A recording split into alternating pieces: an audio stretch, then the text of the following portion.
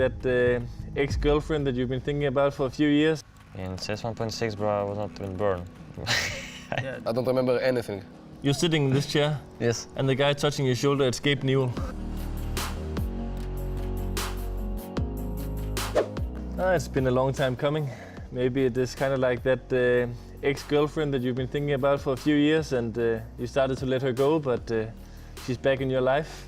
Martin was very young when he played this in Counter-Strike Source, so you don't remember too much, right? No, I mean, I played this map in Source a little bit, but yeah, I was so young I can't really remember. Look, Nico, it's the new map, Tuscan. Yeah, it is. What do you think about this map? The spawn is different already, right? The spawn? Yeah. Yeah, it wasn't like this in the old one. In CS 1.6? Yeah. In CS 1.6, bro, I was not even born. Yeah, that's true, actually. Well, the T-spawn, it looks really different from before, right? Before it used to be like, like sand. There it's like, I don't know, a really good place. Really beautiful though. Yeah, it's an Italian restaurant. We like that. It is. Oh, bolognese. Yeah, bolognese. Ragu. We need a ragu. Hopefully we can get it here. Is it on the menu? No, there's olives and stuff like that, I think. It's like, maybe it's like, you know, like the Spanish... tapas or? Tapas, yeah, some tapas maybe, yeah, but that's fine. Yeah, we're in T-spawn, going to the right, yeah. We'll look for another Italian restaurant. Yeah. Well, you get down here and this is all safe space. You can this still keep running. Okay, yeah, okay. you can still keep running. A bit with knife maybe? Then knife. And then you get to here, this is like B lobby. Maybe more box in the B lobby. I don't know if you remember. I think you had more box than that. Edward, this frag movie from here. Yeah, one tap. Not one tap, but 5 ace with the USP and in 1.6. This like kind of graffiti. You see? I'll show you. Like headshot, I think, or something. USP special, no? It says. ESP special, yeah. That's from Edward, like? Yeah, from Edward. 1, 2, 3, 4, 5. He did like this. Yeah, he killed 5. So to the left is the middle area. Yeah. And here you can bounce a flash as well on this wall. Yeah. That's pretty nice just to strafe out. Yeah. And this is like a pretty bloodbath area, I would say. Can the CTs be here? Yes, no, not there to the left, I think. But they can be like here to the right. Yeah. It's like a pretty even timing. Yeah. If we go towards B, on the right side, then you have like short, which is the first entrance. Yeah, short here. Yeah. And then the other one is long. Of course. Some people also call it banana. Makes sense. It's the good old B rush. Yeah. And I remember back when I was playing Source, we had this eco strat, which was completely crazy. Okay. You had to buy 5 smokes, and you had to run up banana, and you just had to like bounce them off these walls. You know? Like here, yeah. Yeah, you just bounce them, and then the next one bounced a bit deeper, and you just had to run into the smoke and plant. It was completely crazy. Yeah. I think on Source you have few boxes, but there are no boxes. The window. Do you think it's possible to boost? Yes, you can. Okay, boost, you can boost. Okay, because back in the days you could boost, but with 3 people. That was that in Source. I remember NBK had a frag movie. He did a lot of frags up there on the right. You could like go there. Yeah. This one? Yeah, exactly. You could hide there. It was good all times. Or you can jump here. But maybe you go up to the behind you. There's and then you go. Or maybe it's not possible. Yeah, it is. And then this is good position. Good position. Up, take a peek, fall down, stuff like this. And then you can go to heaven. Yeah, a ladder. Yeah. Heaven. Yeah, the biome side is quite the same for me. You could go on the left, also on the roof on the left. Yeah, you could do all the things. I mean, the big difference is obviously the graphics. But other than that, I think it feels the same on the B-bomb side. So the box on the left and right, yeah, obviously you can go there, but not alone. Can you? No. Maybe you can, but you're not good enough in movement. A lot of AWP was like opening middle, like some of these angles. Yeah. And then if take a shot. Things are coming on A, they go to the left and they play this entrance for like repeats. Oh, yeah, like this one, yeah, right? Yeah. And they take a shot and go in. Yeah, and that's also fast to go to B short. But A side looks pretty much the same. Like the boxes are placed almost the same. Yeah, all the same. I just think it's like too many details. I feel like there's too many colors. I think it's hard to see like the opponents. The opponents, yeah. You can get boosted, like there on the left, behind you. This one? Yeah. So just someone go and you go on the That was typical from Source. It looks like really like Source, to be honest. And this corner is like spammable. Do you remember?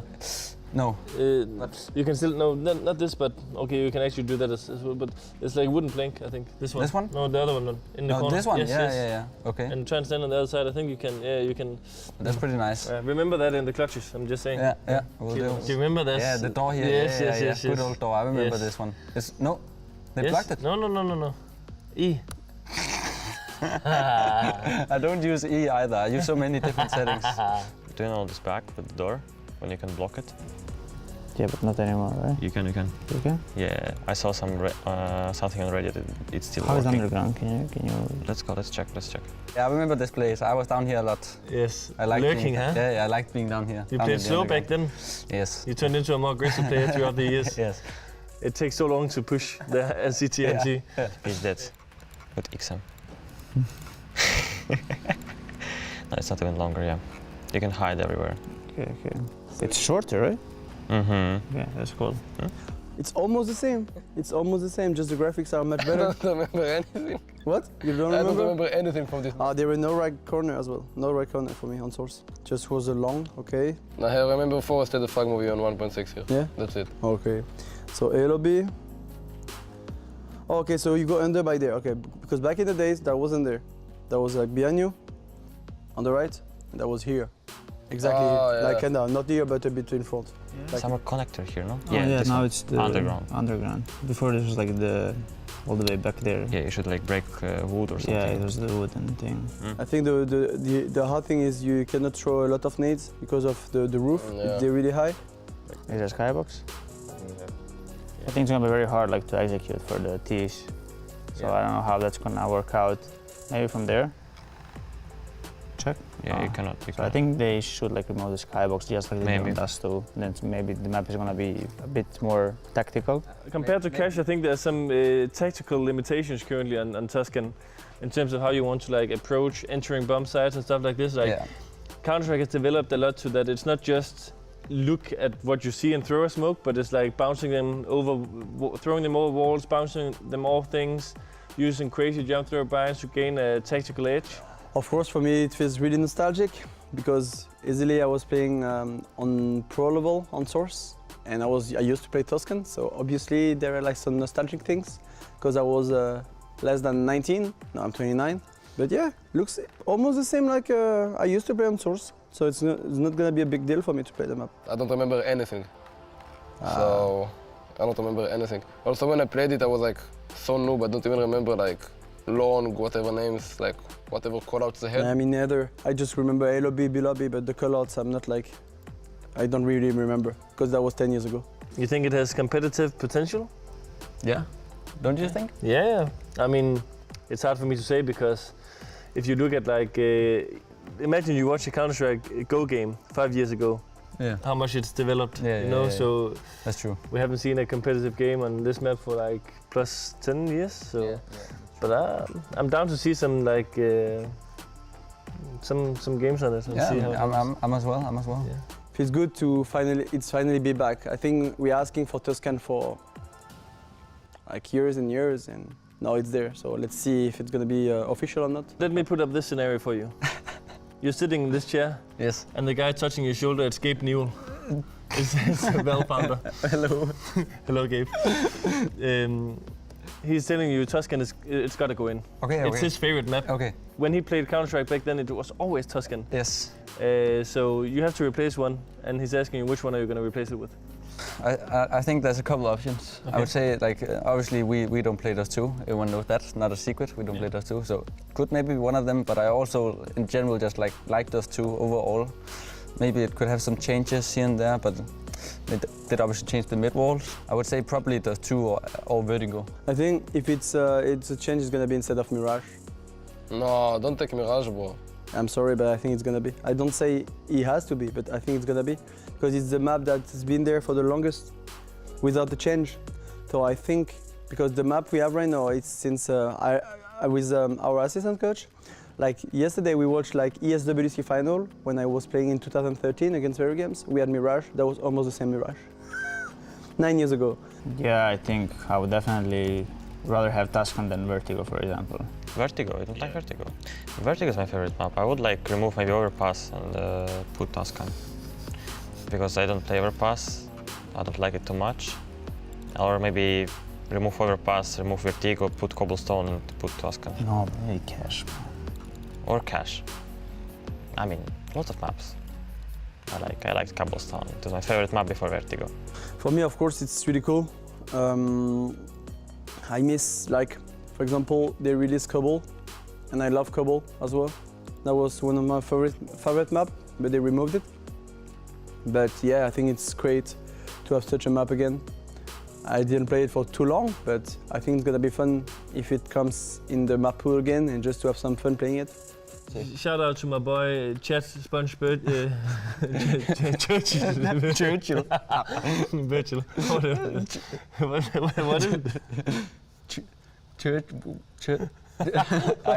Just chat. Chat Sponge.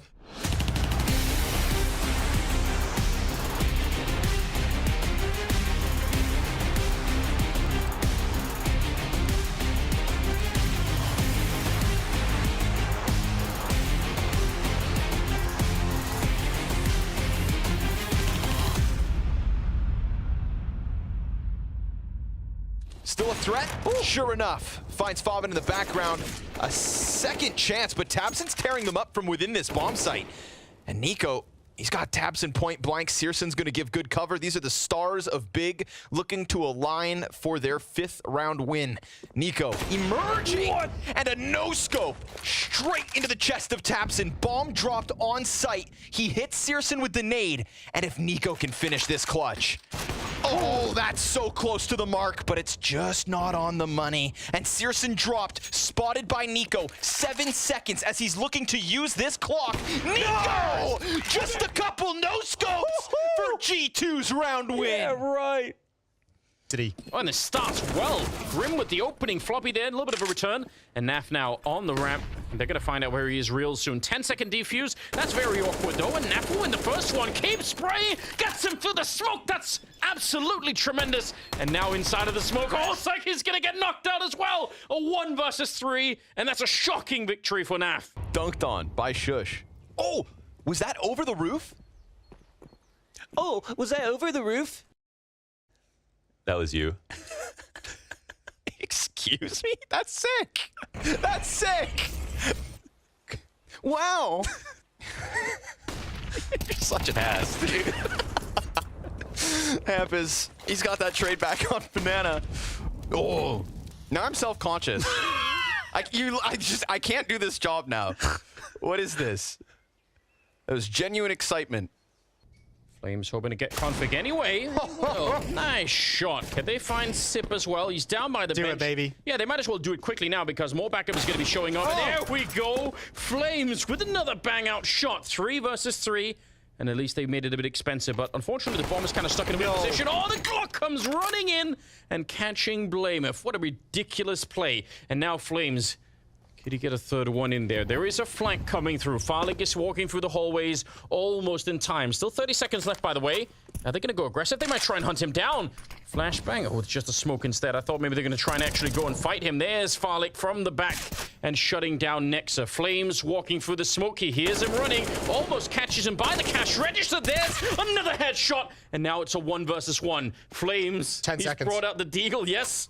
8 seconds now. He's going to go pick up the bomb. He fakes it once. Farlick, he doesn't commit to it, and now he just has to hold it in. He can just barely get the bomb down, and he makes his escape. 2 bullets left. Yep, time for a reload. Farlick comes up in flames. He swings, and he gets it. Absolutely godlike. That's an unbelievable round. What the hell is going on with this guy? At this event, this is wild. Looked pretty impressive. But the craziest part of all is if Na'Vi win this game, then Pimp goes 0-3 in predictions today. Oh, does he? Yeah. Oh, no. And that's the thing I think we need to focus on the most. Do you remember after the first day of this event when Pimp was in first place and all he could talk about was predictions? I don't, because it was so long ago. Yeah, that's right. And by the end of the second day, I think he was already... Yeah, he had already... Hey, don't throw French fries. He can't throw fry at me. I forgot the green room was that close. Yeah, you talk about him and he'll show up. Yeah, careful. Still toxic. Yep. Yep, toxic as ever. Almost getting the timing there. Config. Did you see him? Farlick definitely did. Half HP. Don't do that. Yeah, definitely don't. But Config has worked his way in towards Donut now. And Blameth coming from the other side of the map. I don't think Brokey's going to see what's coming. There's the peek. Oh, he adjusts. Somehow he does find it. Over to the B-bomb side we go. Utility spent. Farlick's going to hear that. But these footsteps, I believe Config could hear all of these. So, yeah, there's no trickery. There's no sneaking around anymore. 17 seconds. Gonna run straight for it.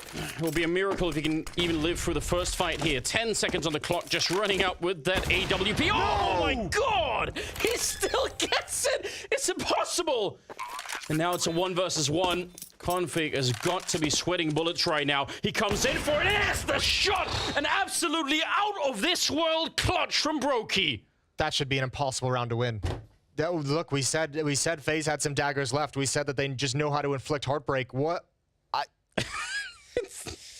Flank, Plopsky, who has owned tonight, is looking to stop that bomb plant. First, he cuts down OC, 10 seconds, and that's going to scramble what was meant to be the post plant from Liquid. They need to run in, get these frags. Plopsky's dead, and the plant comes through. Oh, down to the wire. Wow. It's going to set up Rez for the clutch. He's got no utility, no teammates, but a kit to work with. Both T's on site, and they're not sure, but Yakinder, he's going to get blindsided. An easy pick up, both. What is happening there? I said, what are you doing? Turn around. Oh, Monacy's looking to be scoped up on that pit, though. Still times it nicely done. Dupree gets 2 players off of this. 8 seconds left, point blank, off fight. Oh, Monacy. We're on. Yes, we are. A little bit of clutch sprinkled in for an attempt at G2's first round win. No! Apex tries to jump across. Lethal mistake. You do not survive a clash versus the kid. And now Monacy gets into the pit. It's him versus Spinks. A kit on the CT side, but a white hot on Monacy. Like thunder. No way. Another clutch, and it starts with that Zywoo flick down. It's just Brokey tucked into the vent behind the smoke. Yeah, Brokey. He's wondering what's going on inside of the smoke. He's going to find one, finds a second. Absolutely not. He's already done this so many times, and now he's looking for an ace clutch instead. It should be impossible, but we've said that many, many times already.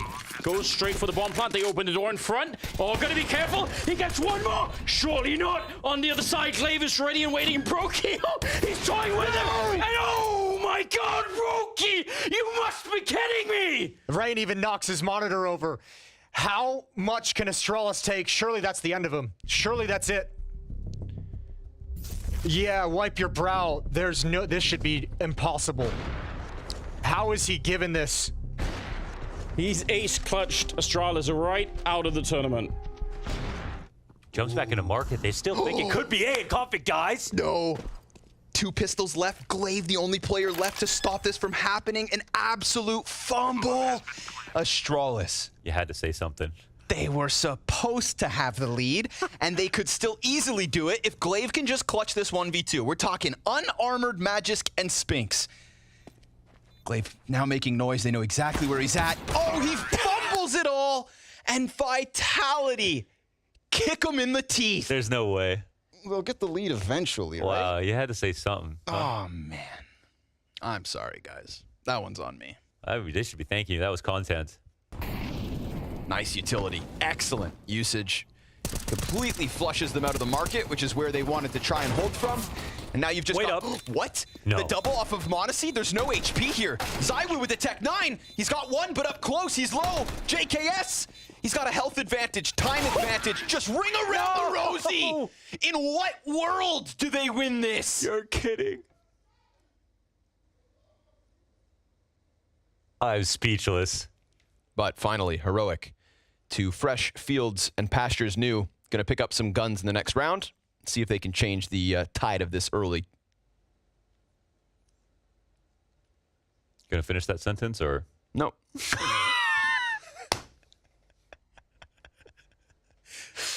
I can finish it for you. Yeah, go ahead. Early start to Inferno. There we go. Yeah, there we go. Yeah.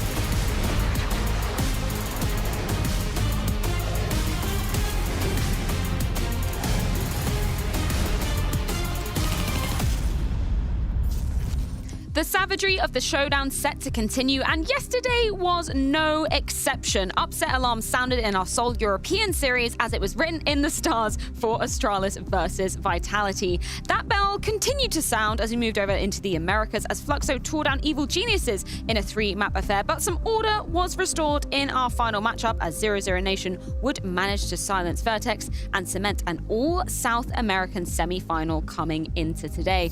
Joining myself to find out exactly how it is going to go down, I got Pimp, I got Machu once again back up on the desk. Excited to be diving into our semi-finals today, Pimp. I am. There's been quite a lot of upsets throughout the tournament so far, but I think we're nearing in at the point where the favorites will take over, the favorites will win. So I'm expecting a little bit more clean Counter-Strike from some of the favorites today. Expecting some logic. I feel like nobody says that when coming into the showdown. It That's not what definitely we hasn't panned out like that so far, Machu. No, and I guess for the Vitality fan, yesterday has been a cold awakening, getting absolutely destroyed by Astralis on map 2 and map 3. We heard from Apex. He talked about how complicated it was for them to have 1 foot on the showdown, 1 foot in the major preparation, but tough luck for you. You should have done it. You could have done it, but it's Astralis actually in the grand final. Yeah, they say the best way to wake up is with a cold shower. That wasn't the case yesterday. Vitality, you know, looking pretty decent on that first map. Then Astralis managing to, you know, absolutely reverse the fortunes. And Astralis that we said should, in theory, be limping coming into what is potentially their final tournament of the year. I guess a wounded animal will always be a dangerous animal in a way. Astralis have nothing to lose whatsoever coming in against Vitality in that game, especially after losing the first map as well. So,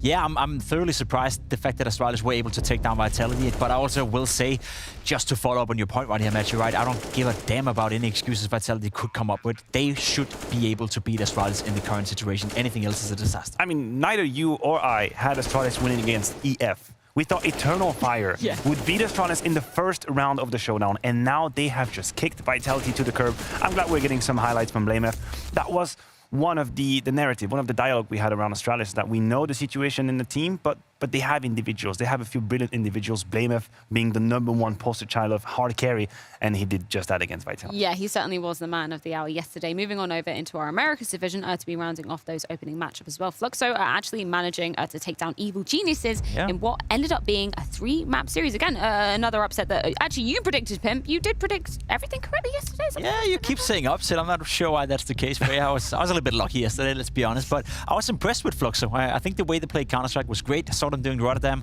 Thought there was some potential. Almost beat Outsiders a couple of times. And EG, I said it during the segment yesterday, I just have zero faith in them, right? They were looking good during the Arma. They're part of the major. That's going to be great. And I think, you know, given the major status right now, there's a lot of teams they potentially could beat if they play well. But I just have zero faith in them showing up consistently, and that's why I couldn't pick them yesterday. Don't get me wrong. Yes, the major is going to be the #1 goal and objective for EG, and we hope that they're going to show a better Counter-Strike. But if you get battered on the 3rd map against Fluxo, then who can you truly go up and beat at the major? It's going to be the best teams in the world. And I think for Neelan, that was a really harsh cold shower, as I like to call them, that 8-16 loss on Nuke. I was hoping to see more. I'm glad to see Fluxo surprises. I'm glad to discover Lekausi. It's great.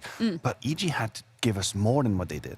Of course, the final series of the day yesterday, 00NATION managed to best at the side of Vertex. Again, huge question marks for Vertex coming into things. Some unknown names. Obviously, Malta was kind of the staple that we were focusing on. But 00NATION, they get the job done in a convincing effort. Yeah, I will say Vertex surprised me a little bit. They made it way more competitive than I initially would have thought, and I think that's something that we've seen throughout the entirety of the showdown so far, that every single team who's played have made the games competitive. There's been no one who just fell short and couldn't play up to par. Surely 00NATION were the better team. It was great to see Cold Zero, man on the screen, play well. It's good to see some of these old legends still have it. And then Try as well, the new... We say new, right? We saw him a couple of years ago, but he's only 18 years of age. He is the future for 00NATION. He is the future for Argentinian Counter-Strike, and he was doing great yesterday. We noticed Try, and I have a feeling that this was during one of these old showdowns where we saw Try play with 9Z at the time, and we were impressed. We were wondering whether or not... You saw him destroy APK, sorry. Next time you call RPK, APK, I'm going to RPK your face. Well, he's not playing anymore. But it's great to see Try actually show up and have that kind of great Counter-Strike, and it's great to see Colzera as well having a good game. He's had a tough time in 00NATION. Is he peaking at the right time? I mean, is that even called a peak? He's been sleeping for a long time. But now maybe in Rio, You know what also is great to see, Machu? Our CS Money plays of the day. You guys have been voting over on Instagram, as always. And now we can crown our champion play. But number 3 is going to Hoopin. It's not APK, it's Lekausi coming in with a nice triple kill entry in towards the B bomb side. And he actually also gets to finish it off with a 4th kill inside Dark. Lekausi had a fantastic showing yesterday for Fluxo. Big part of the reason why they were able to win against ET in overtime.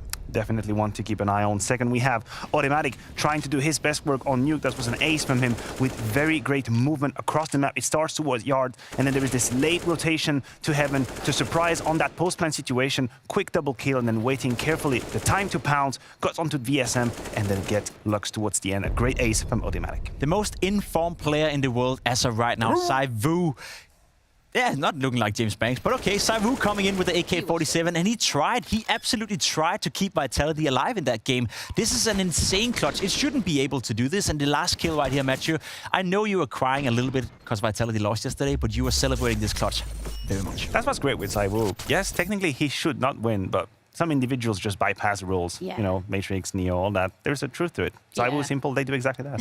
Exactly. Always try and when coming into things, we can take a look at exactly what is on the cards for us today. Of course, 3 more best of 3s going down. All semi-finals coming into things, rounding things off tonight with 00NATION versus Fluxo. Not before MIBR take on Sharks. Looking good for the South American squads coming into this. But first, it's time for our European semi-final. It's Heroic taking on Sangal.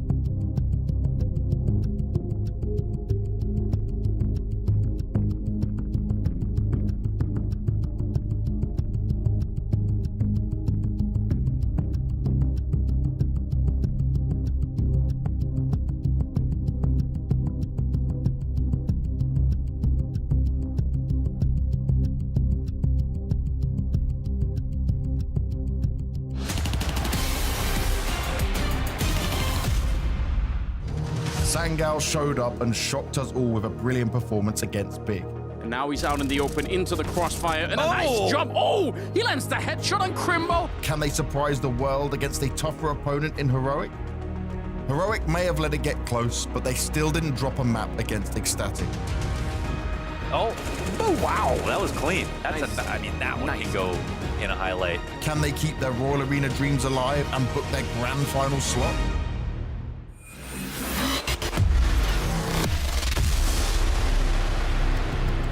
Sangal hungry victory like the wolf after tearing down the German giants, but now a new challenger approaches, and one that arguably sits atop of the Showdown food chain. Heroic undoubtedly the favorites coming into this one, Matthew. This is going to be a tall task for Sangal to take on. Yeah, this is a different league than Big was. I don't want to take anything away from that victory for Sangal. They defied the odds, even though Big was fielding Sing. We thought the German organization would make mincemeat of Sangal. That was not meant to be. That great comeback on Vertigo, I think, shocked a lot of people from 15-10 down to actually winning in overtime. It I guess, provided Skrunk with a couple of accolades as a leader. I think it's important to be able to have these moments, but the meal just seems a little bit too heavy today. Heroic is a different kind of meat. 100% I would agree with that sentiment. Big filling in Sin. You know, winning against those guys was impressive from Sangal, but as you said, we can't forget they were down 15-10. It could have been a different story. We wouldn't talk about Sangal. We wouldn't be that surprised. Now, they have another shot at making another upset. The guys on the screen right here, there's some interesting players within the team. There's some quality behind it as well, but as Matthew said, it's a different league today and it's a different opponent. Interesting player for you, arguably, was Fuzi coming into things because of his tenure, you know, on the side of Young Ninjas and standing in for NIP as well. I think he's a good player. I think he's a young player that is slowly but surely developing into a solid Counter-Strike player. The AWPing he's doing is very methodical in a way. He used to take a lot of gambles. He used to take a lot of chances when he was in Young Ninjas, and I think he matured a lot when he was standing in instead of Device. Once you get into that level, right, you know that if you make a mistake, you know that if you overpeak, you will be punished. And I think we see the result of that for him now playing in Sangal. He's a much more mature player, makes way less mistakes, and he's doing a good job so far. Well, let's hear what he thinks about his own performance with an interview courtesy of Banks. So, Fuzi, since coming into Sangal, I've seen your level improve a lot, right? And obviously we saw you back on Young Ninjas, then you played a bit for the main roster. But are you getting more freedom on Sangal to play the way you want, to play up to the level that you expect yourself to play to? To be honest, I have some freedom. But also we're trying to play as a team, of course. And it's both. And do you think this is what's helped you, though? Like, coming to Sangal away from the previous teams has given you a chance to perform better? Because I'm just looking and I'm saying, not even just stats-wise, I'm looking at how you're playing and I feel like, okay, this is really good. This is positive signs. Yeah, I mean, it's a fresh start, of course, with new teammates, a new way to look at CS as well. It's been great so far. I really enjoyed myself here, and we've shown some good results with very minimal time on the roster. So yeah, it's great so far. It certainly is. Now, I also want to touch on the fact that Skrunk, yes, he has some experience alongside Tugux, but in terms of tier 1 level, your time in NIP, right, is a huge experience boost. Have you been able to take some of that and bring it to the team and help out at all? Yeah, I feel like I've helped and still help a lot of ways. Not only with maybe a bit more firepower, but also help a bit with calling, mid-round calling, coming up with ideas, and everything around as well. Really nice. That's great to hear. That's a real positive sign. And in terms of Skrunk and what he's like to be with as an IGL, he tells me a lot about the anti-stratting that you guys do and the time he's putting in. Can you just kind of explain to me what that looks like for you guys as players? Yeah, I mean, he's putting in a lot of effort, and he's a great IGL, probably one of the best I've played with, and I really enjoy playing with him. Nice. And I was told last time you guys faced off against Heroic that you thought that you should have been the ones that won 16-6. That was what was being told to us on the back line. You're smiling while I'm saying it. So do you feel like you've got a good game plan around Heroic? You can get a win here now and go all the way? Yeah, I mean, last time we played big in the RMR, we lost pretty big, and then now we won versus them. So I feel like the same story could maybe repeat with Heroic. And what do you think this is going to come down to in the Heroic game? Because both of you teams are very focused on the anti-stratting, but obviously they're a favorite coming into this. Do you feel like there's some way you can surprise them? I think honestly it's going to come down to making the least mistakes for us. I think we have a very good chance to win. But if we look at our game versus Big on Dust 2, honestly, I think we lost like 2 or 3 anti-ecos, so we're like versus eco. yeah, I think minimizing the mistakes is gonna be important versus Heroic. Don't think we're gonna get away with as much either as versus Big. So yeah, minimizing the mistakes and just playing some good CS. Loving the confidence from Fusi coming out there, despite them being the heavy underdogs coming into this one. Also, really interesting to get to hear his thoughts on Scrunk, the in-game leader, because he's really piqued your interest in this series, man. Yeah, I mean, when you have played with Hempus, it's a big feat to be throwing towards Scrunk. But I mean, he's kind of earning his stride, and Scrunk has been around for so long, and I think he has a place in the ecosystem of Counter-Strike, right? Not everybody is supposed to be Kerrigan. Not everybody is supposed to be the greatest leader of all time. There are people out there who spend the entirety of their career in the sub-top level, but they take people along with them. They help people grow. They help people mentor, get better at Counter-Strike. I think Scrunk is an integral element of Counter-Strike in his own way, but not everybody's Glaive, and that's also okay. Take Hooksy as an example, right? You saw the teams that Scrunk was playing on right here. Most of the teams wouldn't be familiar to anyone not watching Counter-Strike 24/7. You do the same thing with Hooksy, and all of a sudden he ends up in G2. He also had a long career where he was around for a long time, didn't do much, and all of a sudden he gets that breakthrough. I feel everyone would talk about Scrunk, and everyone who does talk about Scrunk says that he's a great in-game leader. He's a nice guy and a guy to follow as well, for that matter. We even heard Kadian in an interview, praising him. So I think there's some potential laying in Scrunk. I'm not saying he should go to G2. Is that what you're saying? That's not what I'm saying. They have more troubles than just the in-game leader position, but I'm saying there could be some potential within the Scrunk. You know what, Pimp? Production, they've done you a solid, because we can actually throw it back to that particular Katie interview with his thoughts about Scrunk. And I said it to Scrunk as well after we beat them at the RMR, that he's always a guy that I've actually been really impressed with. He's like a guy I love to steal his grenades and stuff, because he's super innovative and finds some new lineups and good lineups. So they're a good team with good strats and a bit of crazy people inside as well. All I'm thinking about is can I copy your homework meme coming off of that from Kadian? Yeah, but that's how it works, in Counter-Strike, right? If someone does something smart, everyone will copy it. And you have Astralis as a great example where they were winning everything. Everyone started to play like Astralis, and they started to aspire to play like Astralis. I will say, it's very interesting with Scrunk. He's a player that gets praised a lot from a lot of different directions. Even his own teammates, you said it right here, Fusi saying that he's the best in-game leader he's ever played with. There's perhaps some potential that he can take this lineup to a level that was unseen before. Yeah, I hope so. And I also like that we hear from Kadian, there's more than one ways to kind of succeed in Counter-Strike. And I think being disciplined and invest a lot of time in being creative is one way to do it. We've had plenty of players out there who made a name for themselves in finding new ideas, being creative around nades. What if that's Skrunk's DNA? What if he actually finds these things? Good for him. All the power to you. Yeah, well, the utility usage of the side of Sangal piques Kadian's interest, but also Danny's as well. What have you got for us, Mahone? Good strats, good nades, as Kadian mentioned. I have an example from the match that Sangal played against Big the other day to kind of illustrate this. And this may not be the first time you've seen this, but this is still very cool to see. So first, we'll start off by seeing Corey's just going to throw this deep smoke towards the bottom of Banana. But where the real magic happens is right here. What you're going to see is Corey, he's going to come up here towards this right side here. He's going to line up an HE. Same with Kyobi here. He's going to line up an HE like this. And they're actually going to cross paths. They're going to cross paths just like this to throw nades down towards that underpass position. These nades here land right directly on Surson, who's playing this underpass position right here. And this is a great nade set. This is a great way to punish players towards this underpass position. And the power to me, why this is so good, is just because sometimes teams will try to avoid this area to avoid the nades from Banana or from Binnel. But what's actually really cool is that even if we're teams who decide to take the longer path towards this underpass area, it will actually punish them too. So even if you take this pathway all the way towards the underpass area, as soon as you get there, the nades will hit you. That's really the power of the timing of these nades. You can set them up that quickly. The last part here is just the smoke, obviously. The smoke just protects them to allow them to actually cross towards middle so that they don't get spammed. So this is just a great nade set that they used against Big, and something that maybe I'll be looking forward to in this game as well.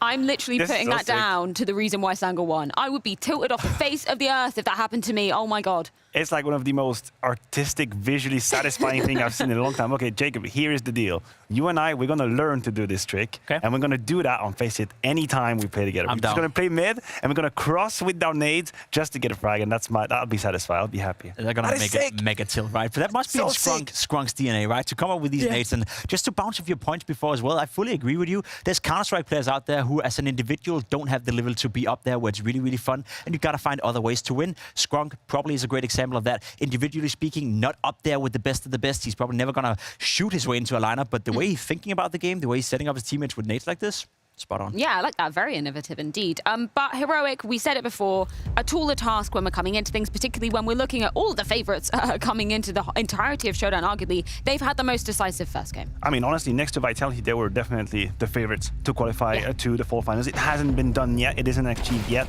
I think there was an element that was mentioned in the interview about making mistakes. And I think this is one of Heroic's main asset, main strength, is that they play with such rhythm and such pressure that they push you to commit mistakes. They make you stressed. They make you panic, and your communication probably gets a little bit hectic, and that is going to be very complicated for Skrunk and his teammates to sustain that pressure. It's a team that's supposed to be one of the best in the world. It's a team that made a roster change in order to grab out for the titles, in order to grab out for major finals. So yeah, coming into this game, they are heavy favorites. They have so many different strings to play off as well. We'll talk about the synergy the Heroic players are having. At some point in 2022, and especially in the late stages of 21, I thought they were one of the teams in the world that had the best team play out of everyone. So if you want to beat a team like Heroic, you got to be better than just having innovative names, right? You got to show up individually speaking, and you got to be able to shut down some of all this synergy that is going on within Heroic. Yeah, you talk about the multitude of strings that Heroic have available. Tezos was one of them versus Ecstatics. Let's hear from the man himself. You got up against Sangal today, and a little birdie told me that there was a bit of a smack talk going on. Can you fill me in? We played them in the RMR. They told our analyst afterwards, one of their players, I believe, that they should have won 16-6, even though we won 16-6 against them, which is a bit strange. Maybe there was some close rounds or something, but they definitely shouldn't have won 16-6. But that's fine. They can think what they want, and we'll just show them once again that we'll beat them. Hopefully very big, but definitely try to shut them up a little bit. I love that. There you go. A bit of talk from them that's maybe going to bite them, because you guys will be more fired up and ready today. But when it comes up against their matchup against Big, were you actually surprised to see they were able to take down Big? Because I think a lot of us were shocked by that. Well, Big is playing with a academy player, so maybe he needs some more time to fit in. So that's a little excuse for Big, of course, but definitely still a good team to take down, because Big has, in recent form, I believe, been okay and not too bad. But yeah, still a surprise. They took it to win against Big. From me personally, I still think Big should have won the game if you looked at it before the match started. But yeah, impressive win by Sangal for sure. And in terms of how you've been preparing for them, right? I spoke to Kadian on the interview before, and he was telling me how they have a lot of innovative nade lineups and unique things that they can take from the game. But they also talk themselves about a lot of anti-stratting. So have you guys kind of reworked some things? You've gone away from what might be predictable in this one? Well, we'll see what happens in the match.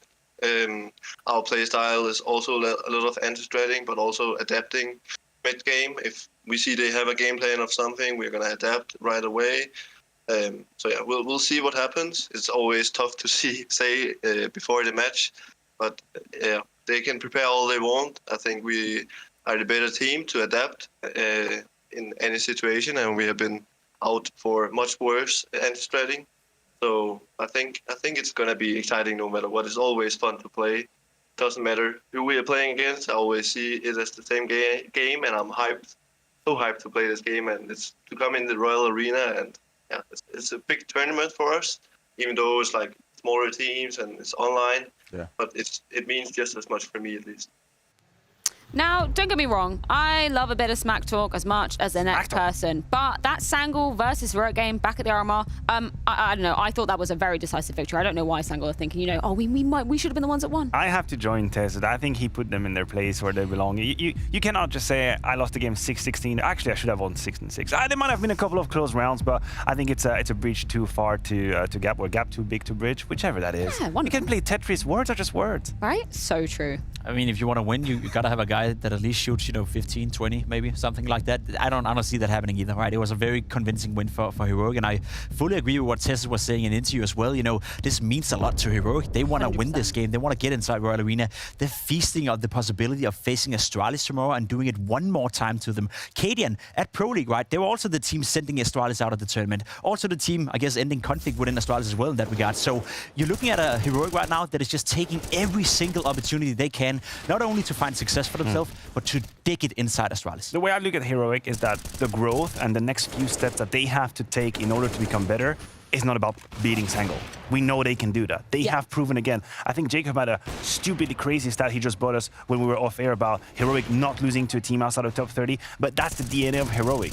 They do not lose to underdogs. They know how to play them. They know how to keep the pressure up. This is not where there is room for growth and improvement. In fact, Cadian himself could be a factor for growth and development because at times, against the very, very best, he has been a little bit short of enough. But in games like these, I think he's about to style on them. He loves it, right? He loves picking up that Mac 10, running around, getting the up for the money, and just doing Cadian plays. He is thriving very, very well when he's playing against teams that is outside of the top 20. I fully agree with you. So I'm not worried at all on behalf of Heroic. And it's the pressure element that we know that Heroic can submit to any opponent. We saw it versus Ecstatic, and, you know, they quelled it reasonably well on that first map, but then coming into the second map, Heroic's choice, obviously, pressure just gets too much when they're being so aggressive on that defensive half as well. Yeah, it's the aggressiveness of it, and it's the fact that Cadian is not afraid of stepping outside of the comfort zone in Counter-Strike and taking decisions that not necessarily follow the rules. He'll fully stack a bomb site, he'll over-aggress, and as a result, if you are the underdog going up against them, they sometimes catch you with your pants down, and it's hard to get back into the game. It is interesting Vertigo is being picked right here, because we did see some weaknesses coming out from Heroic when they were playing Vertigo against the Static. I thought they might. They were down 14-10, right? And Heroic, yeah, they fought back. They ended up winning the game,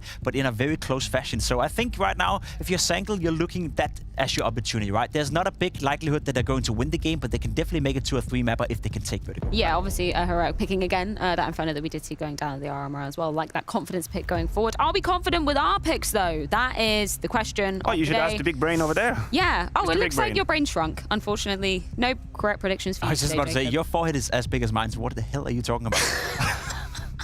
My forehead? I don't have a big forehead. No, Someone said one day that a plane could land on my forehead. You straight savage today. I mean, the people that pick Sharks aren't up here on the desk, so I guess we should all be friends today. We should all be let's try that route, yeah. It's a fair statement. I think the MIBR Sharks one is very much undecided. I think Sharks have surprised us. By the numbers, it should be MIBR all day, every day, but they've surprised us. Sharks have won the hearts of a couple of talents. Well, the Danish heroes across the board for us, at least picking on the desk. But it's time to see if Sangal can deliver the pain. It is their map pick of Vertigo coming up first in this best-of-3 semi-final series to see who will be jumping all the way to the grand finals here at the Showdown. It's going down with Anders and Maui, and you don't want to miss it.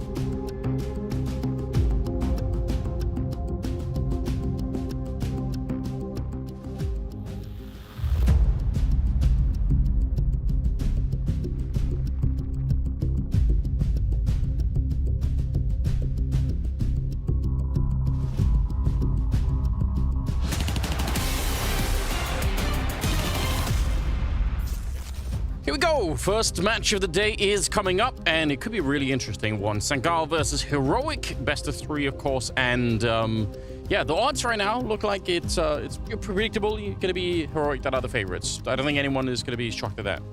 Don't think so. I guess Sangal probably are the only team that are going to be fighting against that. Yeah. That was a pretty funny quote from Tessis in the pregame interview with James Banks, saying that they beat Sangal before 16-6, and then someone on Sangal said, we should have won 16-6. As if it's that simple. You just flip the numbers around.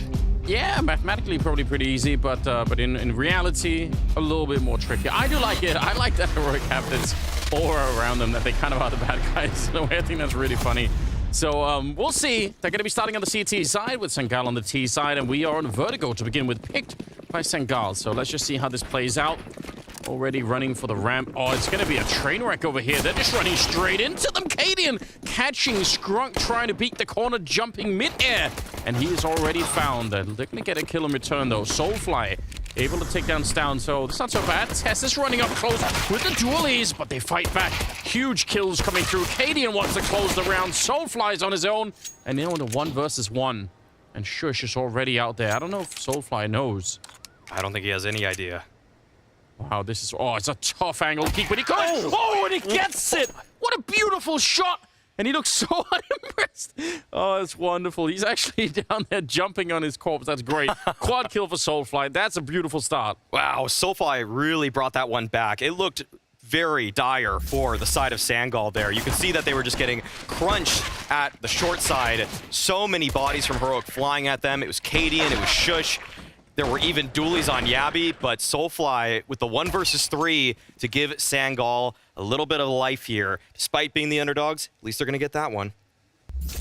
That is a great clutch, isn't it? Super impressive stuff. But the USPs are back with a vengeance.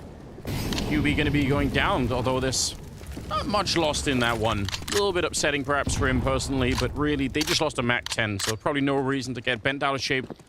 Just stick to the plan. 4-man towards ramp. That's what Sangal are calling for now.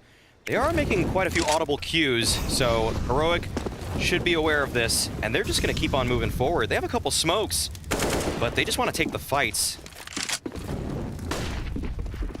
But they have there's no way they could be losing this. There's just not that much firepower left on the Heroic side. Skrunk, pretty brave stuff, but the smoke is going to help him out quite a bit, and yeah, they're covering for each other quite nicely. Best case right now for Stown probably get some kills with a Mac 10 just to try and make some more money, but ultimately round is definitely lost. There's a couple low HP players. He has an opportunity here, but he's just holding on to this space.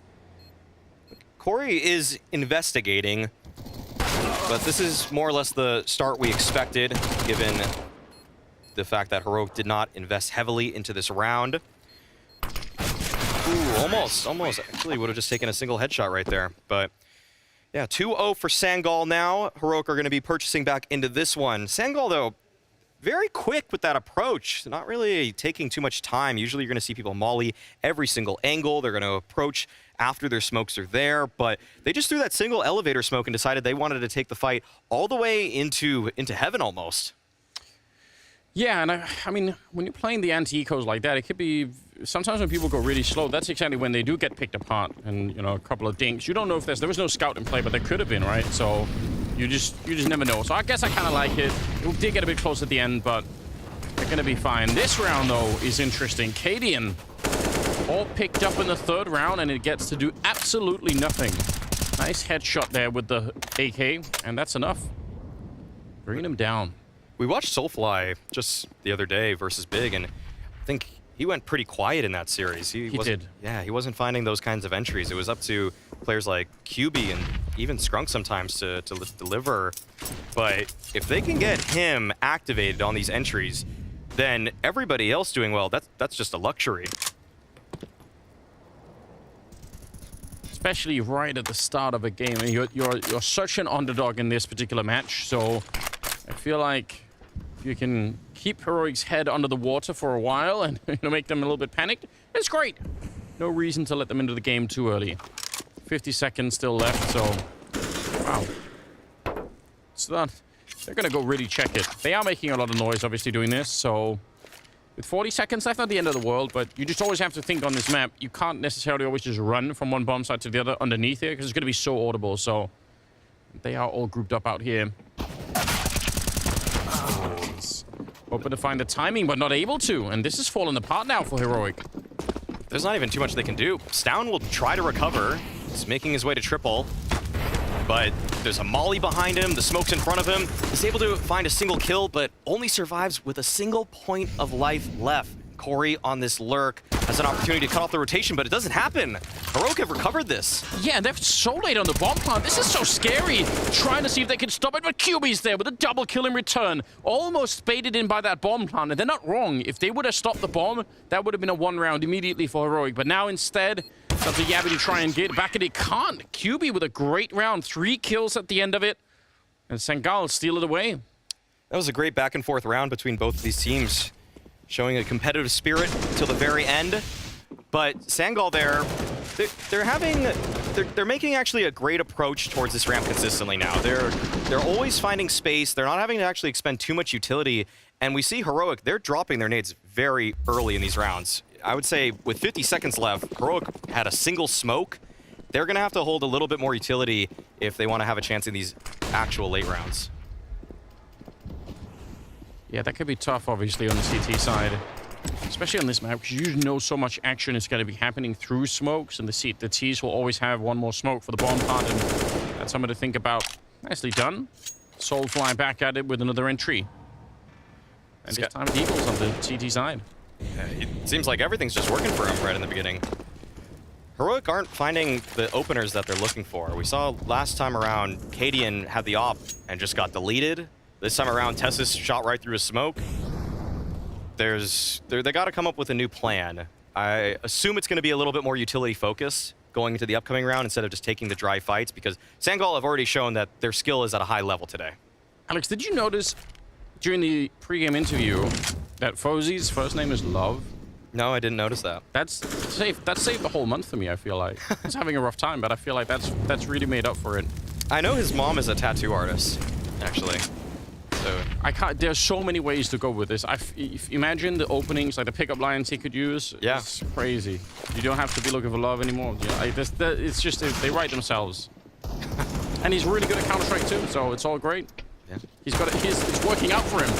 Soulfly and the QB, Fozzy all chiming in to take the bomb site. It's going to be a triple kill for Fozzy for Soulfly in this round, but he's up to what, 8-1 right now? That's a really good start. We're only 4 rounds, starting on round number 5 right now. And Heroic have their second bye of this half so far. Yeah, we'll see if Heroic are able to correct the mistakes from the previous rounds. There are just some interesting names on the Sangal side now. Now you just got my brain working on that, though. Like Soulfly, it's almost like Soul Plane, but it's just the bug instead. I can't see that name without thinking of that show Night Flyers, which is a really good show. But maybe that's just me. I haven't caught that one. You need to. You would actually, like, as someone who's into sci-fi, you'd really enjoy that. Ooh, I'll link it to you one day. Yeah, I'll put it on the list. Okay, Cadian, he's already down at the bottom of the ramp, but QB's there to meet him. There was great utility from Heroic to keep Sangal back this time around, but they still lose out on the opener. They do. Cadian trying to push his luck just a little bit. I like this push, taking over middle. This is so cool. And Soulfly's going to be taking down Shush. Yabby's fallen all the way back. He's Molotov out of this position, though. It's down for the smoke. We'll find Corey, but doesn't change the fact that the B bomb side is lost right now. So Sangal don't have to fight this position any longer. They can fall back. They can slow it down. They have another smoke even left on Skrunk, I believe. So yeah, he's just putting it up now. And this retake is such a stretch right now. With that second smoke going down, they're going to have to wait such a long time here before they can even initiate this retake. I think they're just going to prod for maybe 7 more seconds, and after that, they're just going to call for the save. I mean, Tessus, he wants to find a freebie around the smoke. It's not presented to him. There is a flash. Okay, they might be going for this. Wow, they really are blown up by Skrunk. Wow. Couple of good kills. Soulfly with the exit as well.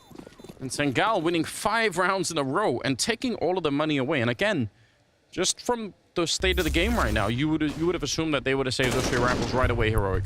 I'm shocked that Heroic ended up going for that one. But this play from Sangal, this wrap from mid into B, I love it.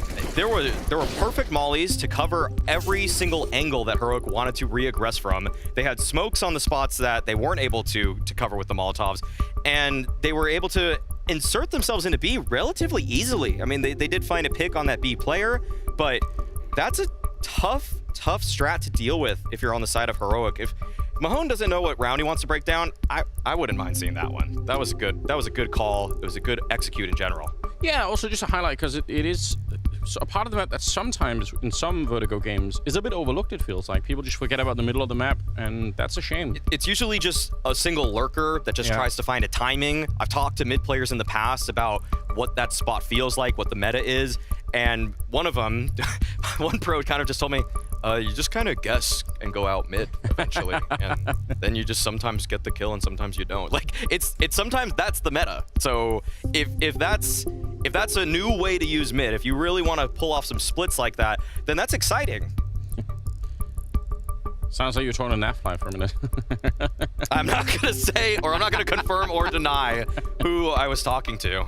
Good times. But anyway, yeah, it's fun to make mid the primary point of attack, just also because you see how far back the CTs are pushed like that, and it's awkward for them. It's not a fight that if you're anchoring B or really playing A, just in your mind, you're not really thinking about swinging back and fighting middle, so those angles are just going to be way less familiar, it feels like. Yeah, it's always good. Peeking back into that space is so tough. It's something where you usually just want that one player at construction or the op holding it down. And also what's great about it is that Sangal, they already kind of pulled on the map a little bit. They already showed some presence, getting that kill at the bottom of the ramp against Cadian, and actually picking off the B player too. They already did enough in that, so that conversion is relatively easy. What the real question is now kind of, would that strat even work in a 5-on-5 situation? Because that's where things usually break down a little differently. Yeah, I mean, it really depends, doesn't it, on how the CTs are situated, right? There are some pretty good retakes, I mean, like as you could do from the CT side, but if they're playing really deep on the B-bomb side, they're not even going to get back there in time, are they? It's going to be too late, so a little bit of a tech timeout here, so do bear with us. We're getting the last couple of issues sorted out. It's a dreadful start for Heroic. How funny would it be if Sangal won this map 16-6 just for the memeability of that interview at the start? Right. I mean, that'd be poetic justice. That's what I mean. That's what they believe they could do. I don't think TeSys named the player that necessarily said that in the interview. The guy that said it should have been 16-6, but they're probably feeling it right now, and they're proving to themselves that what they said before, they meant it. Yeah, Soulfly is 10-1 right now, so obviously he's personally having himself a really good start at the moment. Heroic seem to me like one of those teams that they just always find a way to come back. I feel like they're quite strong with on that front of it, so I'm not super worried for them at the moment. And again, the map was picked by Sangal, so it's cool to see them pick a map and have a really good plan to start with. Seems to be working out for them at the moment. And Heroic making, I mean, some of those choices, I don't know what to say, because I feel like the saving meta is a little bit annoying to watch at times, but I understand why teams do it. So I don't want to try and talk Heroic into doing it, but some of these rounds, they seem to have been giving up a couple of rifles that probably they didn't need to. And down the stretch of an entire half, it does cost, unfortunately, right? Just looking at the money for the upcoming round, they're not really going to have too much to work with. Probably a half buy is going to come out in the upcoming round, but yeah, I mean, those are those opportunities that you're missing out on by just choosing your battle a little too early. So I'm sure there's some kind of Sun Tzu quote that would be fitting here in terms of just sometimes waiting for the right moment to strike. Don't have his book in front of me, but I know it's in there. No, it'd be worth reading the book just to quote it every once in a while, just so people think, extra smart. I feel like. What if you associated your brand so heavily with Sun Tzu, though, that they just called you that? You just became like a walking quotation book of that. Yeah. Listen, I'm sure it's on the internet. People can find it. Tweet us the most fitting quotes. I'm sure they're all completely bastardized anyway, like in translation. So like it's just. I think when Monte Cristo was doing coaching in League of Legends, he wanted everybody on the team to read The Art of War. I would probably not recommend that for the average CSGO player, though. I don't think that's necessarily going to work. I think giving excerpts would probably be more helpful. Yeah. Just parts that you think are relevant to the space, but just telling someone read book. That does sound like a Monty way of doing it. I appreciate that. I actually think that's really sick. Even probably hard to pull through, but still, I like it. Yeah. Wow, it looked like there was an earthquake happening next to Shush there. So hopefully that's not what the tech pause is. Not that many earthquakes in Denmark. No, do you guys even have any natural disasters? No, none. Okay, nothing to speak of. That's where the conversation ends. No natural disasters, no dangerous animals. It's flat, there's no mountains. Right. It is like the playground of the world in some sense. There's nothing here. Nothing here could be dangerous. Just bike lanes. Yeah, that's it. Just bike lanes You'll everywhere. bike around, that's it. Yeah, okay. Yeah, actually, cyclists probably are the most dangerous thing here. They are crazy, so. Yeah, of course. And when Cadian gets upset. That's it. You're going to be careful of. Yeah. Wow. All right. Well, headset is still kind of on, but yeah, even Cadian started to look frustrated at the time that's slowly gone by. I think it's worth kind of looking into some of these Sangal players and where they came from. I mentioned Corey before. He was on the domestic or all Hungarian Budapest 5 team. Yes. That was kind of a cool roster. They never really got off the ground, but they definitely showed a lot of skill. Torzy actually was, I think, briefly, he might have been on them as well. I think he was. Yeah. So there was actually some pretty good talent to come from that space, and I don't think we really note too many Hungarian teams or players very frequently. So it's just kind of an interesting region. It's probably underrepresented right now, but if we're seeing a couple guys come out of that space, then who knows? It could really actually turn up. Yeah, I thought Corey last time we saw him play was mechanically someone to keep an eye on. It's hard to explain, I feel like, sometimes with a player's mechanics, but you watch enough Counter-Strike, you see someone and how they move and how they play, and you feel like, all right, here's something to look for. Kind of got that feeling a little bit with Corey the last time we saw him play. Had a bit of a slow start in this game, but yeah, it looks like there's something to work with. And like you said, Soulfly last time had not really the best performance, but they still managed to upset their last game, which was really cool. So maybe they could do it again. If they take down Heroic, then Sangal are going to put themselves on the map, aren't they? Yeah, that's huge. That's huge for them. For a team that didn't make it to the major, but they've been getting those reps in against tier 1 opposition, getting through the qualifiers, getting into the events like the Showdown, and then being able to put a stamp on them and not just kind of being that team that people walk over immediately. That's when it gets interesting. And Skrunk, of course, the IGL reading a book. He's on page 1 though, so don't be deceived. I was going to say, that's suspicious, isn't it? I think.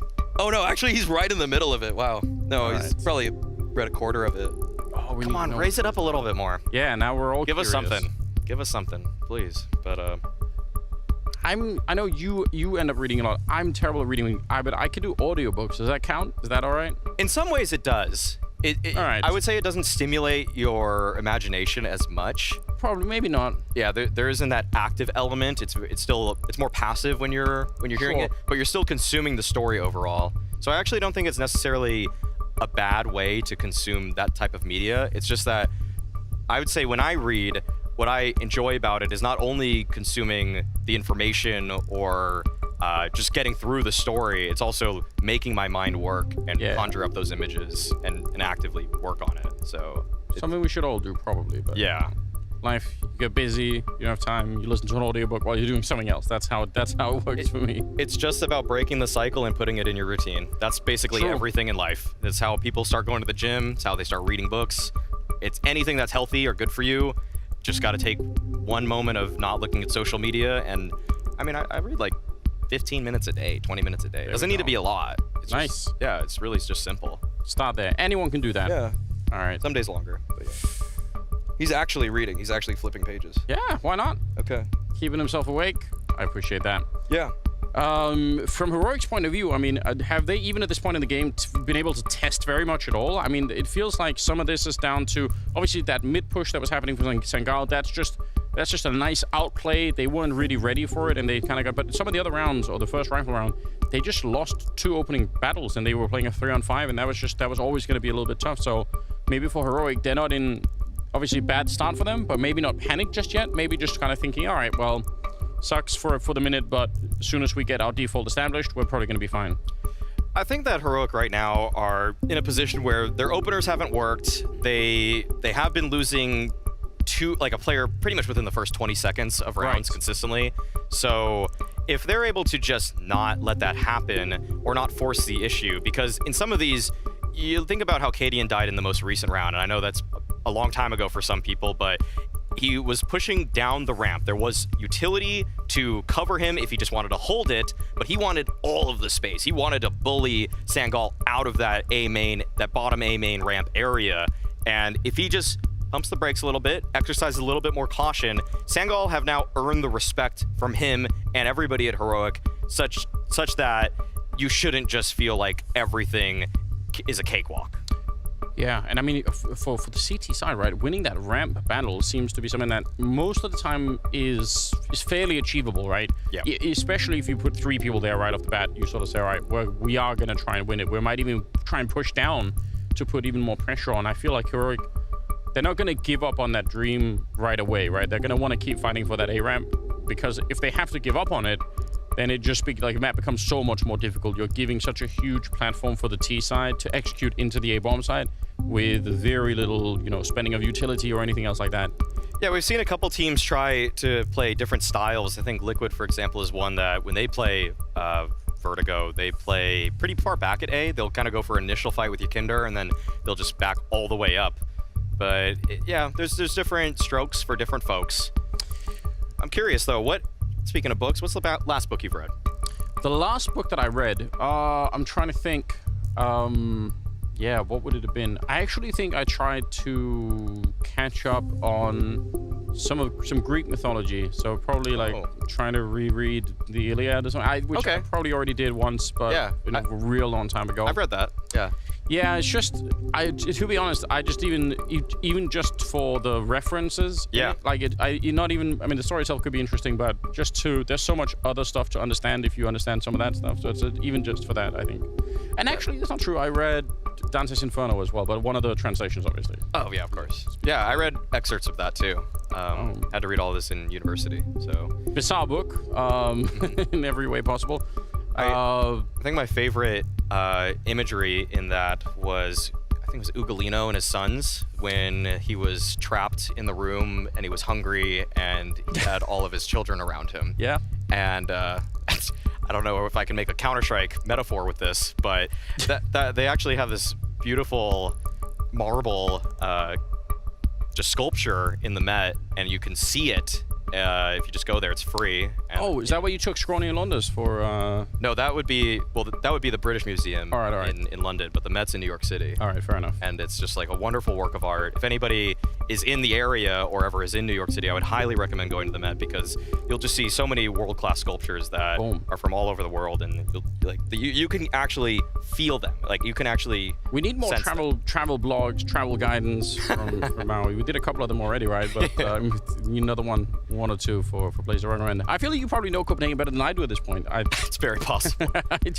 Have you been to Kierkegaard's grave? No. Oh, okay. I just live up north. I just don't even come in here. Okay. So, but yeah, good recommendations. Damn, technical pause still, but they're all laughing. They're having a good time. Yeah, everybody's just telling jokes now. I wonder what humor goes across borders with this Sangal team. Yeah, I think we heard some mic-up moments from them last time we saw them play, and communication seems to be pretty much on point. I feel like that's got to be one of the things that's also improving in the background that maybe it's hard to see from the outside, because obviously we can all see that on a mechanical aim front, everybody in the world is just light years ahead of where people were in 2015 or whatever, right? Right. But some of the communication stuff that's happening inside of a team, I'm sure that's very hard we can't hear that most of the time, obviously, but it feels like even for some of these teams that are kind of new and kind of put together in these international rosters, it still seems to be improving quite a bit. Like, I'm not hearing an insane amount of comms coming out. Like, people seem to be just kind of saying what they need to say, and then they shut up for the rest of it, which is a good sign, Yeah, I would say that the Sangal project coming together as quickly as it has is very impressive, given the fact that many of these players were actually just on domestic teams before this. Right. Fozy on the Young Ninjas, which was speaking Swedish, of course. Corey, I mean, like I said, he was playing on a Hungarian team, all full 5-man. I think Skrunk might have a little bit of international experience. I wouldn't say for 100% certainty, but I'm pretty sure I do remember his name in some of the Meisterschaft sort of leagues. So yes. that means you do need a majority German roster.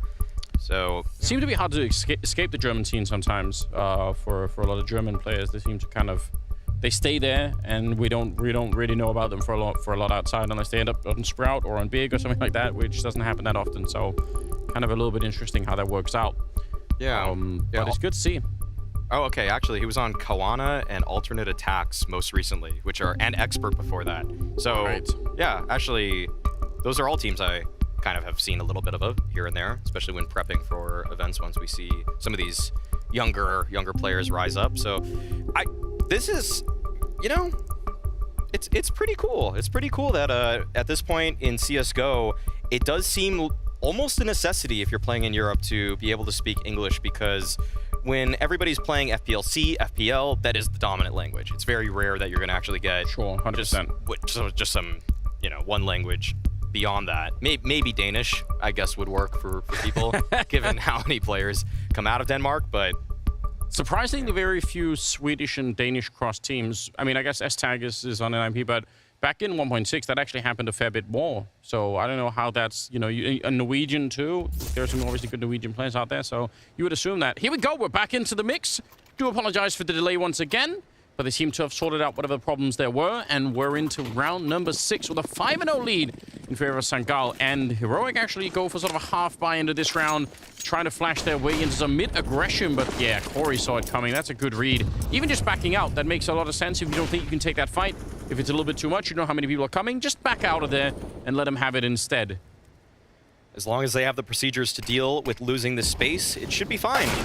But Shush, on the B-side defense, but on his lonesome, is able to already find one. Flash is going to be coming out, though.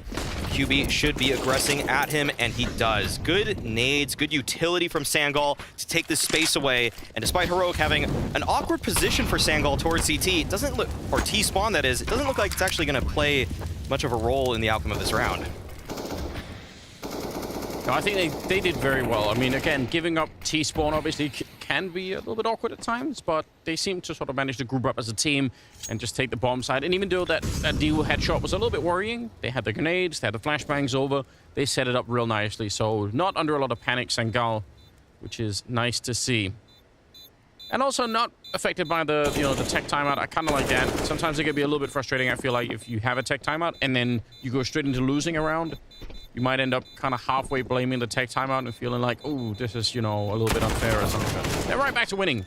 So good to see. 6-0. Oh. That would have been cool. They wanted to do the run boost around the corner. Yeah.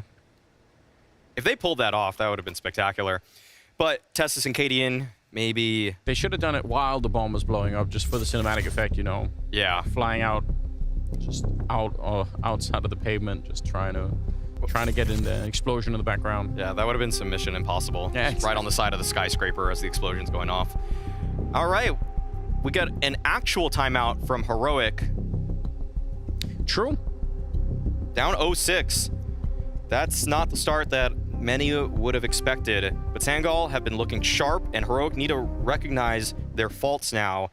We've been mentioning the first kills going in the direction of Sangal repeatedly, so it's up to Heroic to either just delay that from happening or actually get the kill themselves.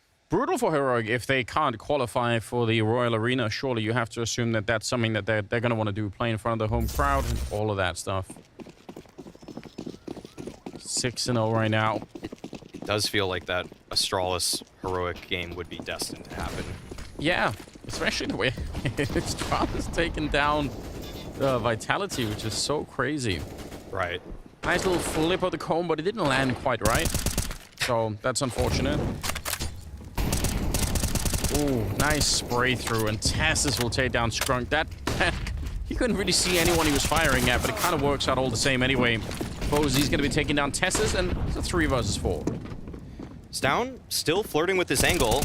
Wants to find a fight, and he takes down Fozy. Cadian right above him to find QB, leaving just Corey, 44 HP. This is not looking too good, and this is a much better start for Heroic in this gun round. This is how they want to play. They want to just play standard. They don't need to send themselves down the ramp. They don't need to over-aggress. Just play around the smokes, use the A1S, and more or less do what everybody loves to do on Vertigo on the CT side, which is use the silencer and shoot through smokes. Yeah, it's classic. You got to say as well, you lose 6 rounds in a row, and you still kind of find the confidence to come back and fight in round number 7 and say, let's, you know, even though we got beat up every single other time, we're going to do it again. I think that is actually kind of essential if you're going to be playing professional Counter-Strike. You can't just think, oh no, maybe today they're just better and they're going to beat us at the ramp, and I don't want to fight. Like that. That's not going to get you anywhere. So a lot of confidence you could see on TeST, but also on Stown, like you pointed out, just wanted to keep going. And they are probably feeling like, all right, slow start, but now we're back into it. 6-1. Opening kill goes the way of TeST in this one. So 4-on-5, and Sangal slowed down on that A ramp. TeST has been the man for Heroic in the last 2 rounds. 2 consecutive opening frags. And Sangal, they're halted. There are smokes in front of Fozy. He's trying to find a pick around it, but it doesn't look like that'll be gifted to him. So this is going to actually test Sangal. I really want to see if Scrunk has a plan in store when they don't find the opening kill. Yeah, in terms of building something down the road, that'd be really nice if they have that. All right, they're going to be run boosting onto the other side. Flash out, that's really good timing, but Scrunk, excellent teamwork coming out. Otherwise, Fozy probably dies in that engagement, so good bit of teamwork. Corey goes down, unfortunately, so still a 3 versus 4 now, and we're down to about 36 seconds right here. Over on the other side, Shush has been hearing nobody outside of B at all, so they probably still feel like, yeah, this is going to end up with some sort of an A execute. Oh, this is such a strong off angle for Stown. Spots one, gets the headshot onto QB. Nice trade from Scrunk once again, but Yabby's position, this might be it. And with 15 seconds, you don't have time to clear everything. This is when the sandbags are most powerful. He's able to get the first, dance it around, and he closes it off against Fozy. That was well done from Heroic. There's so many delays, so many kills, and Sangal, they just never could find the space early enough. Yeah, really important, again, for their own confidence, being able to establish some control there. Still money on the Sangal side to be buying, even with no bomb plant in the last couple of rounds. But yeah, this off angle definitely could have easily been the double kill that he wanted there. Not much to do. Yeah, well played by Yabby there. Not even just wide swinging for both the kills and just waiting a little bit more. Those few extra seconds that he burns makes it impossible for Fozy to even have a chance. Oh. Soulfly, that wasn't for the smoke. He just caught a glimpse of TeST and takes him down. And it looked like TeST was trying to maybe dodge a flashbang or something, but either way, he's dead. He'll be out here. They're just letting the round marinate now, Sangal. They know that Heroic want to play back at them somewhere. And Heroic, they're a team that doesn't like to stay in the dark for too long. Rare to just see Heroic do nothing. But Sangal, they're actually constructing a B exec. If they land a Molotov at the back of the side on Shush there, that could be really powerful. Put one up there. Confirms there's a player right there, but they haven't checked Shush. This late Molotov comes in, and it allows for Shush to at least get the kill on Soulfly. Yabby now trying to take over. He's got Stown kind of close by, so still a powerful defense here at the B bomb site.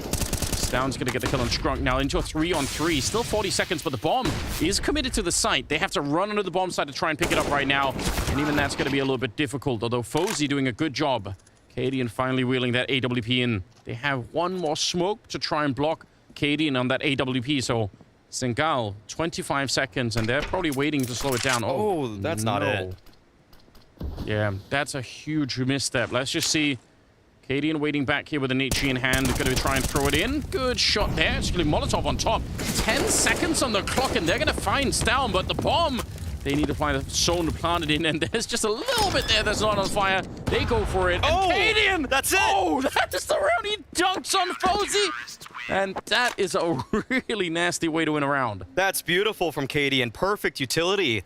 Molotov on the site to burn out every possible planting angle, and then the nade to stop it at the very end. Sangal, they could not get onto that bomb site.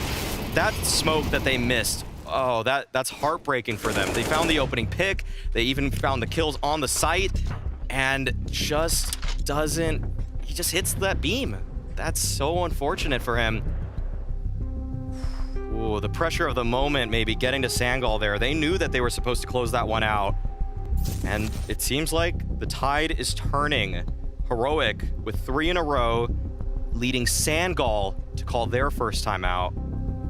Yeah, they've been slowed down quite a bit now. And running out of cash as well. Obviously, the round loss bonus has started to pick up, so if they could get a bomb plant at some point here, it would actually make quite a big difference for them. Yeah, Heroic. That is... that's a very creative way to win a round, for sure. It's well rehearsed. Just perfect nade after perfect nade. Yeah, especially the Molotov, I think, first it covered up absolutely everything. It was very, very difficult to find a spot to plant on. Oh, that's a great grenade down, slowing them, and Yabi's going to pick up a double kill, and the bomb is in his control. I don't know if he really wants to stay here to hold the bomb necessarily, but he will for now. He hasn't even reloaded. Saying 6 bullets, I can at least get one more kill behind this. Flashing their way through, and he almost had it. Following it up is Tess's and Cadian. It's going to be a double kill for Cadian, in fact. And they'll clean it up. That's a hard shutdown in the middle.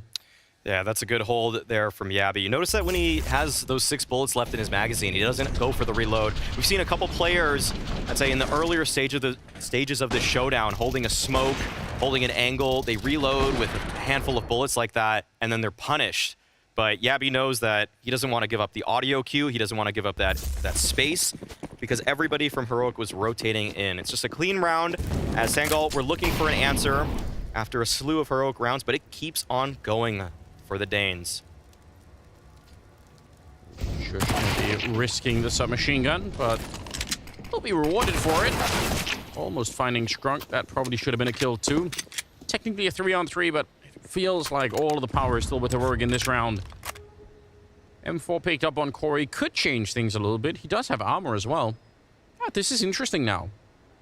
It's actually possible for Sangal. If Yabi falls too quickly on this B-site defense, it's forward. It'll afford Heroic a rotation, but there's no one even close. So maybe fortunately for him and the rest of his team, it is Sangal that are making their way towards A, where there is a jump spotter in Tessus. He should be able to relay all of this information in just a moment's time. Yeah, and just playing for safety. He knows that his teammates are quite far away, so probably better at this point leave it alone and just buy some time. They do not have a Molotov to get rid of him, so very hard to clear this one, although the HE will put some pressure on at the very least. Tessus is very low on health, but still in a strong position. That's our first bullet accuracy. Flashed in by Cadian, and he's going to get a shot, leaving Fozy on his own. 1 versus 2 with about 30 seconds on the clock. Going to go straight for the bomb plant. Doesn't even want to fake it out. Very hard round to win here for your Fozy, but not impossible. Picked up the M4. Still hanging around with the deal, though. I don't know. If you trust your aim, maybe it's going to be working. 19 bullets here. Plenty for the double kill that he needs. They do have a smoke still left on Cadian, so they could try and smoke off the bomb, but that M4 is really going to help out if they do. There's a bit of an attempt. No one defusing yet. They're going to tab it a single time. They do have a kit on Cadian, but they need to be quick with it. They're getting really slowed down at the moment. And now they're on it. Jambi with a good headshot. Man, that is so close. If that goes the other way, it's possible for Fozy to win the round. That would have been huge for Sangal. But Fozy couldn't quite connect on the shots. Heroic did a good job to make that very tough on him. The smoke, the jiggles around it, everything going against him. But for Sangal to actually find the amount of frags that they did and the bomb plant, they got to be pretty happy about that, given the minimal investment. So Heroic on fire. It's 5 in a row. But some of these rounds have been close. And Sangal, they just have to look back at how they were able to start this game off so well. Those openers, especially towards the ramp, they were netting them so much success. And it feels like they were the ones that changed their approach. A little bit. I mean, think of Soulfly just getting a couple of openings in the early stages of the half. That made a big difference. He is kind of trying for it again, but maybe a little bit timid. They've lost QB at the same instance, and it's now 4 on 5. Sangal, they're having a very tough time with these openers now. Heroic have tightened up their grip, especially towards A ramp. Good flash as it gets Corey off the angle. Not actually going to net a kill for Shush, but still, it's a delay. And every moment Corey is not deep out mid, that means there's less pressure on the extremities. I think Sangal, they found their timing here. this is a tough setup to deal with. Cadian and Testis both at short, and the molly is not going to affect them. Nope. Flash around the corner, Skrunk with a double kill. That works so well. It forces them to spin around. Stound's going to be there to defend, and that is actually the bomb. Lost on short, so got to be a little bit careful. Fozy, though, great pickup on the Stound. Now it's just Yabi and Shush, 2 versus 3.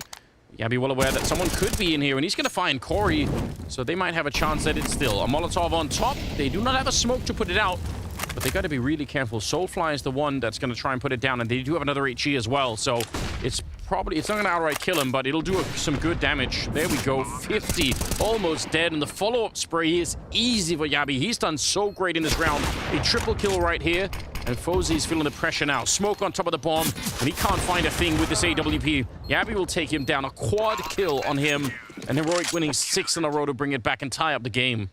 Great job from Yabi. You could see how much damage that utility did for Heroic in the late round.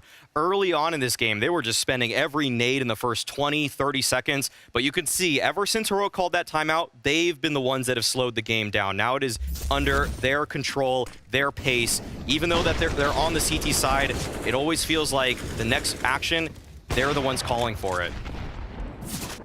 Still, though, Skrunk had a great double on that short side that made this all possible.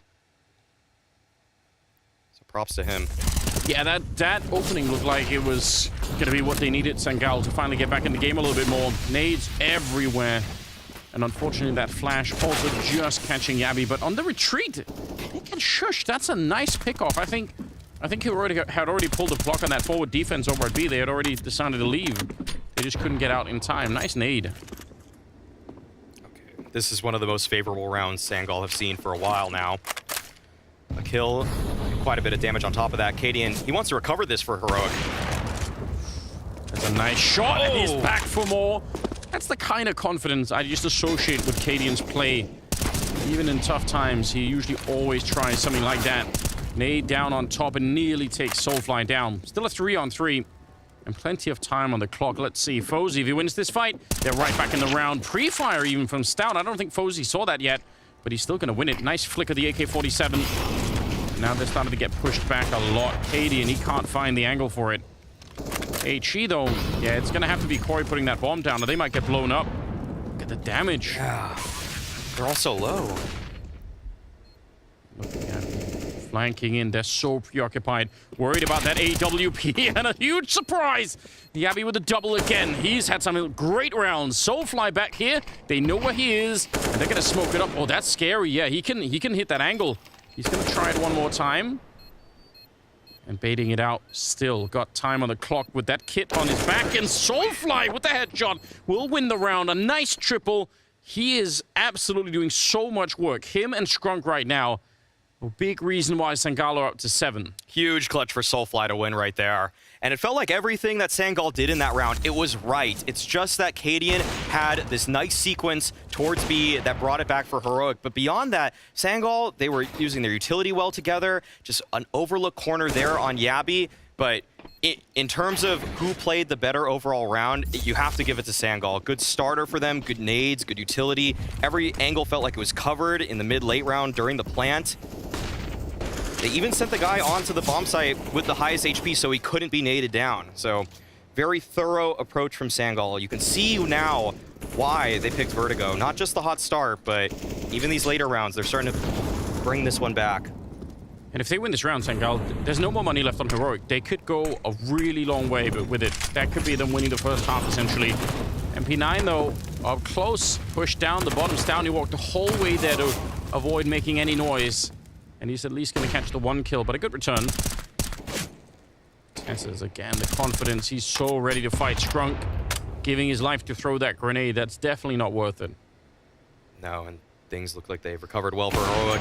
Cadian, he has been fearless on these dry peaks. There has not been a strong enough op presence from Sangal to dissuade Cadian for going for basically any peak, and he's starting to realize that. QB with the desperate attempt into B, trying to walk up, and Corey, last time we watched him versus Big, he had some exceptional first bullet accuracy. He's going to have to put that on display if he wants even a shot here. 1 versus 4, that seems like such a stretch. Again, The confidence in their own mechanics on the Heroic side is unparalleled in the server right now. They just concede in every peak. They feel like they're going to win every fight. They just don't care who's on the other side. Yeah, Tessis, Stown, Cadian, all three of them in this one. Even Shush getting it in a little bit at the end. It's a lot of dry peaks, actually. It's a lot of dry holds. Yeah. And Sangal are getting caught off. But that being said, I mean, this is already 7 rounds for Sangal in the half. Sure. We'll see who wins the half after this round, but you are not unhappy about this if you are the underdogs. No, definitely not. They have a good position to do a lot with, even if they lose this round. So, we'll find out. 1 AK, and then it's all downgraded from there. Round number 15, though. Good to see Heroic on the other side, on the flip side, to actually pick it up and sort of start to come alive and trust in their plan, especially for that A ramp, realizing we can win this fight over and over again, and they did. Once they kind of got some more nades and maybe a little bit of aim warmed up, seemed to be going a lot better. Oh, look at this rotation from Heroic. They've got 3 players moving away from A right now. It looks like it's just Cadian towards that side of the map. And this is going to be a stalwart defense. I don't know how Sangal can get in this. Heroic have 3 people towards B right now. Look at the damage they've taken already, even before they even showed up. Just the spam and some HE grenades down there. And as we talked about earlier, Heroic, they keep saving a lot of these nades. So even now, as they're trying to sort of all group up, it's a pretty confined space. 1 good nade in here, and this whole round is going to get completely blown up. They do have a couple of Molotovs again for the back there, like we talked about earlier. You need to get those in to force any CTs out of position. Good trade, Corey. Able to take down Shush, but no Molotov back here yet, and it leaves so much space for Yabi. He's just going to be able to pick them apart. Even just a 1 kill suddenly distracts from the entire attack, and it's a great headshot to close with. Nicely done from Yabi in this round. 8-7 in favor of Heroic. They are back in the game. It's an even game right now. We'll see who wins. Second half is coming up after the break.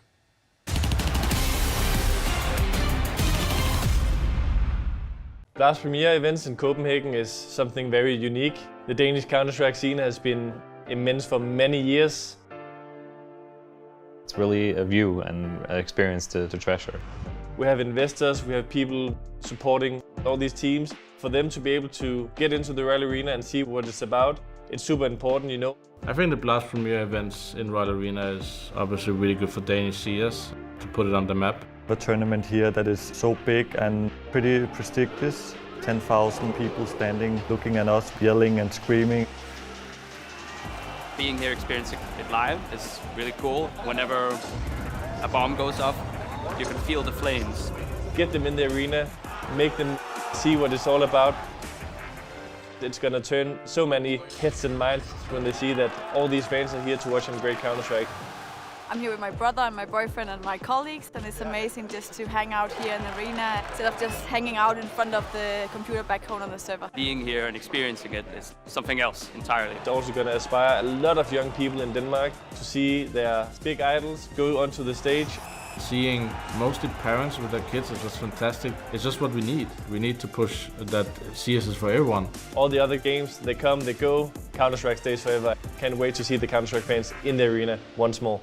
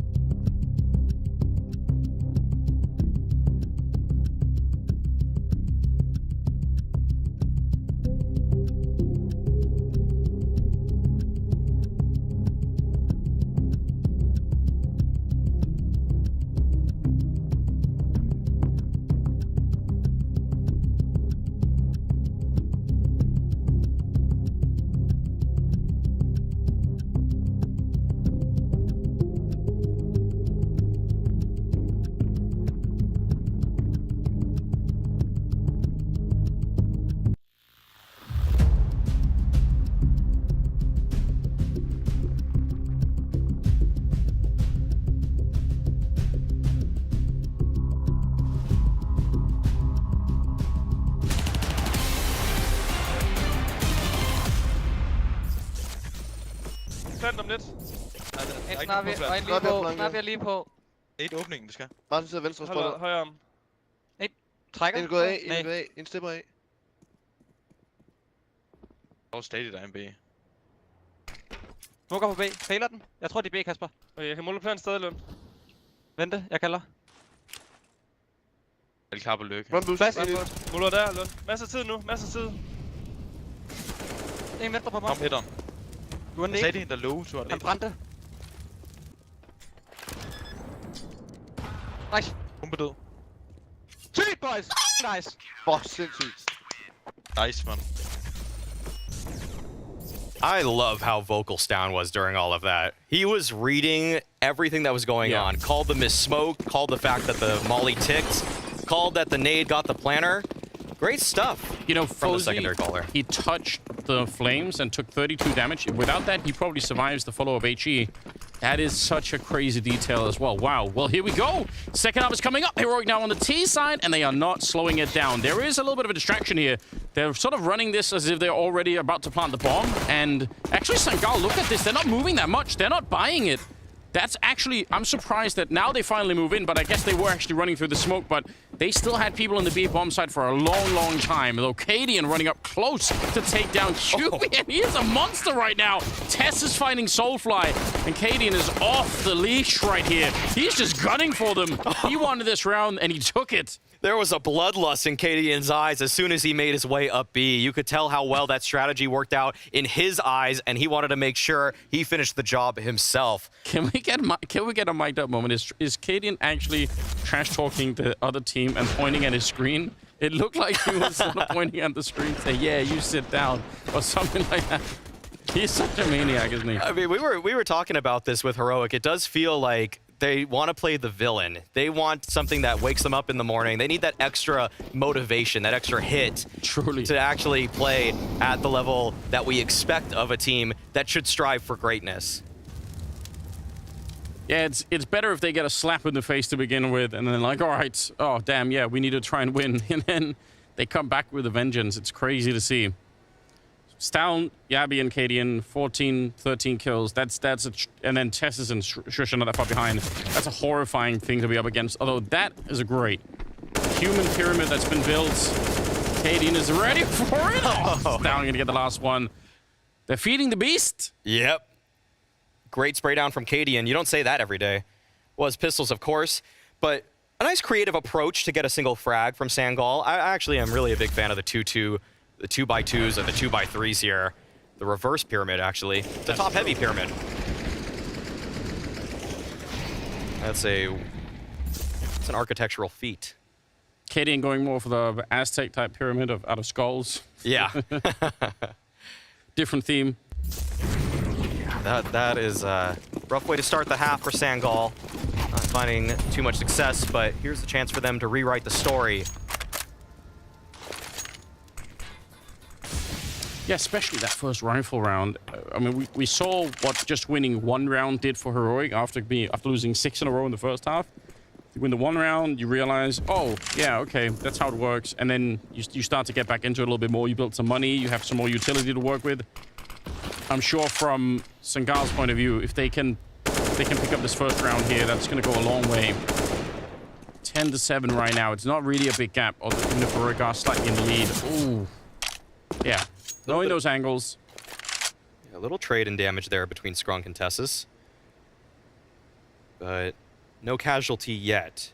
QB playing around the double stack. Notices that single smoke. It's hard to really ascertain any sort of reasonable information from that. And still just peering around this. Little does he know there are 4 Heroic players that will be coming right at him. So that is a great timing on the counter smoke. Yeah, looked like they wanted to speed it up, so you gotta appreciate that. And look at the aggression. Oh, this is risking a lot. He's got 5 bullets left. Has to reload, falling back. Fozy's out of bullets as well. This B defense is really under a lot of pressure, but it feels like Heroic are not fully committed. They're almost there. They could have almost hunted them down, but now they're thinking about it twice. And I think on the other side, Tessus is kind of testing the A ramp anyway, so Now they're going to go and check the hard way. Yabi's still there. Tess is blowing up Scrunk. Oh, no Yabi's way. doing so much work. Look at Tess as he's almost found the entire A bomb site, but only 5 seconds here. Oh, he can't plant the bomb. Katie, and it's done. If they peek him, it's over, and it will be. Oh, wow. That actually looked like it was about to work for Heroic. All they needed to do was stay alive a little bit longer, and then Yabi could have joined the fray.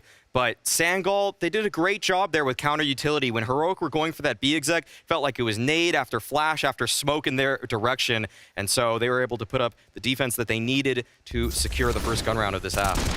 This round, maybe not entirely, but a little bit felt like an Outsiders-esque kind of round from Heroic, where you're kind of attacking both bomb sites at the same time, and wherever the opening is, you find a way to get there. Yeah, and Heroic in that round, just like Outsiders, they left themselves a contingency plan. But this is a fast play towards mid. Fozy is able to get the first, but it's all on Corey now. It's a knockout. Down able to pick it up, and they lose QB, and that's a big problem. He was the only defender left on the B bomb site. Fozy, he would have loved to have caught one. Look at how low they are in health. Yabi and Shush both practically dead. Do they have a good nade of their own? They'd love some revenge, I'm sure, on the utility front. Sangal. Another smoke going down to slow them. Molotov on top. Oh, this is absolutely dreadful if you're on the Sangal side. You've been slowed down so much. It's down here, looking right on top. Soulfly. It's not even going to be Stown. It'll be Shush instead to pick up the kill, and they are falling apart in this round. No one's going to be checking Stown. How would you ever do that if you're Fozy? Just Scrunk left, 1 versus 3, and they are low on health. He is putting a lot of speed behind this. He could do it. Yabi, oh, but he's got the nade out. He just didn't know where to check. That is the power of having the information that Yabi did, and certainly Scrunk did not.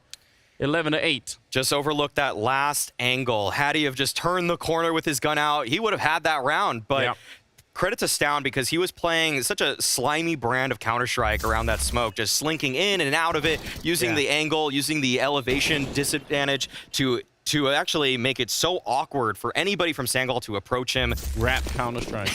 that's the simple way to put it. Yep. Which is great. That's what you want, you know? Yeah. You need some players like that, or at least people that can turn it on at a moment's notice. That's great. Very annoying to play against, obviously. And look at what that does to Sangal, though.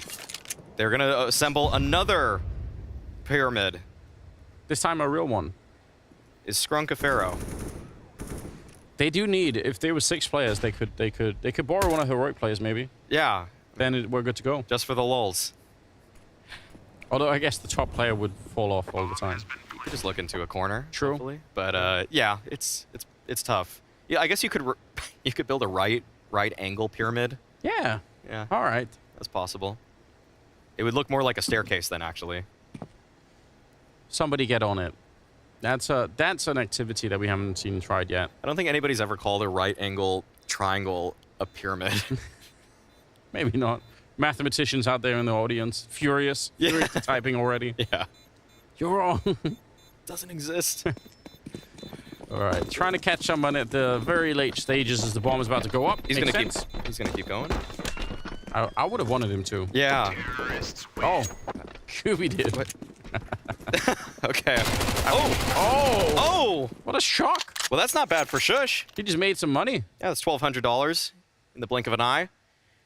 Question is, does he actually want to upgrade at this point? Because with the 4-round lead that Heroic have found themselves with, Sangal are probably going to take a couple concessions in a few different directions. Head armor, most notably. Yes, exactly. 3 of them do not have head armor in this round. Exactly what I was alluding to. And we see that 3 of them don't have it. So, Shush, might as well be a rifle there. And the movement speed behind it could be pretty efficient too. They're going to be running up the A ramp. That is a near catch. Could have had Soulfly there, but they're going to keep the pressure on, not slowing down. The flashes keep coming, and Soulfly, he just couldn't find any space to stand on. Scrunk doing an amazing amount of work, but in the end, the jumping Mac 10 will get him down. I thought Scrunk would have been dead immediately afterwards, and that would have been the bomb site, probably won immediately, but credit to him for standing up to that one. Molotov put out. And now a 2-on-3. It was very difficult for Yabi and Shush here. They have smoked off a couple of these angles, but they can still be peeked from heaven. They can be peeked from the top of triple. And you know that elevator player, he wants to just swing through that smoke as soon as there's contact. Ooh, there we go. Corey quick on the trigger, and Fozy will take down Shush at the end. So it's all good. Sangal kind of proving they could do it on the CT side as well. 12-9. No bomb plant, although Heroic are still able to buy. We've seen Scrunk now in consecutive matches delivering in terms of individual ability and fragging power. I don't know what it is about Germany, but it seems like all the... Oh. Too quick. Yeah, it was too quick, and I think it was another language, but... It looked like German book, yes. Yeah, I was just going to say, I mean, Scrunk I mean, I wouldn't really want to compare him to tabseN already, but, I mean, the fact that he can just hold his own at the very least in these matches, it does remind me of another German IGL. He's up to 21 kills. They could use more like that in Germany, I feel like. Get some more players out there of that caliber. That'd be really something. 22nd round. Oh, wow. They blow up Tesses. That's beautiful. Perfect. Perfect nades. Take him down. And this makes things so cozy for Sangal. Stown approach to these early sandbags, but Heroic just, they don't feel like they have any information right now. They don't know what's necessarily going on. They don't have a beat on where Sangal is. Through the smoke. Cadian, I think, is still playing that really geeky angle, looking through the curtains that he was doing the other day. You want to be careful about that if you're coming in on the short side, that you don't get spammed through. Stown seeing the opportunity. Scrunk is going to be going down. That's a wallbang shot from Shusha on the other side, so real unfortunate. Stown is on 1 health, but it is technically a 4-on-3. Everyone from Sangal is gambling this A bomb side. They've got everybody here. They've left the B bomb side alone. They're saying, oh, wow. Yeah, we're all in on this one. Soulfly looking to push forward. He might catch them. Oh, but he fires the gun a bit early, and they're going to know. That's a disaster. Corey, he has to hit this shot. That aim punch coming in. It's real hard to reset that recoil, and he's alone out here. Going to be hunted down. Yabby will find him. And Heroic, look at how low they all are in health. That could have gone any number of ways. I think Shush got a triple in the middle of all of that, but they could have easily, if they hadn't gone to look down low on the ramp, but had just checked the right instead, they win the round, I think. If Soulfly just didn't shoot a dead body, yeah, that's all it was. He had the right idea. They had the right flank going. No one from Heroic was even looking in their direction, but as soon as he gives up the chase, then it's all over for him and Sangal. That's disappointing. You don't want to see it end like that. Just a mistake in terms of what he was seeing.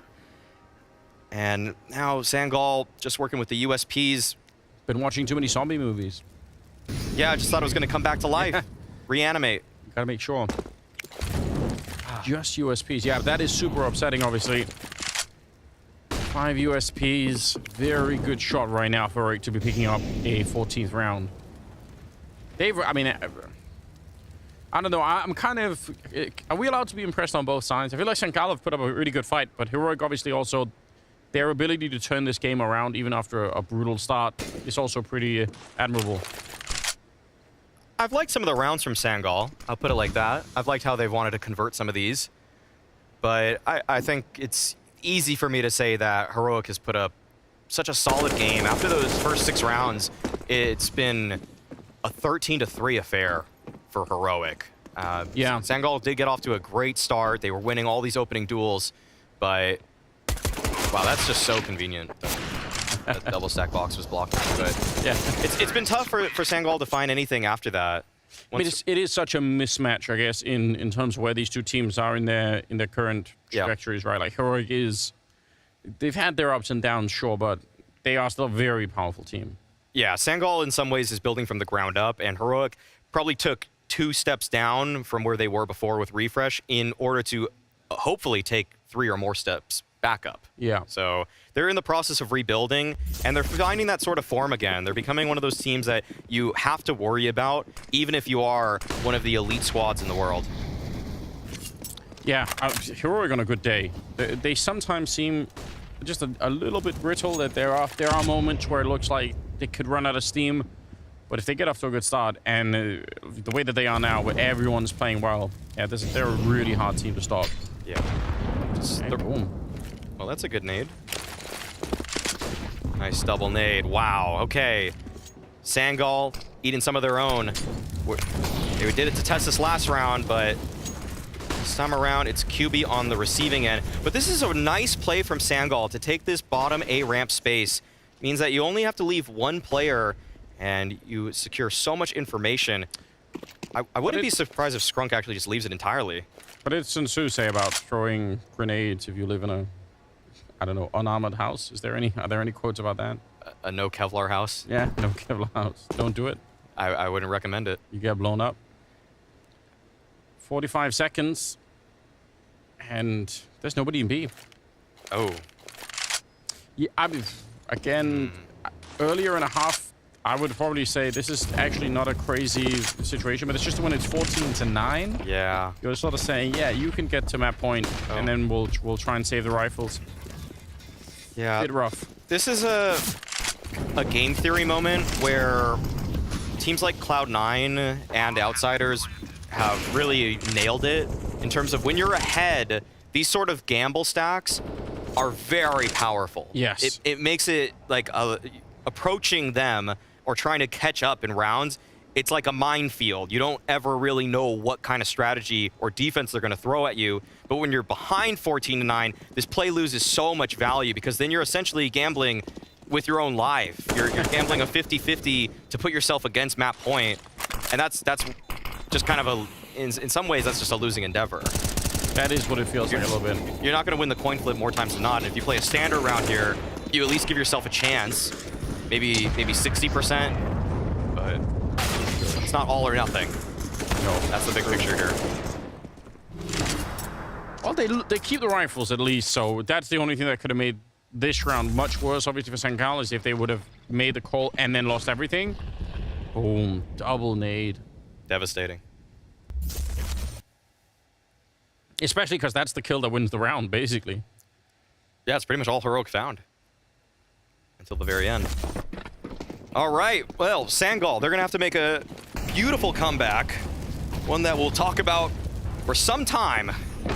Yeah. 6 rounds straight against Heroic. A Heroic team that feels incredibly warmed up. A Heroic team that has won 15 of the last 18 rounds. Apart from TeSeS, everyone else on the Heroic side has 19 or 20 kills. I actually have no idea how you're meant to stop this. That is... Obviously, we notice it more when someone is dropping 30 kills in a half, but the fact that everyone is this high on the board is just really crazy. Yeah, I feel like this has been the storyline of Heroic for the last 2 years, that they're just a team that has such an even kill spread. We wanted to pin Stown as that star, and he still may be that player for Heroic, their best, but it's never by a huge margin. Maybe a couple months here and there he's excelling, but we've seen TeSeS pop off too. Cadian himself has his moments. Everybody has the capability of coming out on top in a Heroic game.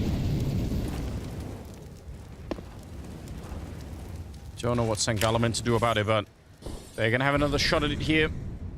Still over at the A ramp mostly. TeSeS is just playing to make sure that no one's peeking out, no one's doing anything crazy. Let's see if he's going to be activated a little bit later on. Shush is going to be found immediately, so good kill from Soulfly. 4 on 5, and they're going to take TeSeS. That is way outside of the B bomb site. Nicely done. Now they're probably just committed to this. Oh, Scrunk! Did he just Mario jump on him? Yep. He did. Stomped him. Goomba stomped him. Cadian now, he's dancing around this construction area, and he is going to find death. That's an interesting way to approach that, Scrunk. But that felt like Heroic was a little bit disconnected in their ramp approach. We saw the singular flash to try to set up Shush, but he's by his lonesome. There was no possibility for a trade, and they did it. This was kind of Heroic playing off meta. That's how I'll frame this, where there was the one-way smoke there on top of the sandbags, and yet they still wanted to flash Shush through. It either has to be a perfect flash, an instant headshot, or just really catching Sangal off guard. It was kind of a gimmicky play there in terms of ramp meta that Heroic attempted. 5 mat 10, Maui. Can I get a thumbs up or down from you here? Are we good to go? We saw the other day versus Ecstatic, Heroic wanted to end the half with 5 P90s, and they didn't maybe have the funds to do that, or maybe the game's a little closer, but they're still doing the same in terms of the essence of the idea. I mean, all they need is 1 kill. If they find Corey here, this bomb site's gonna fall. Jumping on through, Corey, good read. Realized more were coming. Cadian out hunting, and they're finally gonna get it, but they did enough on the defense, it feels like. Fozy's gonna be catching Cadian. The bomb lost somewhere in the middle, so TeSeS has no choice. He's trying to pre-fire that one, but good job on Fozy. 15-11. Good spray control from Corey there. Yeah. Haven't had too many chances to say his name in this game, but that was a multi-frag that his team needed. So 4 more, and Sangal will send this to overtime. But seeing that Heroic went for that Mac 10 buy, this is kind of where it feels like Heroic are sort of flexing their round advantage, where they're trying a couple things. We saw the ramp gimmick in the last round, then now we see the Mac 10 one in this. I feel like this is going to be a more standard round, where they're going to just take things slowly, play the game that they know they can in terms of a complete picture, and try to just put it together with good CS. Can't imagine 3 gimmick rounds in a row. No, and this is an important skill for a team too, to be able to close out a map, to kind of realize, okay, we're in the last stretch of it. Find a way to kill this map and just move on with it. Once it goes into overtime, just the dynamics of the game change so much. Boost behind the smoke. It's down, standing up. Oh, this is danger if you're QB on the other side. Nice flash there, and yeah, he's going to test the smoke. Good read, good understanding. Shrunk wanted to be aggressive, but Tess is going to be able to find him. That's a huge opener. Tess is just holding all the way back in case of any aggression like that. And now Sangal, they're in such a tough position. 4 alive, and it does seem like Heroic want to set up for that B exec. They've got the smokes, they've got the mollies. It is going to be tough to navigate for Corey and QB. Yeah, it feels like it. Good timing on that one, though. 30 seconds on the clock, so Heroic really slowed down behind this, and backup is coming. Look at the rotation on the minimap. They're ready for it here. Another couple of seconds, and there's going to be 3 people on the bomb site. Shush, ready for the wide swing. They're going to get the refrag at least. Down is there. 15 seconds, and Cadian with that AWP taking down Fozy. 1 versus 3 for Soulfly. He's had himself a great game, but this is too much. Cadian will take him down, and it's a 16-11 victory in favor of Heroic as they win the map pick of Sangal. Yep, Heroic took them a minute in this one, but they ramped up to take Sangal's map pick away from them. We're going to see if Heroic continue this sort of effort, but first, we're going to have a break and the desk.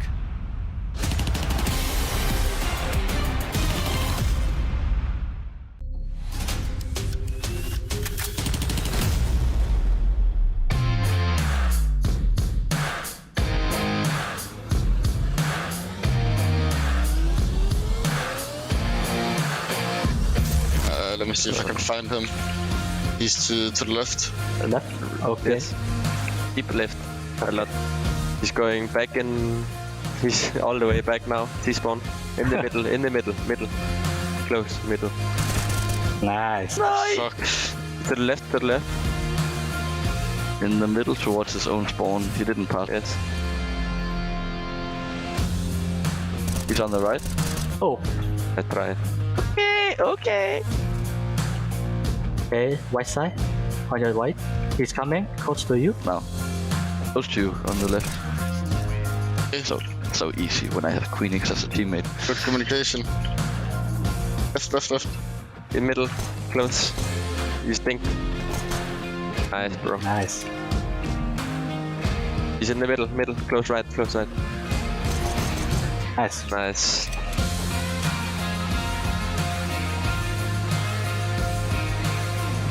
He's pushing middle. Nice. Ale!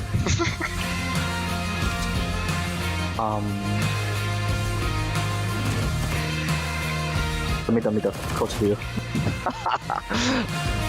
Middle. On your left.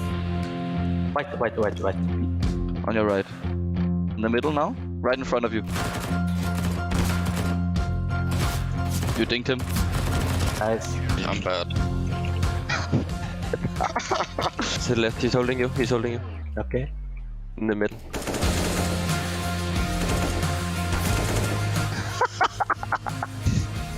Wait, I can pick up 2 and I can pick up a smoke as well.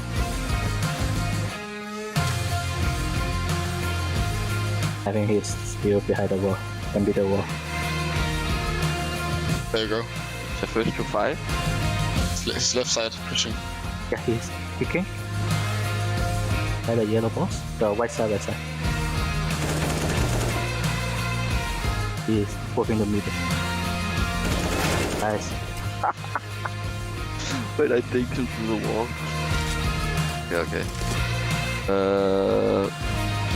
He had a smoke coming to your spawn. Hey, on your left, on your left. Back here. I give you wall hack. The 0-1 boom. I think you see him. You see him. Yeah. We won. We won.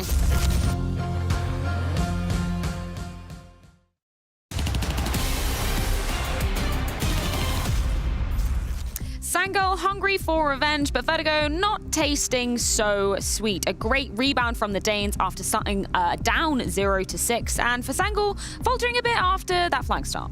Yeah, it was a very good start coming in for Sangal, to be completely honest. Winning the pistol in a 1v3 clutch as well from so far, I believe it was. And then you take 6 rounds in a row and you think to yourself, okay, Sangal, you talked about you being the favorites. You should have beaten Heroic last time around, at least they believe so, and you get off to a good start. I was impressed with the way they played in the beginning. A little bit disappointed in Heroic's slow start, but just as we saw with Heroic against the Static, they always find a way to fight back. Yeah, it didn't matter actually for Heroic. You could see how composed they maintained. Although they were 0-6 down, I think they were very much in the game, and any opportunities they had from that moment on, they seized immediately. There were a couple of messy rounds. I'm sure we'll touch on it a little bit later, but when they got control of it, it was over for Sangal. Yeah, what we're going to touch upon first of all is a moment from Danny focusing on that first start from Sangal. By special request by Maui Snake on the cast, he talked about this B split rather that Sangal ran. So I'm going to run you through that and break down why it works. So first, you're going to see them all grouped up towards mid. Starts with the window Molotov right here to give the T space to kind of come up here towards this mid position, and also throw a smoke on that right side. Now, the key thing here is that as they're coming up towards mid, they're actually going to path themselves into CT spawn. And this isn't really that common. Usually you see players kind of go up towards window, but they're going to go CT spawn. And that's because they have these nades here from Skrunk, a flash that's going to land just above CT spawn like this, that pops right about here, as well as a Molotov that lands deeper and actually covers this position here for the A side connector. Now, these two pieces of utility in combination kind of push Yabby back, bring the space over towards the T, so that Soulfly, when he comes in, he only has to focus on the left side. He doesn't have to worry about anybody on the right. That allows him to take this isolated fight and get the kill onto Shush. And Yabby, as he gets Molotoved out, there's no way he can help him. What you'll see next is that these two players are going to pass over towards B, and at the same time, you'll notice that there's actually only 2 players that go towards CT spawn, and that's because the other 2 players are waiting outside window like this. They're waiting right here for this Molotov to fade. The strategy is timed so that as soon as that Molotov fades, they're in a position where both of these groups can actually peek the entrance at the exact same time. You'll see right here, all 3 of these players, they can now all focus exclusively on the B site, and that's how the play is made. And to top it off, you have QB coming here towards this B main side to complete the B split. So overall, a great strategy by Sangal here. And although it didn't net them the win, it showed signs of promise. Yeah, that's a superb breakdown there from Danny. I know Maui Snake will definitely be happy with that one as well. Continuing on the theme of utility that we had coming into this, some great usage from Sangal. Yeah, absolutely. You know what struck me? That was obviously a magnificent breakdown from Danny here. I think some of these lower teams sometimes have better executes than the best teams in the world in Counter-Strike. I'm not even joking. Like how refined and how well-oiled this execute was from Sangal. It was beautiful. Pathing, very clear. Utility, perfectly used. But the problem is, where it's supposed to be icing on the cake, this is actually the main substance of the team. And this is why we're talking about their shortcomings. If this was just a bonus on top of a very strong core with fundamentally strong individuals, you'd have your whole cake. But that's the only thing we have to give them against Heroic. And this is why you can be 6-0 up and still lose 16-11. Yeah, for sure. It's good to see that some of these lesser-known teams are able to do that. We spoke about it coming into the game as well, Skrunk and the DNA within his career, right? Maybe not individually speaking, a guy that has had a lot to work with. The tools he has at his disposal doesn't really justify playing free-fall, Counter-Strike, running around, playing deathmatch. You got to come up with these sick ideas. You got to come up with these sick protocols in order to win rounds. And it was a great example right here as to why Sangal are more than just competitive. Continuing on with our utility theme, I want to put round number 9 under the microscope, this time it being a really good look from the Danes coming into this. Yeah, talking about utility, right? They can do it on both sides. We see the round right here. We're going into it. Round number 9. Heroic is slowly but surely mounting their comeback right here. Shu's in a good position, and it's a little bit back and forth. At the end of the day, this smoke that is being failed right here from Curry is not a good thing, right? Cadian and CT spawn as well. Ready with this down in a tough position, getting 1 kill, getting shot down right here. Look at the time. There's only 11 seconds left. But what we don't know and what we don't really realized in the beginning is Cadian and this utility usage. He's putting down the Molotov, forcing him into plant late, and then the nade is coming in right here. Overall, a very solid round and a very solid way of handling this situation from both Cadian and Stown in a position where they were not supposed to win the round. And there's also something fundamentally different between the breakdown that we had from Mahone and this example. The strategies that Sangal had is something that they have rehearsed from the get-go. The round begins, they know exactly what they're going to go through. Here in that example, Cadian on the fly realizes, wait a minute, there's 20 seconds left, I have a molly, I have 2 nades, I have my flashes, and he just spontaneously come up with the idea of how to use it. Yeah, let's hear exactly how that plan went down with this mic'd up moment. Plant om lidt. En snapper lige på. Et åbningen, det skal. Martin sidder venstre spot. Højre om. Et trækker. En går af, en går af, en stepper af. Og stadig der er en B. Smukker på B. Failer den. Jeg tror, de er B, Kasper. Okay, jeg kan måle plan stadig, Lund. Vente, jeg kalder. Er de klar på lykke? Run boost. Måler der, Lund. Masser af tid nu, masser af tid. En venstre på mig. Kom hitteren. Du er en sagde en der low, så han brændte. Nice. Pumpe død. Sygt, boys! Nice. Hvor sindssygt. Nice, man. I absolutely love how vocal Storm was in that moment as well. We spoke about that many times. We saw it ourselves during the group stage as well. I was standing behind them, and it was almost like Storm, when they were in a clutch, was the main voice. It was the main caller. He adds so much to this team. Outside of the server, being a fantastic player. In terms of communication as well, he's there at all times. One thing I also do want to note, right, from watching this clip, all the players contributed. You even said Shoes, at some point saying, I still think they're B, when there was coming in some concerns whether or not they could have fallen back. So it's a joint effort, it's a team effort, and the communication and the synergy between the players, great example right here, Hero. It's the feedback loop that I like. The communicational feedback loop in this round is beautiful. I want someone hears a step in the fire, someone says, reminds Cadian, you have a nade, and then it's Stalin telling you, okay, I know you have a Molotov, I'm going to tell you when to use it. It's kind of a sharing of information, and that's why he comes up with Cadian stopping the bomb plan. And not just everybody stepping up in terms of communication as well. Pretty much every single player on the side of Heroic stepping up in terms of that fragging power as well. And that's something that we always praise Heroic for. It's not necessarily, having a clear star coming forward, dropping 30 kills every single time. When you're seeing a Heroic like this, they are hella dangerous. Yeah, they've always been a very well-rounded team. All the players have a say in the round. All the players are being set up in different situations. You see Yapi as well. What I love about Heroic is that, as you said, there's no clear star in terms of how you're setting up the rounds. All players on all maps will have positions where they are supposed to be the difference maker in terms of shooting the opponents. Sometimes Cadian is baiting for a Shoes. Sometimes it's Shoes baiting for a Yapi, etc., etc., etc. So I think all the players within Heroic also has this feeling of responsibility. They know that they can make the difference on any given occasion because they're used to it on all different maps. The worst player of a Heroic is better than anyone in Sangal. Yeah, knowledge. As simple as it is. Yeah. The floor of Heroic is so high. But we challenge sometimes the idea that Stone has to be a superstar, but that's because we're talking about these final few steps in the ladder of Counter-Strike, from 6 to 5, 5 to 4, to semi-final to final. That's where you need a superstar. But when you have so much quality across the board, any single individual can step up and just win a round in a game like this. Very quick words, we are going on into Inferno, the exact map that we saw Sangal and Heroic dueling it out on back at the RMR, the exact map where Sangal said, you know what, should have been 16-6 in our favor. Are they going to do it this time around, Pimp? They're not going to do it, but I think it's going to be closer than 16-6. I will say Sangal, the way they beat Big in that internal matchup was very impressive. So we do know Sangal can play Inferno at a very high level. I expect another somewhat close game, but I'd be highly surprised if Heroic is not taking this one 2-0. 2-0. That's it. That's all your prediction. That's all. Leads That's to all. say. Well, the big box. Maybe order is restored as not another upset victory potentially on the cards, but Sangal hungry to be claiming that revenge from last time around at the road to Rio. We're going to see exactly how it goes down on Inferno. Heroic's pick coming into things after this break.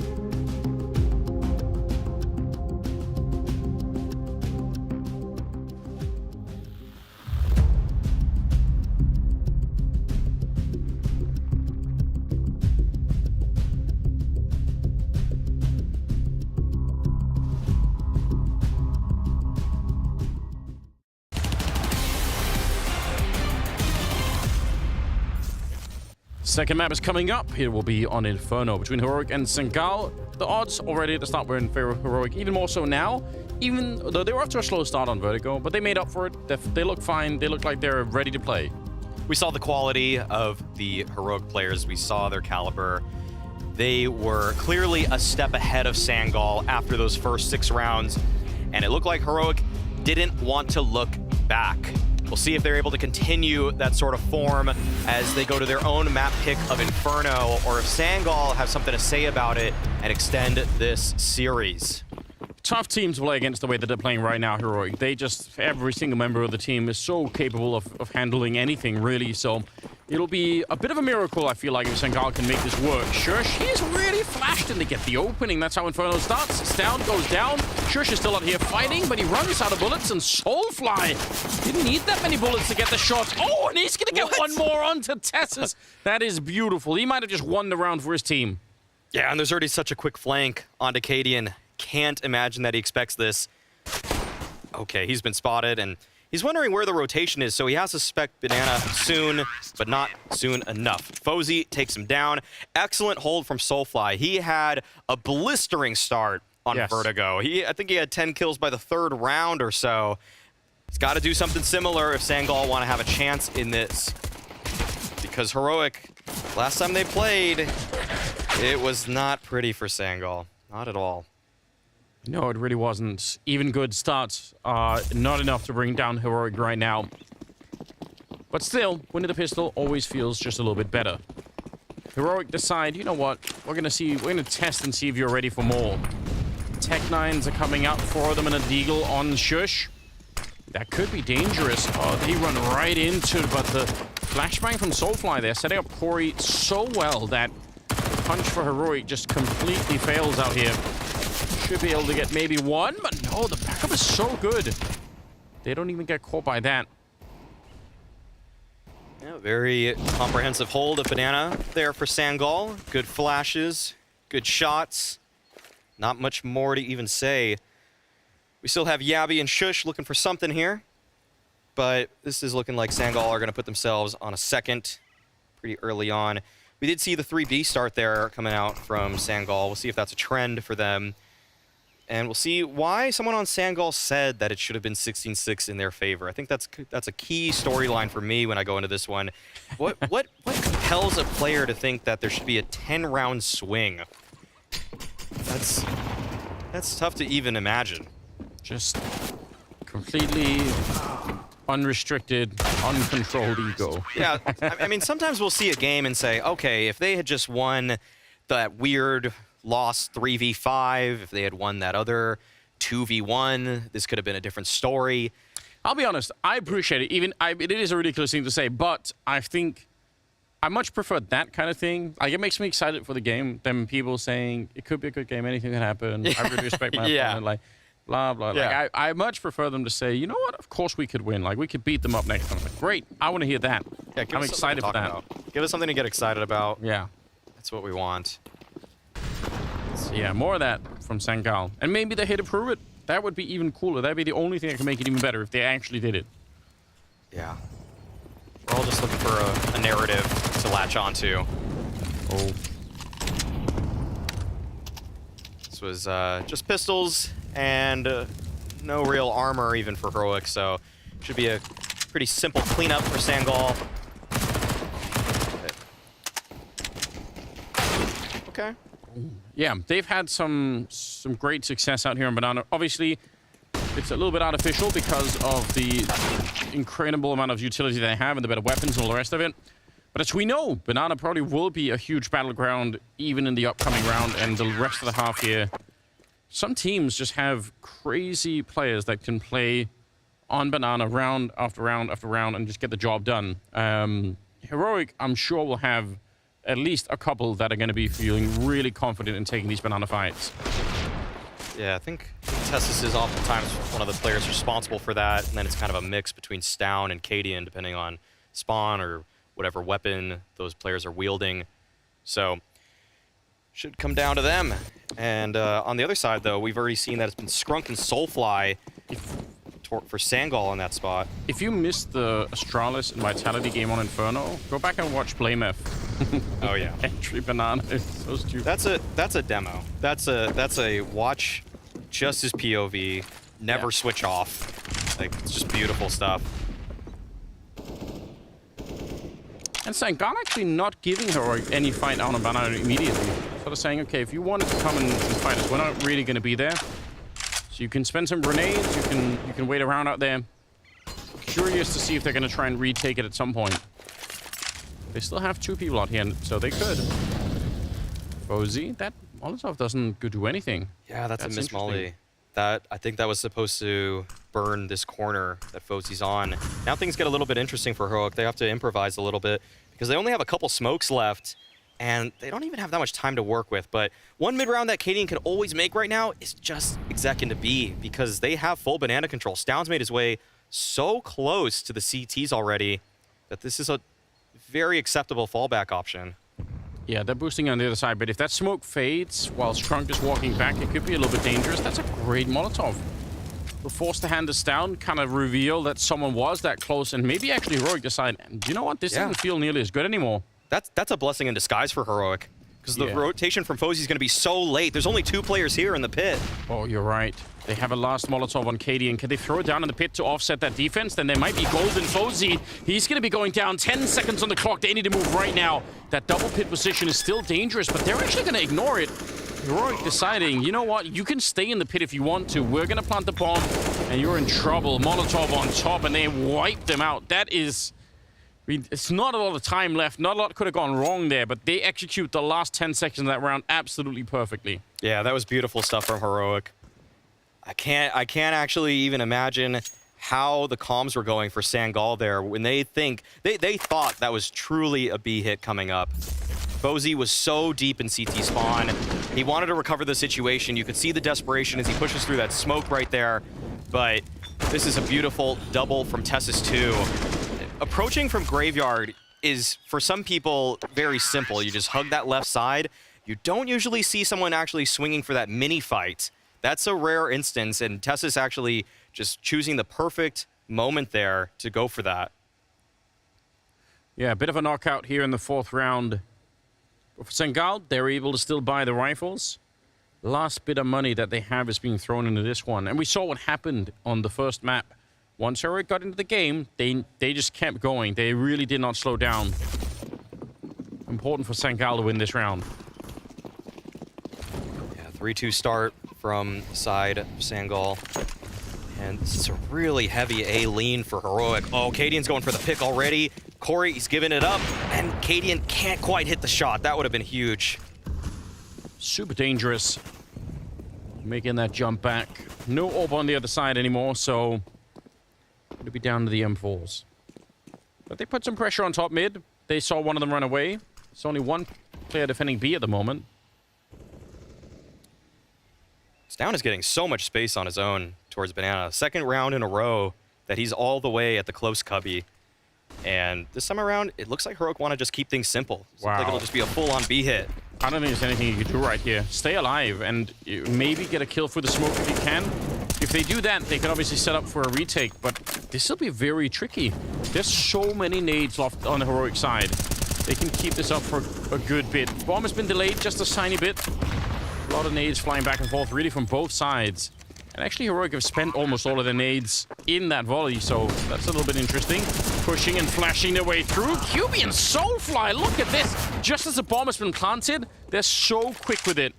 10-second defuse there. That's a little bit of risk, but still, with the smoke on top, Yabby's realizing it's not worth it. That's an incredible retake, and it happens just looked like the perfect timing while Heroic were just a little bit disjointed. Yeah, you could actually see right there that gap that was there in the CT smoke. It feels like nobody from Heroic wanted to really make a big move. Even though some of the players crossed, they didn't get into deep sight positions, and that's why this flash to set up QB was so effective. You don't have a player in Emo, you don't have a player in Nubox at that moment, and that makes things pretty simple. That's cool. I'm glad that Sangal were able to recognize that window of opportunity, and for them to seize it like that takes some guts, but sending a player like QB in, After what we've seen him do earlier in the showdown, you know he's good for it. Yeah, that's a really rare... If you're brand new to the game, that's a rare kind of retake. I mean, people throw that flash with the smoke all the time, and usually there are a bunch of people playing anti-flash on the other side, but like you said, Heroic just hadn't got back into those positions yet, and they weren't ready. That's really interesting. They still have money to buy here. It's down again, working over on the other side of the map. Yabby up close. And they've got that mid AWP on Cadian set up. Big difference now is that Fozy has one of his own, so maybe they could fight Cadian a little bit more in the middle here. Yeah, these game plans from Heroic in these rounds have been very 1-4 centric, and usually that means it's heavy B lean, but they've been heavy on the A side. They have walked into bracket. This is so unique. Corey, oh, he's lucky to be alive. That smoke was fading right there. Cadian's posted on the angle, and Corey nails the shot, and a second. Absolutely huge. Tess is finally answering back, but time has kind of run out of this round for Heroic. They're really disjointed at the moment. Stown is looking for an entry, but there's two people over here. There's surely no way that he's going to be able to spot this. Even if he does, they're going to be swinging on him, you have to assume. Putting up a smoke, 20 seconds. He is kind of close. Maybe that'll surprise them a bit, but what a peek. If your Tess is down there, you just don't even know what's hit you. Stown on his own. 10 seconds here, and he can't do it. Just has to pick up the bomb and try and maybe save the AK if he can, but they're going to be waiting for him on the other side. He's not ready.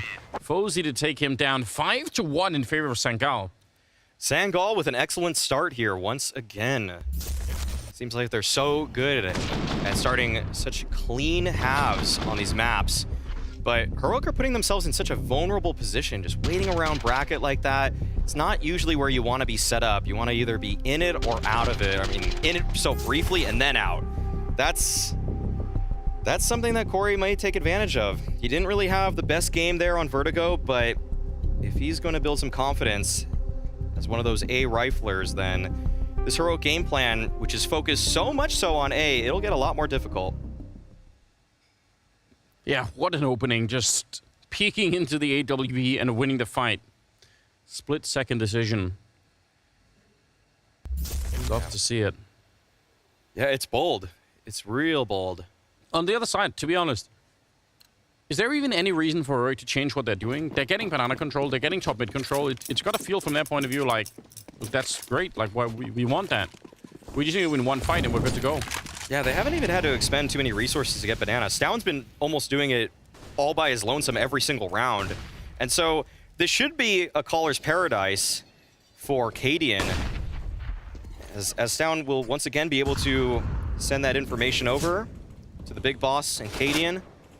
And yeah, he's just fearless. I mean, there's no strong contest. He wants to swing out. Okay, Stown finally given an opportunity to shine, and he takes both. And Cadian recognizes this opportunity. He's not going to give it up. This is nice from him. Not going to get over eager by pushing into CT, but this is Sangal locked out of the round already. Yeah, it really feels that they would have needed a shot for the smoke, and Fozy, he's going to stick around and try and get at least just the one. Not quite able to line it up, but you know what? Fair play to him. That's the only way that they could probably win a round like this back. And now, I don't know if it's worth it. Look at QB. He's already on the other side. So, slowly walk away. That is such a classic, and in some ways, it's such a minor little misstep. But you throw down that Molotov, and for a split second, you forget people can run through it. They don't. Yeah. It doesn't. It's not a wall that you put out there, but it feels like it. Obviously, because you think, well, no one's going to be charging through, but it landed so much on top of him that he was like, all right, I'm going for it. And I love that Stown goes for something like that, because he's actually found this banana space so cleanly for every gun round, actually. But finally, he just thinks that there's an opportunity to fight, and so he calls his own number in that situation. Sometimes you just get the space for your team, but sometimes you just want the fight. The fight is more exciting. Yeah, that was well played. It's a classic scenario as well, where if he had spent another 1/10 of a second thinking about that, it just doesn't work out for him anymore. You almost just have to do it like the second that thought enters your mind, you just have to go, or it's going to be too late. Yeah, he chose well. Good mechanics to back it up too. 3 people at the B bomb side this time for Sangal, so a bit of a change for them. We've seen in the last couple of days some more teams, Astralis did it as well, that try to do the early punish by rushing A, and it's almost like what Heroic are doing right now. The rotation back from B is kind of showing up. QB slowing it down by getting the kill on Cadian, which is a great start. That's what they need right here. And Corey edging in for another kill. He's going to take Tess's and Yabi, and still has a couple of more bullets. Eventually, Soulfly showing up, and now it's a 1 versus 2, but great defense, good slowdown, especially QB on that first one, making all the difference in the world. And Stown is going to be on his own. And I think he might realize where Fozzy's coming from. Now he definitely does. Very low on health here, but with an AK in his hand, it might not matter. Again, Stown mechanically so gifted. Pressure on the other side. He's looking for it. He just wants to see that helmet. Waiting patiently. There it is! Fozzy trying to crouch on in, and Stown winning the 1 versus 2 with a triple kill at the end. That's great. That's such a disgusting angle for Stown to play right in the open.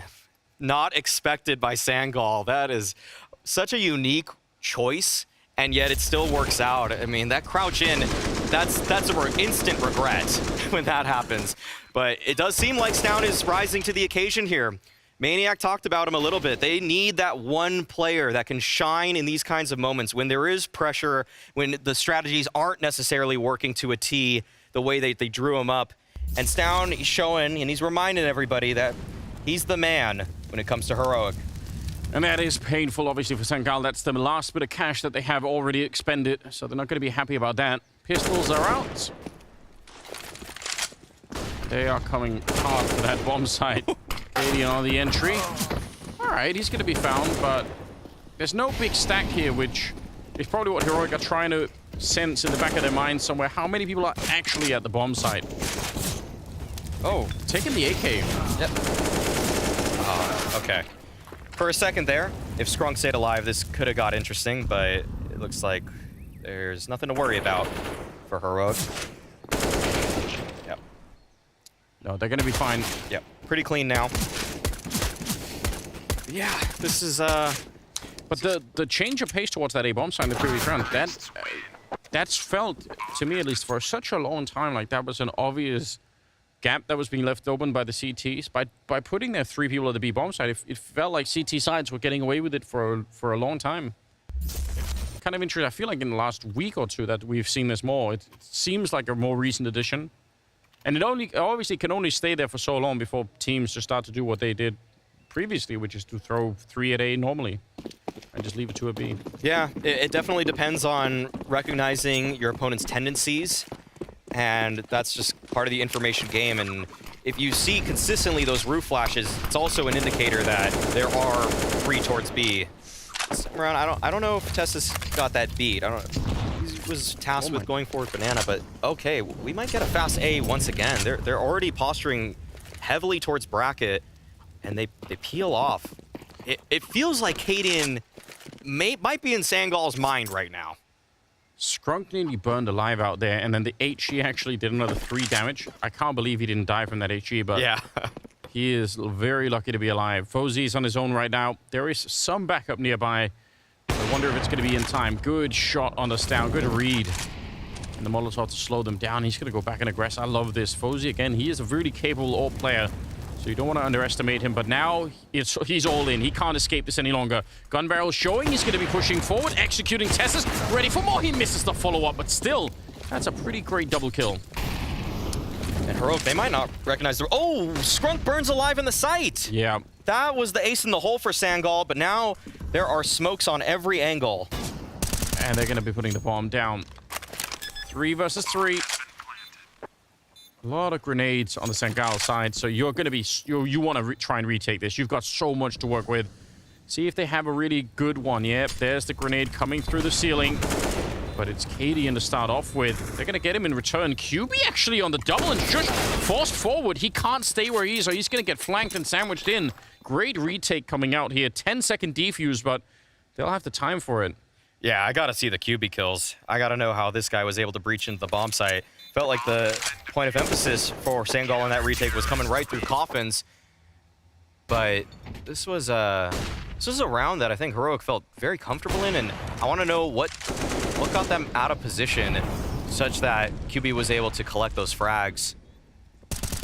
Okay, they're actually just wide. Okay. Well, I think there might have been a molly at Emo. Yeah. One of them was wide because of the Molotov thrown from construction. Yeah. That was the second kill that he got, but the first one on Katie, and he was just, a little bit unaware perhaps. Yeah, that might have been when the CT smoke was fading, but he was able to get that first kill, Cadian. But once again, some quick pace towards alt. They don't actually continue with it. And but look at the rotation coming out from Sangal. They're starting to respect it as well. They realize, man, there could be a lot of pressure on A really early, so they're pulling 4 people back here. Tessus flashed, jumped through. He was ready to fight. They're gonna get the kill, but the return is amazing. Scrunk on the MP9. He's got 3 kills. I can't believe he did that. And Sangal, are excited, and they should be. 7-4 lead right now on the CT side. I've got to say, this is starting to look really impressive once again for Sangal. Sangal rotated back just in time to catch this. You see that Strunk and Soulfly rotating back all the way from B. And they're able to find Heroic, who are jumping through smokes. They're just committing to the exec. That's something that Heroic are probably going to want to slow down a bit, because they're a team that can break these situations down. We saw on Vertigo when that game started that Heroic, they wanted these kills very quickly. They wanted to just play every round with such ferocity, and yet it bit them. So it's time to recognize that maybe just slowing the game down to a pace where they can mid-round would work out better for them. And that's something that Heroic have always been good at. They're good at slowing the game down, finding the gap, and making the right adjustments. But already 7 rounds. About to be an 8 here if they can make it through this one. Ooh, nice hunt. Bozy is practically dead. Strunk is there to try and help out. But he's got to be careful he doesn't get too close. A little bit of a trade in Corey. Yeah, he should be able to edge this one out. Nicely found. A couple of casualties that they probably didn't need to take there, but honestly, that's a powerful rush for Heroic, especially when you get that first ink. Okay. 8-4. I mean, this is a game that it does feel like Sangal is frequently in control, even though Heroic are playing so quickly. It's been Sangal that have actually just been catching them. So, I mean, we talked about it already, the fact that Heroic can just slow this game down. And they have been afforded banana control very consistently. Stallin's been doing a great job at finding that sort of space. And usually that's the key to the map on Inferno. If you're able to find banana, it feels like the entire map is your oyster at that point. Every option afforded to you. On top of that, they've been getting bracket too. So have to imagine that they'll use the space a little bit more efficiently coming up into this one. There is a window, I guess, for Heroic to kind of turn this into a respectable first half. It's not a surefire thing yet. 4 rounds. If they get stuck there, it's not like they can't win the map anymore. But man, that's a tough fight at that point in time. Nicely done, QB pushing down the middle. He's gonna get overwhelmed, but I still love the change. They've been letting Heroic have so much map control, both on banana and especially here in top mid and mid. Absolutely fun to see them try and change it up. I really do like that call from Sangal.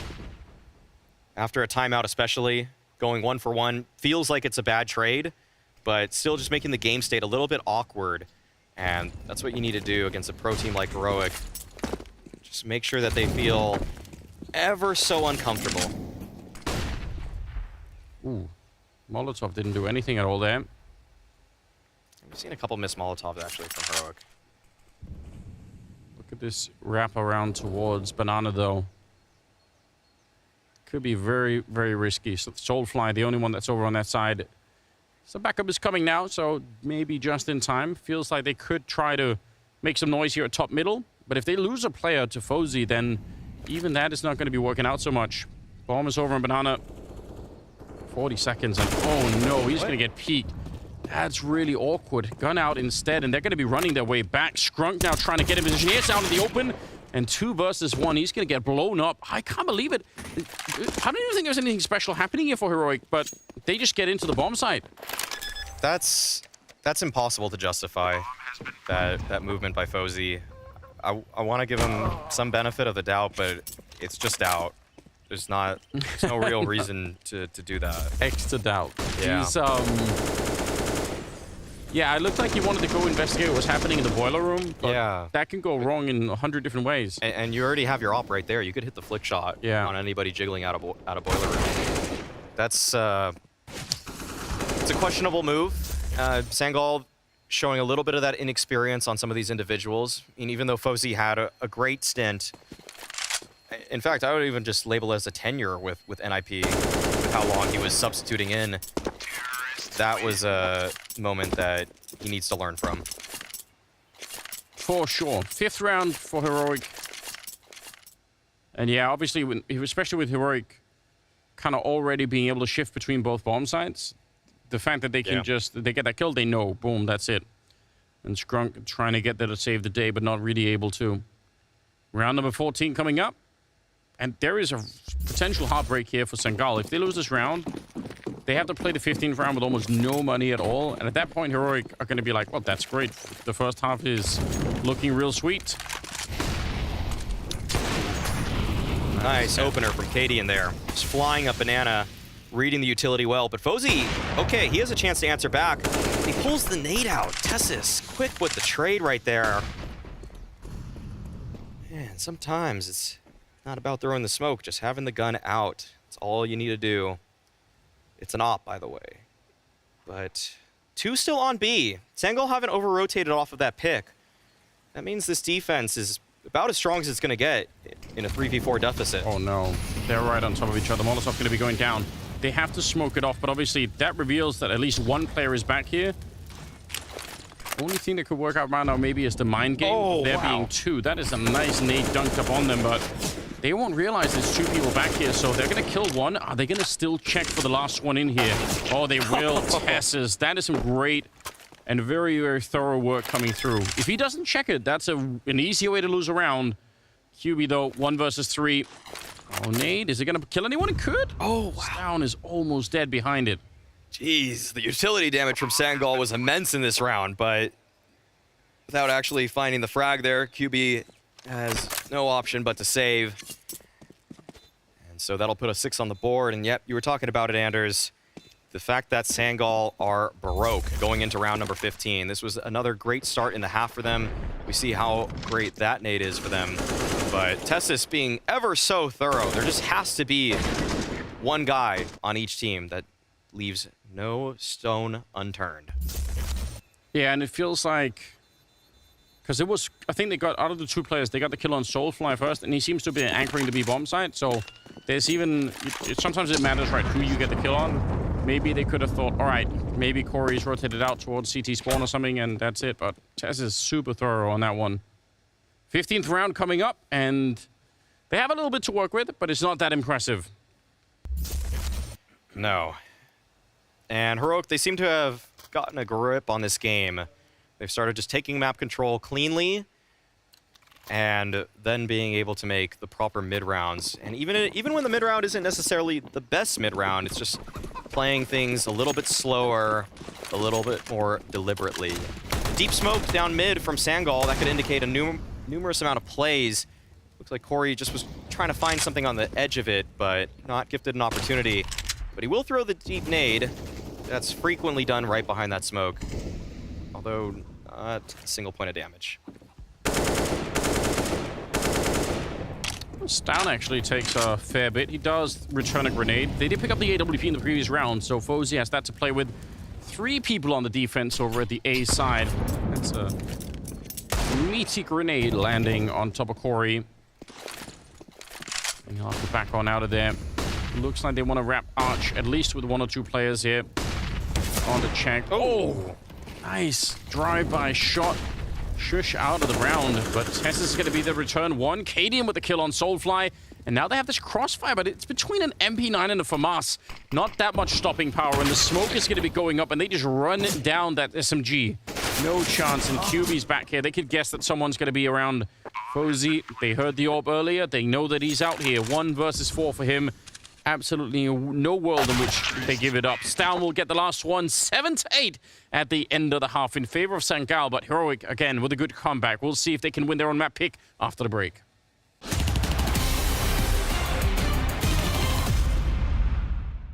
Teams of 2 will guess which pro player is behind the skins. they will be given 3 clues. The first clue is the country, the second is the team, and the third is an iconic moment. The less clues they need, the more points they earn. The team with the highest score wins. Hello guys, this is Kadian from Heroic. It's a brief from Vitality. This is Floppy, and today we'll be playing CS Money Tailored Collections. Blue and yellow. Ukraine, maybe? Sweden? Yeah, I'd say Sweden as well. It's Bosnia, yellow and blue, right? We just go simple. We just go simple.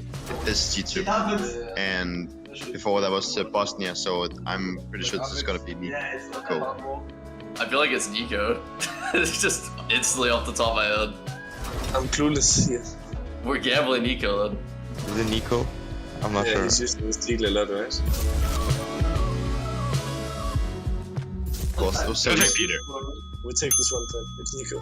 Oh yeah. Oh yeah. Let's go. Red and blue, you know, if we think about the Scandinavian colors, could maybe be Norway. Could it be Norway?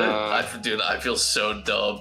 Yeah, I think we should go Norway because there's so little white, so let's go. I think let's go Norway. If it's Norway, it can only be rain. Alright, I'm just gonna say rain then. Rain, I guess. Rain? Yeah. I guess we just guess rain. There you go. That's what I'm talking about, dude. I'm like, it has to be Norway, red and blue. Hey. Oh, it's no, yeah. Well, obviously Denmark, maybe. Could be Denmark then, maybe red and white. I mean, I think that's Danish. Yeah, definitely Danish. Okay, so nationality was wrong. Oh, it's Eternal Fire. Yeah, this is Eternal Fire. You're right. Yeah. True. I guess I think we should go for Santaris then. For some reason, I'm thinking about complexity with this Galeo. I don't know why. Cloud9, or who could it be other than Cloud9? Oh, Liquid. It's Yakinda. Maybe it could be Yakinda. I don't know who this is, honestly. I don't know either. This is good. Perfect. Latvia, dude, it's Latvian flag, dude. Blue and yellow. This could also be Ukraine, then, right? That's what you said Ukraine, before. I think. Another Bosnian, yellow and blue. Did we have someone from Ukraine yet? Might just be Hunter. It's the only other Bosnian I can think of. Maybe Simple? Yeah. I think we should go Ukraine. This is gonna be simple, 100%. This is simple already. Let's go. Yeah, it's Navi. All right, it's simple. Oh, Navi. Yeah, it's some. Yeah. Oh, it's simple. Oh, it's simple. Oh, it's so good.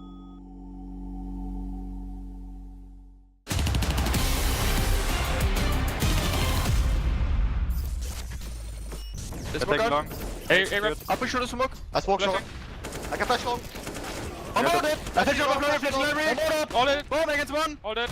That's lurk. Nice. Nice. Behind the word. Let's go. Woo!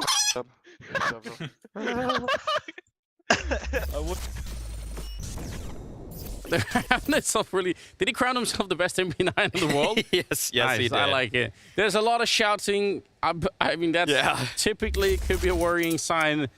Pretty tough first half, all things considered. I mean, Sangal still 8 rounds. It's not that bad, but Heroic have a real good shot at this. You know they're going to be good on the CT side too. Yeah, but Sangal, they already exceeded what they were able to accomplish the last time they faced off against Heroic. That's true. So, potential here for even greater change. But this time around, it's going to be a slow default to start things off for Sangal.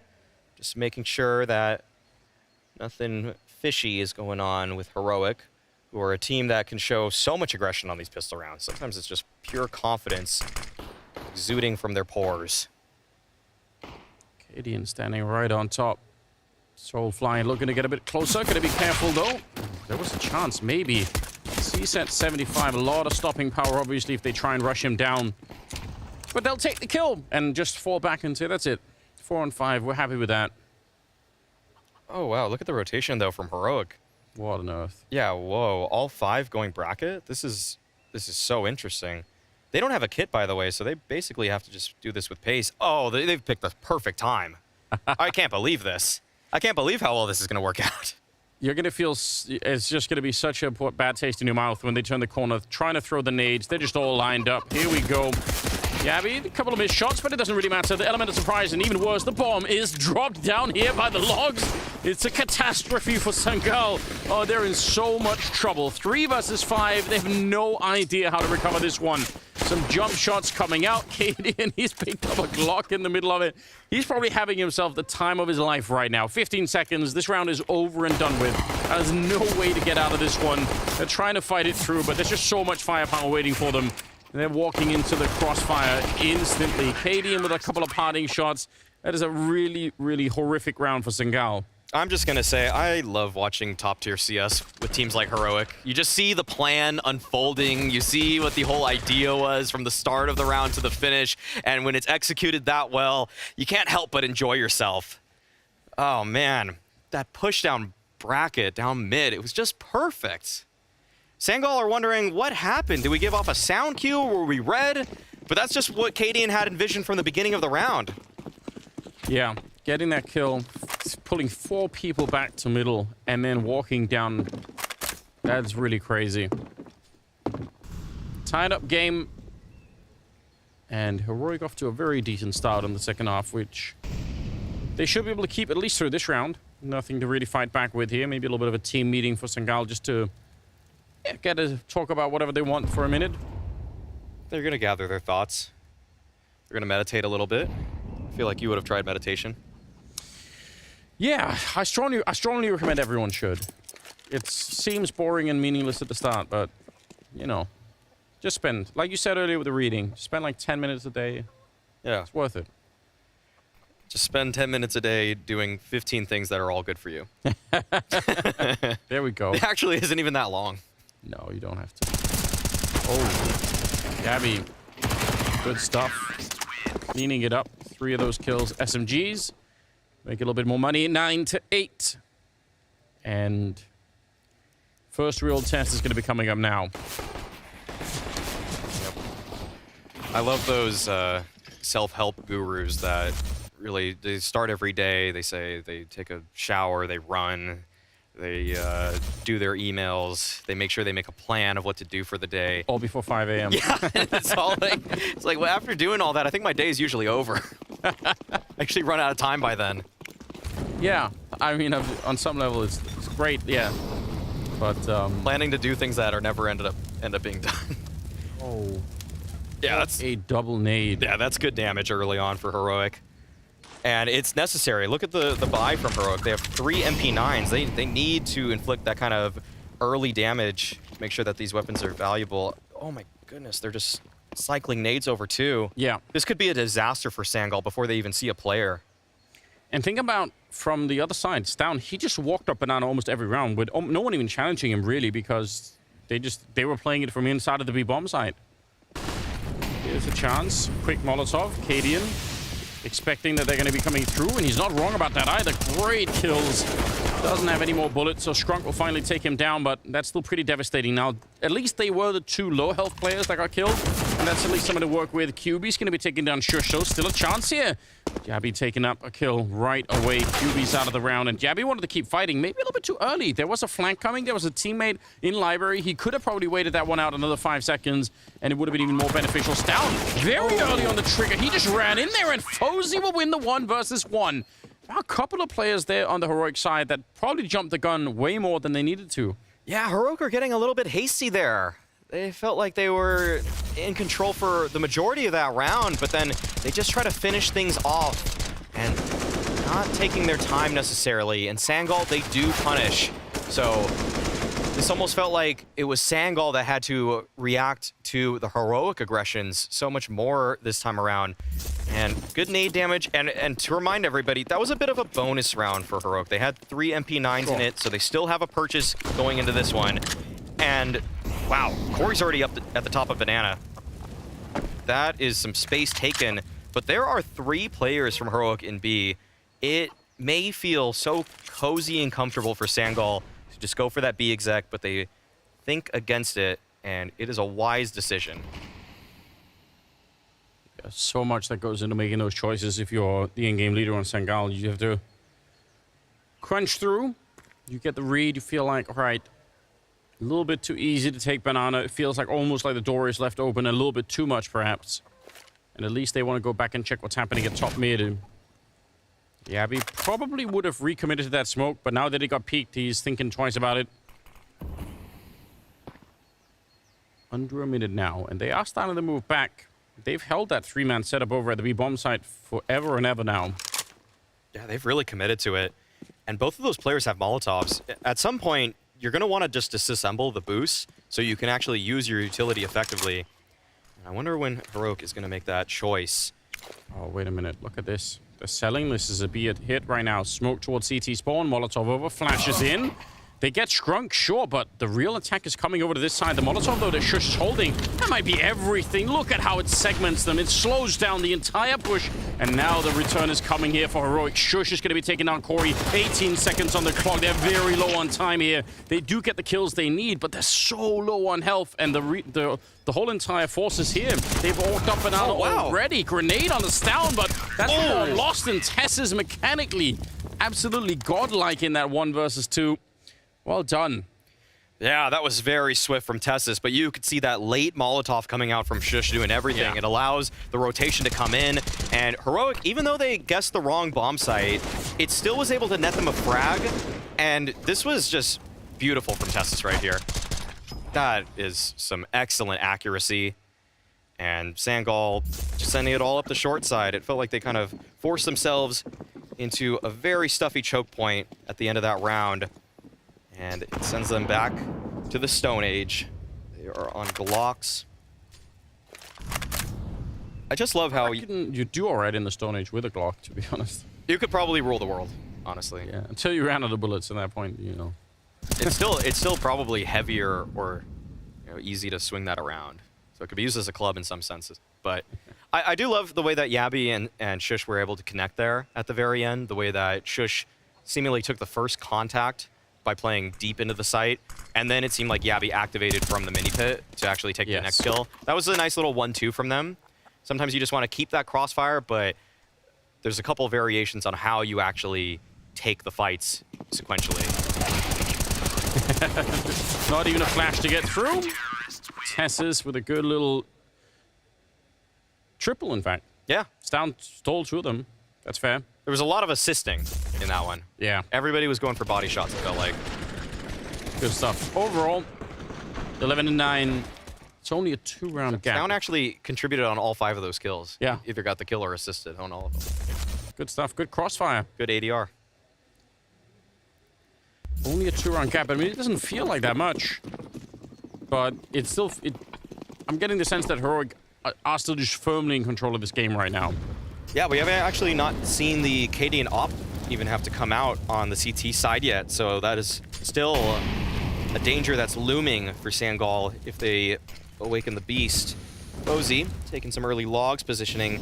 We saw that Heroic actually had a very heavy B lean at the start, and Heroic is one of those teams that takes a lot of liberties in terms of where they set up to start their rounds. I've seen 4 B starts for them, sometimes just leaving Shush at A. Gets a little lonely, so they do come back to him, but it's a cool way to start. But they want to go quick at it here. They're not going to slow down for the smoke. That was not going to make a big difference here. Some spray through, and a nice connection. Tessus, he'll clean it up on the other side by the coffins. Big double kill for him. And now they're going to be throwing down the Molotov just to buy some time and make sure they can't go for an immediate bomb plant. 5-on-3 here for the retake. If it even happens, this nade could be devastating. They're right on top. They need to not be on top of each other right here. Here comes the nade around the corner, and QB takes all of the damage. Tess's beautiful defense from him. Triple, no bomb plant allowed for, and a flawless round for Heroic. Yeah, Sangal found themselves stuck there. They were stuck at that generator position, or water, or whatever you want to call it. That's a tough spot to be, and it was only because Heroic threw that counter Molotov. This was a great initial site hold from Tessus, but Sangal do need to get on this bomb site pretty soon. You can't let your CT smoke fade like that before you even plant. The cavalry had already arrived, and we see that it's just one little bump in the road, and they somehow had a flat tire because of it.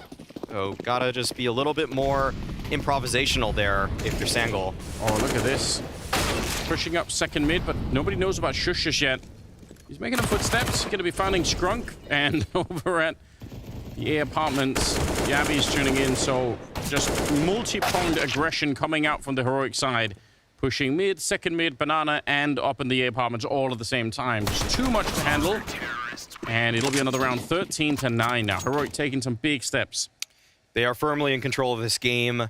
We see that many of the players on Heroic, their money has ballooned to above $6,000. And Kadeen will finally be bringing out that op. But Sangal, they have another opportunity here. They've been getting good space towards banana. That's one saving grace for this. It's just that they have to put it together after finding that. We've seen the single walk in on the solo flank. I think that was from Soulfly. And last time we saw a full exec towards B. But maybe something just a little bit different here. Because once again, they are being afforded the space. Nade. I felt like that should have done more. Yeah, 4 damage feels like a crime. A lot of grenades being exchanged here on banana. Heroic, you could tell how much more active they are in at least making sure that Sangal take a lot of damage in trying to take banana. Oh, but Kadeen absolutely surprised. Completely caught off guard on that one. Yeah, just jumping out wide. That's a bit of a shocker. Didn't even get a chance to use his op. And, okay, Sangal looks like they want to speed up into this one. They take down TeSeS. And Stown, he's still here. He's still waiting behind Nubox. Yabby, he's got the support flash ready to go. This needs to come out any second now. There it is. There's the setup. But he's not able to find any kills. Can't actually confirm it.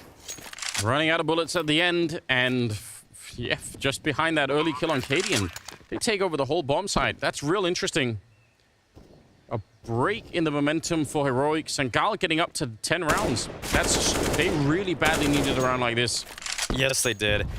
This felt a little bit too easy in some respects for Sangal. To find a jumping Kadeen and then to just find CT TeSeS. I mean, that's not really how you want to set up your defense if you're Heroic. You want to make sure you at least activate a crossfire at some point between TeSeS and Stown. So Heroic, we've kind of seen a couple lapses so far in this match, especially in the beginning of Vertigo, where they just couldn't quite connect and play that Team CS we know that they're capable of. They righted the ship once, but this was another lapse for them, and it's not what you want to see from them, but they still have a good cushion for themselves moving into round 24. Good entries. So important. If the momentum would have kept going here, feels like Sangal would have had a shot in the second half at all of doing anything. So kind of a nice touch to see them wake up a little bit now. Corey's at 16, Soulfly's at 15, and the rest are not really that far behind. So I don't know. In terms of what's on the scoreboard, they're here. They are competitive with Heroic in that sense. Yeah, they're still very close. And in terms of actual map control, I think Sangal's been doing a great job. They finally put it together on that last round. And it looks like they are attracted to A this time around. I haven't seen as much action on this side of the map. Kadeen just going for the jiggles early on. Oh, this is a fast pace. Yeah, but the nade on the other side, they do actually get Kadeen through the smoke, which is a little bit ridiculous, but Kadeen read that so well. Imagine trying to get that quick wrap around on the quad side, but actually the nade, the HE from Kadeen lands right on top of you, so you're slowed down in your peak in towards pit. Like, that's a disgusting way to have to fight that. Yeah, you're going to lose that every single time. For sure. It's probably one of the most underrated thing about HE grenades is the way that it just slows the opponents down. That's why sometimes just having that late HE, I know everybody wants to dump them at the beginning of the round, do that little bit of utility damage, that chip damage, but if you actually nail approaching Ts as they're trying to exec into you, it's like they're stuck in quicksand. Yeah. At least it wasn't on first release CSGO, the Molotovs to slow people. Oh, yeah. Which is horrible. Yeah. Well, TeSeS doesn't need that. The Molotov and M4 combination is plenty. Bozy trying to bring it back. Good headshot. And he continues. Great confidence. Okay. He knew exactly where TeSeS was and wasn't afraid to take the fight. So back into a 3-on-3, although Kadeen looks like he's, again, not afraid of anyone. Wants to get over here and try and take the fight. Doesn't afraid of anything. Exactly. Classic reference. All right. Still posted on the angle. This is a powerful off angle. There are a few flashes for Sangal. If they don't suspect it, should be a free one for Kadeen, but usually you're going to get that half-wall flash while approaching, because this is angle, even though we're seeing KDN play with an op, it is wildly effective with a rifle. He's going to have to do it for a really fast flick here. If he misses it, he's definitely dead. Oh, how wide? They're not peeking that wide. There we go. And the flick does not connect. Well done. Sangal reading the situation perfectly. And there is some money on the heroic side, but still, you have to be careful about going for too much here. One way that Sangal can come back and win this map is if heroic run out of money. That's true. And this is becoming tough to figure out for Yabby. I don't see a great in, but on the other foot, they can just contain Sangal. Looks like they just want to box him in here. They even smoke the front of the site to trap them. This is well done. Yabby has a chance to farm it up now. He could get all 3 of these kills. Yeah, they're going to be panic running away. Remember the new bomb radius. They have to run so far away. No chance at all. This is great. So well played. Now, Yabby does go up. That's maybe the only slight hitch in that plan, but ultimately, the whole setup for it is really good. That's really smart.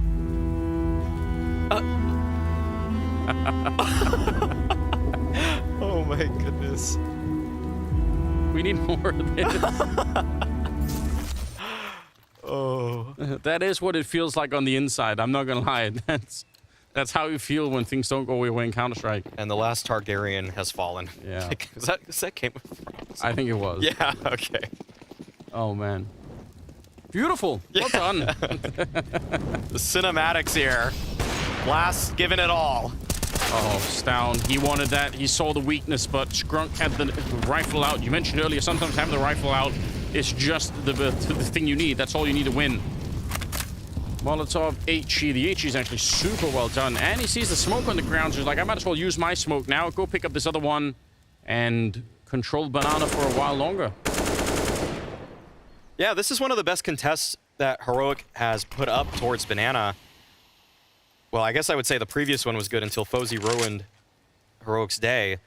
But they keep Sangal in the dark. That's something that they haven't been doing. And even though that half-wall smoke doesn't necessarily mean that Heroic has Banana control themselves, it means that Sangal will likely expend utility to reclaim the top of Banana. So instead of actually going through the motions there, they turn their attention towards A and bracket, where Cadian's able to collect. This is going to be a good setup flash. Yes, it will be. Shush completely blind, but Gabby's there when they return. And oh, look at the counter flash coming in. That's all the way from TeSeS, throwing it over the wall from CT spawn. Super well done. And Fozy, 1 versus 3. How do you get out of this one? 25 seconds. I mean, if he wants to win this round, he has to go towards the bomb. I don't think it's going to be possible. He gets 1, but TeSeS is so quick on the return. 15 to 11, and TeSeS, he's clocking in at 28 kills right here. He's had himself a great game on Inferno. Yeah, this has been a wonderful map for TeSeS.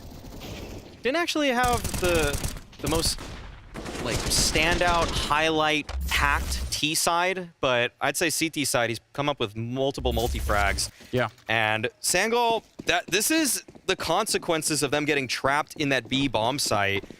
When Yabby was able to pick up those kills, it inflicted the economic damage to make this one a living hell for Sangal. Speaking of hell, explosions at the feet of Fozy, trying to see if they can run someone down on Banana with the Tech 9s, and they're going to get absolutely denied. Cadian is out here swinging left and right. Molotov now down towards Corey, going to be forcing him out into that, well, even more death. 3 people shooting at him. They're just getting everything. That is a really powerful way to win this map. Cadian on the triple, Skrunk alone now. 1 versus 5 with just a Galil. Heroic absolutely looked like the stronger team now. Sangal, what was the scoreline last time? 16-6 on this map? They almost doubled it. Yeah. So definitely much improved. They look super competitive, but Heroic are a really powerful team, and you're beginning to see why. Yeah. I mean, Heroic, they're just so comprehensively strong across this map. The A site defenders, B-side banana holds, they have such a variety of options they can always turn to when something's not going well. We saw multiple pace changes, and there we go. The final headshot from Stown, and that is a great victory for Heroic to move themselves forward in the showdown. Yeah, power performance from them. A 2-0 victory, and they send Sangal out of the tournament. But I'm still pretty impressed. I mean, this project seems like a fun one to follow. I think one of the first looks that I've really had at them, and I think it was worth the look for sure. Yeah, nothing to scoff at when it comes to Sangal. They put up a great fight, but their showdown ends here. We are gonna go to this. Yeah, They're ready for us. Go. Yeah, break it down. Thank you very much, gentlemen. Yes, a grudge match on the cards for Sangal, but unfortunately for them, no sweet taste of revenge. Heroic close this one out in 2. They move on to the grand final. And Maniac, they move tantalizingly close to that spot at the Royal Arena. One game away, one game away, and we are blessed with the Astralis versus Heroic game to decide who will go to the finals. But maybe we should give a send-off to Sangal. I agree with the sentiments at the casting desk. I don't think they should be ashamed of what they have offered us here at the Showdown. Most of us wouldn't even imagine them winning against Big. They made kind of an impact. Good for them. Let's build on that. Yeah, I agree. I think they did themselves proud. The first win in the tournament against Big was an eye-opener for a lot of people. Sure, some of them seen them play during the RMR. Sure, some of us out there knew they were decent, but the fact that you're able to take down Big despite playing with Sin was a great result for Sangal, and they remain competitive in this game against Heroic. They got off to a good start on map number 1. They got off to a good start here in Inferno, and at the moment you were thinking to yourself that, ooh, there's a chance of an upset, right? We could have a closer game, but at the end of the day, you got to give credit to Heroic as well. Getting behind 2 maps in a row and still winning convincingly, that's a testament to how good you are. Yeah, just in terms of wrapping up the conversation about Sangal as well, I know, Maniac, you love the analogy of, building the house. You've got to have that solid foundation, the building blocks coming forward, and I feel like we've seen those progressive steps coming out of Sangal, just in terms of coming off that RMR where things were, I don't know, lackluster, to say the least. At least they had something to be mustering up. I'll try to stay on brand with the analysis or the analogy you were using. So if I'd like a team to be like a house with strong foundation, I'd say that Skrunk might be a good architect right now, but still they probably lack a little bit of foundation when it comes to the players. The talent distributed around is a bit lackluster. When you come to tier 1 Counter-Strike, that's my point. Once you get to play against the Heroics of the world, I don't think there is the quality fundamentally in the roster, but I'd say that Skrunk has a pretty good idea how we should utilize the pieces of the puzzle. You can build a good foundation, but it also depends on what kind of materials you're using inside. You can get an IKEA kitchen. Next level. You can get an IKEA kitchen, which can be nice, but at the end of the day, there's not enough quality within these players to, I say, challenge, the top 10, top 5 in the world. Right now, Skrunk, I think he's a very positive...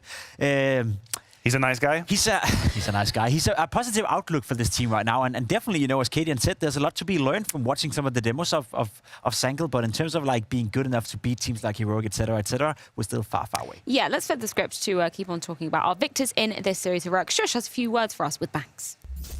So Shush, you've got yourself 2 victories in a pretty good fashion here. I would say, I guess I want to start on asking you about if Ecstatic was a harder team to go up against or Sangal were in this matchup, because both obviously still challenged you, but you got the 2 O's. I think it's kind of the same level. They're both pretty good online. We're not that used to playing online because they play a lot of matches, so they play pretty much every single day, it feels like. So you can definitely feel like they hit some shots that you're not really ready for sometimes. And in terms of your actual game plan coming into this one thing that Kadian even told me is that he expects Sangal to do a lot of anti-stratting and kind of be able to focus in on what you guys might try and do. So did you try to play a little bit looser? Did you just react on what was happening? How was the game plan for you? I mean, we're really confident in our own game, like how we play and our strats and everything. So we just rely a lot on that and just reacting to the stuff we see on anti-strat. And also, there's one round on Inferno City where they did a boiler pop, where they got it completely owned, and that's one of the things that we saw. They destroyed instantly. So it's nice to see that the anti-strat works. And you got a big smile on your face while saying it, so I know you enjoyed that one for sure. But yeah. Now you've got yourself into the grand final, and you'll be facing another Danish team. It's Astralis. Now, if you were going to ask me this a few months ago, I'd say, cool, clear rivals for you guys. I know it's one you're going to want to win, but this looks like a golden ticket for you guys, right?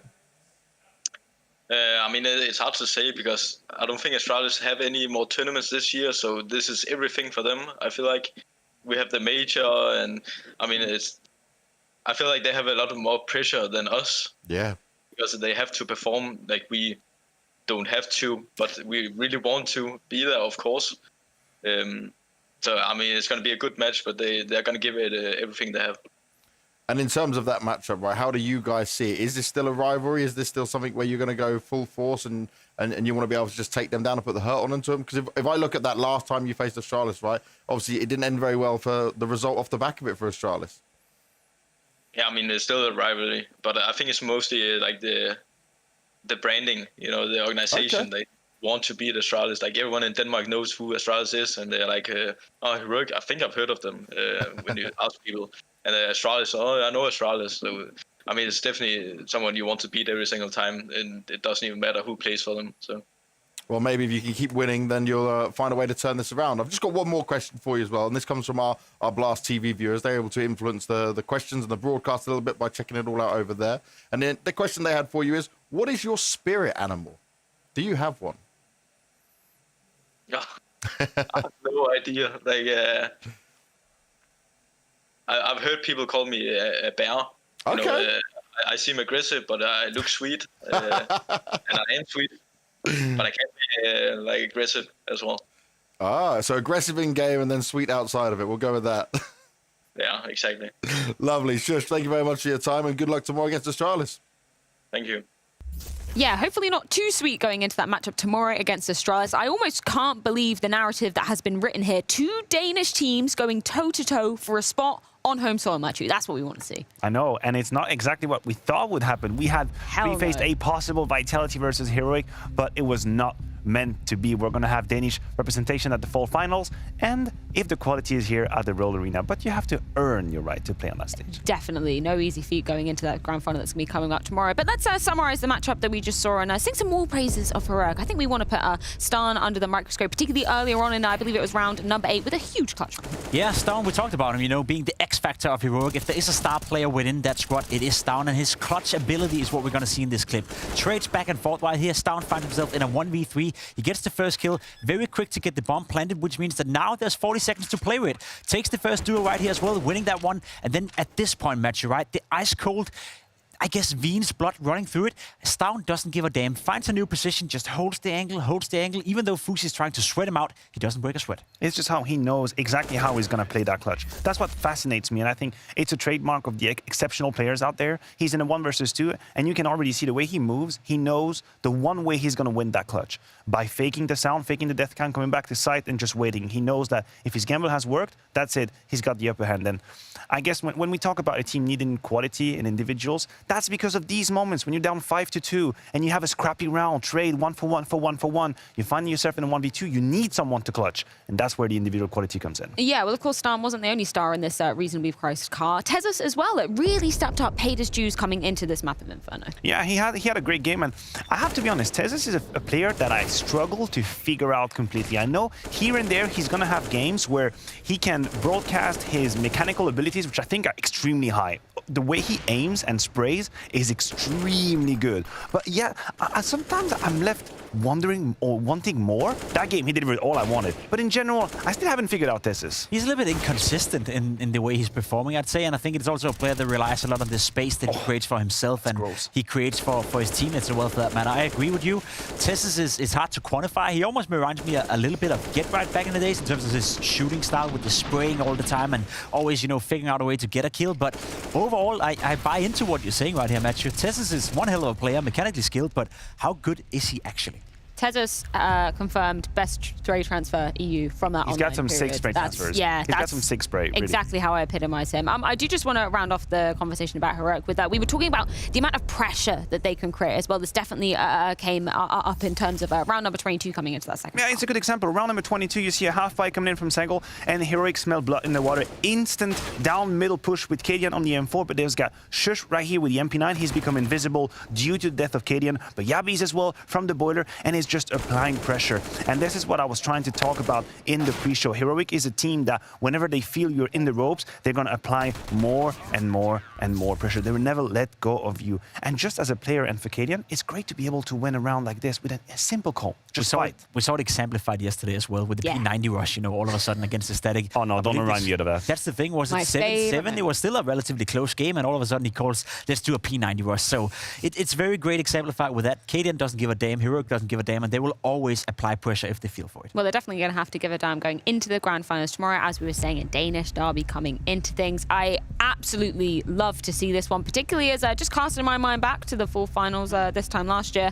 Heroic were not the Danish heroes. They were definitely the villains just in terms of the crowd when we were going into that arena last time. It's a massive opportunity for Heroic to go inside the Royal Arena, or at least get a chance to play inside the arena. And if you can do that on the cost of Astralis, they would feel happy for it. Astralis, for that matter as well, just play with the idea, Freya. Just play with the idea that they somehow find a way to beat Heroic, and up through the floor comes Device inside Royal Arena, right? There's some potential for a redemption story right there. So that match tomorrow, that's a lot of stake. Is that exactly what's been going down in your dreams, Pimp? That's the moment you've I think that's the script. I think that's the script. It's the script we're writing. Yeah. Well, hopefully things aren't too scripted. We do have 2 more best of 3s going down on today. Our European division wrapped up for the time being, as we have cemented the 2 competitors going into that grand final. 00NATION taking on Fluxo later on today. But first, it's MIBR at the hands of the Sharks.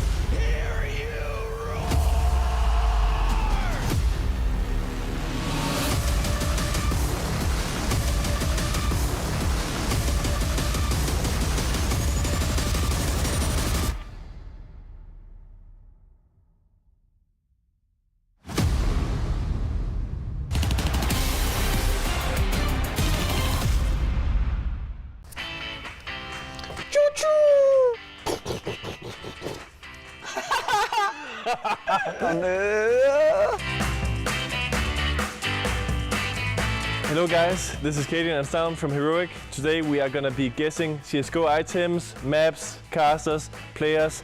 Tell me if you're better than we are.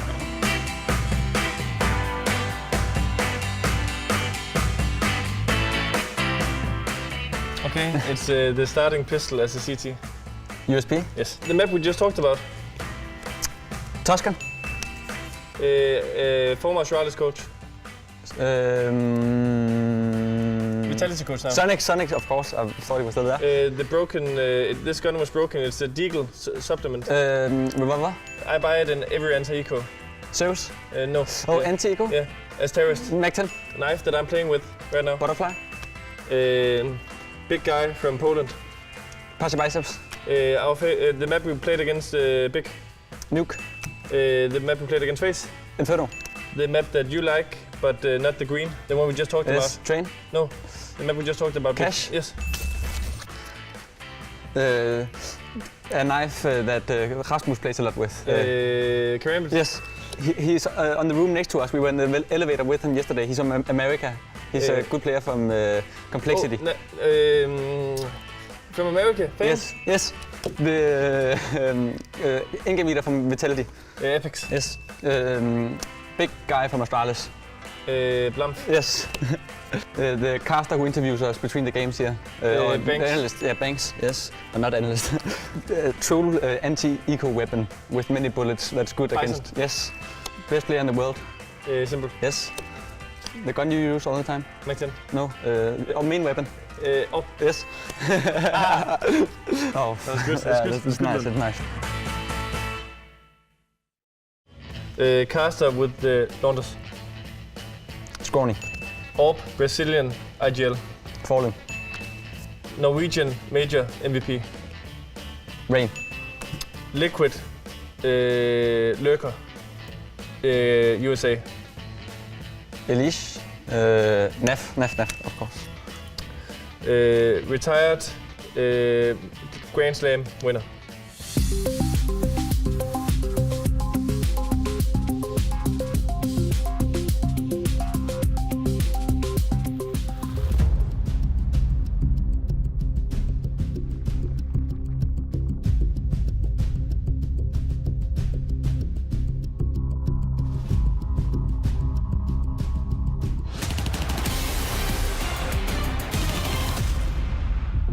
Sharks pulled off the upset by putting the hurt onto Complexity. Nisem comes wide. Nice long-range shot. Tons of damage. Tippity taps it into Grim. Now they go up against their Brazilian rivals in MIBR as they look to make a bigger splash. MIBR got off to a slow start and could have lost 2-0 against Team 1, but their grit and determination saw them win the series. Bomb still tucked in. Nice pop-up. Oh, the spray just gets slightly away. Wow. Joda, that's such a nice second kill. They'll need to be stronger this time around to swim with the Sharks.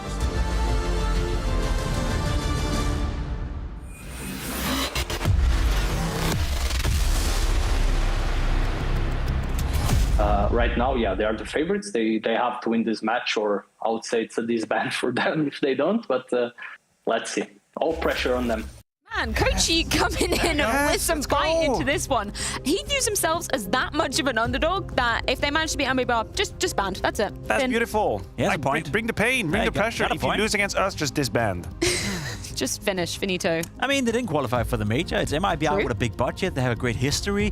Couldn't qualify for the major. If they can't qualify for Royal Arena either, then you may as well disband, I guess. So we are weighing up these two. As you know, Sharks, obviously the much bigger animal coming into this, should be the heavier weight in terms of the physicality, but definitely the lighter chance of taking this one, Pimp. I mean, they lost to Kausi, which was the one shining light they had, right? I think Nisem was a great player in the first game against Complexity, so we are learning more and more about Sharks, and they were very open and adamant about the fact that, sure, we don't run with the same budget, we don't do it the same way, we don't want to take in established players, we want to take in young talents and form them for the future. So in terms of how the clubs and the teams are operating, there's no doubt that MIBR are the favorites in this one, but I were impressed with their performance against Complexity, and I do think it's going to be a much closer game than it initially would say on paper. Yeah, it was super refreshing to see not only an interesting interview given out by the coach, Kochi, of course, but also on the server see these values come together. We've seen a squad which is, in my eyes, actually just a bunch of rookies, right? They don't have any experience at the highest level, and then they ended up in that situation versus Complexity, round 30 on Nuke, and they were actually the ones remaining calm and actually going through the finish line. So I was very impressed by Sharks. The reason they're here is because they kicked the ass of Complexity, who were, favorites to go to the grand final. So they've earned our respect, they've earned our attention, at least. Yeah, definitely. Nisem himself, obviously the man just we saw on the screen, the current highest rated player in the Americas region. 1.35 rating, only a 2-map sample size, but just the impact in terms of what he was bringing to the server as well, along with the whole entirety of Sharks. Really impressive to see in I guess a lesser known team. I just remember a couple of moments where he was under a lot of pressure alone. He was standing B-side on Dust 2 and kept his cool, right? He was getting multi-frags, he was getting double kills, triple kills, doing stuff that you see a very tenured and experienced player would be able to do. Nisem, not necessarily a name that rings a lot of bells for a lot of players out there, but he was one of the few positive surprises in that game against Complexity where he really shined through and showed us that there's a lot of potential within him. Well, let's take a trip down memory lane, as Mahone does have a segment from that said Complexity game. What have you got for us, Danny?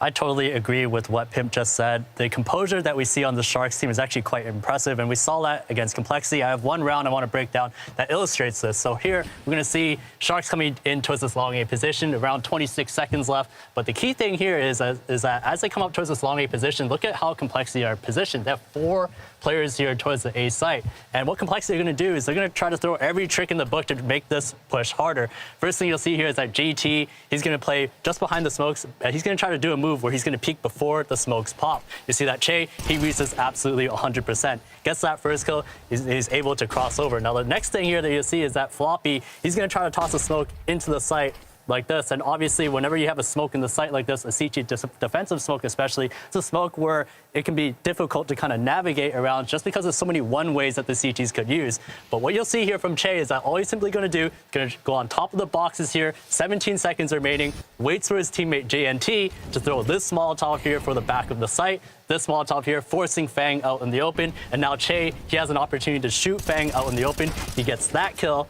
And next you'll see that Grim, he's now in a spot where he's getting pressured from long A. And typically, when you get pressured from long A, fundamentally on Dust 2 A site, you have to have either long or short. So he's going to try to push down towards short and regain control. And you'll see that Nisem right here, all he does is simply hold because he knows that this reaction is coming. He gets him completely and just leaves Floppy left in this 1v4 in the site. Only 8 seconds left. His only opportunity here is to try to push the plant and deny that plant. But then you'll see that Che, once again, able to catch him as he's trying to push him towards the site. So a very chaotic situation that Sharks found themselves in, but they were able to manage it perfectly.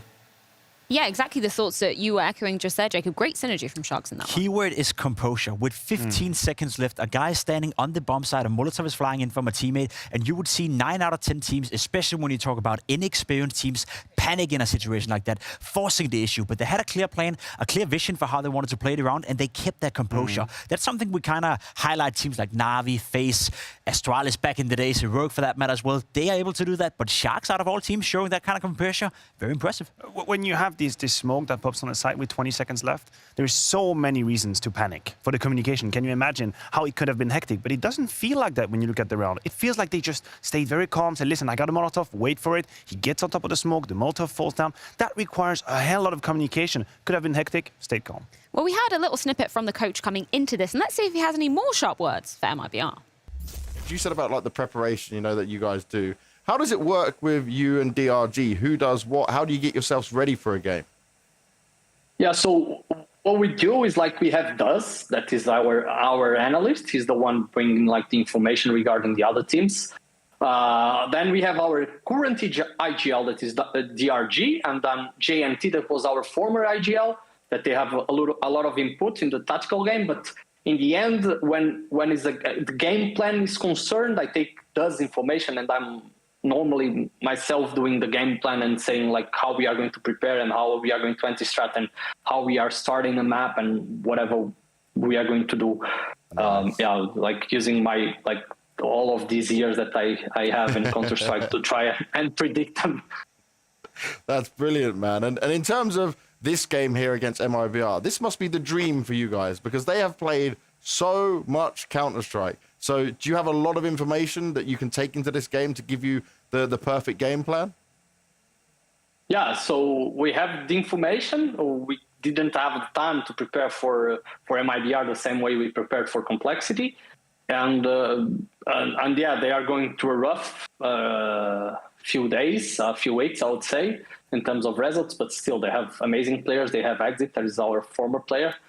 But I know that the mediatic impact doesn't let people know about this, but last 15 maps played between Sharks and MIBR, Sharks won 12. So you cannot ignore these kind of numbers. No. Still, at this current stage, I would say MIBR are still the favorites.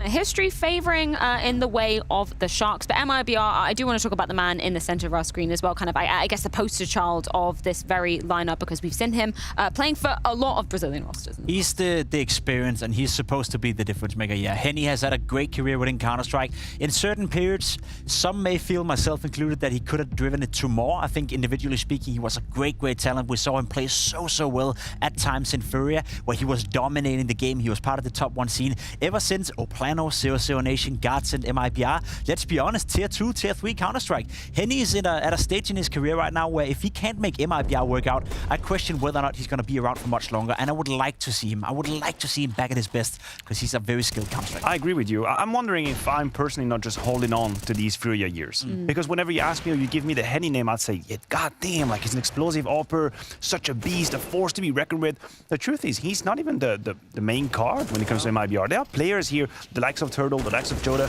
who are actually out there making the difference. Henny has been a bit more quiet. And I don't, maybe I'm just holding on. Maybe I'm just being nostalgic. Yeah. I can't accept that we aren't in these years anymore. Yeah, nostalgia can be a powerful tool, but let's get a few words on Henny himself, courtesy of Exit. One question I still want to ask about in some more details in regards to Henny, right? He's come in, you've got a dedicated AWPer now, but do you feel like you have the MIBR system and play style that you want to play, or are you still trying to find it? I guess right now we are trying to find another play style for Henny. I think he can be more impactful in the team. We are trying to figure out what we can do to help him playing that he was playing when he joined the team. I think it's pretty much it. Okay. And Sharks today, how much do you know about this team? Because obviously, when I look at their games, they've not played anywhere near as many matches as you. So is it hard to prepare for them, or do you still have a good understanding of what to expect? Yeah, it's hard to prepare against a team that didn't play a lot. But I was a Shark player for 3 years. I kind of know what they like to do, what they they like to approach the game. So I hope that this helped my team. But as I said, it's hard to prepare for a team that didn't play much. We don't have like much demos to watch about them, and that's it. And how do you think this game's going to go? Is it going to be a battle of the minds, the mind games? I don't think it's going to be a mind games match. We just want to play our game, like not focus a lot on them, because, as I said, we don't have much information. But it's going to be a hard match. They are playing good. They won against Complexity. That's not an easy team to beat. And, of course, it's going to be a hard match. We see the map pick and bans rolling on the bottom of our screen as well. Vertigo pick coming out of Sharks. Only played it once in the past 3 months. The only thing I can imagine is that there's a buttload of information out there. They've played it 12 times, I think, in the last 3 months. So Sharks and Kochi probably having something ready under their sleeve, because Vertigo is definitely a map MIBR can play. Sharks has never lost in Vertigo in this year, right? They played it 3 times in 22 and won all 3 times, but they don't really play it that much, which is kind of interesting. And that was my point towards this video. Neither Dust 2 or Mirage is going to be played in this game. In the past 3 months, Sharks has played 18 times combined on those 2 maps, whereas you combine the rest of the 5 maps, only 11 times on the rest, right? So they're not getting to play their favorite maps. They're not getting to play their home bread and butter, and that's the problem for me in this game as a whole. Sharks cannot win a best of 3 against MIBR with such a limited map. We're testing the depth of Sharks. That's what we're doing right here, Freya. We're talking about a team who's had now less preparation than the game against Complexity. Coach, he said it, they had prepared that game beautifully. That's a smaller turnaround, it's a quicker turnaround now, and they don't get necessarily to play the comfortable map, so it's going to be a test. We get to see what they're made of. Just note the sample size at the bottom right here, because people may think, oh, Vertigo 100% win rate. I said they haven't lost on it, but it's just 1 map the last 3 months, right? 1 time have they played. One thing is practicing the map a lot, another one is going in a very important official and play it. So I'm curious, as Matthew said, we're testing Sharks right now. Are they the real deal, or was it a bit of an upset and a bit of a fluke beating Complexity? Well, we're going to see exactly how it does play out. A small sample size for Sharks coming onto their home pick of Vertigo, but we're going to see if they can bring the pain to MIBR. It's the first map up in this best of 3 series, and Lourdes and Scrawny are going to be back with all the action in just a few.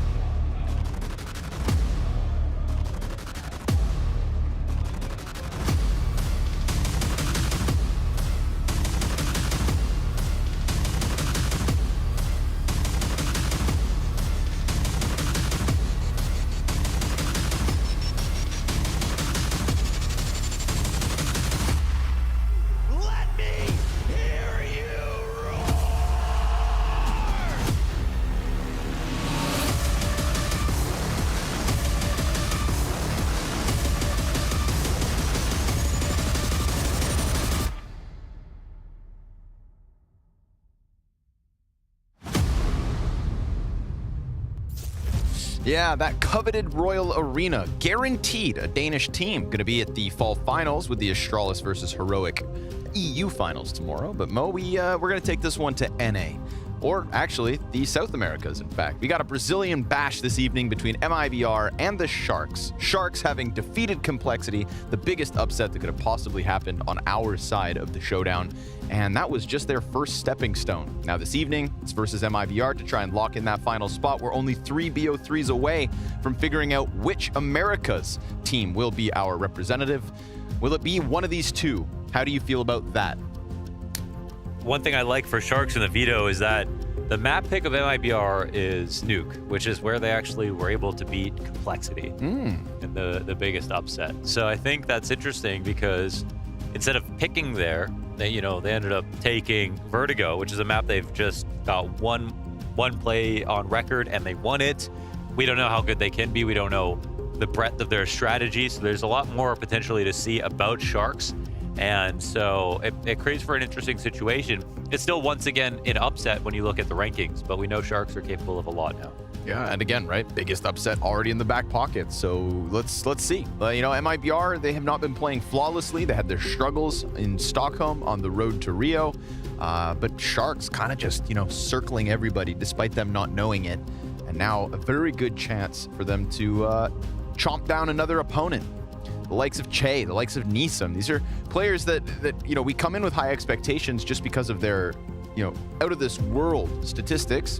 And the question was just, can they replicate that and show us their peaks versus higher caliber teams? Well, yes, they did it straight up versus Complexity. We saw some banging individual levels.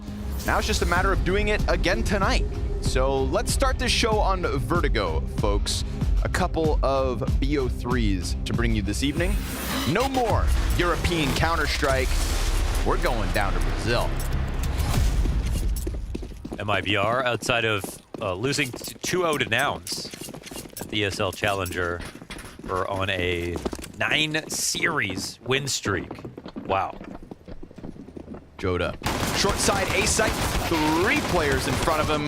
The Berettas sing, but that second set doesn't actually get a kill, so 2 frags the way of Sharks could bode well for an early pistol victory. But Henny, a little bit more chip damage on that bomb planter. It will go down, guaranteed. The retake begins.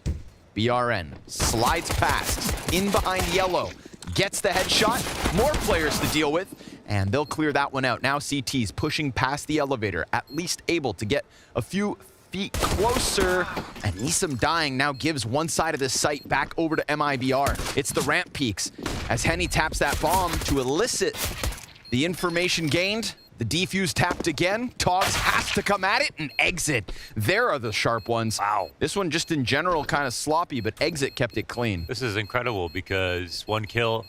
Henny's got no HP, so unless exit does all of that, it's over. Ice cold. No chance you're getting that 10-second defuse. So well done for MIBR. And of course, this being a punish pick means that they're going up against an MIBR who they win a lot in general versus the level of competition they face. Vertigo's the bottom of that. And so it might have been hard for MIBR to see this getting picked, obviously. It's out of left field. So there's actually a significant chance that there is not any real preparation for MIBR in this situation. But that doesn't guarantee you the win, right? That doesn't mean that you're going to be able to win every round. Because... Ooh, love it. Love it. MIBR might be hard to read. Around the world, but unfortunately for Che, loses vision, exit, holding them off for the time being. Rambunctious B-split using the run boost. It's nice for an entry.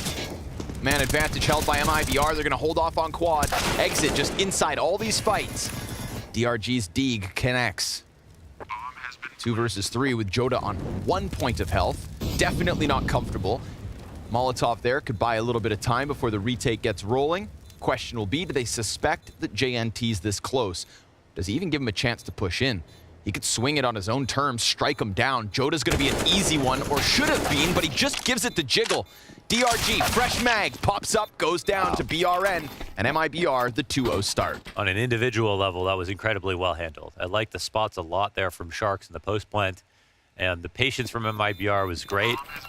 And it felt like No world where JNT doesn't get one, especially with Jotion such low HP. We see this exact same run boost with the perfectly timed pop flash and another kill on the back of the wood wall. It's been a staple of the showdown. Yeah, we've been getting risque with our run boosts. You know, it feels like there's less and less strategies or tactics that can, you know, predicate themselves on movement. That's a cool one. Always nice. Hope they never change it. How about a T-spawn to A ramp run boost one day? A man can dream. Solo AK for DRG. Nobody pressing up close, so he's not going to get that free headshot. At least not without running a bigger risk. He's just going to go ahead and run up the stairs. An interesting game last time around with MIBR. Jota had a pretty unreal series as an individual.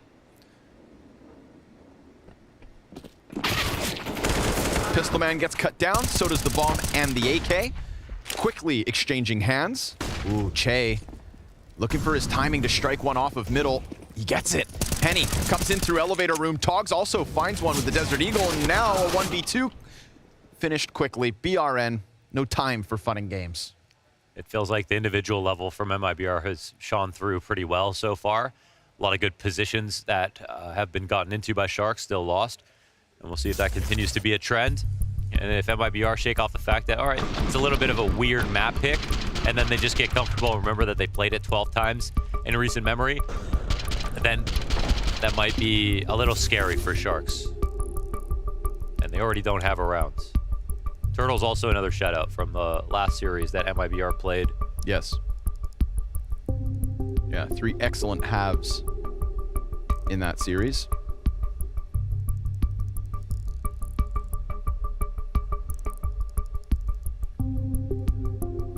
I think it's safe to say at this point in the showdown, both EU and NA, man, doors are open. But particularly the Americas one, just because, you know, I would say 2 of the favorites are already out of it. Complexity, Evil Geniuses, gone. 00NATION, I feel like, just because of their placement at the major, you know, they become the new potential kings, but, yo, nothing's guaranteed right now. I like the idea of 00NATION continuing to play well. Because, like, when Cold does this interview, I think, well, how long have you been grinding CS with no sleep and no friends and no social life? Because you weren't good, like, a couple weeks ago. You know what I mean? You weren't, like, really, like, you weren't 2016. Cold Zero was probably doing the same thing. So if it was just, like, a kind of a boot camp and it was, like, the last month, you know, all of that time has finally paid off and you've reached it right in time for the road to Rio. Does it just continue now for a long time? Because we know how good he can get. So that's the question that we're answering every day as we watch 00NATION play. And that's what makes the NA side of the bracket even more interesting. I think there was also like another question once obviously when they were in Stockholm, it's like, oh, okay, you're going to show up for the match that absolutely matters most for your, you know, current couple of years in that you qualify for Rio. Finally, Cold Zero and Taco kind of, you know, connect the dots. But now we're talking online Counter-Strike. Fall finals, which in contrast to the Brazilian major is not as big of a deal, but still Cold Zero last night was putting up the numbers. So I, for one, would absolutely welcome back primetime Cold. It's been a while. The streets need it. So does that mean that you're going to pick 00NATION to make it to Legend Stage? That's a loaded question. That's not what that means. That's an unloaded question. Answer. I will not. If you don't answer, I want you to know something. People are going to take that as an answer. Right. So, no, I just think, again, I think we kind of touched on it yesterday, right? Like, if Sprout and if maybe Spirit were down in the Challenger stage, there'd be a little more wiggle room, but the level of competition is just so much higher with Vitality and Cloud9 already down there. You know, sometimes, depending on who's at what stage of the major, you hope, like, this could be a chance to make the hero run, but, nah, man, it's hard mode from the very start. 00NATION, Cloud9, 2-2 matchup in the challenger stage. Who wins? Cloud9. I didn't hear a lot of confidence with that. Cloud9. Does that feel better? Yeah. All right, excellent. Still don't believe you. Confidence is key. Got our players back in the server, ready to roll. 3-0 start. I'm glad we got those issues sorted right before the gun round. Let's see what Sharks have in store. Trying to break through the defense early. We get some presence towards the B site. It's been an opening bout on a few rounds already. Oof, Turtle. Careful now. Che, he's going to find it through the wood wall. Is that the trigger? You got 5 players ready to rock into the B site. So they're just going to unload the utility and unleash the entries. Exit. Falls back through smoke. Almost catching Che on the side of the fire. But this one belongs to Sharks. Yeah, it is the B site, so... And they still got nades, but no... Exit doesn't smoke the molly on the back of default and gives his position up instead of trying to fight. And of course, rotations are slow, so Sharks were really quick to be able to organize. And MIBR will smartly save with 4 players and a lot to lose, honestly.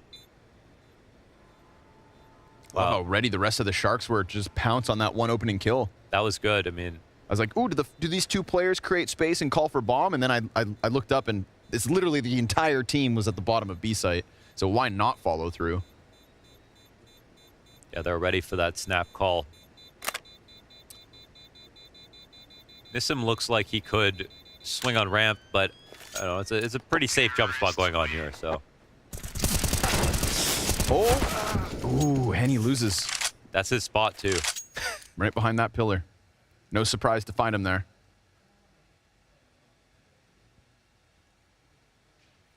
Hey. Hey. It's like the Dory picture. Oh, yeah. Yeah. The Vinny picture. The Vinny picture. Yo, Vinny's new sticker, S tier. Hilarious. He's got good ones. Yeah, the shark was my favorite. I like that he changed up the drawing, but it's still got the same, like, you know... energy. Yeah, exactly. Save call transitions them into the double FAMAS.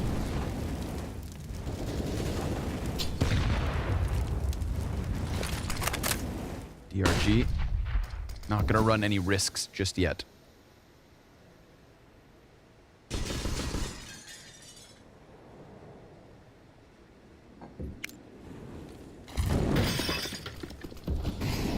Molly for Henny. Nobody's home. DRG still not even pressing through the smoke. So let's see what this mid walkout can net them. Right now, Counter Terrorist just kind of denied any control. I love the layers of utility coming out of Shark's T side right now. Little pressure on A. We see how that preoccupies the majority of MIBR. Opens a door in middle that Exit doesn't really want to deal with. A kill through smoke could save things, especially as Exit picks up the next one. Nissim now gonna get pinched as the CT peak soon enough comes through. It is Turtle doing it on his own. DRG the last man up. I love the protocols, I love the calls, I love the strat, I love the execs, but ultimately MIBR just get the frags. They really, and it feels like this match when we saw them play against Team 1, where Team 1 kind of showed that they were trying new things, but on an individual level, straight up could not keep up with the decision-making of MIBR. And this round, like you said, it felt like they had 300 grenades to use, 36 Molotovs, all of their players alive, they were creating space, but it didn't feel like MIBR were getting any more scared and knew exactly where they needed to draw the line. And their individuals are making such good choices about how to take fights and when to hide. It feels like it's as hard as possible for Sharks to find a way in. Big shout out Turtle as well. Definitely under pressure there with the potential of the players coming up ramp. Gets 2 with the FAMAS from quad to construction.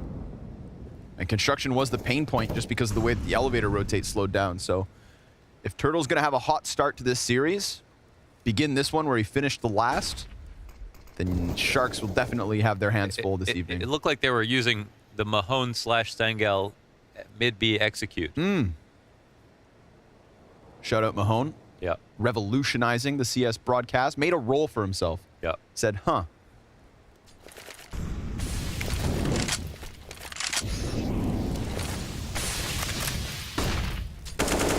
Said if Yanko won't do it. Yeah, right? Yeah.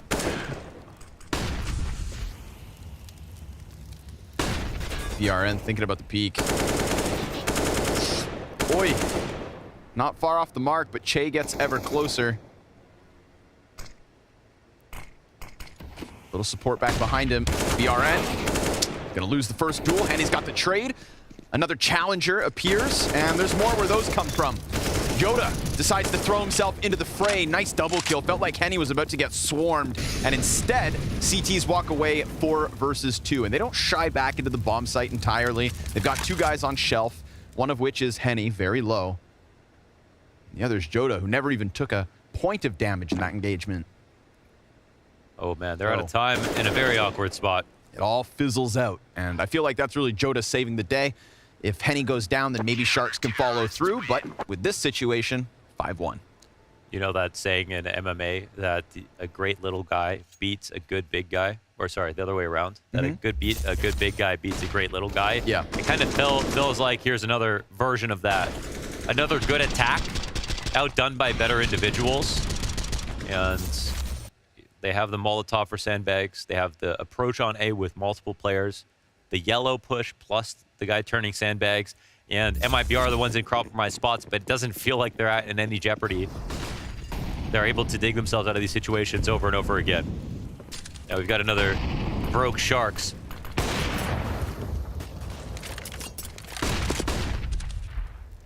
Only a couple of guns, and they waste no time trying to post JNT for the pick. Doesn't get it. And so the curiosity towards the B site comes through. And the boost in middle. Togs up next. Crack of the whip on Joda, and he's got the opening, but Joda's going to play it nice and safe. And that utility pressure has him backing up.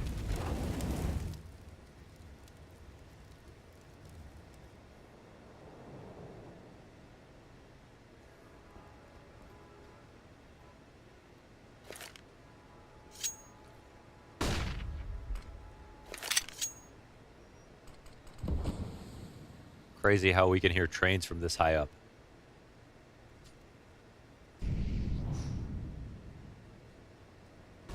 Ooh, he's climbing over the wood.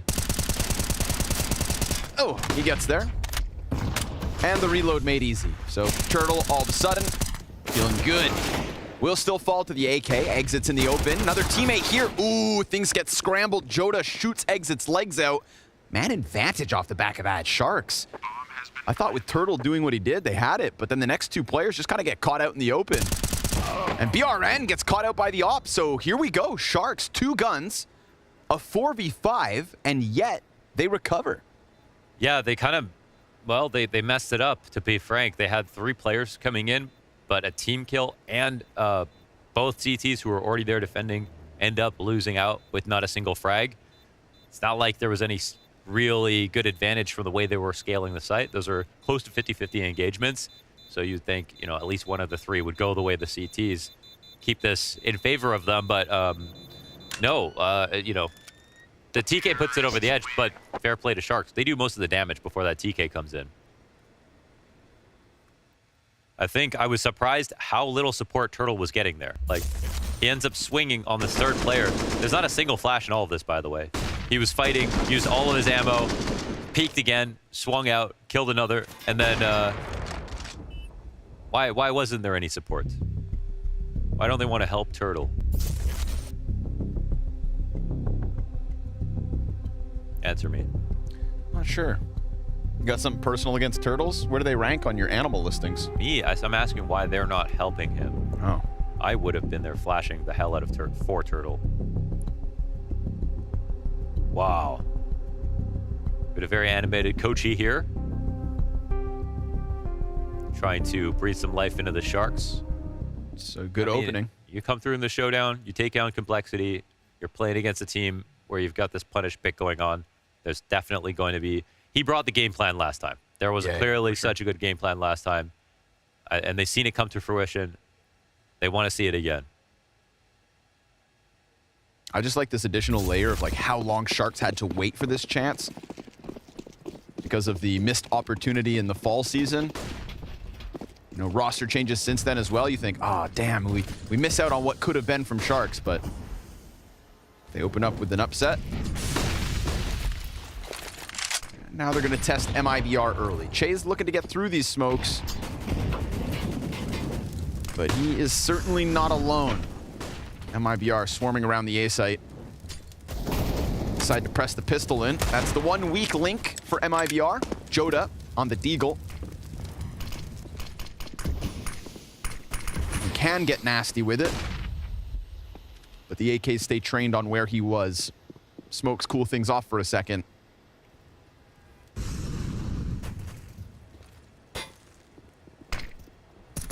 Che wants to come back at this, already ahead of the smoke. Ooh, BRN, flash through, didn't see it. And with that, Che comes out from the trenches with an opening kill to drop one of the guns as well. Henny, this could be a moment from him, but fire destined for him. He's gonna go swinging round. He does at least take Togs. Oh my. Very killer headshot. Didn't look like he was gonna get it, but finds it in the end. 30 seconds left. They can't get that gun back for Joda. He's got a teammate behind with the M4.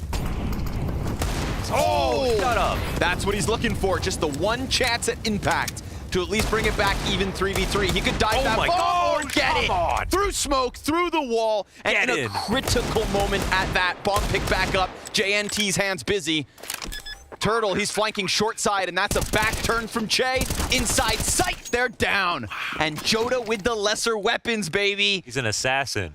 You know, the sad irony of that is if he had a better gun, he probably doesn't do it, you know? What a shot onto the ramp. Crosshair plays missed perfect. It wasn't totally random. It was all timing, right? He lined this up before any smoke went down. Oh. This was nasty. Off the audible. That moment when you should have planted default. How's he supposed to know?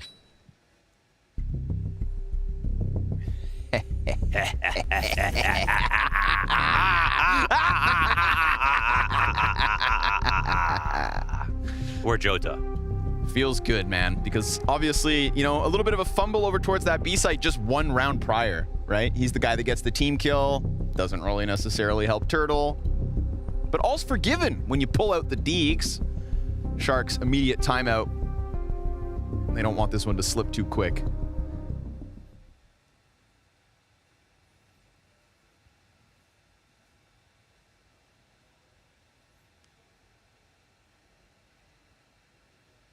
Coach, he's got his work cut out for him.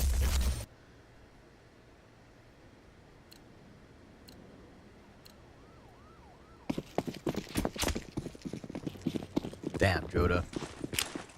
You know that one leaves a bruise. Oh! He makes it. That was close. That felt like the slowest run boost I've ever seen. And Chase still manages. And do you normally take that much damage? I feel like you don't even hear the knees crack. That was a weird one. It's almost as if the part of the sandbags he landed on was just that like 1 unit too low. And so he takes... And then he went up the threshold of damage to like 20 something. I don't know. I didn't think he was making it.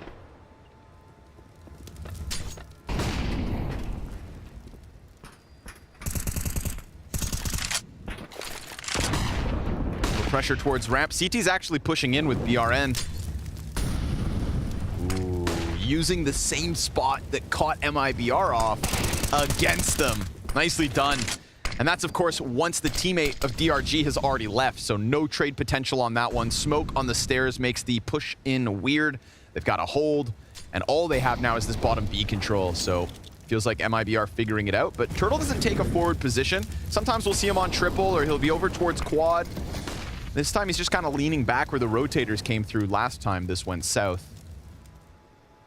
So I feel like, if anything, Sharks have actually been given a nice little bit of space to make this play happen. Now they're starting to press in. Che has yet to spot a body, but they are right there. You can't see him, you can smell him. Joda, just sitting in the pocket. And Togs gets the quick trade right back. They could boost over for vision.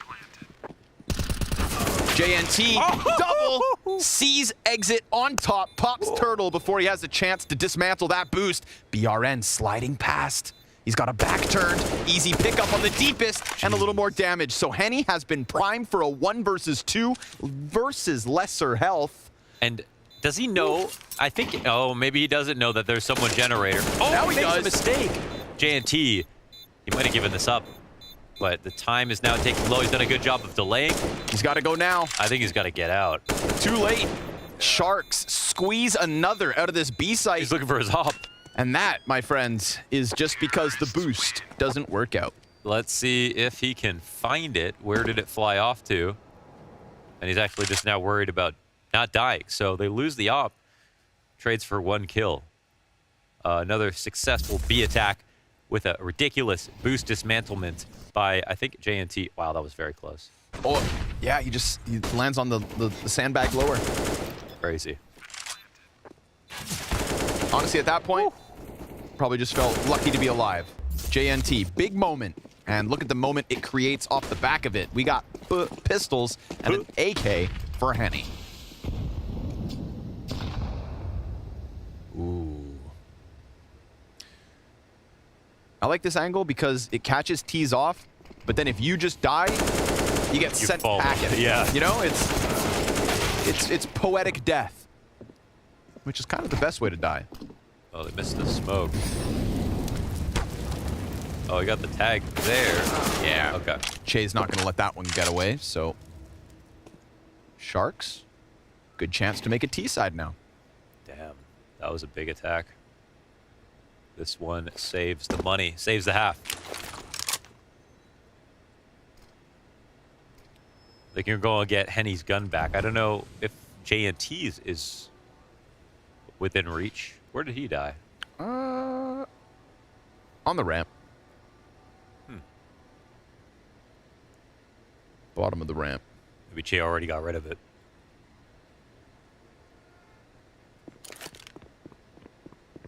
Ooh, there's somebody in the B site exit.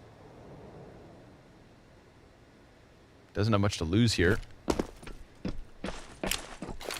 Bomb now makes its commitment. And yeah, you can play for the gun at the bottom of ramp. Like you said, if it's still there. Turtle's got Henny's. You know, if they waited all that time and it's still there. What are you going to do about it? Well, then I think MIBR should win the game. But they're giving them so much credit right now. They're like, don't even believe it could be. Oh no, they've pushed through. They're searching. Searching for a hurtin'. Bah! Now there's definitely a gun to be grabbed, but you got to kill Che while you're at it. And that one's not going to go down smooth. Sharks, 3 up. They want to press the issue. They could still clear Turtle. It's up to Che to find him. Oh, yes! Jesus. Yes! Wow, what a find. That's so sick. That's awesome. You can run, but you can't hide.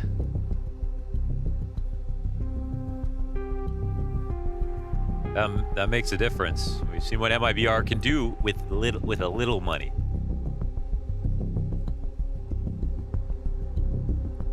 I don't know if they actually could buy now. It looks like yeah, they were buying here. So that lost gun means their buy is substantially worse. Not to be dramatic. It's our job. Yeah.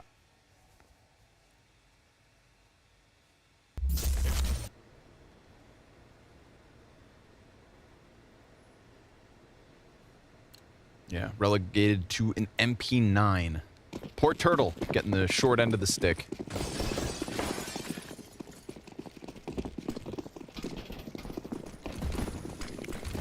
Fast. Sharks coming at this A site met by fire. One of the better elements.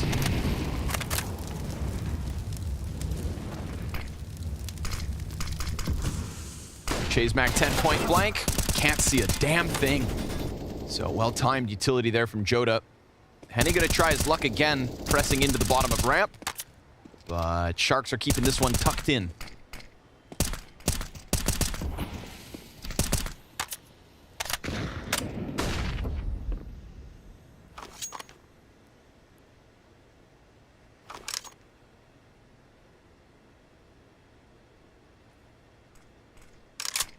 Well, an opening tactic is successful. And here, Sharks will leave a smoke just to say, hey, we could be taking short control. And the CTs are still watching over it. So quite comfortable to leave mid relatively open as Jota passively spots. And they'll draw or bring the attention now over to Turtle, who is one of the weaker guns of the round. He's up close. On high alert. Ooh, helps that Exit gets one, but Turtle's gonna go down with nothing. An Exit? Ooh, pressing in instead. I feel like we've seen MIBR just kind of retreat back 2 steps. And this time they force the fight on the forefront of the bomb site. And JNT 1v3, gunned down by BRN's rotation. MIBR back to winning ways. So be it that Turtle dies empty-handed. Still 3 rifles in the end. Another good tactic off short. A lot of this action has come down to BRN and whether or not he wins. In fact, on his pushes through yellow. I like that kind of B defense, man. I don't know.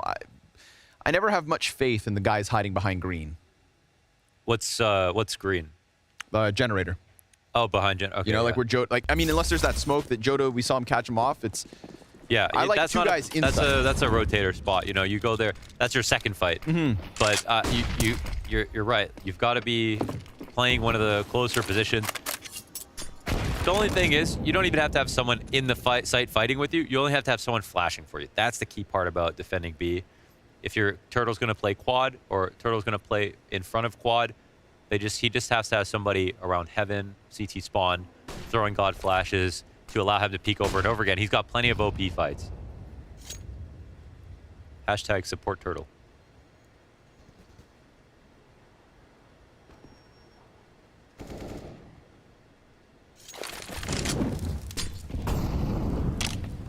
Itty bitty chip damage.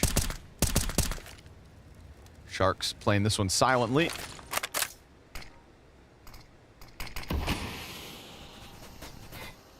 Now Che's gonna crawl in close. Ooh, straight beneath BRN. Oh, his head showed up. It's just inside the smoke. His head showed up like well inside the smoke just because BRN is also in it. A little bit more info here. Yeah, he sticks around. Yeah, I think you got to peel back. They just know. Oh, and he's still looking for you. Man, he's just omnipresent. Tog's gonna look for that mid walkout. He's got a chance to squeeze this back towards Turtle, but losing the bomb right then and there. Henny gets activated, and so will Togs. But again, B site belongs to them. No time, no bomb, no chance. That is an 8th for MIBR, and it's because BRN just didn't give them any space to breathe in that smoke. He did a good job of staying alive, lurking around, and he's had a couple of untimely deaths when he's pushed a ramp, but he's 12-6 as well. He could have had an even better half so far with the way he's played on his good rounds. I find it surprising that you're able to look down into a smoke and see someone through the top of it, which I'm pretty sure if he's, if he's in the air looking at that smoke, he can't see them. But then let me give you another example. You're face to face with someone in a smoke, you can't see them. Right. Yeah, okay. Interesting. Exit. Easy. I feel like there hasn't really been this kind of a mid-pressure for quite a few rounds. It's where MIBR have been most passive, but they change up the game, and they are still winning.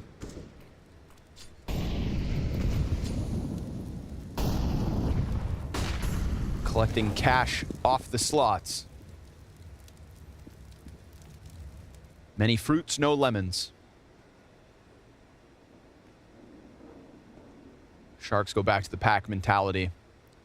See if JNT can give good cover, if DRG can get a multi-kill. Remember, we've already seen a round with an exact same buy that Sharks pulled out of the hat. And if I'm not mistaken, also started 4v5.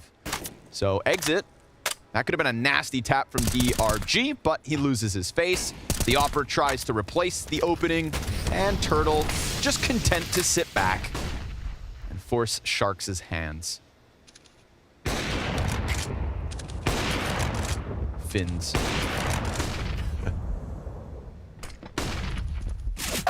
Neeson. Wow. Never even saw it. Exit. Nasty angle. Jota, good support. And now it's all about just getting the AWP away from JNT. It's kind of crazy how much better MIBR feel than Sharks. I wasn't expecting that coming into the match. And the rounds that Sharks have won have been great, and they actually have pulled out some great exact tactics on rounds that they've lost. So we've seen good stuff, but that only, I think, makes it more apparent, the skill gap. The fact that they've shown good rounds and lost them. So I'm a little bit worried for Sharks right now. They tried to come through with the Vertigo pick. Yeah, commendable to take a map they don't really play, to say, hey, okay, let's over-prepare on this one. We have a chance to punish on MIBR. I think the logic makes perfect sense. But what you can't account for is standout performances from Exit and BRN. 14 and 13 kills apiece. On both sides of the map, so it all adds up. Gets even scarier with the thought that Joda, as this series goes on, could start to fire up. We haven't seen the Henny impact, which we know can be killer. And Turtle, kind of man of the match in their last best of 3. So as far as MIBR are concerned, talent runs deep.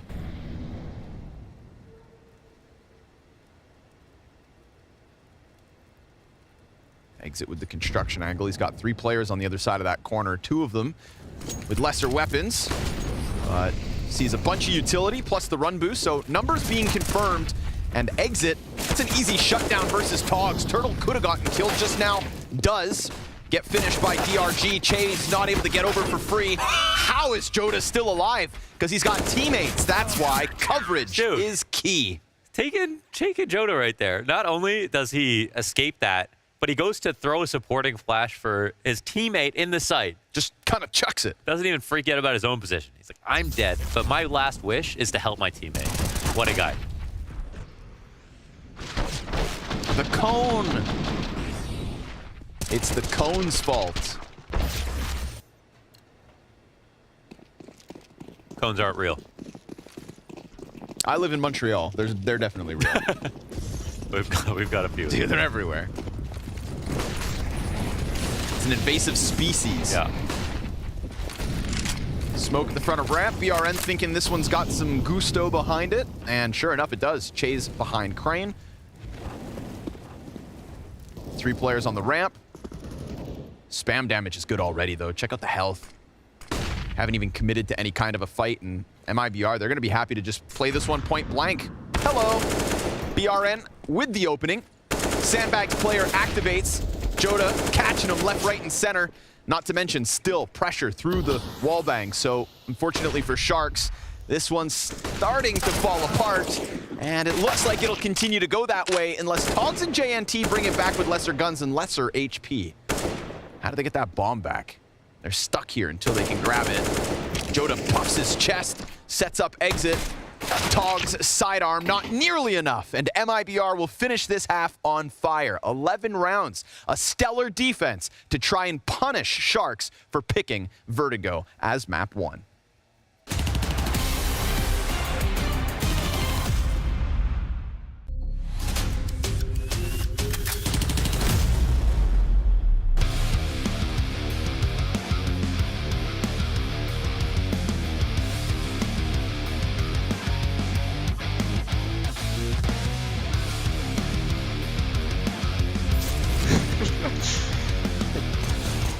Nice. Right side, right side.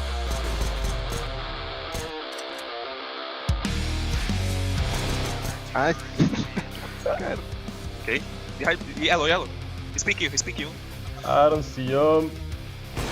No. Flash. Middle, in the middle.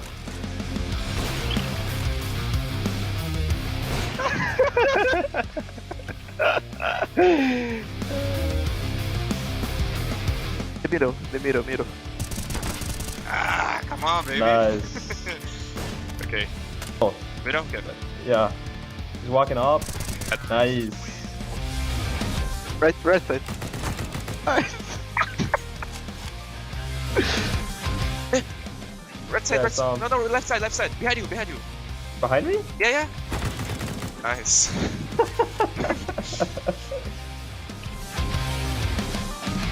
Go for it, said winner. He's coming. Walking.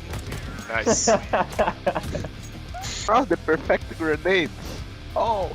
Box. Nice. From 8. I see. What have you? Get hit, get hit.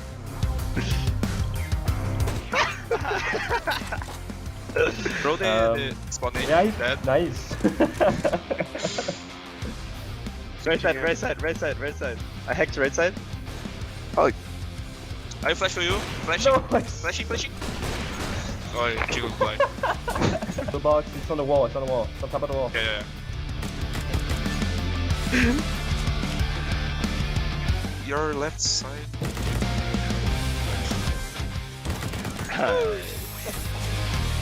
Right, he's speaking, he has the scout. He's behind this wall. High grenade. Flash. The perfect chance. Flash. Jesus. He's walking behind you. I don't have more than he. Spawn 8. That's GG, Vina. GG. GG.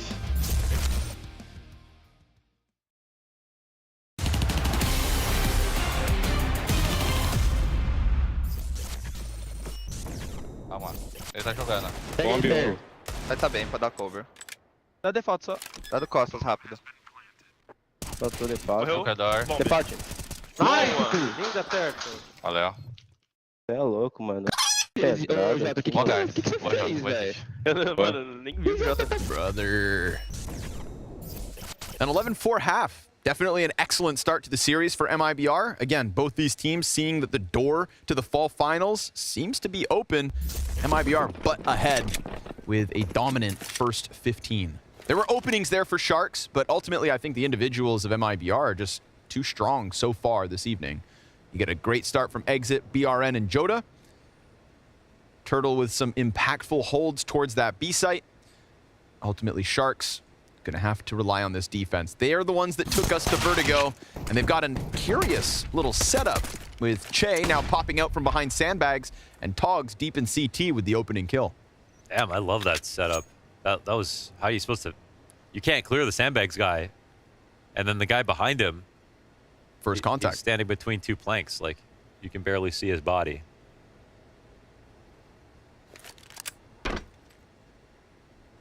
So it's going to leave MIBR to double this one back. Going to try to play from the B ramp. Util, 1 smoke, 1 flash. Defense, 3 frags.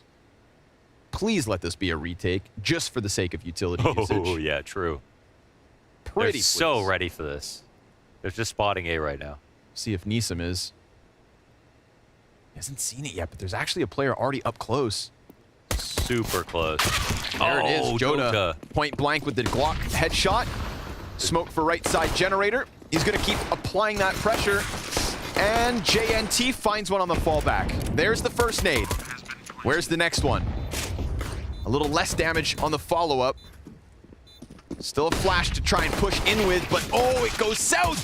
DRG with the team flash on Che. Still a chance, as it is health advantage, but Exit, who's been playing lights out, has Turtle ahead of him to finish off what was left of JNT. DRG, 1v2. They've lost track of him, but now they know he's close. Turtle just dancing behind cover, and DRG's trying to press in, but it is MIBR with a second pistol win. Turtle makes that little move.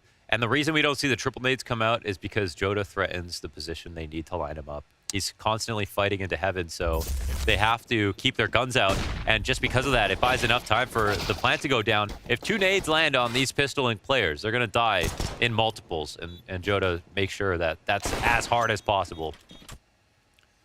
They got to give him some credit because they're trying to bounce it off of the metal pillar just to the left of generator from the perspective of the T side. He said no nades. Trying to get cheeky with the 5-man bottom B push, and through Z, one comes, distracts Exit. It's just Turtle the casualty. But there's a lot to be learned from Sharks. They again they put some they put some thought into where they're standing, their opening starts. They have some cool stuff. Like I think I would immediately copy and paste that mid setup And I look at it and it looks evergreen. I feel like there's not even ever a bad round to try something like that. The sandbags, back CT setup they had right there. Well, we'll see what else they have in store for us. Guns up for Sharks. However, reality sinks in, trailing by 9 rounds, but not afraid to get aggressive. Chase down. That happens over on A ramp. Multiple bodies about to peek Neeson. So, I mean, he is committed here. There's no running. He's got to just hold that ground, and it's only 1 kill for him. Man advantage held on to. That was a tough spot for Neeson for the attack coming in, because, you know, farthest possible position from the choke point with no teammates there. And MIBR will waste no time with the follow-through. Completely blanketing generator with smokes. The bomb site is just engulfed in fire. Only place Togs can play is right there, and play it he does. 2 kills as he is forced to hold the ground in the open. The rotate wants to boost over. Nicely done. But they've pushed Exit, who has had a 24-6 game so far, into what could be a nasty 1v2 clutch. This is insane. There's no way he's going to win this going back to A, surely. 24-6. Maybe I should be watching, not analyzing. Let's see what's on his mind. Well, JNT's playing it passive. Yeah. So front sight could be his. Smoking to flash to get in or out of the plant. He's outplayed him. They're Sharks too far. checking B. They're too far to challenge him right away. And they're thinking he wouldn't do this, so that alone makes it a great move. So, interestingly enough, Exit. I'd be a little scared. Press tab for a second. 24-6. Got more kills than 3 of these guys. Gets away. Of course, Shark's going to have to be cautious about all of these close corners. And he gets to his good spot on the grab ramp. Anything? No, still just the flash. They're going to have to start working in, and he could section them off. Just saw a little bit of skin, so expectant of the jump up. That's a first one. Smoke on top of the bomb. No kit. DRG. 5 seconds away and Exit. He doesn't realize what's going on. So that defuse all the way through. Exit. He's got the individuals. He's got the crispness in the aim as he clears out both players, but DRG just got to business and stuck that 10-second defuse. Those 2 kills were not small, actually. No one's got over 4K on the CT side besides Togs. A really nice attempt. He didn't believe a 10-second stick, and I completely understand why. With the bomb down front sight, that could have got spammed at any moment. And Exit didn't know he got spotted when he went back to sandbag, so he was very close to winning that. The only thing he could have done better is swinging as soon as before that smoke plume so you can see where the diffuser was. But like you said, you know, those are no simple kills. Look how broke they are, man. Worst possible way for Sharks to win a round.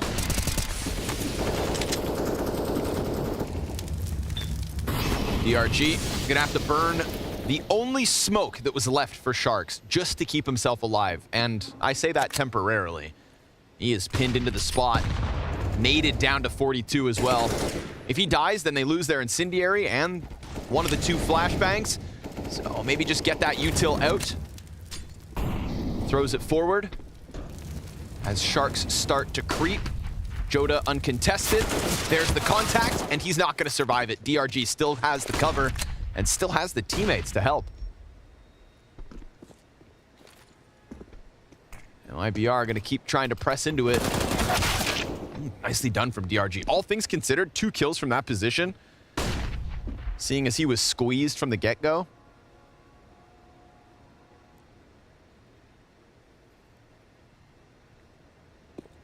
It's Turtle's chance now. They could line up. Just peeking his little head over top of this.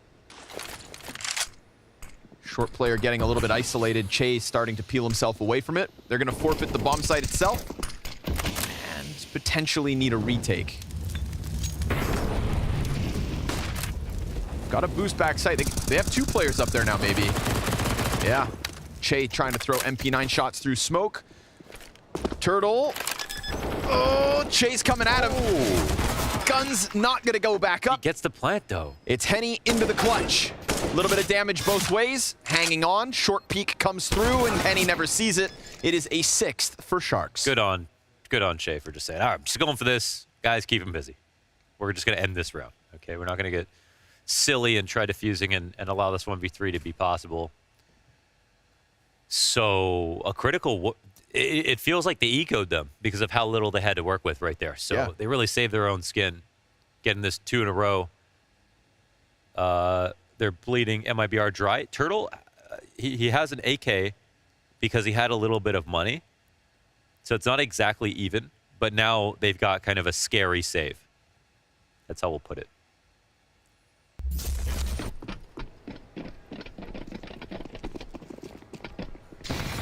Run boost. There we go. And that was some velocity. Joda gets cut down. Turtle activating. Solo B ramp push with that AK, and it works for the entry and the exit. Wow. Just gets back. And they saw 2 rush rotators coming in when Jota got up there. So now they're trying to scare him because they don't have mid control. So you can see on the mini-map, they're coming back to look at it, but they don't know if anybody snuck out. Because there's pistols, it would be strange if Jota was just randomly the only person to go there. Delayed lurk from BRN. Very spooky if he goes towards A.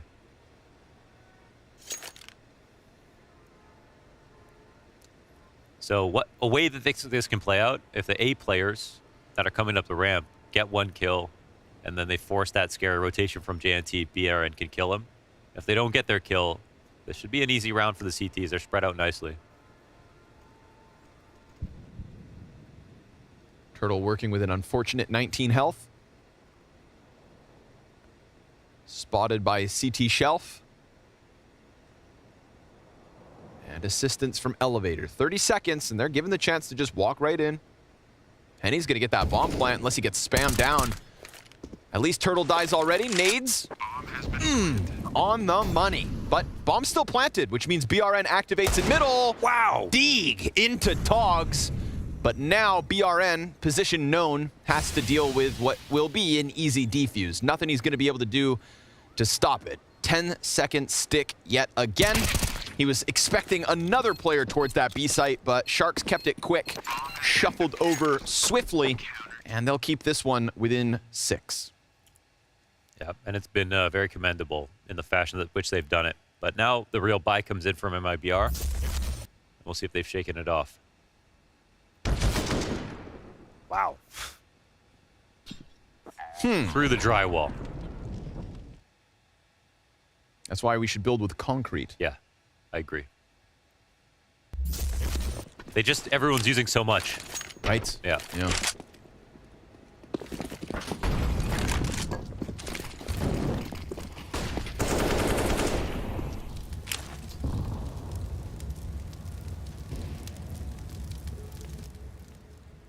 Priming for the yellow peak. But we got a lot of numbers on B site. Oh my god, look at the map. Look at the map. Neeson, if he can't hold this, if he dies fast, all of a sudden they're going to flood that B site. He's going to drop the nade. No damage. And CTs still look a little hesitant just because middle really wasn't under their control. So there's a chance that MIBR just pedal to the metal, smash their way into this bomb site. Neeson, he's burned down to 52. Can't see Jack. And Turtle catches him on the fall away. Tog sliding through smoke. 46 HP to work with. And again, he's blind too. The flashes are fantastic. Wow. The killer instinct is there. And they get swept under the rug like a pile of dust. Damn. Talk about concrete. What an attack there from MIBR. I think there might have been a team flash in there. Again. Again, yeah. But their scaling flashes were beautiful. BR makes the play, not wasting any ammo. That one JNT eats a little bit. Woof. Do you know what the ingredients to make concrete are? Sand. Yep. And maybe granite. And maybe water. No. Emulsified glue sticks. That's wrong. I heard we're running out of sand. I was reading the news the other day. They said we're running out. I said, go to the Sahara. Che, nice push. Oh, that's a ton of damage. Look what little's left. That's perfect for the USP cleanup. Joda, lucky to be alive, in fact. We had bullets whizzing all over the place. What if Exit gets the entry? Could have done it for free, but that parting gift from Nisam is a pistol headshot. And now the CTs have a long road to where the bomb is inbound. Turtle could be the man of this round, as he's the only one left on health. Ooh, this just missed the timing by a half second. Exit kind of decides this round, doesn't he? He's keeping it honed in. He heard that step, and Chansey steps away. My God, this was a very possible retake for Sharks, but it looks like they're not even trying it now. Wait. Waiting. Oh, wow. I'm surprised they're not even trying this. Of course, I mean, I sympathize that they don't know how much health is left over and that Exit just passed them by a few millimeters, but there was so much time left on that clock. They're in a decent spot. They have really good grenades for the retake. They do want to protect the op, but they're playing against 15-7. This one's going to take all their willpower, their map pick. And they're not even coming into a really good buy on this round either. Love that Che just overcommits to the guy in the background. Look at the timing on that. Wow. CS, baby. Milliseconds and millimeters. And if you're Fuzi, millipedes. Ugh. Not to Fuzi, but to millipedes. Yeah. To the A ramp they go. Pretty quick as well. JNT, he's got something to say about it. Joda slides into yellow and BRN over Crane. Oh, nice second kill from JNT. Just ready. Willed it into existence. 5 versus 3. And again, with lesser weapons. So as long as the pistol players don't have to provide guns, not in abundance, but I love the boost. Yeah. Perfectly timed, perfectly positioned. Oof, and DRG gets a freebie. So Sharks, they save a couple weapons and it nets them an easy 8th. Man, it's like they had no pistols at all. Didn't need them. This is the bomb. You remember that time Exit got a 1v5? Yeah. It happened on Vertigo. Guy behind the orange box, that's his end. Nah, dead. Oh. Togs, love it. Slides into position. Hits the nail on the head. I saw in the match, it was like match comments before it went live. Everyone said easy for Togs. Easy for Togs.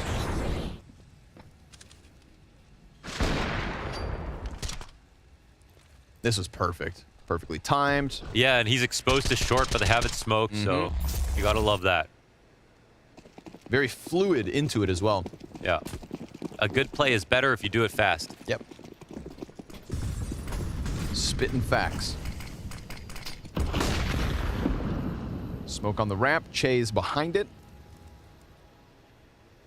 So are MIBR.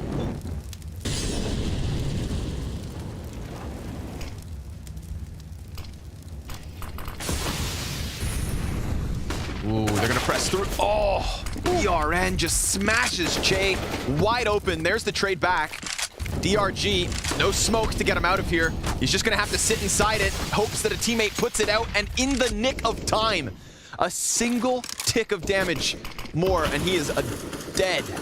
Hanny looking for the one in sight, expecting the jump up, calls it out, and this could be it. Togs, up close and personal, point blank, catches back Henny, and the ramp players have yet to crest into the site itself. So all of a sudden, they contemplate options. Do they have to follow through? Do they want to smash this A site? With 3, they can watch all choke points. A push, the short push, and the ramp flank as well. So, well, oh, that could have been the one. Togs goes down 1 on 3 for Nisam, and they'll need him. 4 and 19. Damn. Coming into this before this versus Complexity, and in all their previous matches, Nisam is definitely their star carry. Not having a good day today. No, sir. And right before this match should come to a close, we had to throw him under the bus. Unless he decides to shine right here, right now. We got Vertigo wrapped up. They know where he's at. He's got a couple pieces of util to work with, and a couple enemies on lower health. But he needs the kills, and he needed them already. The moment he tries to press in here, Joda's gonna shoot him in the side. If BRN doesn't do it himself, insta-headshot and an instant ending once MIBR dealt with that A setup. 16-8 on Vertigo. Made easy. I love the fact that Sharks tried to take this challenge to them, but MIBR, with a chance at a run to the fall finals, absolutely deliver. They stand the test, and it'll be Nuke up next.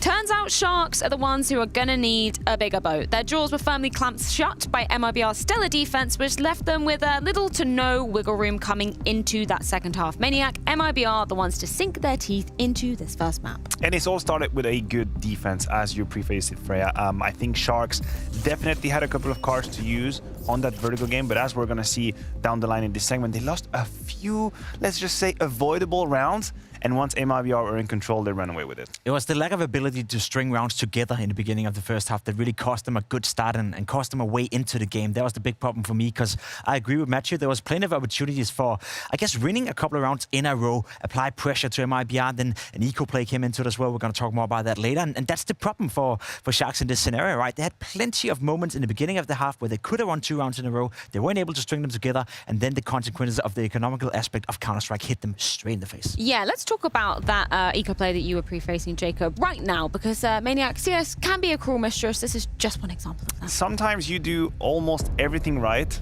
and still it doesn't work. That's the eco play that we're going to bring you right here, who kind of cut the grass short under the feet of Sharks. You can see the scoreline here, round number 8. It's 5-2, and it is quite well put together. We have here a player completely invisible, that's Shy, then great utility onto Henny, who's very successfully going to get a kill, but traded 4 versus 3, you thought this is it. They have it under control. They're going to put down the wall of smoke. And then Jota says no. Beautiful one tap, well timed through the smoke. But he's going to add insult to injury because he localizes the bomb plant, just that little tick, and adds another one. Nissim, who's had a horrifying game, is being put down. That buys time for Turtle to flank.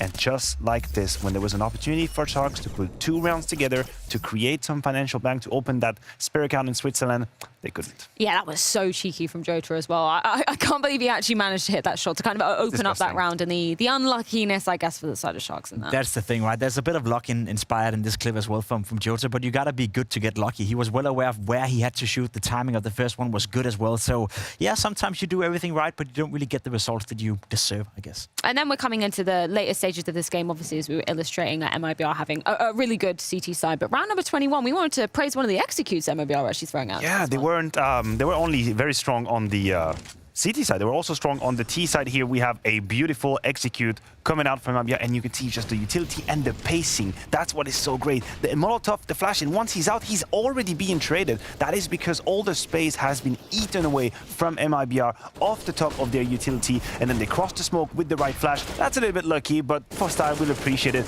and it's just cleaned up. This was very decisive.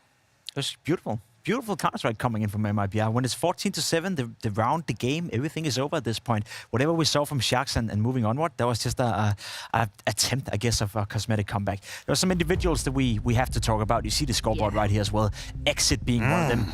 BIN, another one, but Exit, I feel like we've seen that on Vertigo before. He was one of the few positives when we saw them at the group stage in spring as well. He's like kind of like a clutch player. He's very passive as a rifler, but once he's in a position where he can actually clutch it out or find impact in the 3v3s, 2v2s, he is very, very beneficial. You see it right here as well. 3v3, instantly coming in, finding impact, winning the round here. Yeah, it was kind of, I guess, a three-pronged, I was going to say attack, but I actually do mean defense because it was the CT side. Yeah, three-pronged defense, is that a thing? The best defense is the attack. Is that what they say in the coaching? So many words. Words are just words, as you said earlier, Maniac. But just in terms of how he kind of put himself head and shoulders above, coming onto that T side as well, it was obviously him, Jota, and BRN that were looking really, really solid on that CT side, but able to carry on that momentum to the T side as well. He looked absolutely deadly. Yeah, he had a multiple of very impactful kills in pistol rounds as well. That's how he kickstarted his campaign in that first game. We saw here the double kill while he's got his teammate defusing. Did the same thing in the second pistol round. Just all around well played from Exit. Jota as well was a name that we wanted to put under the spotlight coming into this series as well, as I believe he was the 3rd highest rated player in the Americas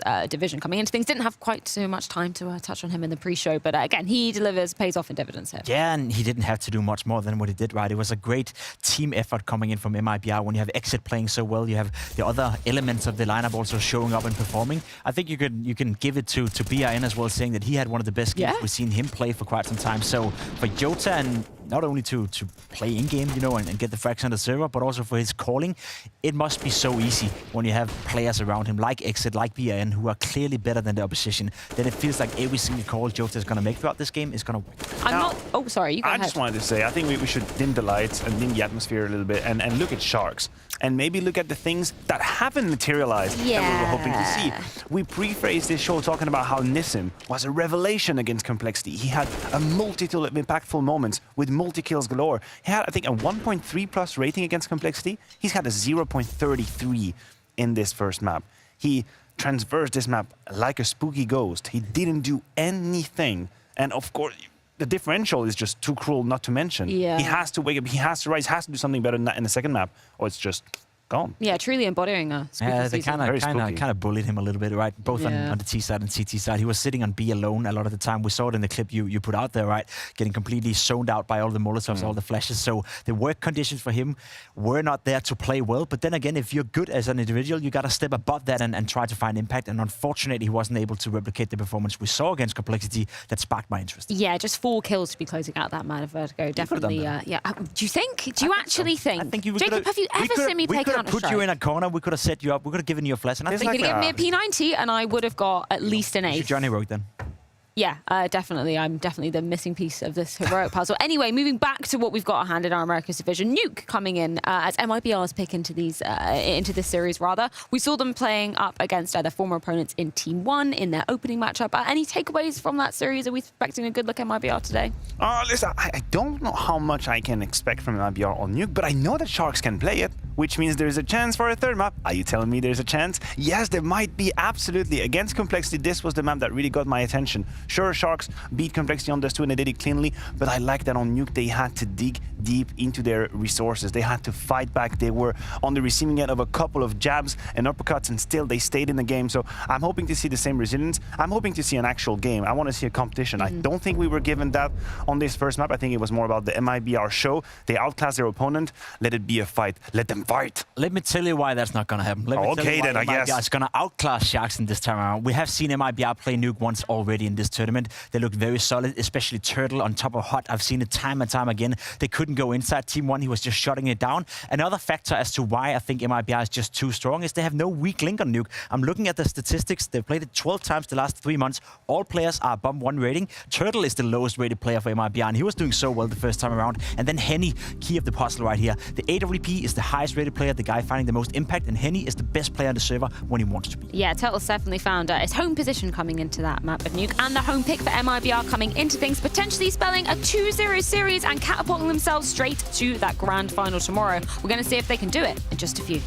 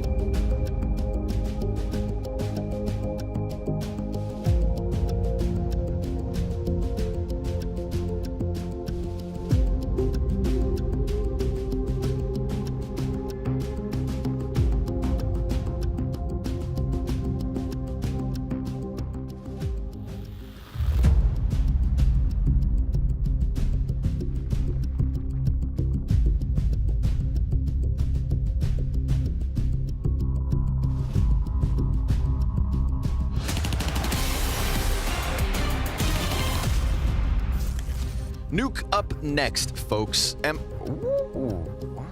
Look at this guy. This is Launders. I'm Scrawny. And you guys are tuning in to the Blast Fall Showdown, the America Showdown, which feels like, again, the door is wide open. But now MIBR are starting to kind of put themselves forward as a front runner, at least over top of Sharks here in that first map. Vertigo looked very solid from them. It was meant to be a test. We got individuals that we don't always expect who really start to shine. And so that could be the winning formula for what could be one of the very few nice, easy matches so far this showdown. We've had crazy upsets, we've had wild results, and we've had a lot of teams kind of fumbling when things look good. So if MIBR really want to put themselves forward as a contender, shut it down on Nuke. Open up shop. Hey, yo. Hey. That's a rope. I got you. Pistol number 3 of this series. Let's see if Sharks can win one. We learned they can win Nuke.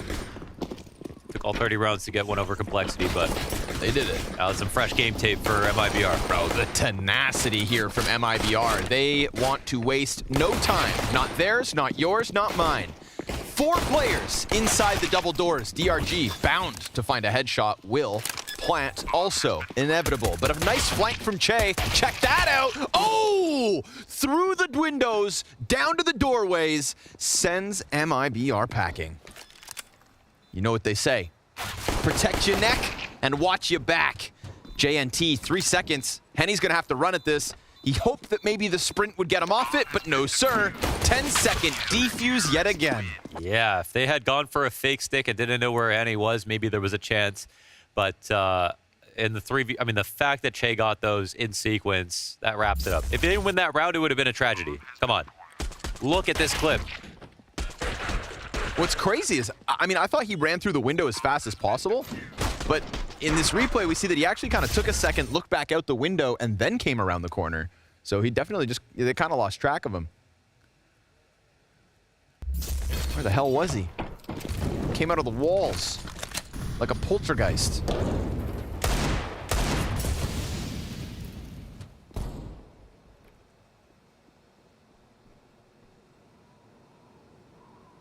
MIBR thought they had that pistol under wraps. With the pace that they hit the B site, now they've lost their solo AK. It'll be given to BRN instead. Nope, Turtle gets it. And Joda goes down for free. So this one looking like a nice, strong Sharks start.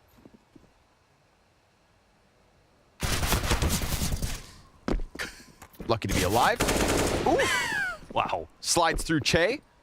Ooh, Turtle. Now he's looking up. Look how confident he is. Straight up the ladder. I dare you. Try that again. Henny just grabbed an M4 as well. That's a good gun. One of the best. The best. OP.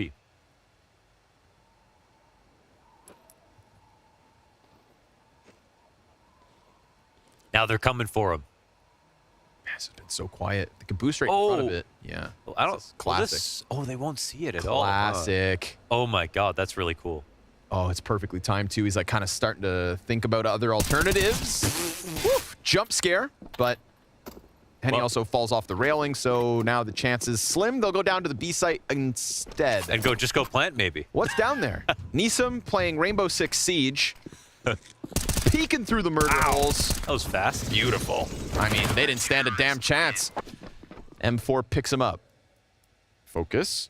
Yeah, Nisam does need to focus because he had a really rough vertigo, and they need him. They need him. They've relied on him in many games. He's delivered. And even when the game was very hard, Complexity, he delivered. So I'm not going to chalk it up to nerves because I'm sure they were nervous in that match. Sometimes you have an off day. It's just not a good one. Not a good day to have one. Never a good day at the showdown to have an off day. No. Let me tell you that much. There's no second chances here. The showdown is the second chance for the partner teams, of which MIBR used to be. Way to rub it in. Hey, wouldn't that send a message? Lose your status and still book tickets to the fall finals. They're not there yet. But beating Sharks will put them in that final best of 3. JNT. He went flying. Soars onto the railing, But the smoke is thick enough that he can't quite find an angle, so doesn't fancy his chances.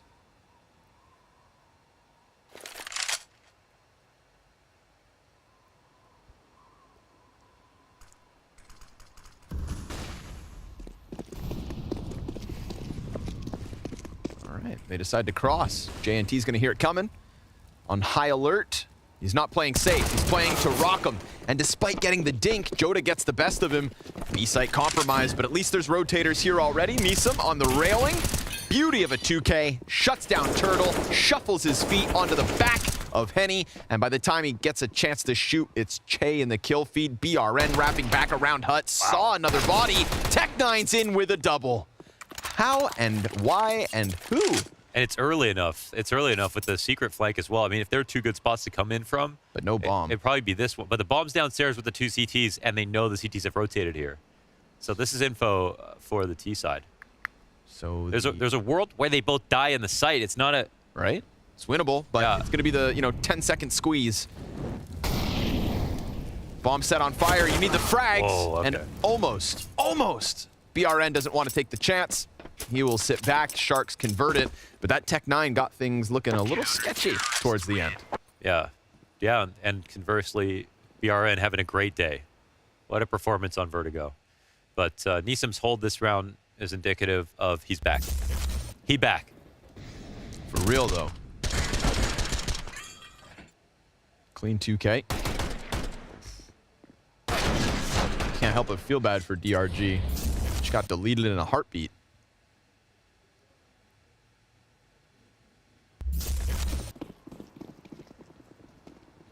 Man, these weird buys continue for MIBR. Galil, AK, Tech9s. Yeah, not everyone fully invested. But BRN gets another kill. Maybe they should just keep giving him guns. Yeah. But he then runs around the corner not expecting Che to be ready for the fight. Double doors off the hinges. Togs just throwing himself at it, and that's going to cause a problem. It's also going to cause a rotate, of which Joda would have heard. He's on high alert. Tech9 point blank freebie. And now Che squeezed from all directions as his entire team dies around him. How the hell is he going to pull this one back? Turtle toying with the corner, gets deleted quickly, so that'll be at least something to work with. Bomb plant on the A site. Heisenberg occupied by Joda. So MIBR on the board. Turns out they don't need full buys. Joda is so slimy, dude. I like him. What's the slimiest thing you can think of? Floppy. Okay. In the words of Mahone, yeah, Floppy is slimy. But the way he scaled for that approach, he shut himself off from anybody who could be decon side and came in on the most unlikely angle towards the control stairs as well. And he somehow both managed to avoid the guy who was coming towards him and kill the second one on the stairs. That was real beautiful. Jota's always thinking that.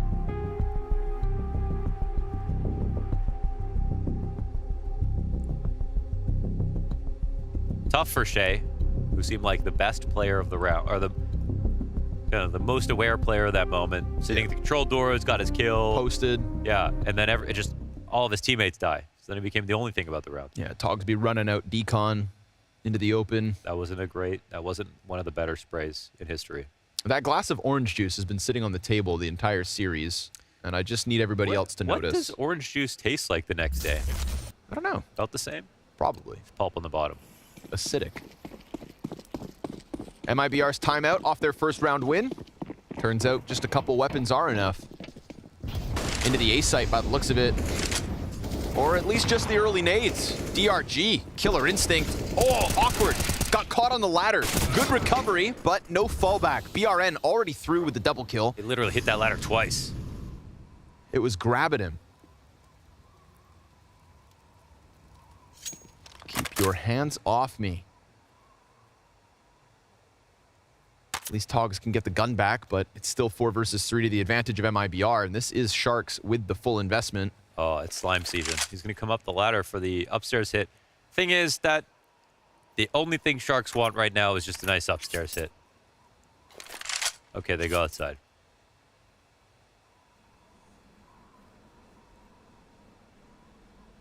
So this is why you want to. This is why teams try to get someone down vents early, even though you can't really attack ramp. Your rest of the teammates can't really join you. If you're down ramp early, you get to the vent, you stop the vent rotation, and you scare the hell out of the CTs. That's enough. You open up a site for later, like we have right now. And all Jota has to do is not die. And this is an important part as well. They can leave him in the vent, take over control side, get the bomb down, and really press that numbers advantage. Yeah, this one's not happening for Sharks. No chance.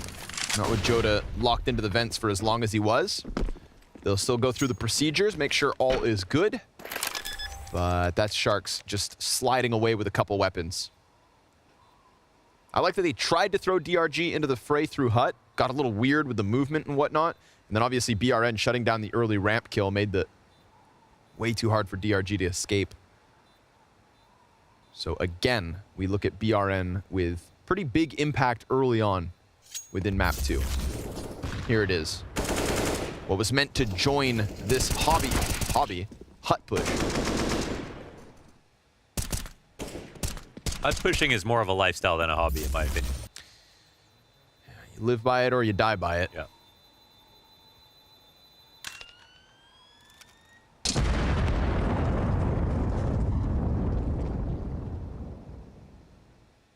Slicing through these last 2 T rounds like a hot knife through butter.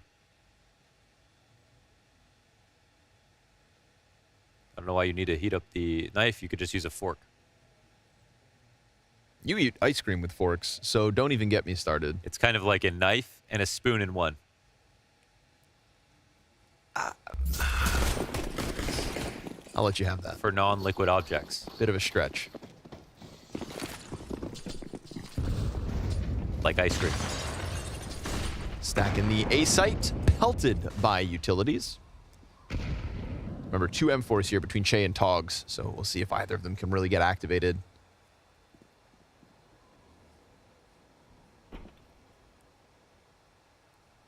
DRG hasn't got the memo yet. 5-7 supremacy.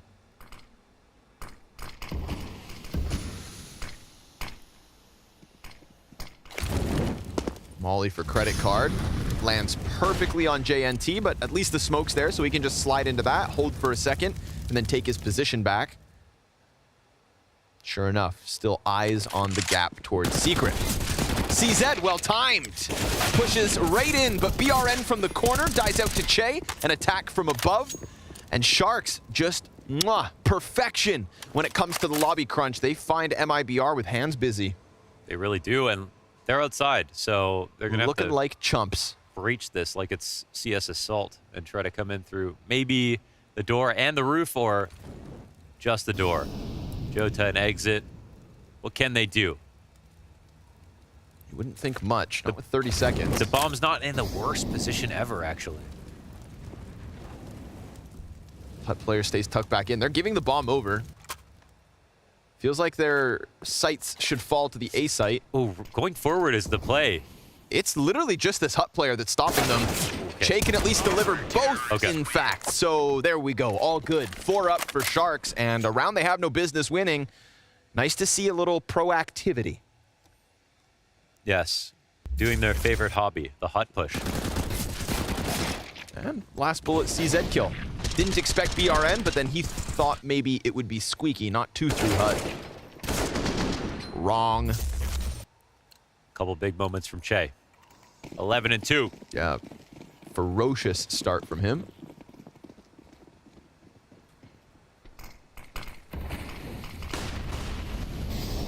Ooh, love that.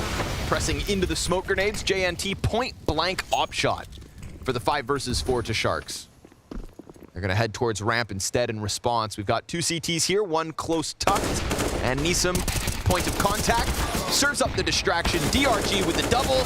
Spray transition's not quite there, but exit 62 health and a 1v3 to still finish. There's no flank, so let's see if he can piece together the unthinkable. Yeah, there was a pretty wonderful hold right there. Plus, they stopped the fast Jota downstairs cross. They've been trying to get him there as quickly as possible, so a couple of really shining moments here for the Sharks.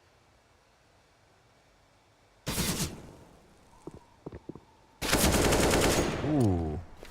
Well, he was defending this point of contact, so what more can Exit do in this spot? It's just a 1v2 now with half HP. And Ramp he's player. actually looking back towards ramp for the rotation. Oh my gosh. Wow. Well, he was thinking. He was thinking, yeah. Good round from Togs. NT there. Slides in with the finisher. But that headshot, I could see it coming to fruition. Yeah. A 5th to Sharks. And the T side sent back. No full buy available. We'll see what toys they can come through with, but a timeout first and foremost to talk it out.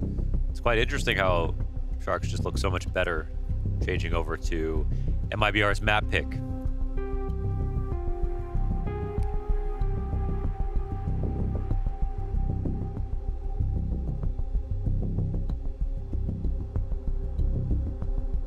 I think sometimes we see Jota kind of as a caller do two different things.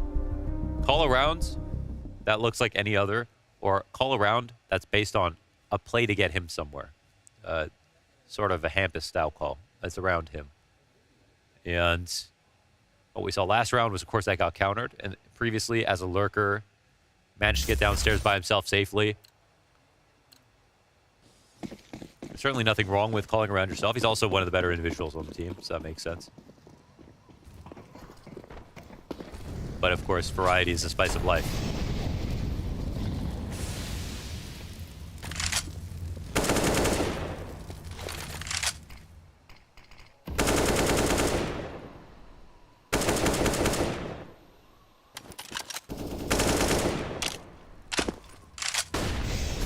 Utility comes in from the rooftops. Down the vent they'll go, or at least two do. Wow, they got the bomb down, and yeah, 2 players in with the timing. And oh, Neeson, he gives up an M4 right in the entrance. Because BRN was so far ahead of the 2 players that they saw, catches him off, and Henny inside lobby. Oh, just the pistol. Come on, 2 rifles down at the hands of a $300 sidearm. And he's out of there like Spider-Man. All the way up. Peter just parked on him. 2 players just get absolutely smashed as they thought they were going to be allowed to walk through hut. And again, that's timing, right? Because the 2 players that are seen by Vent, one of which is... Uh-oh.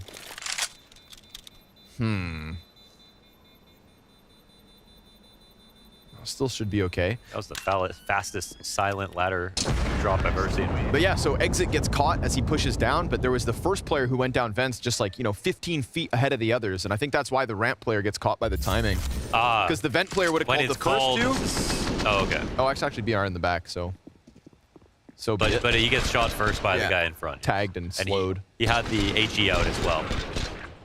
But that's the thing, again, if you get down too quickly, mentioned this before, and it was also Nisam, who was very fast about rotating versus complexity.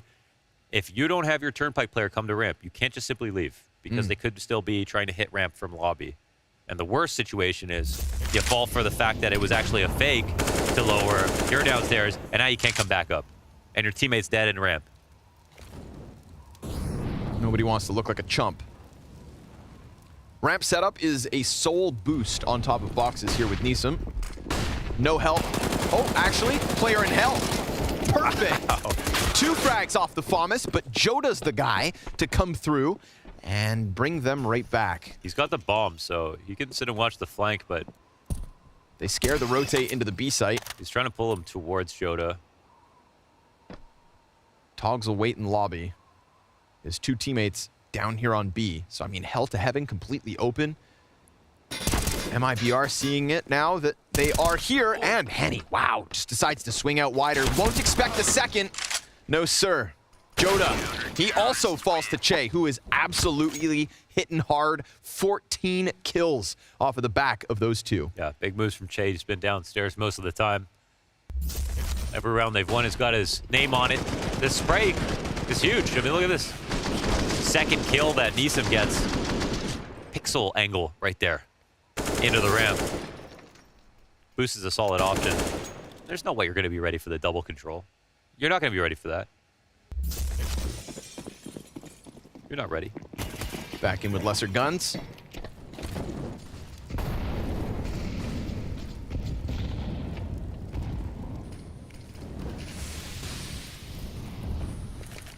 passive outer setup here from Sharks. And looking like Henny's gonna start chucking nades through the windows. Exit and Co await. Mini wrap gets shut down by Togs first, and he falls downwards. Still got 4 players in the lobby about to attack this. Togs will not find a second. DRG's on the back site with just the SMGs. Got support up and above, but there's no commit from MIBR. They hold. Seems like it may have been a wise choice, actually. It was kind of a convincing attack that could have came on through Squeaky. But a measured reaction, actually, from Sharks. So, just passing the minute mark, bomb now. Pendulums around into yard. Which is rather open. Yeah, and so Mini will be a great place to attack. Top site player will be in a trying position. And the guy who's actually... he's actually Fur. Oh, up and up and up and above. Up and up and up. M4 back sight. Nicely done from DRG. Let's JNT hold for an extra second. I thought element of surprise, but instead BRN just techs him down. We've got the heaven push in just a second, but bomb is planted. Nisam bites his tongue and holds. Oh, an interesting post plant. They're floating, but there's no nades to dislodge him. Just this flash, which could be huge. Could be. They'll have to look away. 2 flashes go in. Nisam about to extend. Finds 1. BRN still up, but didn't expect that Che comes from Mini. He threw the flash. You would have seen the trajectory. Yeah. Did he not shoot us? Did no one see him as well? I guess nobody saw him. Nobody saw him, yeah. I don't know. I don't know. But I mean, flashbangs obviously come through from different spots. Yeah.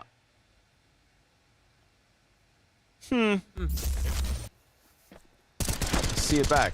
DRG, good job honest, holding 2. I mean, this is crazy.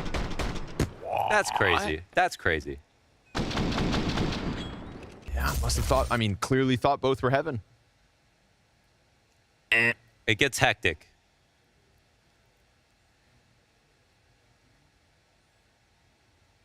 Not ideal. No. Not for MIBR, that is, but 7 rounds already to the CT side. Sharks starting to cruise.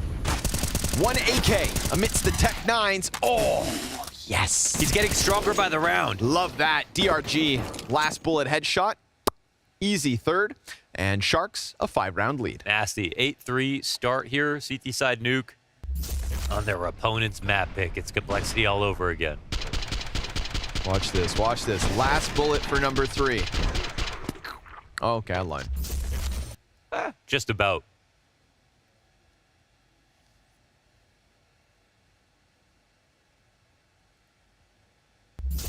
Solo AK didn't even see action that round. So Sharks very, very, very, very quickly just racking up the rounds on map 2.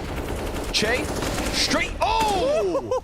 2 players, point blank. He doesn't even get the closest. Turtle's gonna give him a taste of his own medicine, but hell of an opening from Che. How did he forget about Jota right there? He was shooting so many bullets. You know, you always leave one alive so that he can tell his friends about what he saw. Oh, what a that just makes me think of Che as a sick man now. Psychological warfare. Wow. Absolute killer. Jota? Wow, nice adjustment. That's last bullet. A-side could get compromised. Whoa. Turtle comes in through Mini. It's DRG to deliver yet again. He could line him up. Grenade out. Error. And exit. He's got the tray. Syntax error. All right. Nisam. They have no clue where he has been or where he could be or where he will go. Oh!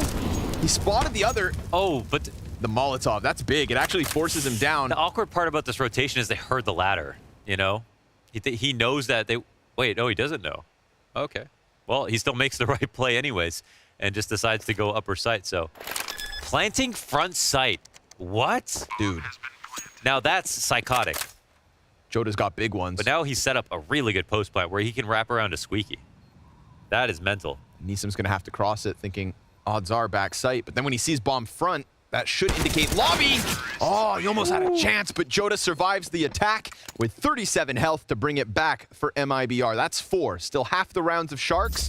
But at least there's still life on this T side. Check this out. Ignores the closest player. Hey, you killed my friends. Get back here. And I love that it's not even like, it's not even a wall bang. It's just, what was that? Murky water. Got to get your vitamins. You think he just crushed up vitamins? Secret juice. That's never good. Paula Costa. Costa? Exactly. Look at that. Okay. If we go back he fighting to today, by the way? No, he's not. But I think he fights, I'm going to say Whitaker in Australia next. Cool. Don't quote me. Look at Jota. Look at the orange juice in the background. You see it? Yeah, how long has that been there? Too long. Yesterday? Like, it might be I glued would to the table. I would drink orange juice up to a week and a half, I think I'd drink it. I prefer OJ room temperature. Honestly? Nice and pulpy. I'm with you. The nectar of gods. Turtle looking for the fight. It has come at him a couple of rounds, but now he'll just go straight to secret. And the smoke shrouds the cross, so they won't know. They could know. They might figure it out.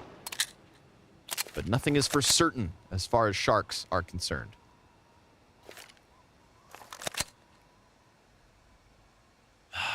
Nisam. He is spotting from control door, it looks like. They haven't really been blowing open these doors. He's also not really got an easy fallback. Okay, he just swings it open. That's fair play. There's actually no damage either side. 13 damage to Jota. That's about it. This is a good spread from the T side. They have lobby control as well. The CTs are not responding to this well right now.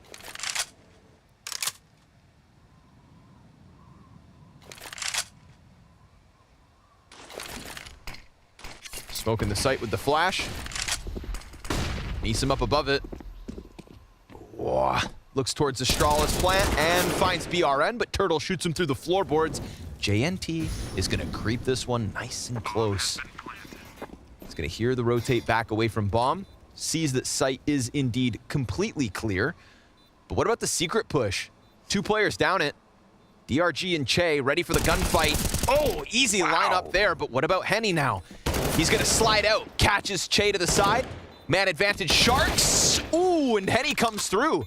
The body flies forward, and Henny then gets caught out by Togs. Now exit comes from ramp, and JNT tapping bomb forces him to exit. So Sharks retake for 9. Exit probably wanted to get to vent. I think that was his rotation with the bomb on the backside plant. If Henny kills the guy point blank, how does the ragdoll move towards him? I didn't even look like he got that kill from my perspective. You know what I mean? It looked like somebody else got it for him. But yeah. That was bizarro. That was crazy. Scorpion bullets. Get over here. What a spray by Che, man. Che with the 2Ks downstairs. That's his fight club. He's Brad Pitt. 5. Yeah. Animal. In a good way.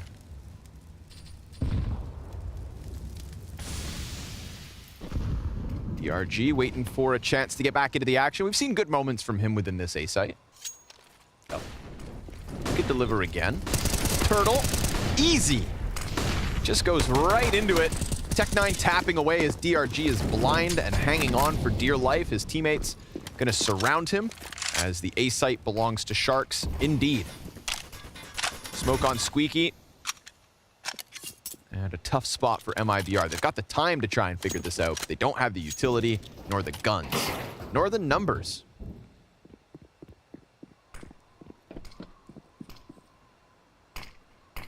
That last smoke falls from the heavens, gives them a little pocket to try and work around. Those shots from back sight. Jota trying to put the AK in the right position. Looking for the boost. It's right there. There for the taking. JNT's probably not going to try that again. Staying up there is such a power play. Dares him to try it again. There is an immense amount of pressure to like peek one side if you're on CT side, so. Ooh. Little jump spot. That jump spot probably takes the edge off if you saw him. if. I mean, the CTs everywhere else don't really care. Low vent HP. Very low vent HP. Oh, Jota. 10 seconds. If they're going to do it, they got to do it now. Oh, What a Togs. shot. What a shot. Finds the headshot. Exit, double tech 9 kill. No chance at the plant. It falls flat in double digits to the CT side of Sharks. They both did reveal themselves back of sight. And a great opposite vent kill there on Jota as well. The crosshair placement from a low HP player.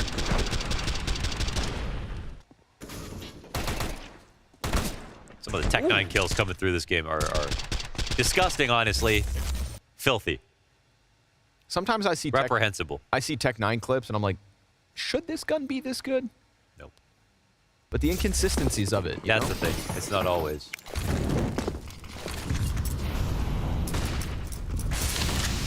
All right. Final round of the half. I thought that MIBR were going to get more than this based on the way this half started. You know, their commitment to just buying round after round and then it working early. I was like, oh, that's confidence and evidence as well that it would have been the formula. But suddenly Sharks leaning on Che and his 19 kills so far. Drops the fire at the feet of the push. We got 3 Ts coming at him.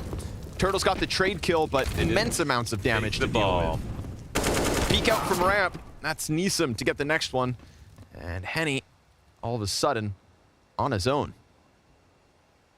Bomb is still backed by Vents, if I'm not mistaken. Yeah, it's interesting because, well, they left it. Right, well, there's a couple of fights that could take place. Of course, starting with this one. No way, DRG can't grab exit, but he does a significant amount of damage. Togs up next. Exit, high alert. Wow. I don't even know. Must have been a bad counter strafe. That was I love that looking like right on his head. He's just waiting for that peak to come from ramp again. Why not play retake? Final round of the half. So just make sure you don't give them a chance to break through. BRN full health. Henny, couple flashes, and 6 measly points of HP. We got 2 and now 3 from Sharks towards ramp, and JNT wastes no time finding that first headshot. But the door's off its hinges, and BRN's position is now known. Both players take from the top rope. One falls back sight. Predicted and dealt with. Wow. BRN, he's on for the 1 versus 3 to give MIBR what would be a critical 5th round. Sees that the defuse isn't being stuck, and ladies and gentlemen, it's a clutch to close. 5 rounds at least for MIBR. They'll take what they can get, but it is still Sharks with a comfortable first half here on Nuke to bring back the series.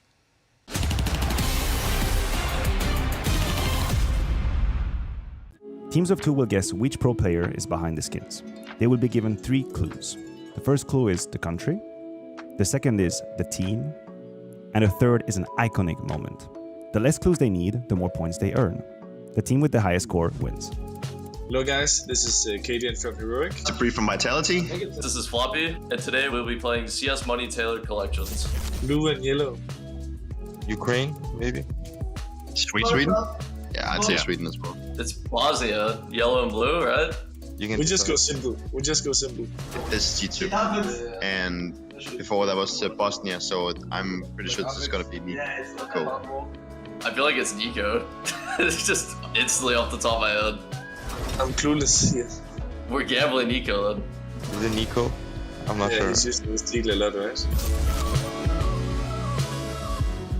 Of course, those Peter. We'll take this one time. It's Nico. Oh yeah. Let's go. Red and blue, you know, if we think about the Scandinavian colors, could maybe be Norway. Could it be Norway? Dude, I feel so dumb. Yeah, I think we should go Norway because there's so little white, so let's go. I think let's go Norway. If it's Norway, it can only be rain. Alright, I'm just gonna say rain then. Rain, yes. Rain, yeah. I guess we just guess rain. There you go. That's what I'm talking about, dude. I'm like, it has to be Norway, red and blue. Hey. So it's well, obviously Denmark, maybe. Could be Denmark then, maybe red and white. I mean, I think that's Danish. Yeah, it's definitely Danish. Because the nationality was wrong. Oh, it's Eternal Fire. This is Eternal Fire. You're right. Yeah. True. I guess I think we should go for Santaris then. For some reason, I'm thinking about complexity with this Galeo. I don't know why. Cloud9, or who could it be other than Cloud9? Oh, Liquid. It's Yakinda. Maybe it could be Yakinda. I don't know who this is, honestly. I don't know either. This is good. Perfect. Latvian, dude, it's Latvian flag, dude. Blue and yellow. This could also be Ukraine, then, right? That's what you said. Ukraine, I before. think. Another Bosnian, yellow and blue. Did we have someone from Ukraine yet? Might just be Hunter. It's the only other Bosnian I can think of. Maybe Simple. Yeah. I think we should go Ukraine. This is gonna be simple, 100%. This is simple already. Let's go. Yeah, it's Navi, dude. Alright, it's simple. Oh, Navi. Yeah, it's some. Yeah. Oh, it's simple. Oh, it's simple. Oh, it's so good.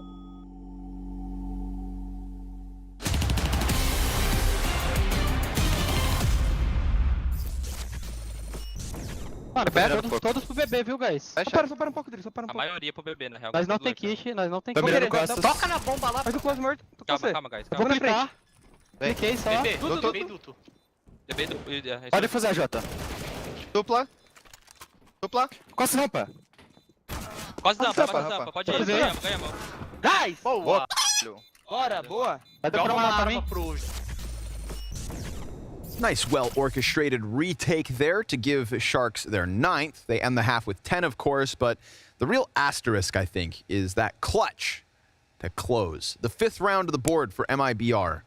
Will that one from BRN come back to haunt Sharks if they can't bust through early on this T side?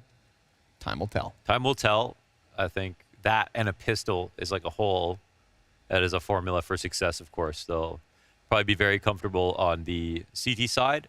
Got to shout out Che for an unreal first half to really lock down and stop a lot of the lower attempts that came through from MIBR in that first half, where they were pretty formidable up until the point that they saw Che. When you got that many notes, you know, of course you're going to get 20 kills. Of course. Time to go back over the notes. Just waiting for some connection issues to be sorted. I hope for Nisam's sake, he doesn't sit like that all the time. You got to protect the spine. That's true. There are some myths involved, though. For example, sitting up straight for 8 hours straight is actually not good for you. The nutrients that go into your spine are received by movement in your spine. Well, I'm going to stand up right now because you've just made me way too aware of my own body. Alternating positions, even when you're sitting down, is totally okay. Sitting like a shrimp every once in a while is fine. It's actually important to change it up. Yeah, diversity. And the most important thing is to stand up once an hour. Okay. Okay, I've done so. Now you do a tension releasing stretch by putting both arms above your head and slowly reaching backwards, not leaning side to side, just going backwards. That'll align you again. Yeah, feels good. Right. I learned the around town from SpongeBob. I remember his stretching routine quite well. Yeah, that's not good for you at all. Well, if you want to look like SpongeBob, that's body goals. I wonder how many people have aspired to that, but hopefully not too many. Man had peg legs. Like John Jones.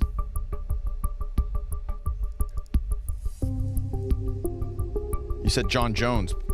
Pretty sick UFC card tonight. I know. I know that's not Counter-Strike related, but we can talk about it. Well, we thought it was going to be airing later. Yeah. Yeah.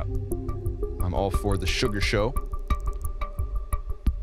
That's going down in Abu Dhabi, where we will be at the end of the year. CSGO, taking a quick trip, finish off the year in the Middle East. That'll be fun.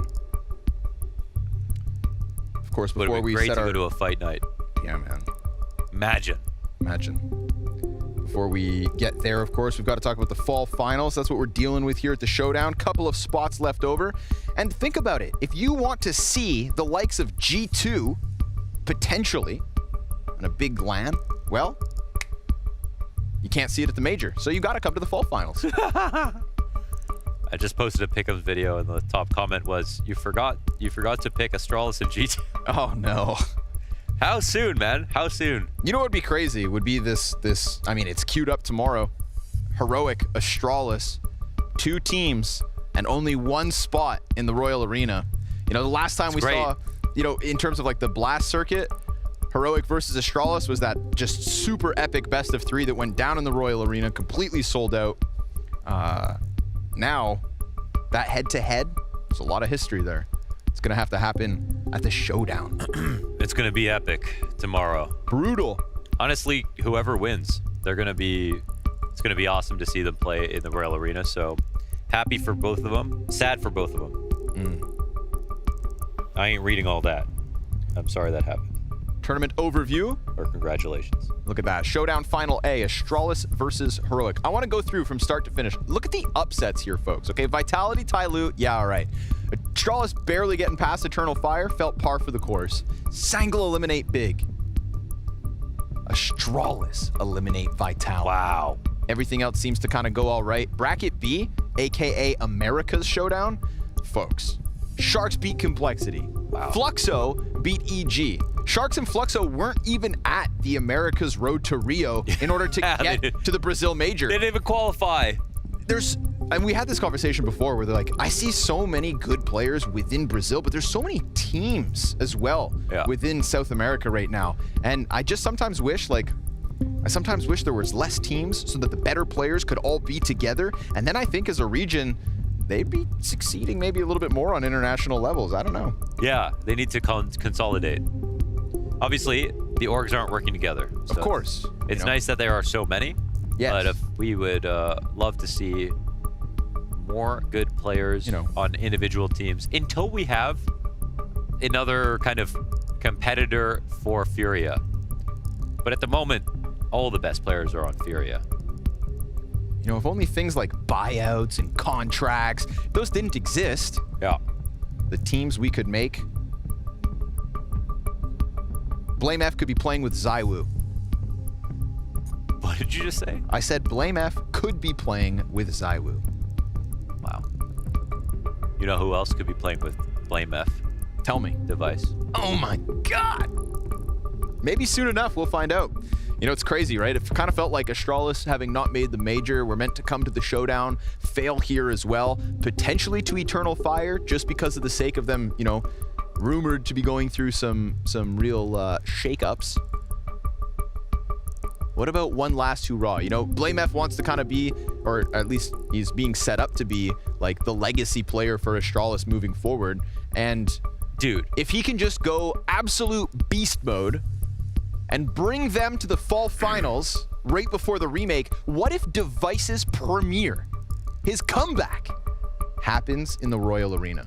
They win tomorrow. I'm just saying. They put a bag on his head, walk him into the Royal Arena, and he comes out of the stage and takes the bag off his head, and it's Device. Rising through the stage. Presented to Denmark. Imagine. We're getting the players onto a new server, folks, so we'll see if that fixes the issues.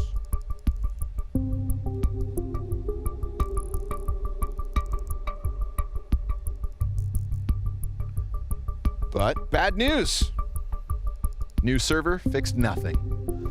Looks like we've got some connectivity issues going down wherever this boot camp occurs. What I was saying earlier, like, when we watch MIBR play in the past couple of years, they just got a revolving door of new talent all the time.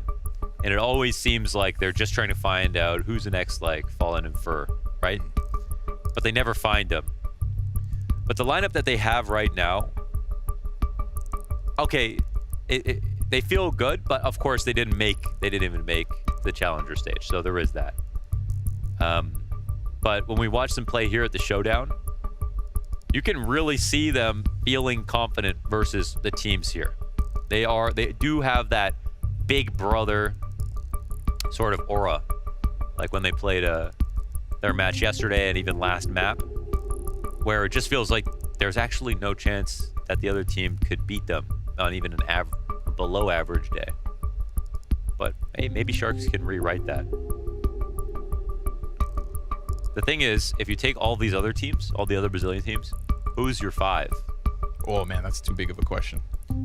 Because there's so many players to think of, and I don't have Jota. I don't have a computer in front of me. You tell me. Jota, Henny. Are you saying non-Furia? What? Yes. Non-Furia. Okay. We're trying to beat Furia. Okay. Yeah. With the others. Yes. All right. So Henny has to be on there. Jota, Henny, Lukauzi, Dumao.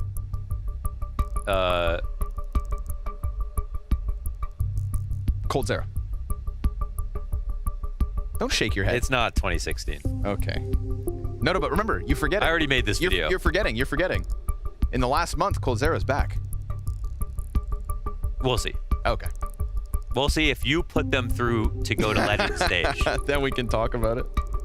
Then you have ground to stand on. Until you put them through and tweet out a photo of your Challenger stage pick'ems with 00Nation, you're not going to tell me Coldzera is going to be on the team to take down Furia. I have commitment issues. You're asking too much of me. Is there anybody from Imperial here that we should steal? We have an Opper. We have... I mean, Jota's... I think Jota's actually a good IGL. I don't really agree with Maui. I think I've seen some good stuff. So, from what I've seen. It's a good idea to disagree with Maui every once in a while. Because then you'll usually be right. Yeah. What are your thoughts on... Ready for it? Yeah. Cello. Yeah. Cello is really good. But like, we're... Okay, but can we beat Furia? What if we convince Fur to never retire? He was hella good at the RMR. Could be tough. He just didn't want to be there, you know? But he was too good to be bad, even when he didn't want to be there. They didn't let him quit. Yeah. I love that. That's crazy. Get yourself friends that don't let you quit. Yeah. That's life goals. That's right. I'm done talking about Counter-Strike. I just want this one team, but you're saying, oh, you consolidate all these other rosters and you could definitely have a great team. Yeah, but me, I'm like the ideas guy. You know, you're like it's your job to apply my ideas. Okay. I'm here for moral support. I got nothing. All right. I think we should keep everything as is. So Furia win Rio? Is that what you're telling me? Well, I said that 6 months ago. I'm on, yes, I'm on public record already. It would have been nicer if they made a bit of a deeper run at Cologne. Ah, yeah. To inspire some confidence, but, going out in round 1 playoffs again, that makes it a little uncomfortable to think about the thought that they could win Rio. But it does feel like sometimes there's a roof on them. Yes, a very low ceiling, unfortunately. But it's more like it definitely feels like a mental thing, more than it is a skill problem. Which I'd rather have the mental than the skill problem, because some of these players, they're not going to get much better, So at least with Furia, you've got like the best of the best. You know what I mean? Dude, they don't even have to get better. Case Serrato, dude. Yeah. Safe absolutely bullied at the America's Road to Rio, but the #1 player. Obviously. I had him on fantasy. Ooh. Oof. Fantasy. I'm still technically in first. I said it. It's out there. Yeah. I'll hold on to that. For now. All good things come to an end. What's more important is we're all having fun. As if you care about that.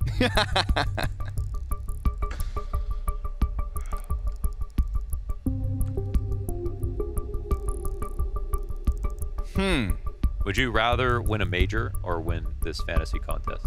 A major. Yeah, I feel like that's a pretty easy one. Okay, what about, would you rather win a fantasy show match versus Imperial at Rio? I wouldn't want to win. Oh, well, yeah, okay. Yeah, I wouldn't want to win. Would you rather be on Imperial in a fantasy match? Okay. To take down the Swedish legends? Okay. Of Olaf, Get Right, Freiburg, Forrest, and JW? Or win this fantasy contest? The fantasy contest, because first place $1,000. So you do it for the money. That's what I was trying to figure out. I'll take the cash. I do have to say, it is a life goal of mine to one day play in the show match at a major? Doesn't seem like it. Well, okay, forget what I just said. Doesn't really seem like Forget what I just said before. Is it $1,000 or your life goal? No, because I think you got to do better with your money. If I play on Imperial, I don't, you know what I mean? I don't want to play in a show match versus the Swedes. I want to play in a show match versus other talent. Okay. I want casters, analysts, hosts, interviewers, you know, those show matches. You want people shorter than you. That's what you're trying to say. Yeah. Okay. Yeah. Understand. I want to knock Hugo Byron down a bit. He's the less. I've never met anyone with less ego than Hugo, so this is so mean.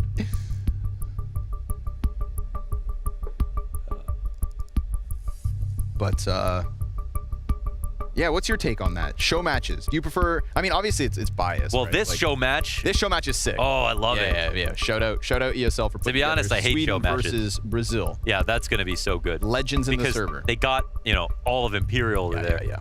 And they're gonna be in a good mood because they both qualified with 2 and 3 parts to the challenger stage, so they're gonna be in a good mood. This is a show match I actually want to watch. I mean, I hate watching washed-up players play Counter-Strike, but in this case, there are 5 relevant players in their home country at a major. It's gonna be awesome, man. It's gonna be awesome. I'm excited about that. It is. I'm really happy to a player like Olaf Meister, for example, to come down. That's awesome too. Shout out Olaf. Yeah.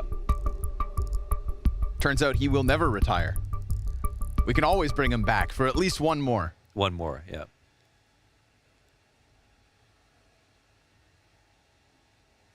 The music stopped. It did. Is that a good sign? Finally ended. It's actually a 4-minute song. It wasn't looping the whole time. It's 9 minutes. Not a loop though. It's changed slightly every single. Contractually, if we start it, we're obligated to play the full 9 minutes. I think they did. But now, if we start it again, we have to wait another 9 minutes. Oh, I see what you mean. But I feel so alone right now. Yeah, all this. I'm just far too aware of the sound of my own voice.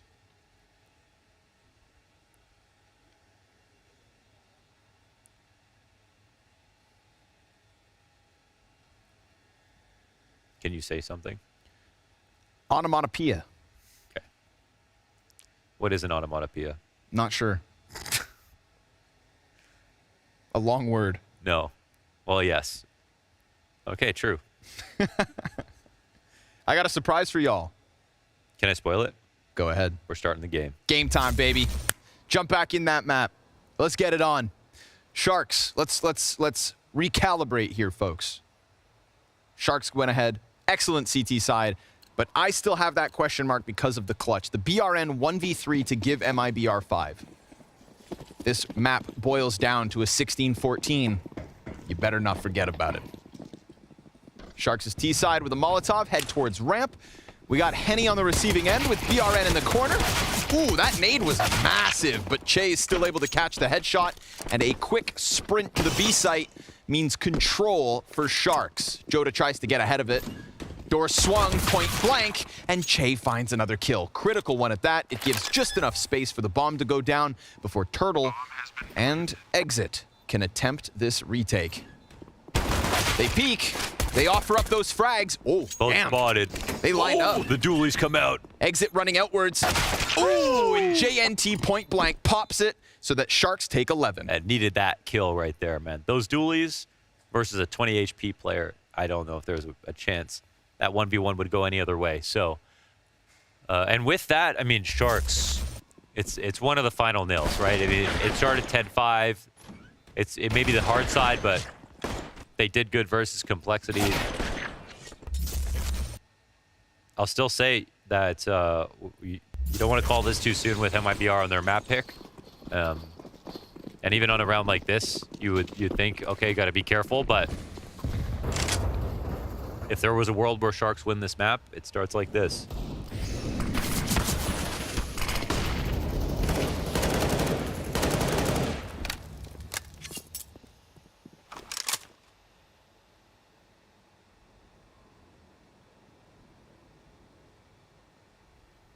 Set up for the fast one, but then no follow through.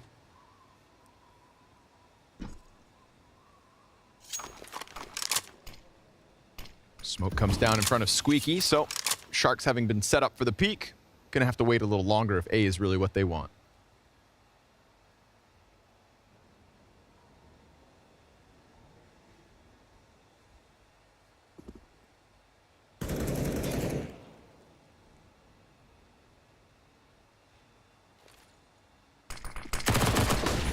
Turtle with a chance. Flashes all over. They're gonna hone in on him, but he just dropped the bomb and did a substantial amount of damage on the follow-up. Hut door compromised, BRN presses in, and we get kills going the way of Sharks, but the 5-7 connects, and there's so little left of two of these three. Mini player spotted, AK nabbed, exit sliding back. They didn't get down the vent. They don't know where Henny is. Maybe they're worried. Okay, now they're starting to drop.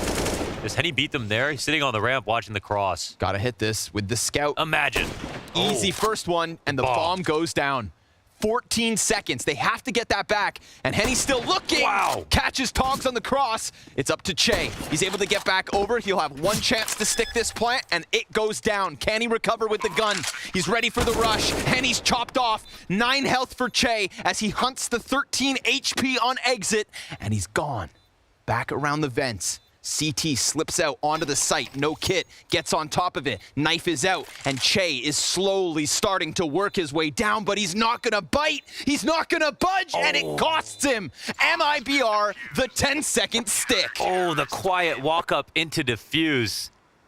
God damn. Well, Che's low HP because Henny just got that extra tag. That's the only reason he doesn't continue forward. I feel like there is a part of him that believes that that stick is going to come down because I think he knew exit was low as well. It's pretty clear he doesn't have a kit. There's not many other plays he could make. I think, you know, exit does the only thing that could possibly win, and Che reads just a bit too much into it.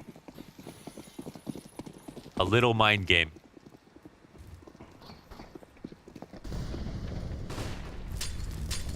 I really feel like, though, I feel like Che should have peeked that because he made the long rotation around in the first place, but I get it.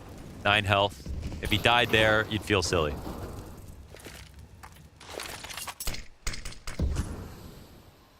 And yeah, just like that, you know, Sharks win the pistol, but that conversion is scary.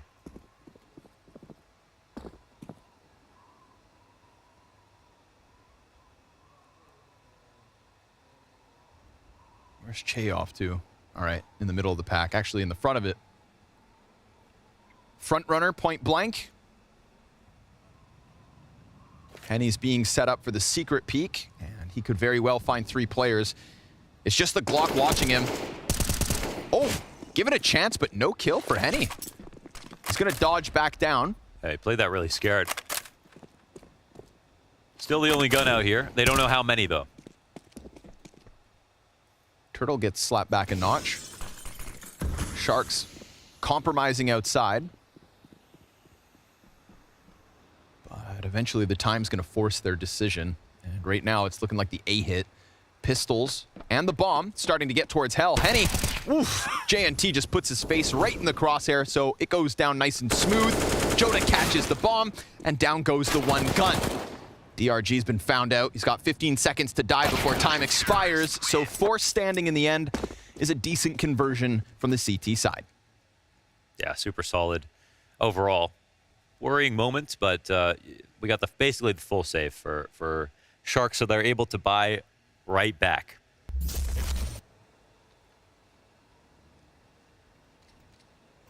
We're going to see about Che's T-side impact here in the second half after, you know, a fabulous first.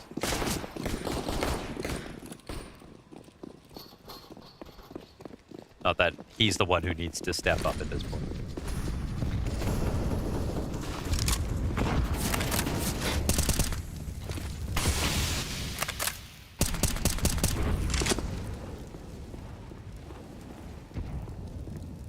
Che wastes no time. Catches Joda off entirely. There it is. Slides right through. B-site under question. Turtle into the vents. Ooh, catches the follow-up. But JNT's got the trade train rolling. And Che, again, just so far forward that BRN doesn't see it coming. One-man army. 26-7 to try and get Sharks back into this map. Or rather, this early T-side. They are still in control of the round count and the economy. and round 19. Joda's going to be mad. He's the guy who tries to find those same timings that Che just did over on the CT side. So that's a slip up by him that gets his teammates killed as well. And it's a situation where you could save with 4, not try to go for it, but after Turtle gets his 1, they feel like they've overinvested and they must try to win. But this one is all about Che, his speed, and his first kill.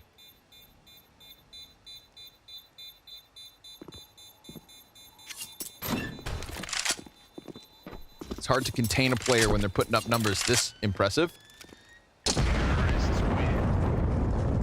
Just steps ahead of the MIBR players on that B hit, created a ton of space, and the rest of his teammates didn't even have to do anything. Trade effectively. Che's done it all. It was literally just killing Turtle. That's all the rest of Sharks had to do.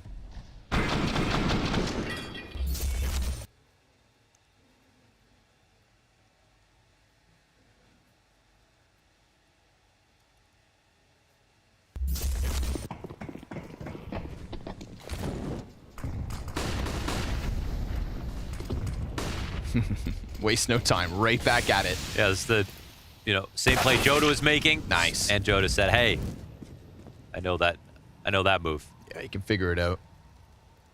It's one thing to be hitting this hard. It's another thing to just kind of become a little predictable.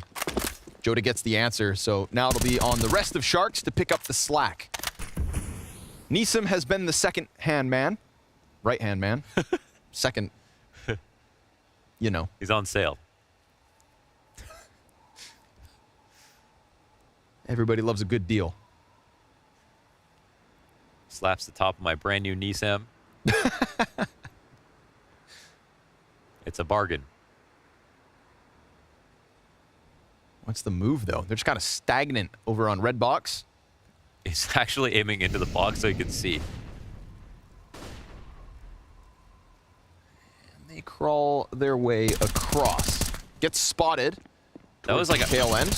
Wow, I mean, they still didn't rush. He reacted so slowly to that whole situation. I mean, they walked by, and I don't know if he counted. Hey, what is this? Penny, nobody what's inside. up? Oh, there's 2 who dropped already off of his call, so that's what they did. All of a sudden, Joda, he's going to have to hold in the ramp peak. He's been found out.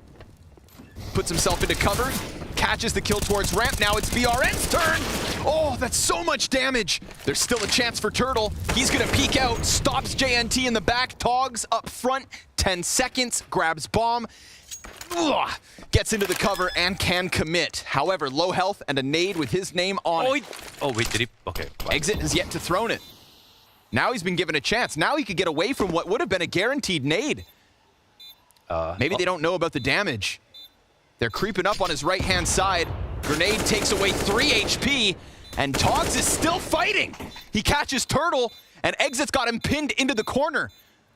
A couple shots, and Togs is down. Time continues to tick. He hits the ground just beneath, and there it is. Exit finds it, but holy hell. Honestly, they played that so bad. From both sides, that was really strange. The amount of... Like, when that bomb goes down on the 8-second mark or whatever, they just swing out ramp together, and either he peeks again and they're both peeking and he wins because, yeah, they have to respect the animation time. Like, they can get out on the site.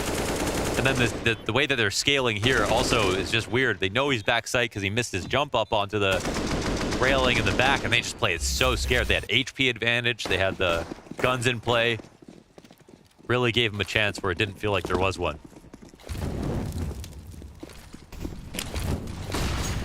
Tough spot for Sharks now. Money's all on the line. Now, that round was a result of losing Che in a 5 versus 4. Right? Joda counters him from secret. Kill Che, win rounds. There's a correlation. Turtle, you got players running out Hut, but he keeps his attention turned towards Mini instead. Teammates deal with the push, and all seems good. Low health for JNT at this point. 1v5, not gonna happen. MIBR, they grab a 9th. They cut down the lead. They keep their economy strong as Sharks is now non-existent. Oh, and there's an investment on that, so economy wipe here as MIBR look for 10 rounds. Save up for Sharks. And we've seen so far the showdown is some great upper hits. What was the team? Vertex? yesterday versus who did the Aussies play at midnight yesterday? 00NATION. 00NATION, yeah. Some good upper execs. But 00 had great upper execs as well. And then we saw Sharks try to pull them off versus Complexity. Complexity had some too. But this one gets shut down in the second half. And you probably throw in 3, maybe, and a half, depending on how it goes. Probably. Do what you can. Probably. No util, nothing? Zilch on this one. A deagle. Oh, excuse me. Yeah. It's a fake investment, though. You're right. JNT's like, guys, you've never seen this. Watch out. He wants to face towards ramp, which means he's got BRN awaiting him. Every time you buy a deagle, an angel dies.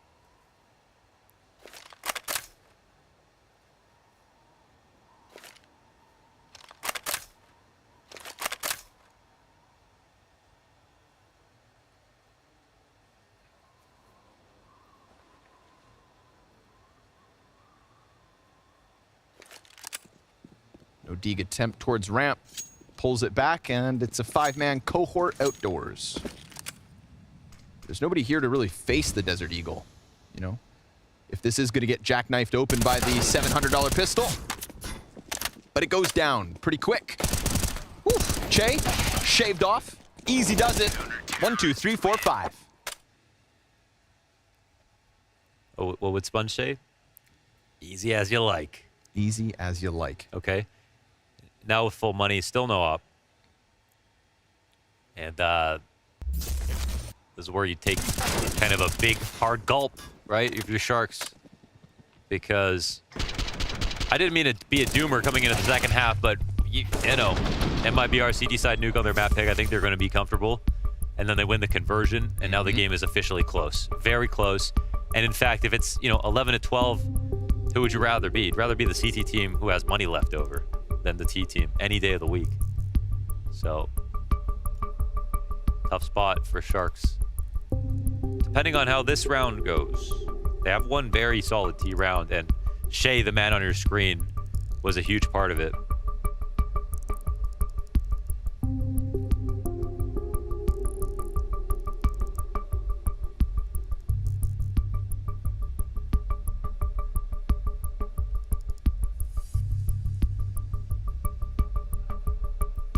It's a quick restart from one of the Sharks members, so this one should be fast. They have SSDs.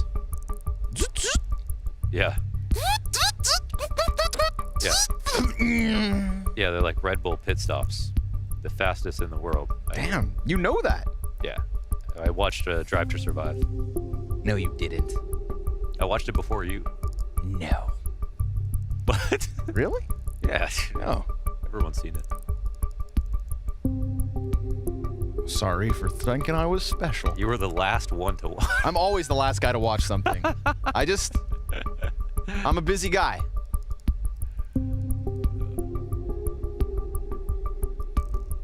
Now you have a racing. What would you call it? A sim? I would call it a rig. A rig. Yeah, a sim rig. Yeah. Damn right. He doesn't use it anymore, though. I mean, I broke my toes. I literally couldn't brake, which apparently is an important, integral part of racing. But it did become a really good clothes hanger, you know? For now. Your toes? No, the rig. Oh. You know, you have that chair in the corner of every room that just ends up being a laundry pile? Yes. Well, that's what the racing rig was while my toes were black and blue. And now what, since they're not? Well, I haven't been home. Oh, true. We've been on the road. Yeah. The old traveling circus. We'll be back soon, though. A couple more days here for the showdown. We just got to figure out who the hell is coming back for the Copenhagen Fall Finals. Thank you for your patience, folks. The action resumes, and Che is dead again. I like that they're weaponizing Che to just get out there, but that was a perfect counter. I mean, that literally called out. They wrote his name on the nade, and then they threw a molly first as well for that exact play. DRG is going to try to follow through with that original death on Che towards boxes. He gets all the way up into the garage. And what's Henny going to offer? Henny is a very weird outside player. You were very polite. He was making weird things, but he was getting info, lots of info. Sure. He was hard to find. He didn't die or anything. Turtle blocks off Squeaky. DRG's going to keep creeping closer. Oh, hey there, neighbor. DRG's 10 health as he turns to have a fair fight is dropped back. Neeson will get the trade, though, so finally something going the way of Sharks, but is it too late, BRN? Oh, just gets around the corner. JNT had heard him drop off, so he was chasing it, but didn't expect Joda to come up from the bottom of ramp. So pulled in 2 directions. That's a situation where it's actually good to run rotations.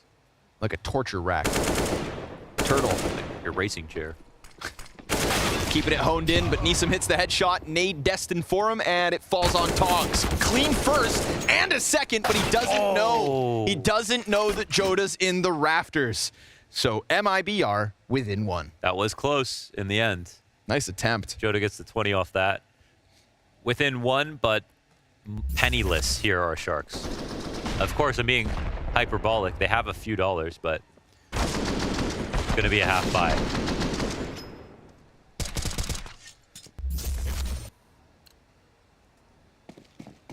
Half buy with a ton of utility. 2 players without Kevlar, but lots of grenades to offer. So let's see what the util's destined for. Let's see if MIBR give them the space to use it. It's going to be a flash towards ramp at least. Some pops into the A site. CT's put out the threats, and they hang on to the squeaky push, but it is very much ramp under question, and they get beyond the op. 2 CTs towards hell, but they don't stop Sharks from getting downstairs. Ooh, control is held onto. That could have been the moment. Joda, if he dies, gives them the M4. They had multiple bodies here in position, ready to go, and Neeson could still steal the show. He's lost his teammates, and he gets a second frag, but Joda from beyond the grave to tie the game at 12. That is a Steam achievement. MIBR 5 straight are on fire as they tie up, and will enter this round to another full buy from Sharks. So they made that kind of half buy go pretty far. Didn't get a bomb plant, but it won't really matter. They spent the right amount of money where this buy is still just as threatening, I think, as it would be with a plant. It's just about the future of their economy that's maybe hindered a bit. So I think, of course, it's still time for Sharks to stay focused. They probably knew they were going to end up on Nuke. They have a big win in their back pocket on this map. They've achieved a lot more than their own expectations would have shown us by beating Complexity. And I think feel better maybe about playing MIBR than they do Complexity. And so with all of these things in mind, why not give this 100%, you know, even if it's looking a little bit more grim? It's possible.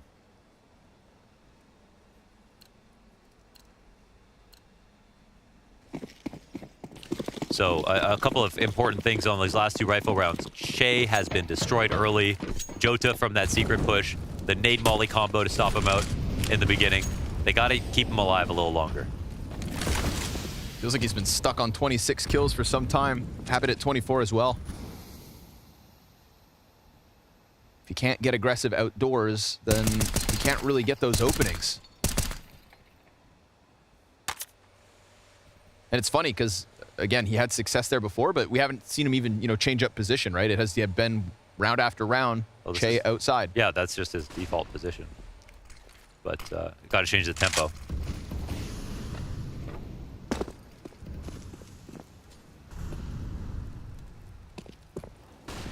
Gotten up to mini at least. I like this. Deep smokes on Hell windows means BRN is all of a sudden under question. Oh, he messed the jump up. But he's got support, or had some. And he knows now there's one above him as well. Yep. Che did not get away with this for free. Gets tagged again. Still a chance that BRN loses the fight. Che has no clue where he could have gotten off to. BRN a little bit of damage here. Che ready for it. And he hits the headshot. Give him a chance, he'll take it, but time has been ticked down to 25 seconds. We've got 2 CTs within that A site. Neesum's starting to think about dropping B. They can. They have hell control as well, so there's no ramp rotations at all. It's on Henny. He's lower. Oh, he hits it. Tog's down, 15 seconds. No one's crossed. They can go control side on him, though. Oh! Finds Neesum point blank, and Henny, despite being pinned in this corner, is still hanging on. Finally, somebody gets him down. JNT has to commit to plant. Joda attacks, denies the bomb, and even though Che's still fighting, it's 13 MIBR. Primo target selection, just enough rotations, and Henny's 2 kills. That's nail and nail. Wow. They had Che a little bit flustered, and he kind of screwed that up by making noise on the jump up. It's the only reason BRN's looking directly out at his teammate as that smoke comes up, and then he handles himself at the end, but by that point, so much time had bled off the clock. 26 seconds. It's a bit messy, and they can't afford that right now.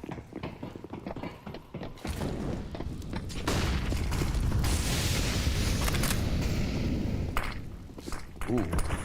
Back to the aggression. Gonna hear a bunch of this happening. Oh, he timed this so well. Holy hell. Just perfection. One player makes it all the way downstairs. He's gonna keep on running, but now Che, last man left.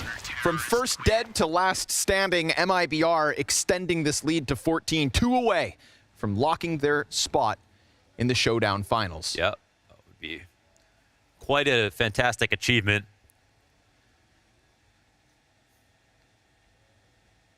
Damn, some outs here for Sharks, I'm wondering. It just feels like MIBR are obviously getting better as the rounds go on, which is tough to think about. Yeah, the CT side just impenetrable. I feel like maybe they want to try to do a set strat. Shake an entry, but maybe not outside. So they're getting very good at just dealing with them.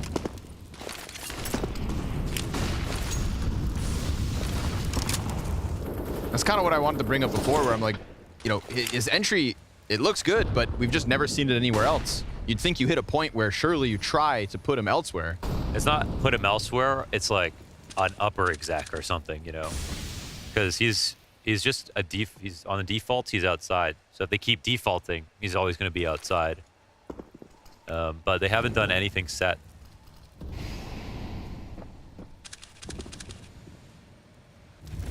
He's their little electronic. Oh. Well, he's got a sneak. Yeah. He's in the mini smoke at least. Oh, and Turtle gets killed off the push through Squeaky. Che will have a chance to face in sight. Fights above. BRN gets the best of him. Drops immediately down into the hut. Exit can lean in the back sight. Ooh, keep your guns out. Togs, he's gonna find the answer, but they forgot about Exit. Didn't know that he could still be standing there, and now they've got it back. Henny is nowhere to be found. His teammates have fallen. Sharks sink their teeth into the A site. Damn. Okay. Well, they make that happen. The turtle kill is the most important. The lobby push that was happening right there. Him dying, it just means Mini's open for Shay to get in. And even though Shay doesn't get his kill, he gets info, dislodges a player from the rafters, and then they just trade out effectively. So space created, I suppose. And Sharks pull. Well, do they pull this off? I mean, Henny's halfway bomb ticked. He's upstairs. Bomb's planted backside? Yeah, it is. Last second attempts. Huh. Not going to happen. 13 for Sharks. Finally. One on this T side. It's been a little while since the start of the half that they were winning rounds. Better late than never.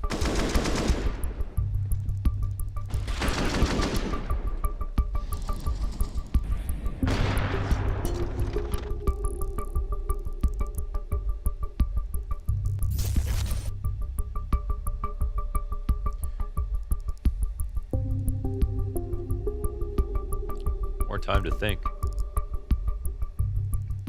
And talk. Yeah. Well, we've been talking about Che, but meanwhile, Joda's already matched his kills. Starting out, of course, after that first half on 24.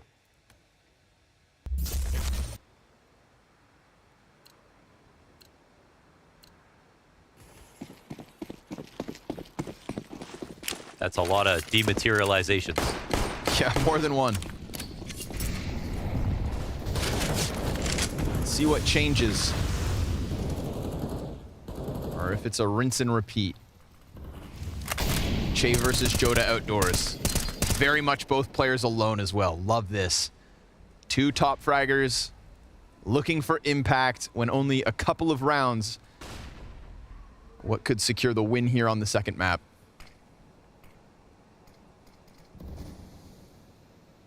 Leave the rest of the flock to fight inside. BRN's about to get tested. He's got a lot of players coming at him. 4 starting to prime their way out. He sticks around for a second so he can take a shot or two. Henny could get charged down. Oh, but he just slams DRG against the wall and survives for the time being. And Joda's patience looking like it could pay off. One shot out from Chase, enough for him to pull the trigger. 5v3.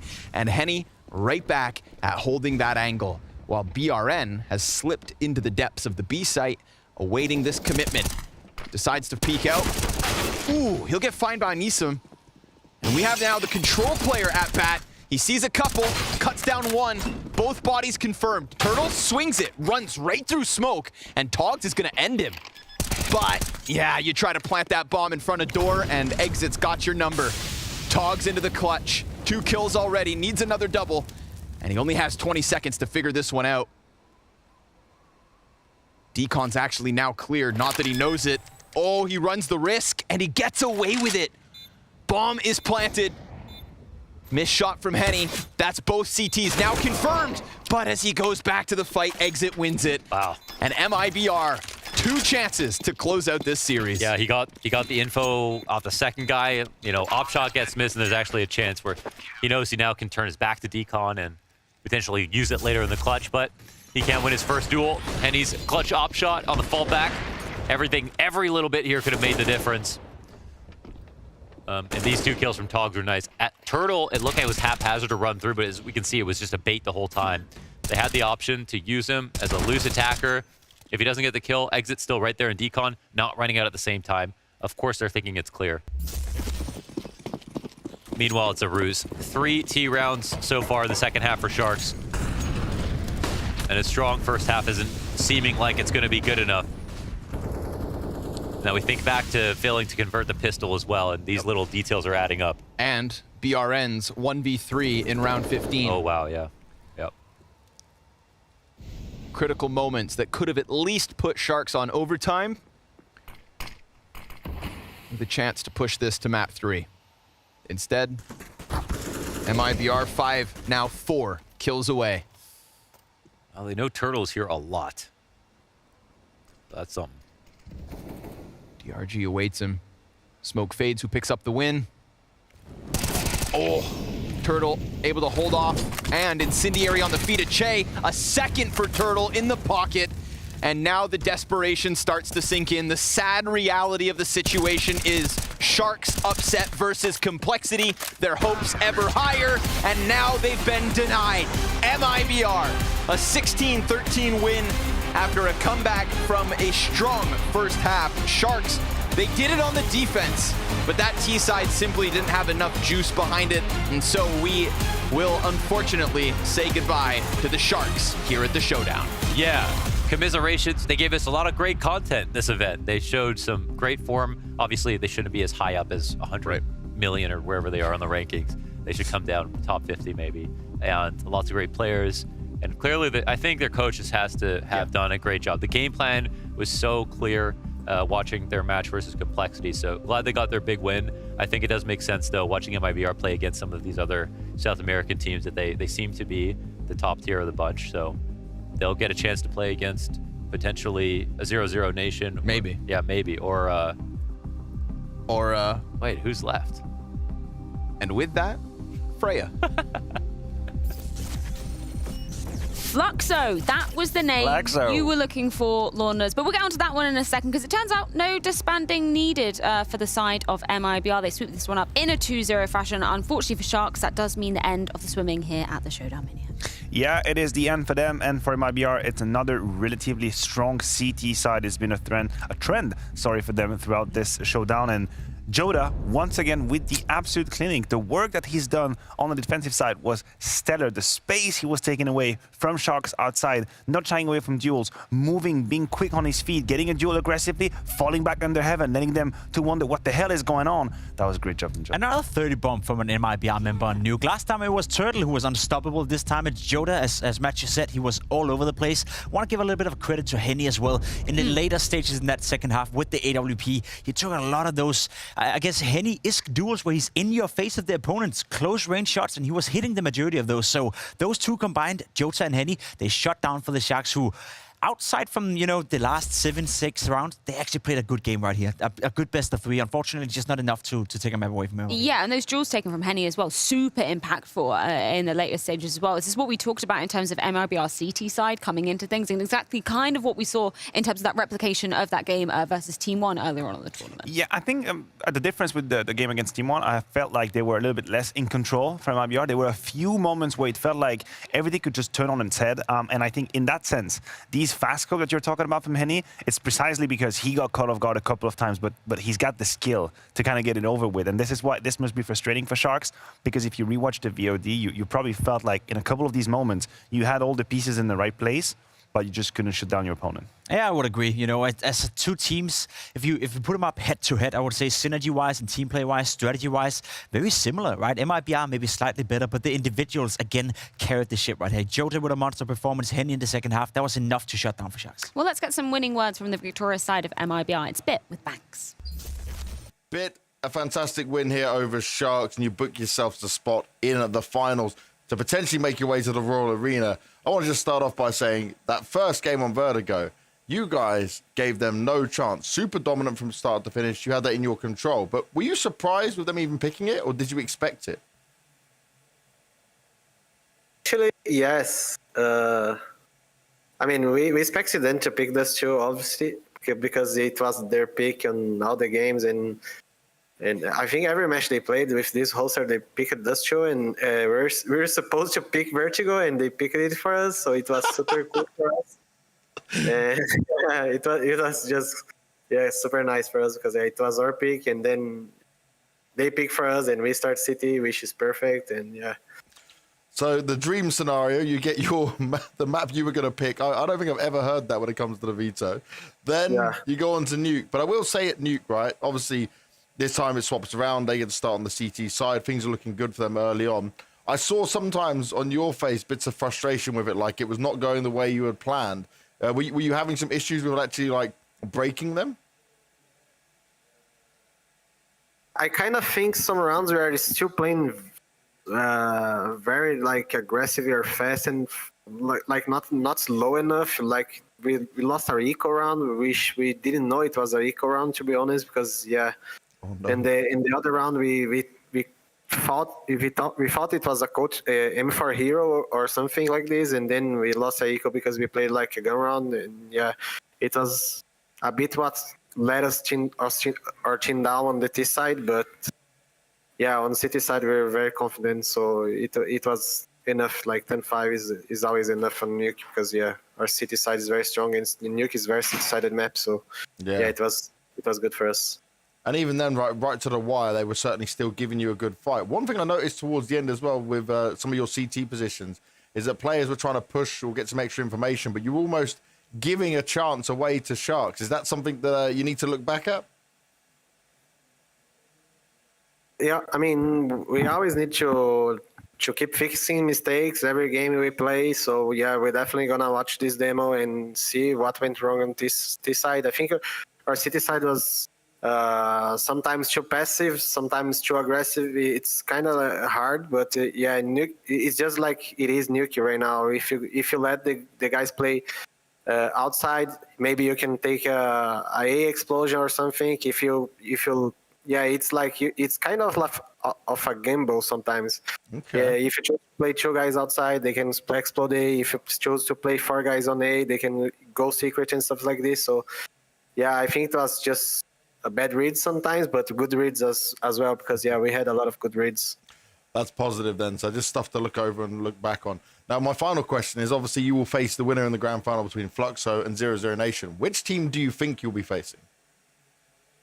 I think 0-0 is the stronger team right now, but I feel like Fluxo can upset them because they obviously beat EG yesterday, which is playing very well, and I think they showed a good fight on Rotterdam against outsiders. So they're playing super good right now, and I think it's gonna be a close game, but I would say it's probably like 65 or 35 for 00NATION or something. But they have the potential for sure.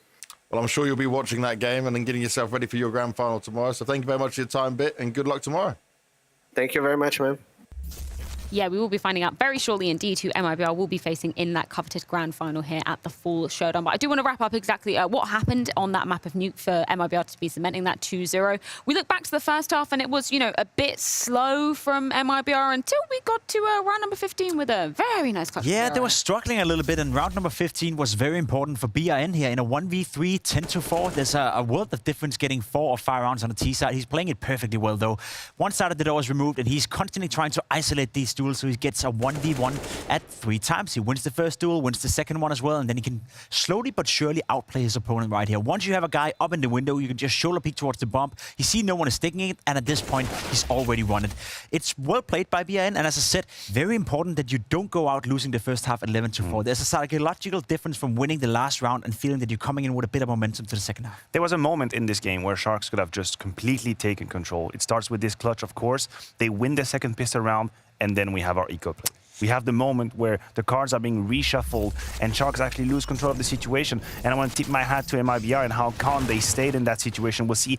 It's going to be a bunch of trades happening, 1 for 1 for 1. It's obviously the inside spot that is under duress, under duress, exactly. And then from that moment on, Exit stays alive with the 5-7, and Henny stays lower. He says, listen, I believe that if they go A, you'll do the job. And he destroys them with the scout. Only 5 seconds left. A little bit of a mistake here, if I'm being completely honest. I don't think Henny had any business in committing to that. Lucky for him, he gets the scout towards the end, and that's the full defuse coming in from MIBR.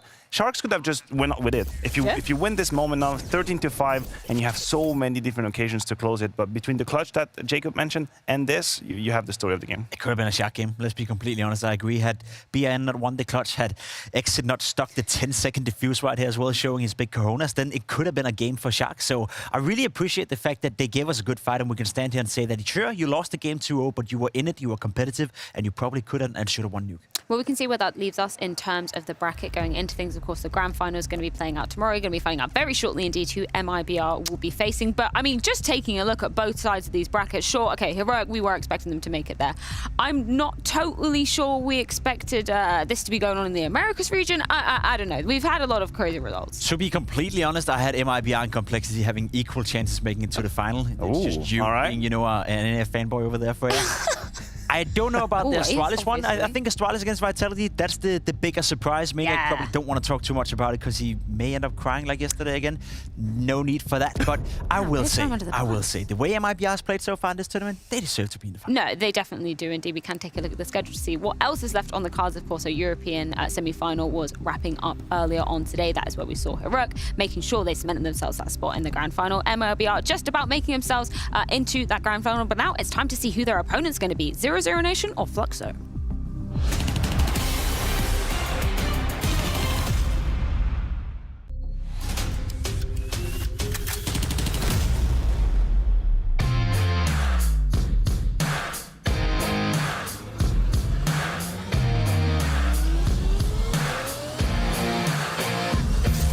Let me see if I can find him.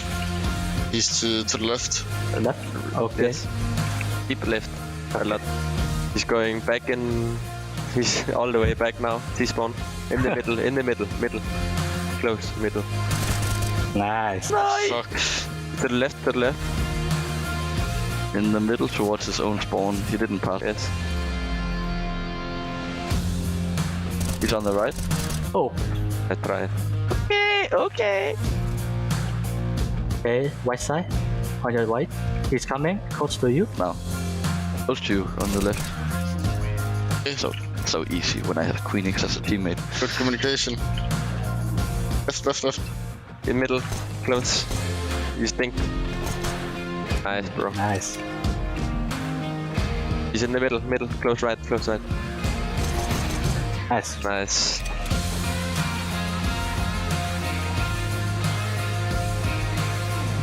He's pushing middle. Nice. Ale!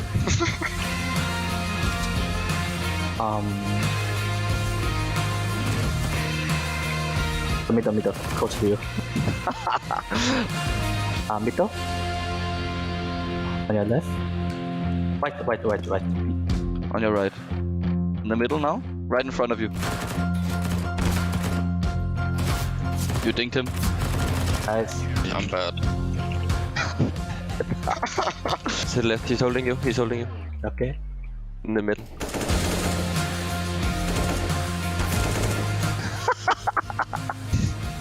Wait, I can pick up 2 and I can pick up a smoke as well.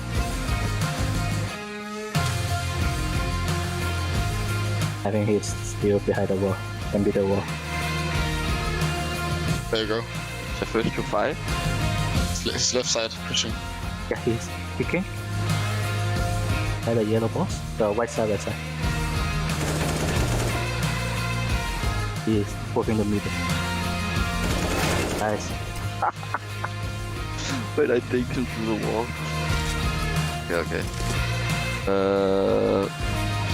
He had a smoke coming to your spawn. Hey, on your left. Back here. I give you wall hack. The 0-1 wound. I think you see him. Yeah. We won. We won.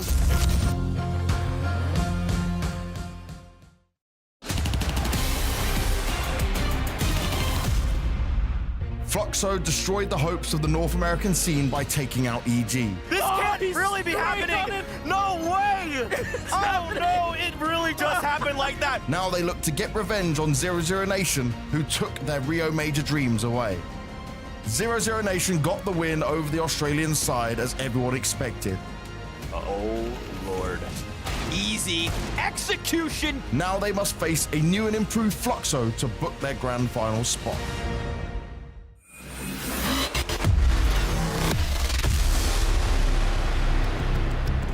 Time to determine who will be meeting MIBR in our America's Grand Final tomorrow in the final duel of the night here at the Fall Showdown. 00NATION and Fluxo both entering the stage. We got to hear some thoughts from Bit in our post-match interview on his potential opponents. But Jacob, how are you weighing up these two sides coming into the semi-final? I think 00NATION have had more chances to prove that they are a legit team. They have a lot of experience with some of the players. You look towards Cold Zero, you look towards Taco. They've achieved everything you can in Counter-Strike, trying to rediscover themselves within 00NATION. Whereas for Fluxo, they haven't really played that many international tournaments. The first time we saw them for real was in Rotterdam. As Bit also said, they were impressive. Yesterday, they looked impressive as well in the first game. So the more we see them play, the more we learn about Fluxo. And as I said, you know, Phelps, Lukowski, VSM for that matter, there's some potential within this squad. Look, in one best of 3, of course, with two teams that are so close, it's quite hard to tell who is the actual favorite. But I do believe that Fluxo are a little bit earlier in their story compared to 00NATION. We've seen them, for 00NATION, they took a while to figure out the formula, to figure out the players and their performances. Now I think we're there. We're getting the picture. It's kind of starting to make sense. Whereas for Fluxo, we're discovering, and probably they themselves are still discovering how they want to play. Well, let's get some words from this newly built-up squad. It's Lux with James Banks before the series. It's been 8 weeks since you last lost to a team from Brazil. You guys have been very dominant in your region. Why do you think that is? Is this is it easier for you to play against this level of team, like against your own countrymen?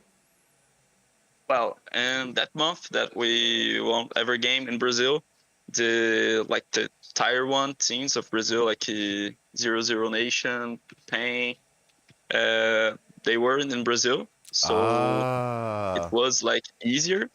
But even though it's difficult matches with Ojiki, Paquetá, and that's it. Okay. Now, in terms of this game against 00NATION today, right, this is the big test because it's a team that you played before. So Fluxo was created on the 9th of August. You had the game against them on the 18th of August, and you nearly beat them to make it to the RMR to qualify for the major. But it was a very close game, yet you were brand new. How much do you feel you have improved as a team since then? Well, in RMR, in the first one, we got very good results. The second one, it was good, but not enough. In the third one, it wasn't even good. So after that, we talked a lot we practice a lot, and I think that we improve our game and like the energy of the team too. And we've seen these improvements, right? When we look at your results and how the team's been performing. But how important is this game and getting some revenge against 00Nation for you guys? Well, it's very important for us because if we qualify, we got like another tournament to play this year. Yeah. Because like the calendar, it's almost finished. We got the major that we didn't qualify and another tournament in Brazil. So it will be like a good match to show for us our level and to get another tournament and another trip to outside Brazil. The dream, man. All that traveling again and coming back over facing some of the best teams in the world. But 00Nation, how do you think of them as a team? Because they've also got some very experienced players mixed in with some of the young players as well. But even yesterday, we saw they not struggle, but maybe not win as convincingly against the Australian team. So do you feel like you have a great chance to win today? Yeah, I think we have a great chance to win today. Unfortunately, the vetoes, like you said, will be different. They ban this too, so we'll see another thing today. And yeah, and the team is different because our team is like very aggressive, and the at 00Nation isn't. So I think we'll be good. Oh, well, I'm looking forward to a lot of aggression in it for sure. And do you think this is something they'll expect, though? Do you expect you'll have to do a lot of adapting and reacting to what they do at the same time? Yeah, I think we'll be like a different game than the others that we were playing. As Lux was mentioning in that interview, obviously, Fluxo faced up against 00Nation in the qualifier for the Road to Rio and actually lost out to 00Nation in an elimination game, which meant that they did not have a shot at going to the Road to Rio. It was a close fashion, though. You look at the scoreboard right here. Fluxo got off with the first map and played 2 competitive games afterwards as well. And I think Macho hit it pretty well, saying that it's a little bit too early for Fluxo, right? They're still in the beginning stages, whereas for 00Nation, the core of this lineup is Lado, Dumao, and Taco, who's been playing together for more than a year, and Garten before they joined. So I would agree with that. Fluxo, they're showing potential, but perhaps a little bit too early. And now we're going to get to see what they have in terms of B plan and C plan and D plans, because he kind of gave us a little bit of a hint in the interview. Maybe the veto is going to be different than last time around. Some, shenanigans coming in. So we'll see who's got the better prep. Banks brought up a really interesting point as well about that specific game at hand. Only 9 days since Fluxo had actually formed as a team and actually managing to bring a decent amount of pain to the side of 00Nation. I don't know. I'm looking at this one as kind of an open playing field. Speaks to the potential, right? Sometimes you can argue that a honeymoon period is also pretty cool, and you see teams, get together early stages and they play way, way better than they will down the lane. That could also be the case. We don't really know, but I think judging for what we saw yesterday, it's a team that has a lot of potential. It's a team that were able to show 2 different faces yesterday as well, and beating EG in a game like this is no easy. I agree with Jacob. Sometimes it can be a little bit dangerous and tricky to say that a team only after 10 days or 15 days has been already so good, which must mean 2 months later they're going to be that much extremely better, because you have this learning curve that kind of stops when you're trying to form your plan, and it can get, on the contrary, very frustrating, because you think, what the hell, like we were together for 2 weeks, we're already so competitive, and now you're actually trying to form some plans, some contingency, maybe draw like a philosophy of the game you want to play, and you hit walls and you don't understand what the hell is going on. So maybe they're just in this period right now trying to figure out what the hell they want to play. Well, you speak about the potential on the side of Fluxo. I do want to bring Likowski's name into the equation. We were talking about him in terms of what he's been delivering so far in the tournament as well, but also potential, because potentially he was looking to be picked up by the side of 00Nation as well. I know a lot of Brazilian teams were looking into Likowski as the next big thing, right? They were looking towards him in Sharks, and a lot of different teams wanted to bring him on. Apparently he was super, super expensive. He's even saying it himself here, right? Even though 00Nation was very interested in me, the price was too high. It's not always that works. You see it in football, you see it in other sports as well. Even though a player is willing to move to another team, the clubs have to come together and figure out whether or not it's worth it price-wise. Likowski showed us yesterday that he's worth a lot of money, but is he worth as much as he was bought out for? Well, time will tell. Make money, money, make money, money. That's all I got to say about Likowski, because he's money. Oh my God, he had some great plays, honestly. And yeah, I guess for the ego, in a way, if you're able to keep it in check, it's kind of cool to think that, I had these 2 clubs looking for me. I mean, they couldn't really open the wallet, but you have to keep it in check. You have to stay firmly on the ground.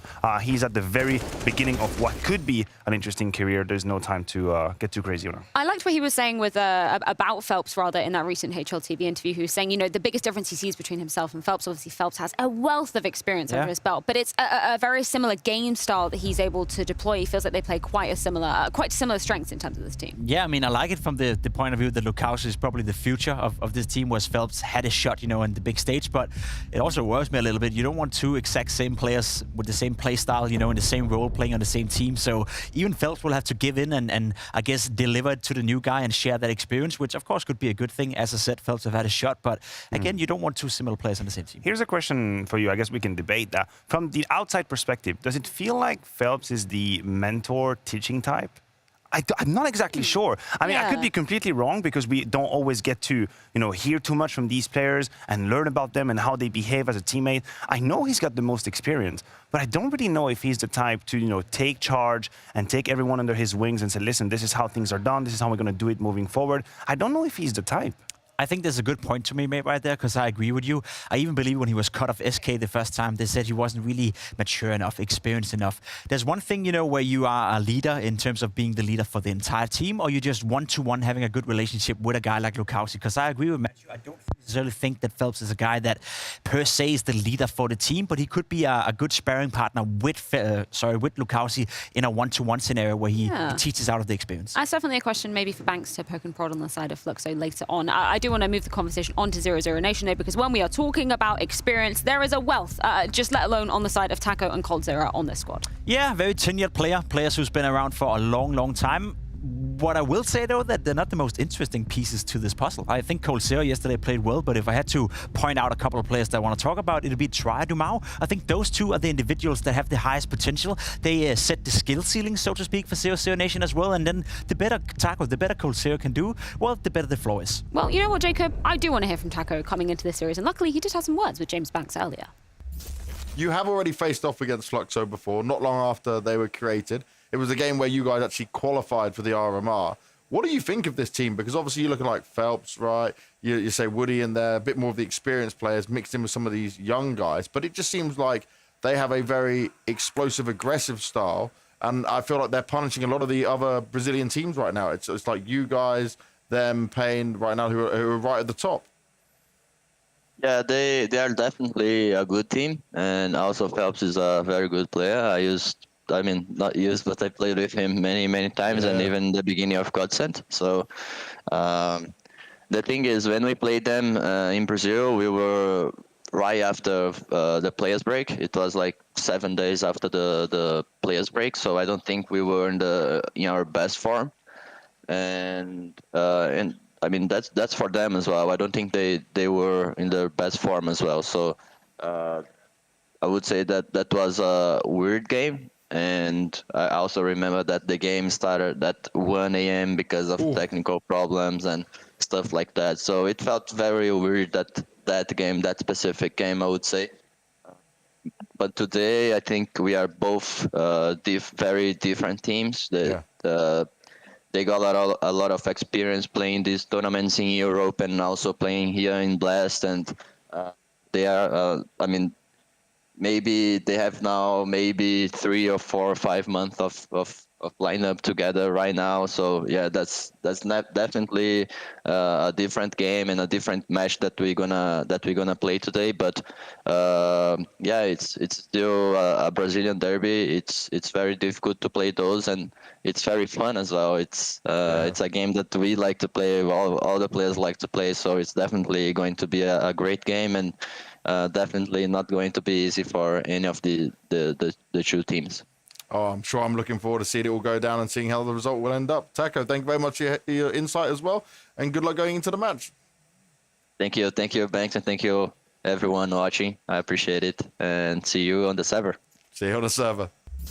Some energy, as always, from Taco. I do like the look of this Vito, though. Talk about mind games. Talk about shenanigans. Ancient being picked out by Fluxo, despite 00Nation picking it out. It's like the Spider-Man meme, like, you pick Ancient. No, I pick Ancient. You pick Ancient. That's what they're doing. What's going on? Pick Ancient on the side of Fluxo. Then we have a Mirage coming in from 00Nation. A little bit of a twist as well. But we do end up on Nuke. Would it be a decider being played? That was the same as the time they faced. I'm definitely looking at Fluxo to poster up more T rounds than they did last time. A solitary 2 last time around, which saw 00Nation netting up. Yeah, there must be a reasoning behind why they picked Ancient. There must be a reason why they did as they did in the video. And as we spoke about, they were only together for 10 days, so there must be a lot of learnings from the first game as well. So I'm curious to see how that's going to unfold as well. Oh, Anything? I wasn't sure I was going No? to be brought in the conversation. No, you can be I brought in the have conversation if you extreme confidence in 00NATION. In Yeah? fact, that was my pick, and I stand strong by it even after seeing the maps. Wow. Did you also go 00NATION, Jacob? I think we went 00NATION across the board. Man, for we're this one. boring. We're all agreeable, handshakes all round, but potentially not if Fluxo are going to prove us wrong with a little bit of a spicy pick coming into things. 00NATION netting this one up last time around, but Fluxo bring it into the mix this time. It's Ancient to start us off with Launders and Scrawny in just a few.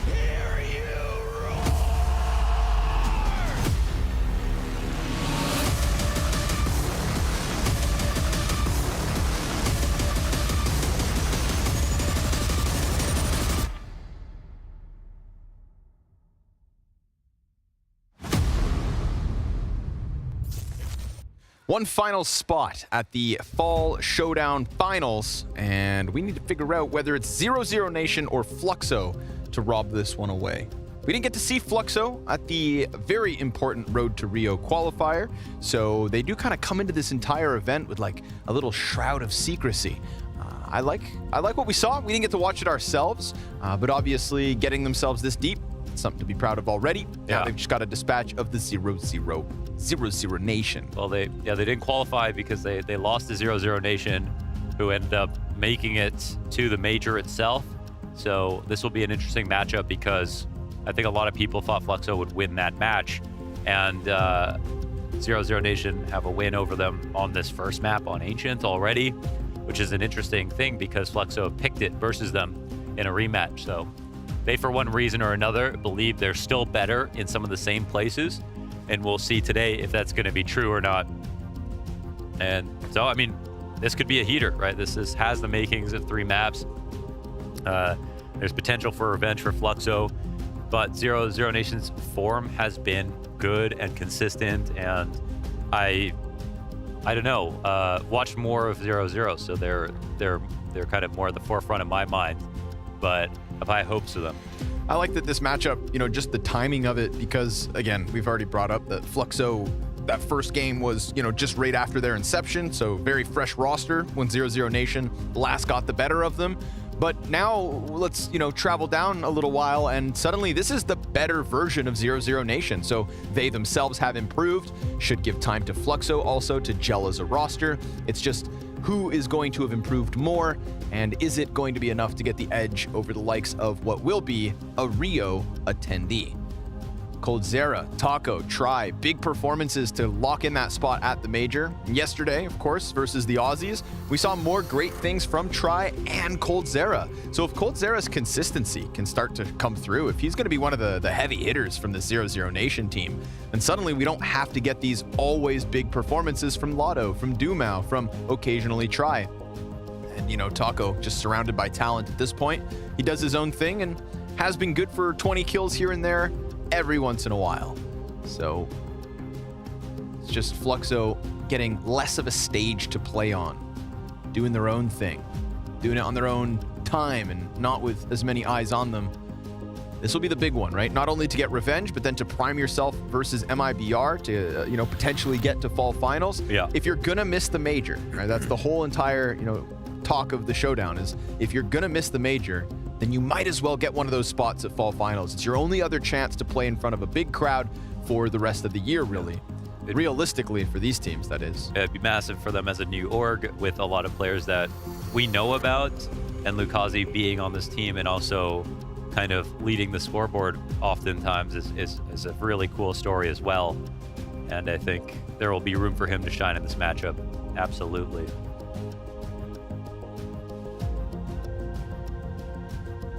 Could breach some of the HLTV rankings with a couple of big wins here at the Showdown, even if they qualified through.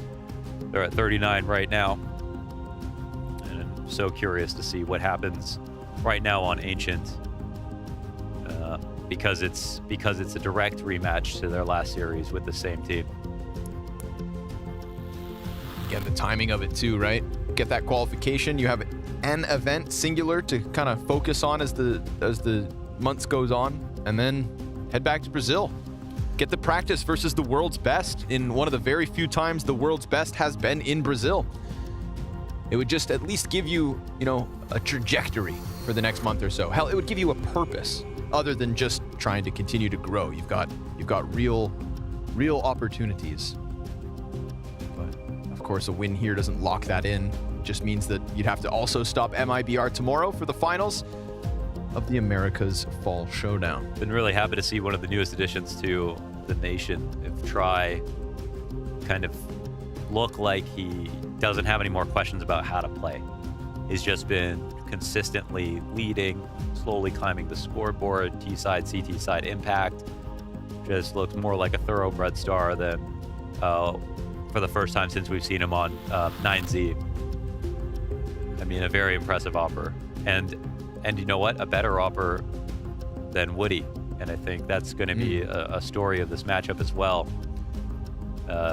Woody, of course, is calling and opping, but he got cut because he wasn't pulling his weight as an opper.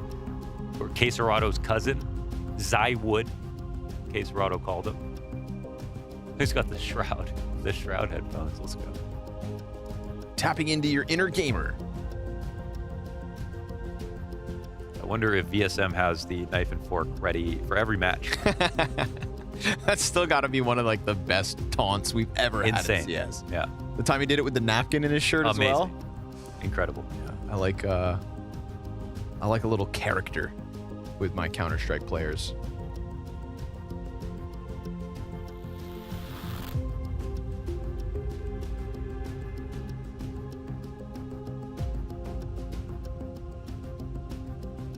Yeah, I really don't. I don't have much of an expectation right now because I'm feeling the confidence coming out of Fluxo. Absolutely. Right. I just think they're both on form. That's the cool part. Wouldn't be the first time we write off the likes of some of the players on Fluxo. You know, they feel like they get less chances than others. And yet, always good for an upset here or there. But as we ready up for this one, folks, why don't we throw this one away to an explainer, a format explainer, so that you can be up to speed with all things Blast.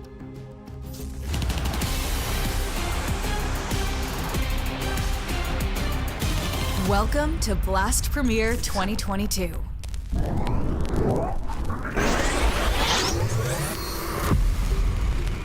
12 Blast Premier teams will begin their quest for victory in a season group stage.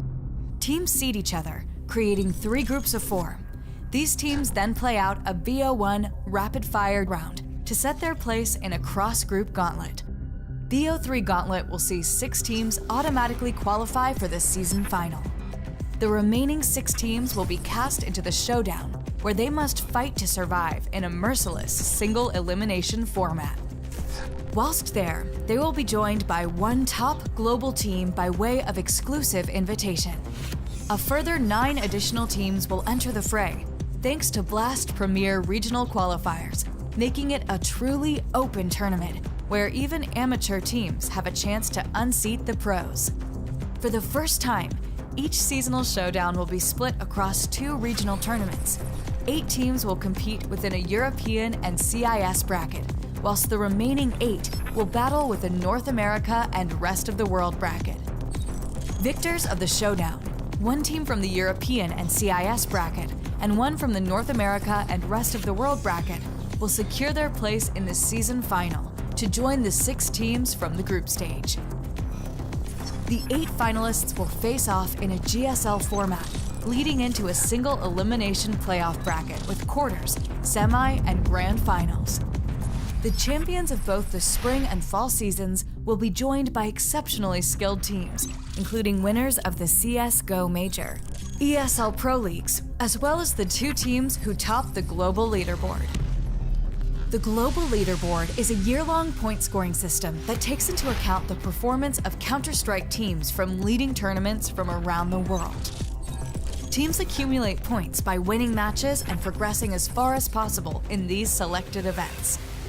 Teams hoping to qualify through the global leaderboard will have until November 28th to claim as many points as they can in a number of events, including both Blast Premier seasons and several leading tournaments.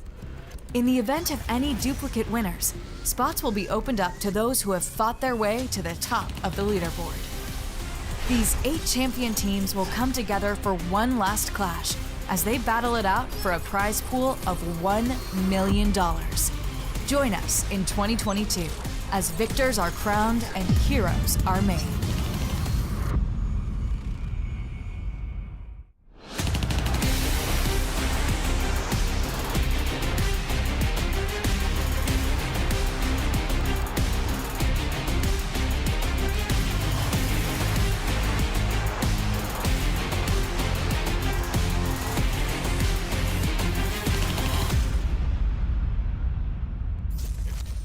Man, we got a whole lot of Blast still left this year. In fact, I feel like Blast kind of dominates what's left of the year. You know, with the major up next, that's all of ESL's heart and soul, and a massive undertaking. So, the unfortunate cancellation of, I believe it was IEM Beijing. Yeah, means that after the major, we've got Blast Fall Finals, and then we've got Blast World Finals to round things out. 3 big events in terms of Tier 1 Counter-Strike still left to go. Those spots, of course, still open for the World Final in Abu Dhabi, mid-December. Last dash of Counter-Strike right before Christmas break, and then, the misery that is tournament breaks. No Counter-Strike? What are you supposed to do? And it's over the holidays, Meal you know? plan and stare at a wall. Your family's gonna be over. Ugh, that's the worst part. Uncle John again. Not him. Damn. He always Can't smells. even escape to the realms of He's Counter-Strike. gassy. But of course, we got to give time to the players and the production and the casters to collect themselves before 2023, because Counter-Strike's not going nowhere. A few weeks off in the grand scheme of things isn't too much. But again, big events between now and then. What's that? What's this? Ladies and gentlemen, it's time. We're jumping into Fluxo versus 00NATION, and we find ourselves in the lush green jungles of Ancient. Cool. Haven't watched Ancient in a little bit, so very much looking forward to this. The one thing I'll say before we start is that 00NATION, they have a really good veto here versus Fluxo. Mm-hmm. Playing versus some of their lowest win rate maps and their best win rate maps. They got rid of Dust 2, which is a favorite and a mainstay, I should say, of Fluxo. So see what they can do on Ancient in the rematch. Dumao gets a couple of bullets off, but then dives back through smoke. BSM right to the plant. Ooh. Damage is there from Cold Zera, so the plant is not for free. But the old 5v5 retake attempt. We got Lukowski in the corner close. Taco, eyes on sight. Oh, but they don't check the corner. And Lukowski, it's just all too easy once he goes unchecked. They thought one, but never suspected two. CT's trying to move this one forward. There's no smoke to cover that bomb. There's no kit on the 3 players up. So Fluxo look to lock this in. And that temple position, man, worth its weight in gold in this post plant. Fluxo, the T-side pistol win. Yeah, Lukowski's kills, of course, changed the round right there because Taco dislodges one inside temple, and then it's all a bait, of course. And this second shot is just so fast. They're lined up perfectly for him. Then he maintains the spot that ends up being a huge threat later on. Yeah, he was a monster on Dust 2 the other day. He had like I think nearly 40 kills in a 1 overtime game they played. But no Dust 2 available to Fluxo. But rinse and repeat. Straight back to that A site. No resistance. 00NATION, they can do nothing to stop this unless Taco goes massive. One Deagle's something to work with, but no follow-up damage, no bomb plant denial. And I wonder if they risk this. Couple nice frags from Taco here. Feel like he's straight up 2 for 2 on bullets he shot. Lux has got a good spot here. CT not going to take the chance of pressing into the smoke, so they'll save what they still hold, give Fluxo the 2-0, and we'll see you guys in the third, where 00NATION actually have a couple of guns.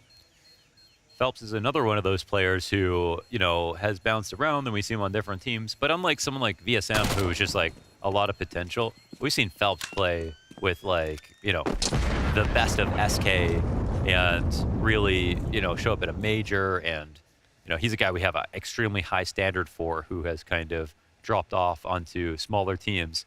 But Fluxo really could be a team that we talk about a year from now, who are one of the contenders for best in Brazil, or who are challenging Freya and that kind of thing. And like you brought up earlier, there's a lot of talent spread out across a few different lineups right now. But hey, maybe they all become good. Imagine.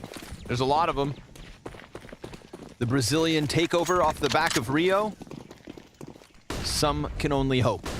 CT's in position early, and Try gets the opener with the MP9. Phelps a double kill with the Galil, a third.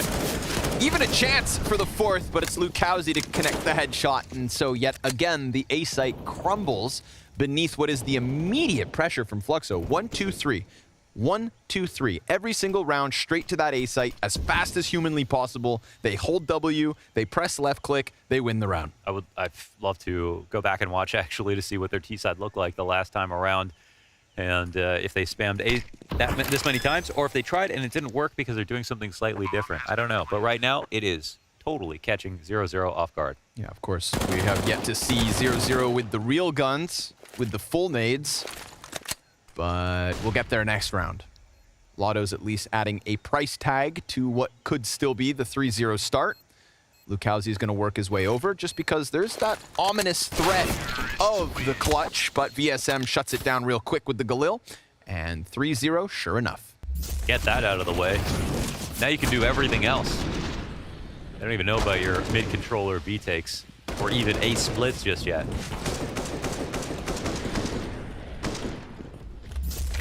Such a fun time as a caller to have so much of the playbook still open, and you got 3 hard, T-side ancient rounds. And always the tricky part about picking ancient is the fact that you're starting T-side when you pick it. Oh, we got a tech issue. Uh-oh. Or VSM's just taking in the scenery. But that's not my guess. Wouldn't put money on it. No money at all. He's really focused. Man, did I leave that window open? The oven's on, isn't it?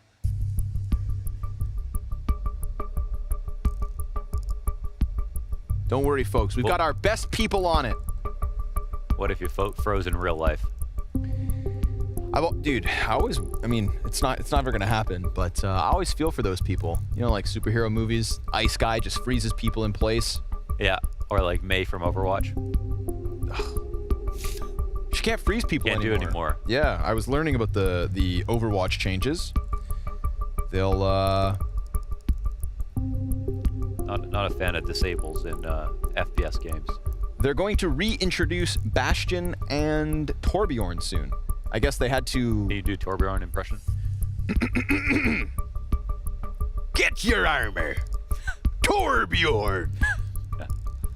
Pretty good? Yeah, that was really good. Thank you. Can't wait for him to come back.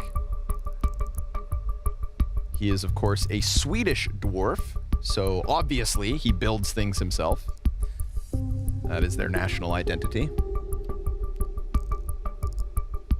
Average height of Sweden is 6'5". Is that true? Mostly a feeling. Okay. Excluding old people. There he is. Back in action. Freeze is worn off. Ooh, CSGO on the hand. Straight up CSGO tattoo on the hand. My goodness. And VSM on the fingers, just in case he forgets. Just in case. Yeah. Better safe than sorry.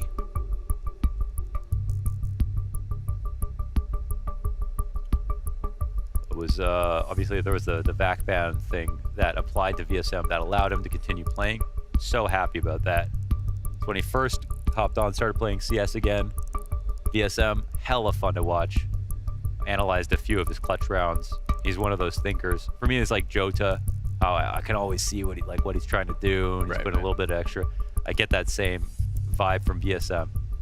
Super cerebral player.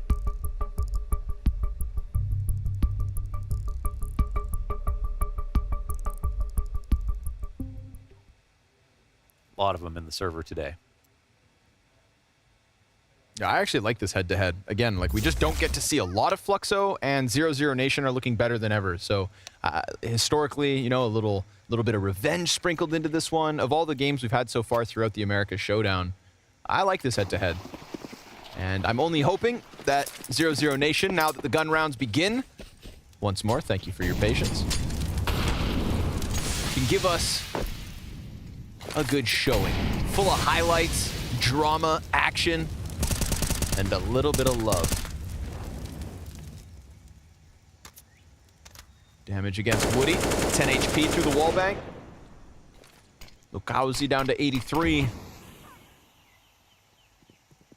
But smokes will keep things from really unraveling just yet. Heavy B presence here from Fluxo. We've got Try in the bomb site. Lotto watching above. That's new. Yeah, it doesn't always get spotted, but I mean, VSM's not too far away from it. Oh, that's nice nade. Wow. Decent damage anyways, and just the perfect amount of bullets. Doesn't need 2 people for the alley-oop on that. just puts 5-6 shots through the flames, and it nets him 2 kills. So 00Nation weapons means 5v3. Lotto's been someone we're talking about less. Oh, wow. Love that. Maybe not enough. Woody keeps it scoped. Try flashed. Pushing in is Fluxo. And Try under a lot of pressure here. Ever closer. Goes for the no-scope. Can't quite land it. Oh my god, he's Taco. still hanging on. Taco finally comes out to save him with 3 kills to close it. Sure enough, they'll get there. But almost there from Fluxo, getting the round back under question. Look at this play. I mean, first of all, the timing on the HE means these kills are so easy. And then the shot from Woody, extraordinary. But the counter flashes that they come onto the site, everybody's blind basically at the end here. So this is so well done. Very easy to flash for your teammates on B. Just flash back and spawn. They stay looking forward. And you keep moving in. Taco wasting no time for that 3rd one.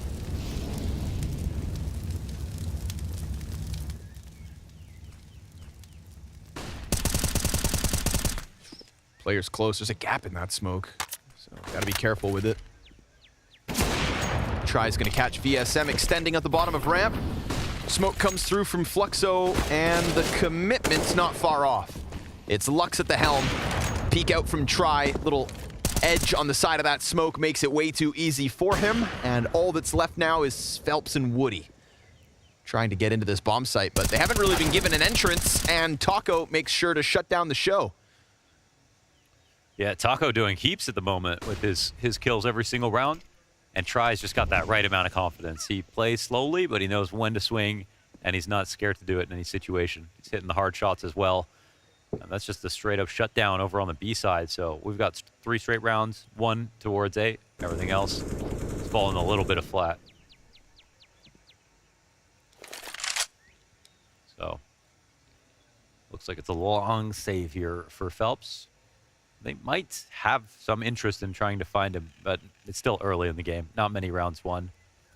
Keeping 5 up is nice for 00Nation. How come you never wear aviators? Because I have normal glasses, and I think that the struggle is real. People will understand. If you have to wear glasses, it's hard to wear sunglasses. Because I have the compromise. Do I want to be able to see in the sun, or do I want to be able to see in general? Yeah, that's true. Okay. Sorry, I didn't know it was such a sensitive topic for you. It really is. And you know what? I think you need to start considering my feelings more often. Put it in your blog. No one reads it. Watch this from Try. Snap on VSM. That one's nice. I love this. Just that little edge he had to work with to try and cut off the top of ramp. Easy, up easy. Seems like for the moment, 00Nation very comfortable in those frantic seconds within that B site. He's got 2 of them now. Yeah, pink one and a blue one. Could have been yesterday's. Can't tell if they're disposable or not. Single AK for Phelps, as was saved in the last round, and Glocks and Deagles sprinkled in with it. So let's see it, Phelps. Go God mode. They're definitely waiting for this again. Ooh. Second. Sniper on the field. 2 ops, and Cold gonna miss the first shot. Dumao picks up a little slack, but Cold misses twice. Lotto will get the kill elsewhere finally. We get one to the chest. Bomb planted, and that's a little money here for Fluxo. So they'll take what they can get, all things considered. Yeah, successful plan is huge there with not much. So once again, just like best success getting out of A overall. And they're buying no matter what happens next rounds. But 00Nation will be happy to stabilize here, especially with the very minimal deaths on the rounds they've just won. That's the big part. I've got a bit of cushion against losing 1 rifle round. I think the score was something like 16-10 on this map the last time they played in favor of 00Nation. 16-11. And may I ask, majority of the rounds on T or CT side? Where did 00Nation start? Yeah, they're looking at 60% on CT side, and in that specific game, about 60%. Okay, par for the course. as Lotto was hoping to do yet again. He's been pretty good on the forefront of the Caves hold, but this one is VSM's. Still, ton of damage. Woody and VSM not looking too healthy. Wow. Try. That was an adjustment for sure. Takes damage and still snaps it down. We got to walk up the top of ramp, and that's enough for Lukowski to catch Taco. Dumau, he's got a problem though. Players attacking him from Cave. Woody swings and gets swept away. Blind as a bat. Gun goes dry. Cold shoots through smoke, and Lux needs a clutch. Tripped up a little bit there, and Lukowski kind of gave it away by coming through with that bomb a bit early. Maybe the spacing from his teammates should have been sooner. Hard to say who's at fault. And Lux in the 1-on-2, you know, it wouldn't be crazy if he was able to pull this off, but it's really hard to plant on the site with players in the CT positions because it's really hard to get off of the plant after you put it down. So we'll see them kind of encroach on both sides of the lane and make this really hard for Lux. And also the bomb looks like it's out in the open. So Opshot comes in from Try. Another easy round for him. And that's state of the game for Try. 2 kills a round every round for the whole game until it's over. That's pretty much how it feels. Hasn't whiffed yet. Wow. Oh. I love shots like that. I know. I love them so much. So aesthetic. Damn. And I think that's when, like, you know, that's such a great attribute for some of those operas, like the ice cold ones. Getting shot at, doesn't even give a damn. Lotto, ooh, careful. Phelps pressed right through the smoke, and it felt like Lotto had wind of what was going on. Yeah. But he still decided to take that risk. Puts his head around the corner, loses it, and now that M4 is in the hands of Phelps. We've got Kevlar around these pistols as well. Taco walks in. I mean, that dead body's a warning sign, brother. Another delivery? Nope, not this time. He'll win his fight. Interesting to see no one there except Woody, so it's hard to tell if this is like a wrap back around to A. 00NATION can't move too much based on that info. Unless Taco goes and gets some more. Thinking about it. Oh, that's a mechanical issue. That's a huge refrag from Try, though. He's got a good reposition going on. Off in the strongest position possible. No smoke here for this side. Ramp players don't have guns either. And they have the bomb. Oh, they flash. The one flash. Perfect from Phelps. Not to mention, gets his player across into the bomb site, turns around, kills the flank, and it's going to have to be Cold and Try. They've got VSM in the bomb site, and then the rifles in Cave, but VSM decides to take it on his own terms, peeks out, nails Try, and Cold dropped by Phelps. Fluxo have no business winning this one. That was a series of nasty timings, and it started with the Cave kill off the spawn from Phelps, and, you know, he's getting shoulder peaked, so he has to hit his first bullet, or Lotto probably just re-swings and ends him. But Phelps, very quick, super focused, and nails it on that first Tech 9 kill. Taco just hits G, hits jump, maybe shoots at the same time. He freaks out, doesn't realize they're that close, and the re-aggression doesn't pay off. Ooh. Nice kill from VSM as well. Try is camping his angle for as long as he possibly can hold it. All right. A little freebie here for Fluxo to tie the game back up. Yeah, and they do it on an in-between round. Not much invested. Great chance for Fluxo to convert off the back of it. What a boon for the T side this would be. And we're talking about a T side on Ancient that already has 4 rounds. Yeah, every round loss feels severe. So the last time they played, it was the second half comeback from 00NATION, and they went up 10 CT rounds, 2 T rounds of Fluxo. So we don't even really know how much worse that would have gotten, or if Fluxo, you know, would have peppered in a few rounds more if they played out the full 15. So an improvement then off the last showing. Yeah. Thus far. Of course, yeah, like a lot to do with the pistol so far, and the ego. Lots of presence in Cave yet again. Been a key piece to this. Oh, Lux. He doesn't realize that Taco's pressed through that smoke. We've got another player in the site in Woody's op with bomb. And Try will be smoked out of the engagement. Taco's going to try to walk up. This could work.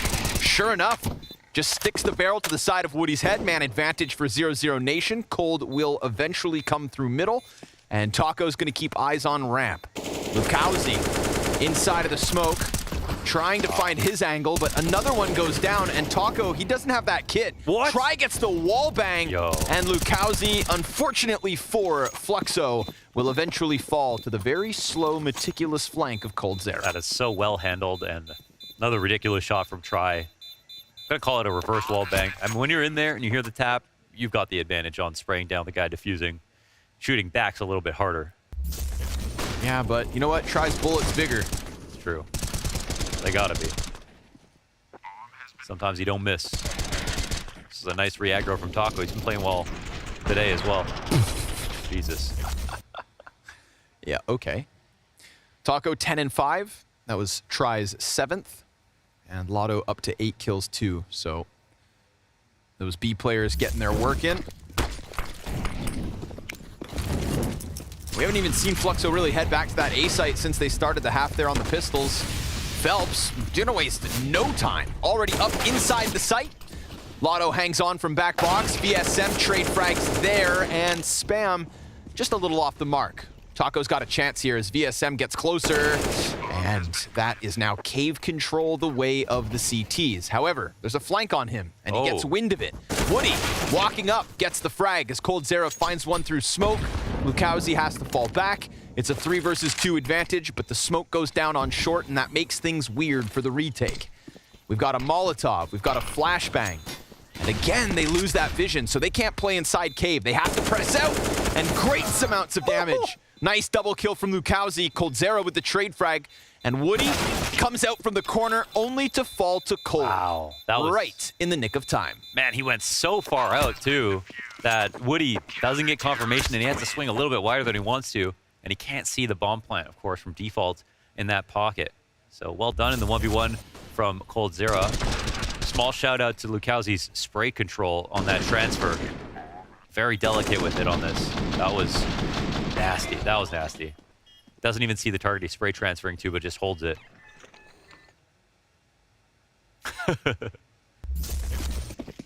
I feel like that's when you think you won, but you lost. Yeah, right? I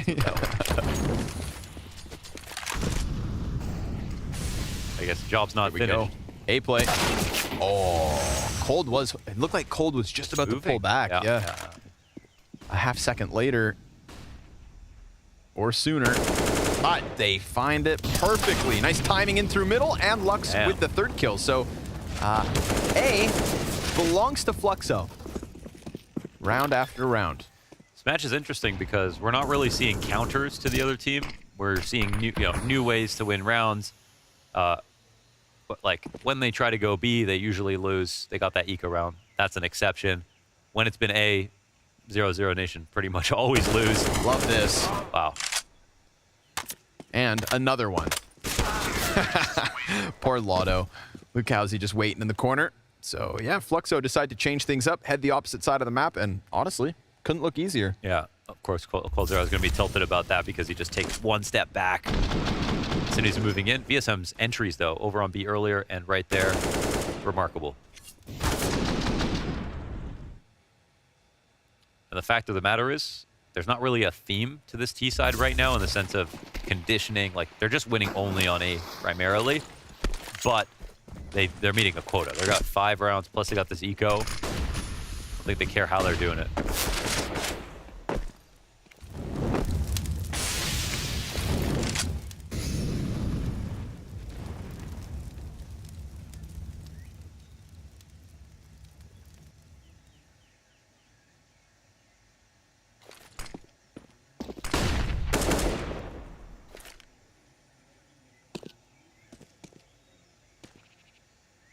There's a Zeus on the field for the enthusiasts. It's also that A stack. Just preemptively holding it. Thinking maybe Fluxo will come test it yet again. And USPs really shouldn't do much. Shouldn't. Not every single CT's got a box to hide behind. VSM gets in. There's a CT push through smoke, but it's all good. 5 up for Fluxo. 6 all on the scoreboard. Yeah, locking it in. Why not anti-eco towards the A site? Stack everybody there. The entry pack from this team, they love these angles. So it's been a pretty fast-paced Ancient and a unique take on it, I think, from Woody as the caller. So where do these last few rounds end up, and how do 00Nation feel about giving up such a big lead?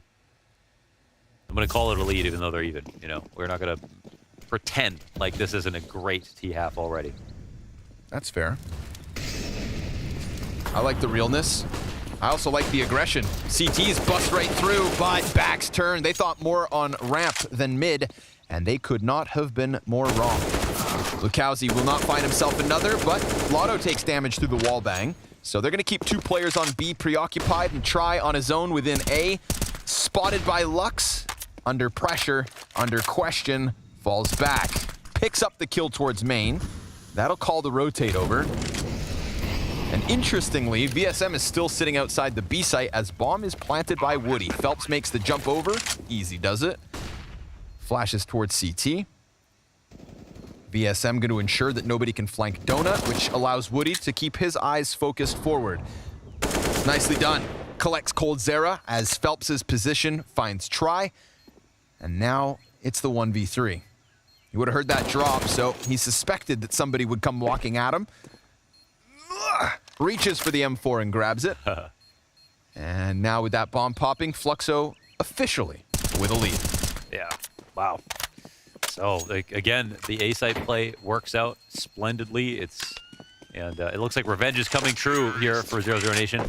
They took a risk in picking Ancient when they got beat up on it pretty bad last time around, but they're probably pretty pleased with themselves on the second chance. They showed that was just a bad day, and now they're completely outplaying 00Nation in a way that we didn't see earlier on, even in this half.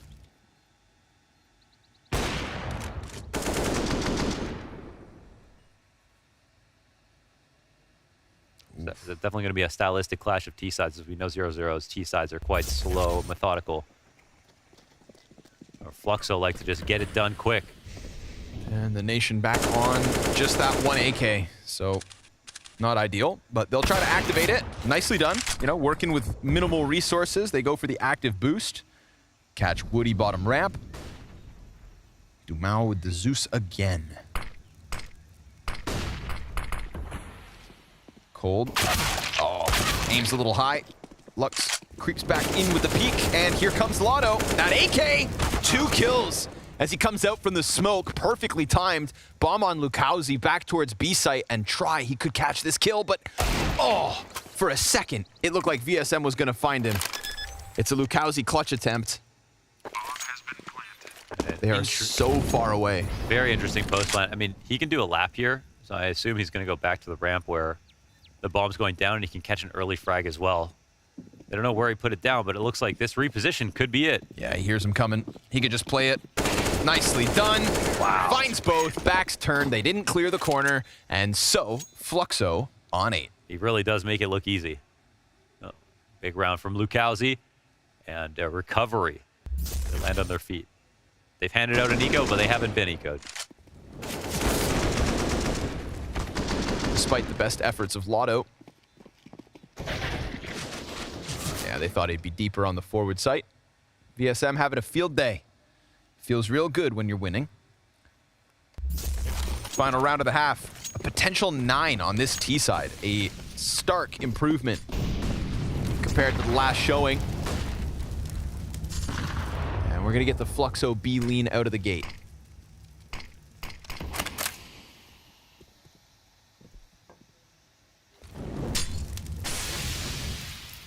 No mid-control this time around for the Nation. 3 stacked up like a pillar across B. Lukowski breaches the smoke, but it's a bad timing. I mean, that's a fresh smoke. They're watching it. Ooh, but they make up for it. Oh my God, try. Nice headshot. Then mid falls to Phelps, and we go back to Lotto's perspective, trying to catch them as they look to escape to A. Drops bomb, and the op. Fresh reload. Lotto could still be problematic here for Fluxo. VSM was given a chance to go up ramp, decides not to, sticks with bomb instead. So Fluxo's just going to put a little pause on this one. Look how dead patient Phelps and coldzera are being inside a middle. Phelps inside the elbow, waiting for Lotto to try to take a risk. And they're waiting for him on both ends. And they would make him move sooner if they knew what coldzera was doing. But there's going to be a point where Phelps even potentially watches his flank as coldzera's an A player. It looks like he's going to start to move out right now. And, oh, he will see Cold. And just seeing him is enough to be able to just say, okay, we can go B. Did he? It's 2v1 on the site. I think so. Maybe not. I don't know. They walk into the site, and Lotto, he's going to pop one. Oh, coldzera wins his, so one-on-one now. Little 1v1 to close. A little coldzera versus VSM. Cold walking up. Nice gap. VSM carves a path into the clutch and a 9-6 lead. Excellent T-half coming out of Fluxo with a 5-round streak to end.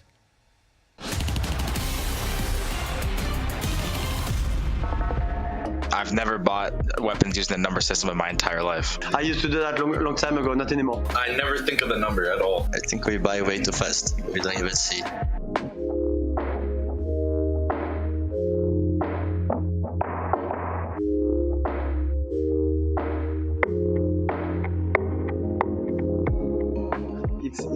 It's AK-47, yeah. B42 is AK-47. Think AK? It's AK, no? Yeah, it's just rifle AK, yeah. Yeah, just AK-47. I just don't know the order. What's right before the rifles? Because I swear rifles is 5. Shotguns? Okay, so shotguns. We'll say that. I think it's auto shotty then. Auto shotty? Let's go. We're gonna go auto shotty. Final answer. I think it's AK. Yeah, I think it's AK too. Yeah, final answer. So B15 is Deagle? It's decoy. It's decoy. I say decoy. I say decoy. Deagle and decoy. The first one is Deagle. Yeah, and 5-1 is like one of the heavy guns, right? I don't know what's called. Yeah. Is it like the ones with a lot of bullets? I think M249, maybe? I think it's Deagle, because Glock, dualies, P250, Tech 9, Deagle, so... Yeah. No, that's true. So if this is heavy, then it's Nova. Deagle and then Nova. Final answer. I think it's the... Deagle? Yeah. Yeah, I think it's Kevlar 1. That's it. Final answer. So I would say Max 7. Okay, Max 7. Plus a kit. Yeah, probably kit. And 6.5. It's a smoke, no? Yeah, that's smoke. Okay, let's try that. Max 7 plus kit plus smoke grenade. The first one is just like a shotgun. Yeah, it's XM. And 5-4. I think it's those or a kit. Yeah, probably one of those two. I will go with kit. And then 6.5. I think it's a nade. Okay, which one? I would go with Molotov or incendiary. The first one was the also shotgun, right? Yeah, XM, kit, and incendiary. I didn't even know there was a 6. I'm gonna keep it a $150, brother. If muscle memory served me right, I'm pretty sure this is Mag 7. Mag 7, you want to say kit? This gotta be kit, dude, surely. What if this is a nade, bro? Oh, I think you're right. I feel like Molly's at the end, bro. Alright, so Mag 7, kit, Molly. Maybe the Mag 7? And then 5-4, we got a diffuse. 6.5. I smoke? Or no, Molotov? Yeah, it can be Molotov. So we have a Mag 7, a diffuse kit. The Molotov. That's a throw by.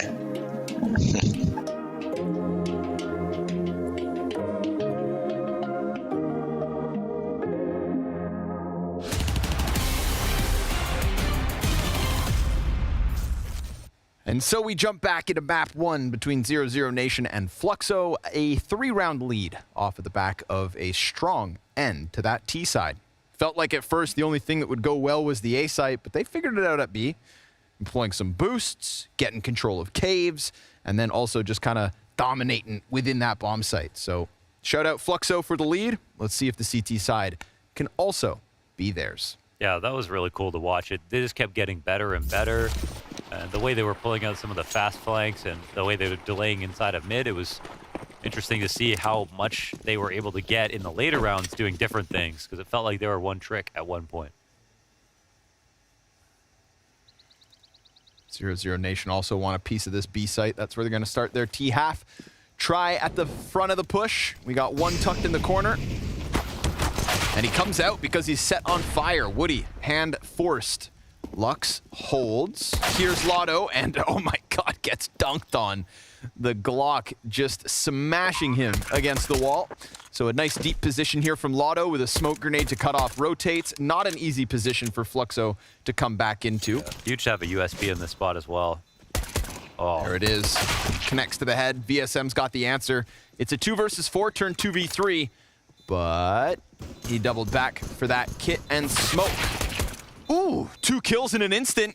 Wow. Fluxo, they could make this retake happen, but Dumao slides up, and it's almost done. 19 health on the CT. He doubles back into the smoke with the kit, but no time.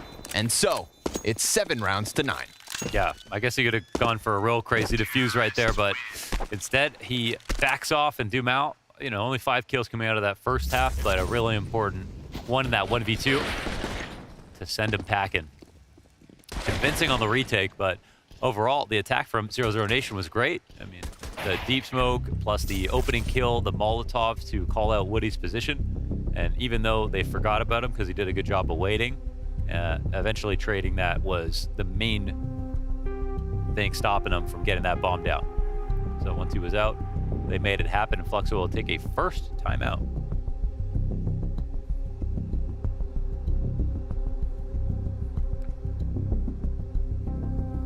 Of course, will not be buying here, just USPs.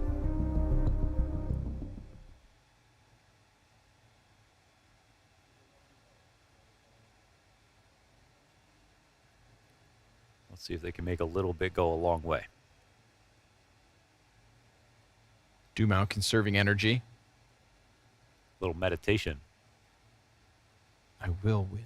I will win. I am the GOAT. But down 2 rounds. Luckily, pistol round momentum. CT is going to get aggressive. And it loses 2 of them, 3 of them, even with the Glock. I'm meditating from now on. Yeah, you want a piece of this? That's, you know, he envisioned that before it ever happened. He knew that was coming. Even the pop-up Glock shot at the end? The whole thing, from start to finish. It works. It really works. Bomb plant B, so guaranteed. This would be more than impressive if 00NATION could come back, you know, bring this back on the T side. But they've done some impressive things recently. Whoa. Taco's mid-air. Jumping around like a madman. And dead.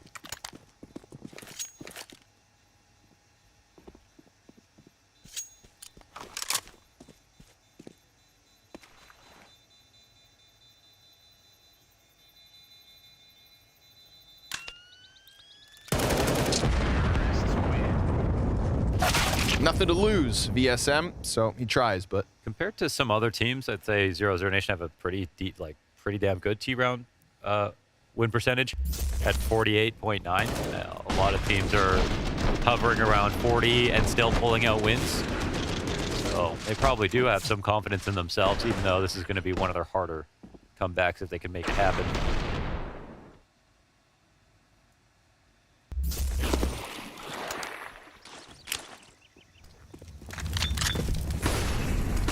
Ooh, Taco.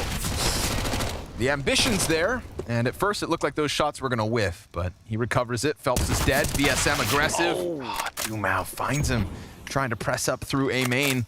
Taco with a gun upgrade and tons of information here. Look at him go. Wow. Bro, Taco is a different type of player. He's zooming. Already inside A site. Kind of confused about what to do with the space. He's about to get flanked back here, but Woody misses him, and Taco, okay, he doesn't get by. I think by the point at which he is across the site, of course, you would think his teammates are going to come soon. So 00NATION will cancel. And maybe it'd be a good opportunity to throw some kind of fake. Health bar slightly low, but man advantage here for the attacking side. They draw a push. Nation didn't follow up on that A control, so tries thinking about, you know, he's in a position where he can still fall back if he wants. Woody's taking the long route. The bomb is still outside B. Try's got it in a very weird spot. But they've cleared out A site, so I feel like that's the invitation. Oh, okay, I see. Yeah, they'll actually miss Woody, who... Oof. You know, if Woody decided to go middle from A main, then I feel like he could have cut it all off, but 00NATION, there's a way this could have failed.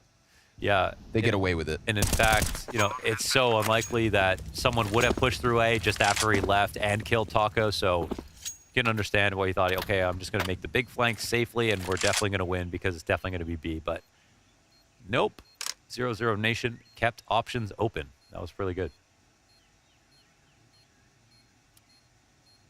You don't normally see that. Second late lurk through the same site. That was a funny moment where Taco's through A site, and like again, it's like you don't know what to do with it. Like it feels like there's still somebody here, so he can't confidently say A is ours. But then, like, how much further does Taco really want to go?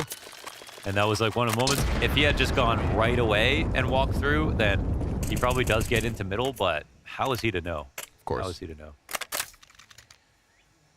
But kicks off with a little Taco aggression towards mid. Remember this one. A little mouse adjustment here. Phelps turned and had a chance to stop it. Dumao winning the duel versus VSM was also an important moment for Taco to continue on that A push.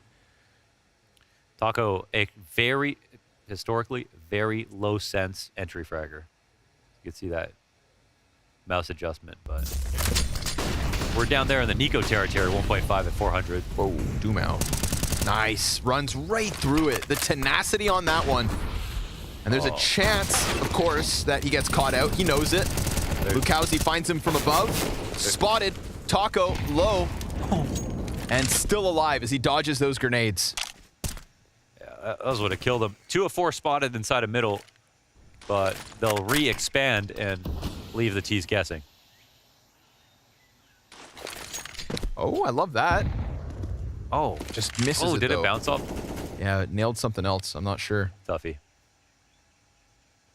Could have been a sick dunk. Taco sent back.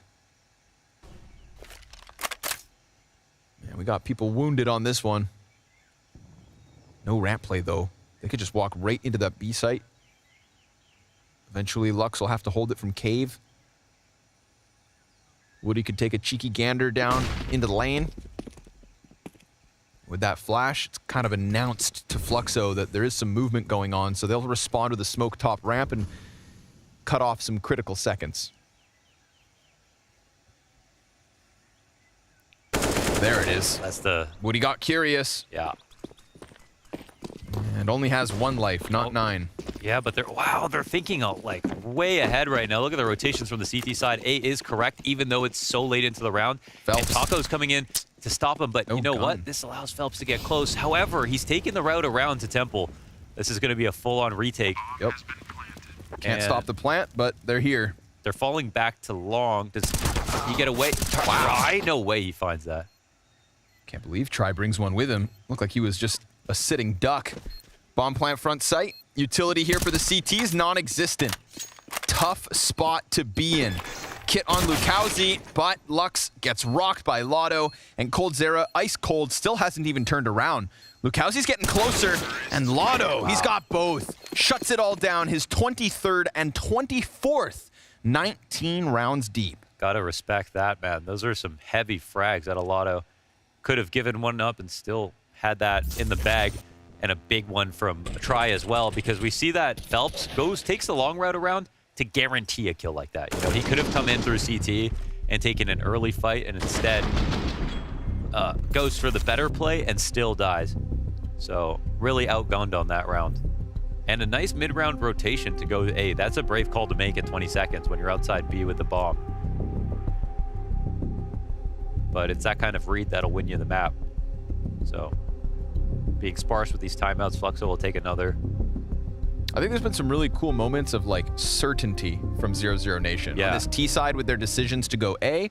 Hell, even back on defense when like they were, I think of Try's round with the double kill on the op where he's just like pressing through a smoke for that one fight. Like he's certain in that there's a chance there to grab back kills, and I feel like that's just, you know, comfort within this matchup, comfort within Ancient. For sure. And the Try play, he was trying not to throw that round away by tripling up in donut, because if one smoke came down, they lose. You know, they don't have any retake.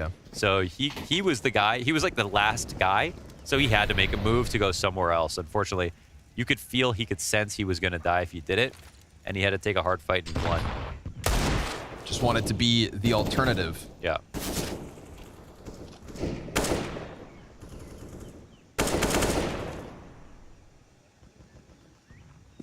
Like plant-based burgers. Yeah. Taco dead up close. So this is an interesting one just because the money's so low for Fluxo. We saw them pull one of these out of the hat in the first half. Now would be a perfect time to do it. Keep the game tied, bolster some money. But a 5v4 is a 5v4, not yet the round win.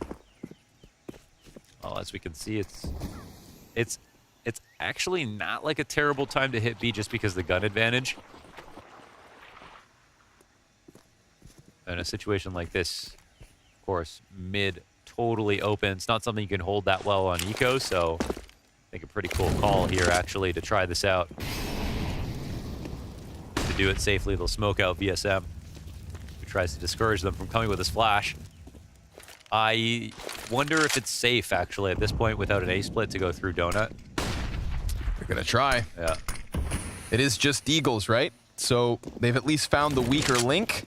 But you still have to follow through without getting rocked. And VSM catching Dumao in the background. Woody's got good cover. He's a nuisance behind this box, but he'll get burned out in a moment. Now, oh, it was supposed to be Phelps. It could still be Lukowski. He's gonna run in, low health on both these players. Immediately taps that, picks up smoke, goes for a second serving, and Cold plays it chilled. Jumps to the right, Lukowski knows, Cold uncertain, and that is a beautiful clutch. Absolutely. Yeah, I've seen nothing but perfect moves out of Lukowski in all these moments. It looks relatively effortless. His aim is very good, consistently hitting nut sprays, and right there, it's just so calm, collected, and exactly perfect. You don't often see Cold in the dark. Doesn't freak out, gets his gun reloaded, gets his smoke down, baits Cold into having to try to shoot back in case there is a potential for a stick, and locks it up. Even gives Cold a second to, you know, shoot what, 3 2-bullet bursts? I think that was that play. I feel like the call right there, considering their information, is a bit risky. It'd be like going bathrooms on overpass versus an eco when they could have long control. You would never want to do that. Someone could be truck and someone could be long. In this case, even Temple. They pay the price. Now we've got VSM solo A-hold. That trajectory spotted by Try. Shoot. Oh. Imagine. Well, I gave him a clue there. Piece of the clay pot. Get a little adventurous here from Fluxo, working down the B ramp. Working lane to mid, perfectly timed from VSM. Coldzera Dumao sidelined, never saw it coming. And Lukowski catching Taco towards middle makes this one go down smooth. Lotto's got the only answer, but unfortunately, no matter what he does at that B site, the bomb is locked in A main. And Fluxo know it. They don't want to challenge Lotto. He wants this duel. He wants to be able to open up a way for Try to get into the site. But now they'll have Phelps refresh the spot. Lock down the cross. Let's see if Lotto can figure this out. Looks like Phelps is climbing back up the top mid box, so they're not actually watching cross. They'll let them have the sight. Oh, or so they did.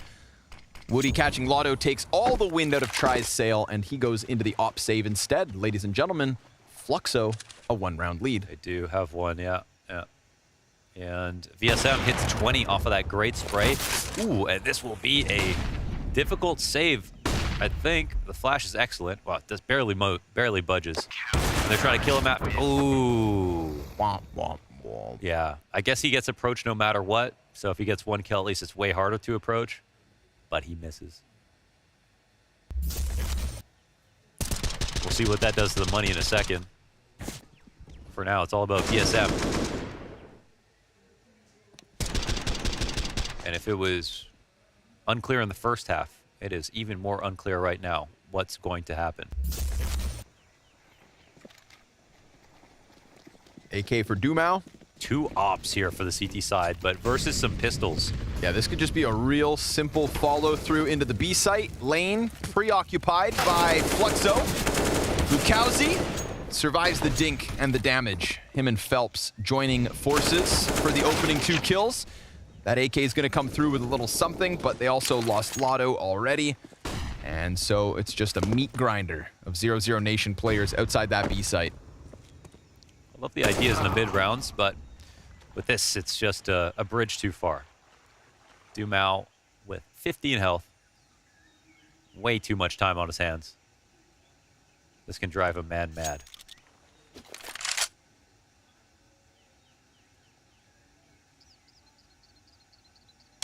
Trivia question, what's this skin called? You fell off, man. Oh, even inspected it for me. Damn. It's from the Dreams and Nightmare case.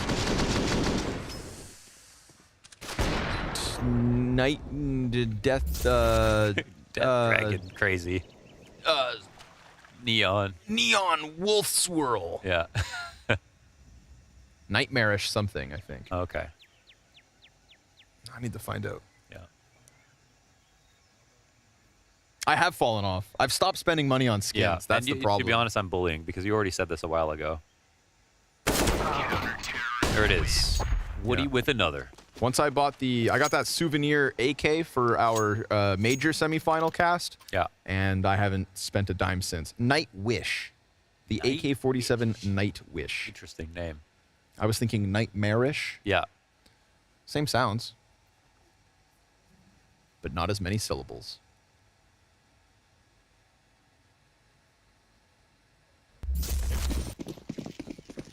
So now, a mixed buy into a deco.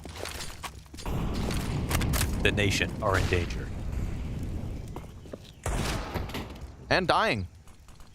As they step into not 1, but 2 AWPs.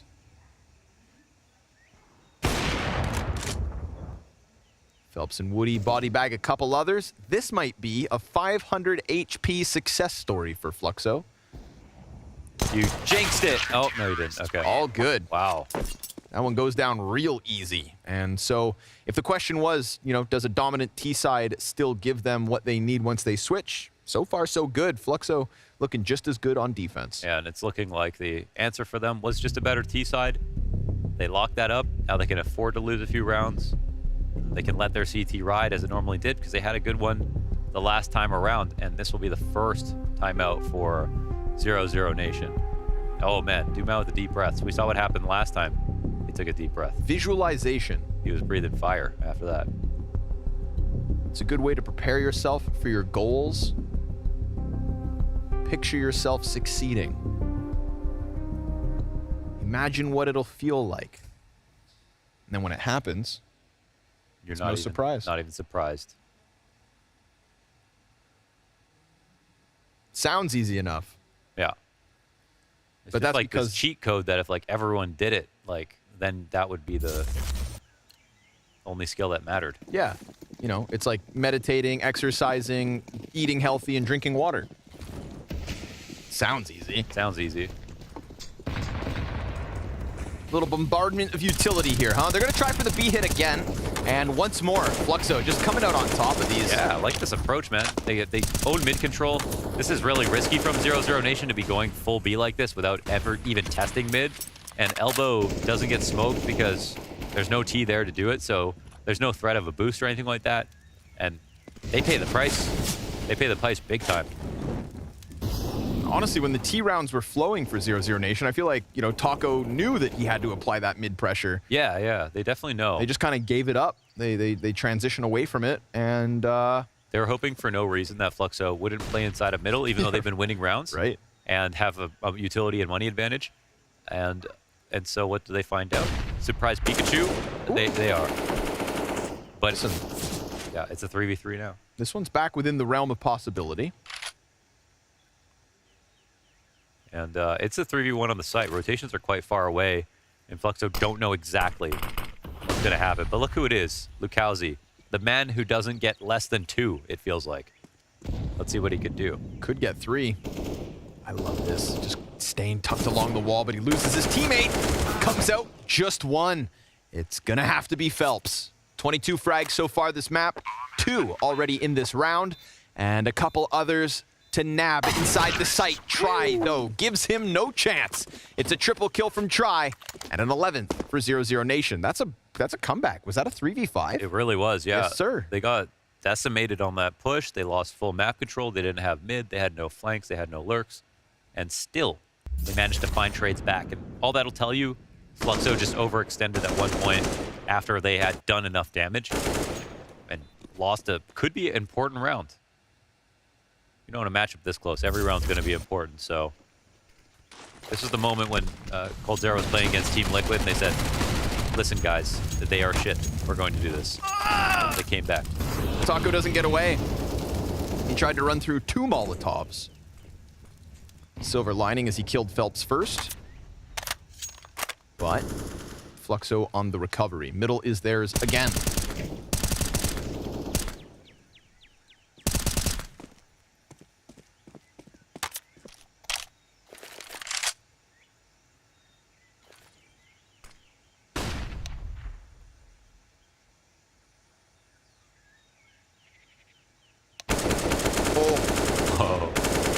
Well timed, well placed, and a little bit more.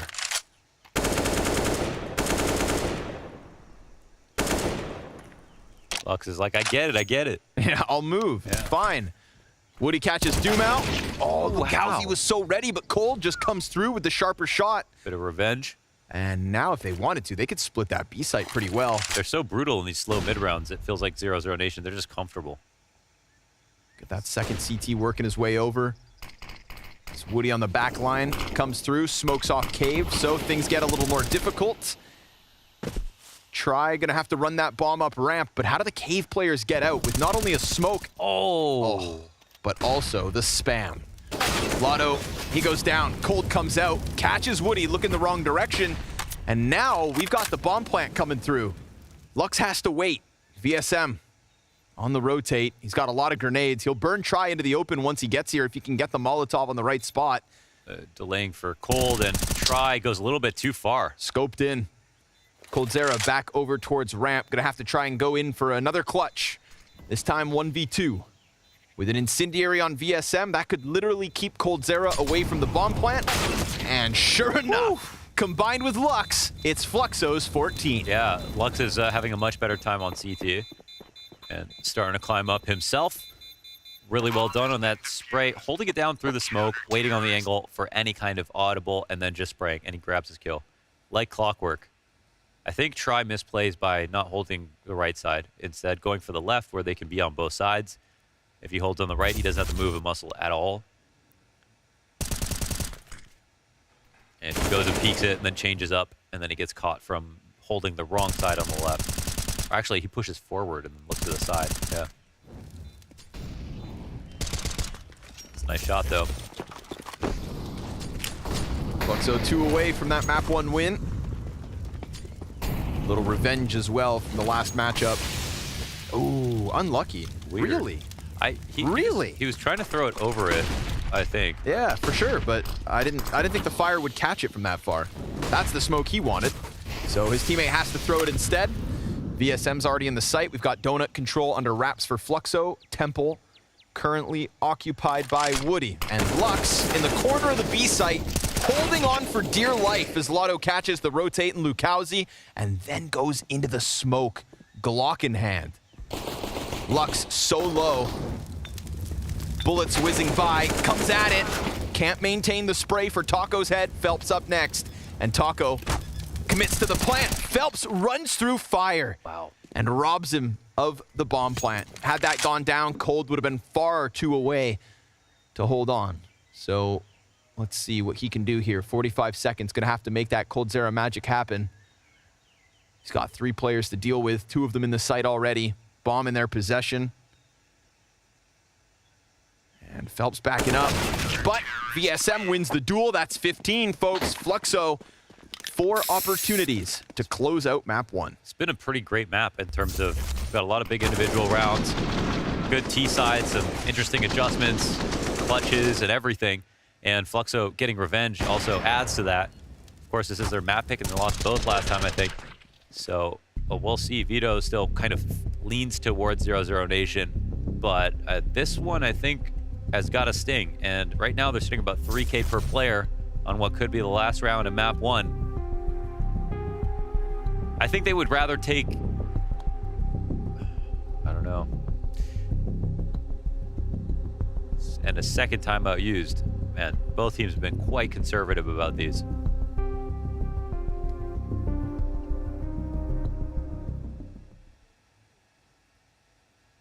Not even sure. They haven't even finished buying up. But at this point, I think Fluxo, they feel like they've done their job. Like they proved to themselves they can fix this map and pull out a very important victory. This is brave for them to pull out Mabito, extremely. They were really risking it all here. They would have been egg on their face if they lost again. But defense has been rock solid. Again, these MAC 10s through middle. It's not even in the hands of Taco this time. Try takes up the responsibility, and Lux getting a little awkward here, but everybody's stuck outside of the doors. They decide to try and gun him down. A ton of damage out from Lux. Taco with the team kill. Things are getting ugly. Can he recover?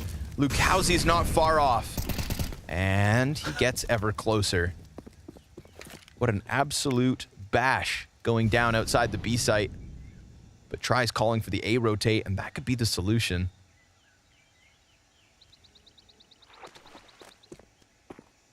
VSM looks to meet them halfway as the split comes forward. And they've pushed down to the bottom of B, so I mean, they should be working on helping out VSM in just a second.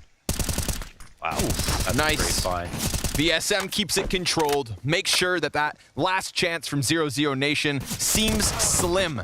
Try will find himself at least the first. He's got to go pick up that bomb. And what does he grab as well? A smoke. That makes things a little more interesting as he could block off Donut, but Lukowski comes at it from the other end. And so now Try's going to find himself in an awkward pinch. Yeah, the slow crawl through Temple, that's probably going to be a checkmate pattern here. Let's see the op in place, and Woody nails it. Bah! Quick op shot to the head. Fluxo on a solid CT side. 9 rounds on the offense, looked good out of the gate, and then they followed it up with ease to secure map 1 in this series. They want that spot in the Fall Showdown finals, and if they can pick up Mirage after the break, then it's theirs. If they can only beat MIBR, who are waiting in that last best of 3.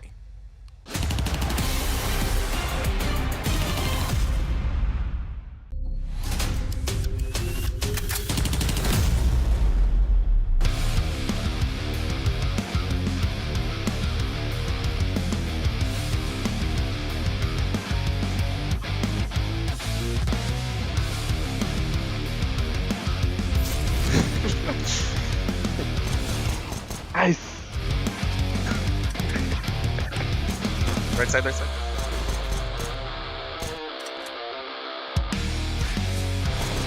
Nice. Okay. Behind, yellow. He's peeking you. I don't see him. No. Flash. Middle, in the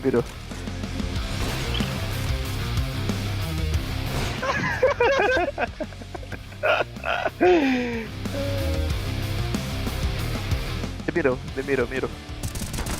Ah, come on, baby. Nice. Okay. Oh. Middle? Okay, good. Yeah. He's walking up. Nice. Right side. Nice. Right side, Yeah, right side. No, left side. Behind you. Behind me? Yeah. Nice.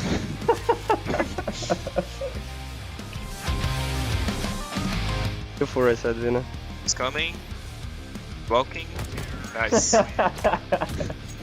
Oh, the perfect grenade. Oh. Box. Nice. Grenade. Let's see. What up, you? Get hit.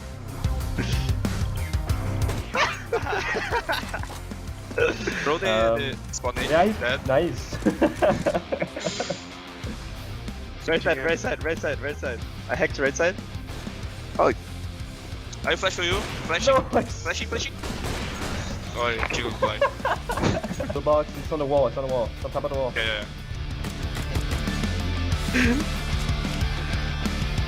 Your left side.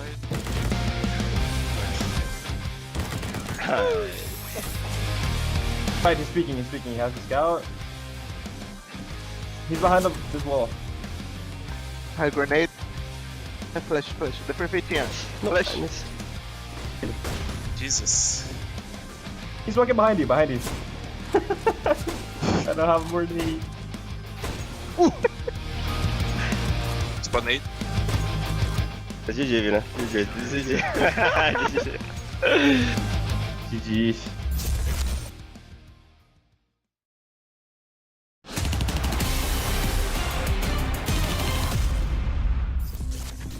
Fluxo eager to give 00NATION a taste of their own medicine, and they do so indeed by not only picking into Ancient, but throwing it back into their face. And Jacob, it really came down to a miles better T-side than we saw back at the RMR qualifier. Yeah, it started a little bit rough, you know, obviously winning the pistol round, converting, that gave them off to a good start, but from that point onwards, it felt like in the middle of the first half, it was actually 00NATION who were on top of it. Lado and the boys were shutting down for Fluxo, and you sat back with a feeling thinking, uh-oh, it's gonna be more of the same. Without the pistol round, it would have been real bad. But the last 5 rounds in the first half all went to Fluxo, and they did it in different fashion. There was a couple of fast-paced rounds. There was a couple of rounds where they dragged out the pace a little bit, made sure to make 00NATION second-guess themselves as well. And it was a new version and a new vision, I guess, from Fluxo here. It was a very well-dueled T-side, and getting 9 rounds, on a T-side Ancient, that's not bad at all. I think the adjustments that Fluxo were able to do in the first half is exactly where their opponents failed in the second, because again, you have 00NATION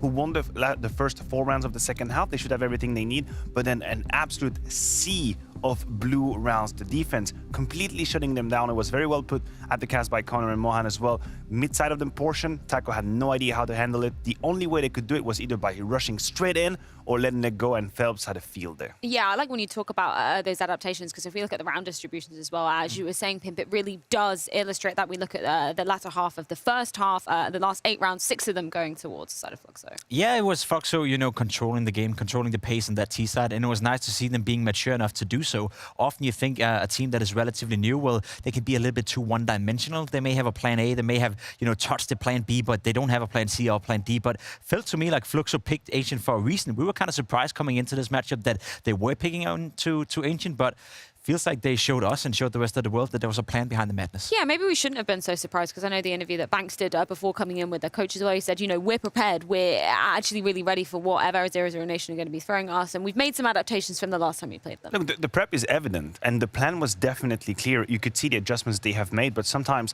the issue might be that you're training a little bit, and then you divide kind of from the plan, and then you end up in a 3 versus 3, which is kind of hard to pre-plan in advance how you're going to play these clutches. Usually where experience kicks in, communication kicks in, and where I thought 00NATION would get the better of Fluxo, they didn't. They actually remained calm. And man, can we just talk again about Lukowski and his clutch factor?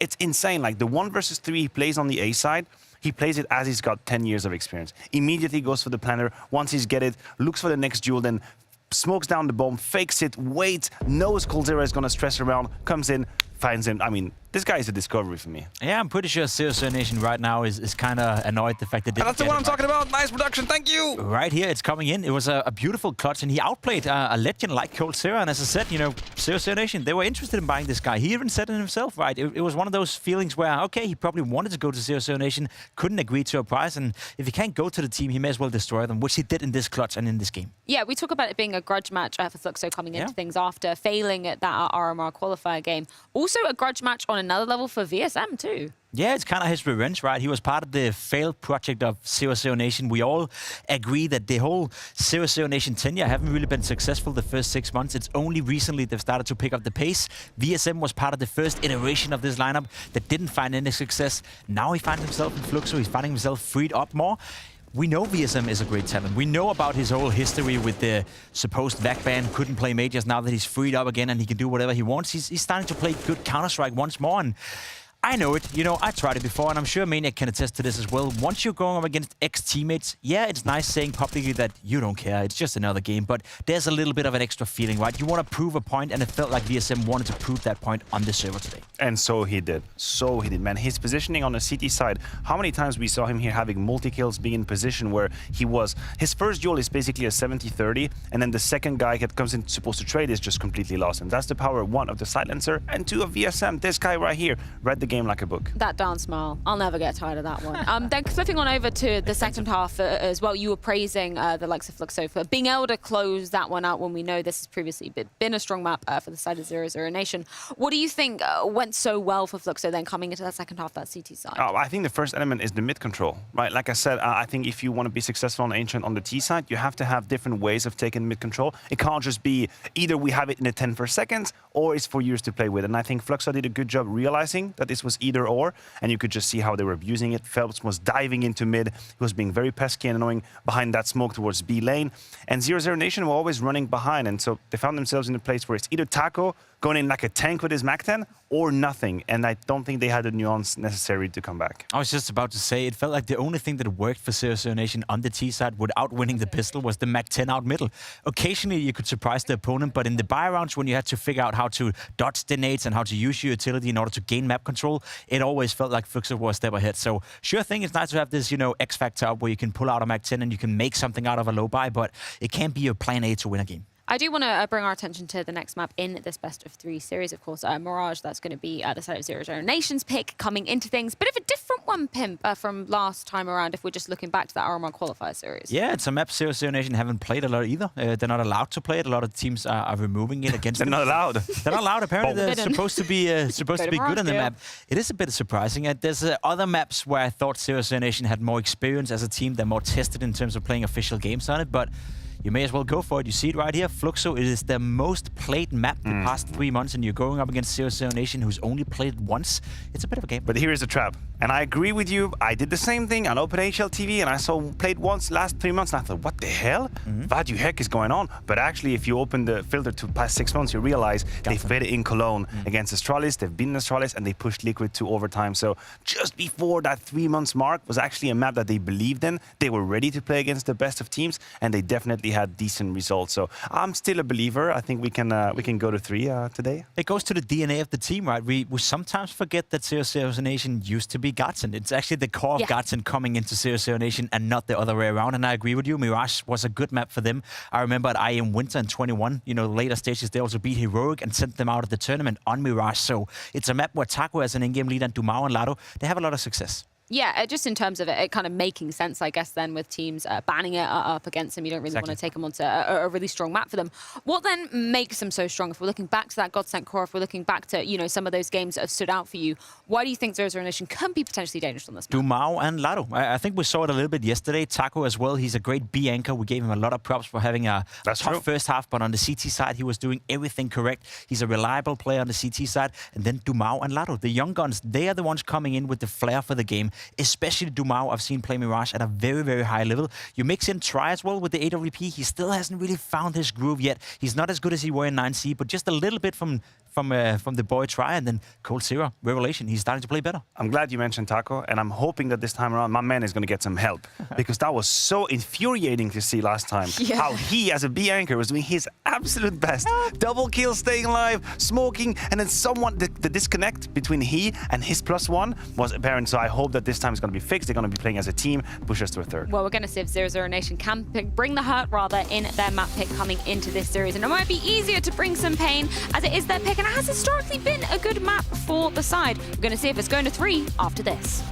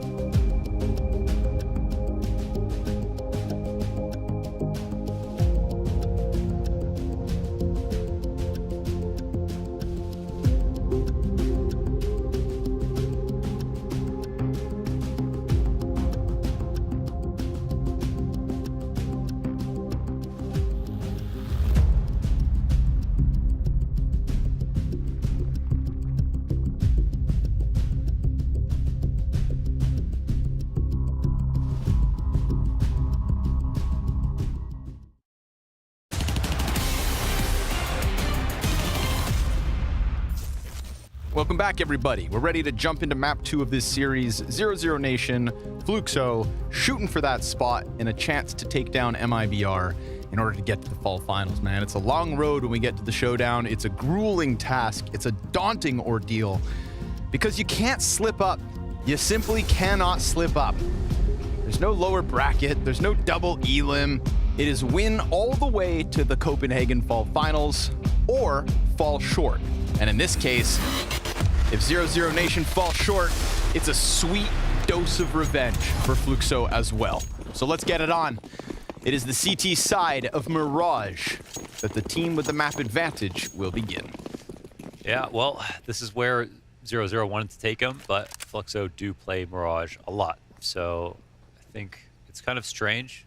We go back a bit, 00Nation have a loss in overtime versus Liquid and a 16-6 win on Mirage over Astralis.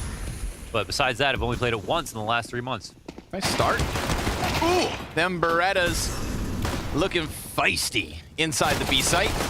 Nothing other than that 1 kill on Phelps, and it comes in within the 1v5 attempt. So easy pistol for the CT side. What I'm going to do right now is I'm going to look at Lukowski's stats on Mirage.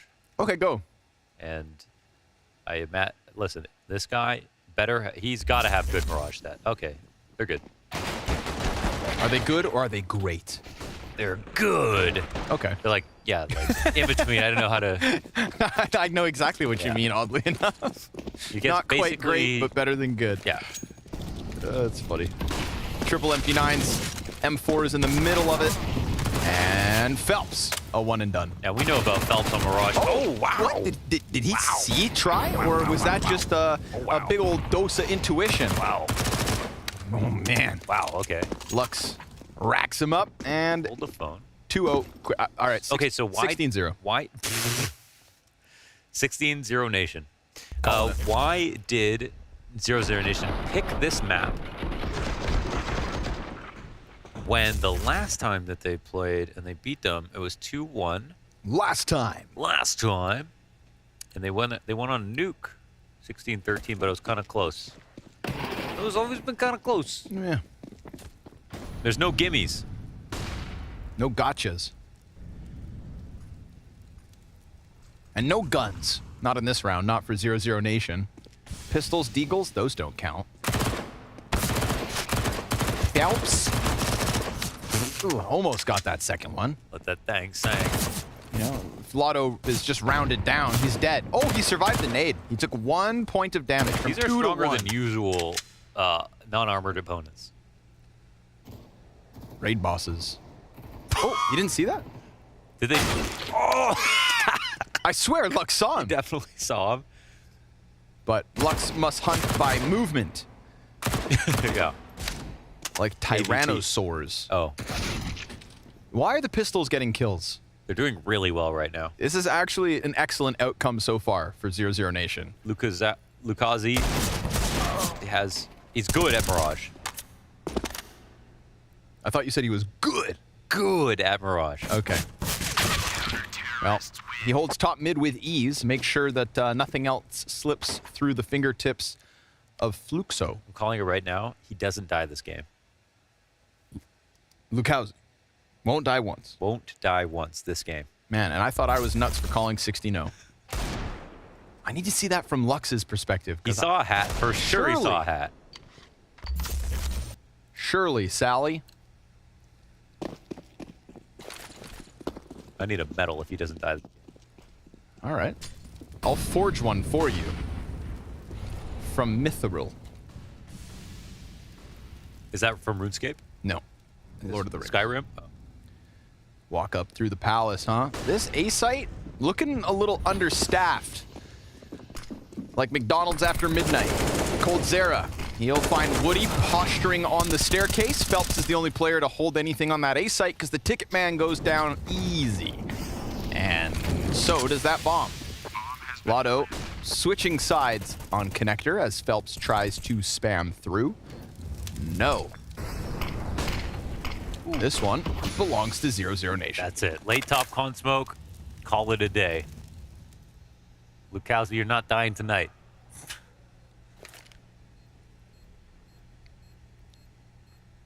All right, they're walking towards the site. Are they going to do something crazy with all these grenades? You want to get kits? You want to get weird? It's an opposite default plan. There's literally no chance. Go, they're volley ramp.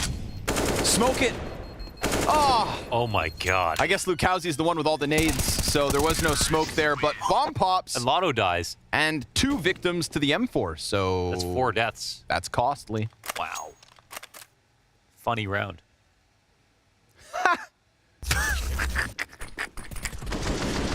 Now, you know who survives? Lukowski, baby. That's so true. One oh my more god. round. Why is that so true? Oh, that's fun. 9-0. How far can he go? He missed it. You can tell. 00Nation looking for the rinse and repeat. Oh look, they know the strat. This time it's actually interrupted. Now that smoke's deep enough that as they push through, they still have vision. So good trade from Try. Lux peels back, and Try doesn't even need the op. AK good enough. Cracks a couple heads. Does substantial damage to Lux. He's not getting out of there. Try is killing everything that tries to face him. Lukowski could go over, could stop plant, could even get caught by Lotto if he tries it. The nade is good enough. Dumao's now low. Uh-oh. Taco comes through B. He's going to have a back turn to him. 2 backs, in fact. Oh, he died. That's a whole set of ribs. And Woody trades it out with the op.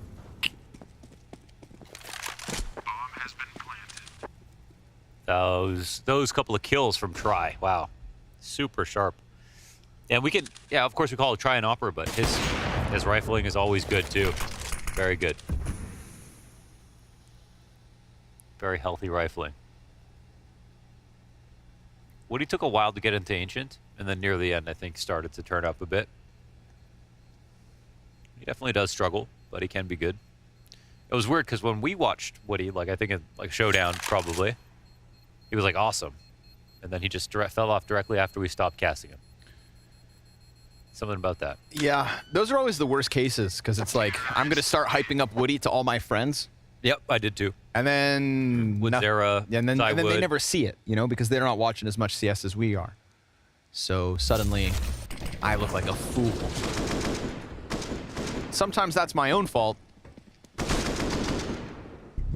Sometimes it's Woody's. But like you mentioned, nice to see him kind of getting back into it. Look good on Ancient. We got a timeout early from Fluxo. The A-holds are not very good. Too many awkward moves, awkward sprays. Phelps' movement that round was a little off too, but he also got the info where it felt like he knew the Palace Pop was coming. Tried to get up on the stairs to stop the attack. Stairs are too high.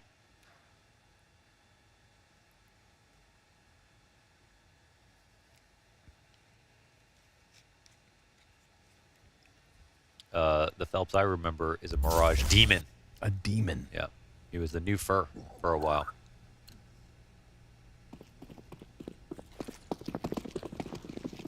Oh, Woody's swinging the big green. And 00Nation looking for that 3-3 tie. Where does he go with it? Perfect. Loses VSM, but that could actually be false confidence. They run right into Woody. That's a fair trade. Try for a VSM with no gun? Yeah, you take that. He's going up into the op. Okay, well. Down he goes. Ooh, just left splattered on the windshield like a bug. Lukowski rocks Taco's world. And now Dumao's going to try to get beyond the windows. Again, gun advantage here every step of the way for the T side. Yikes. But Phelps trying his absolute damnedest. Taps Coldzera twice, but still he stands. Nice move, Lux. I saw that. Credit where it's due. Quick slip through the murder hole. They are low. He's spotting the... Ooh. But they're also patient. And patience is a virtue.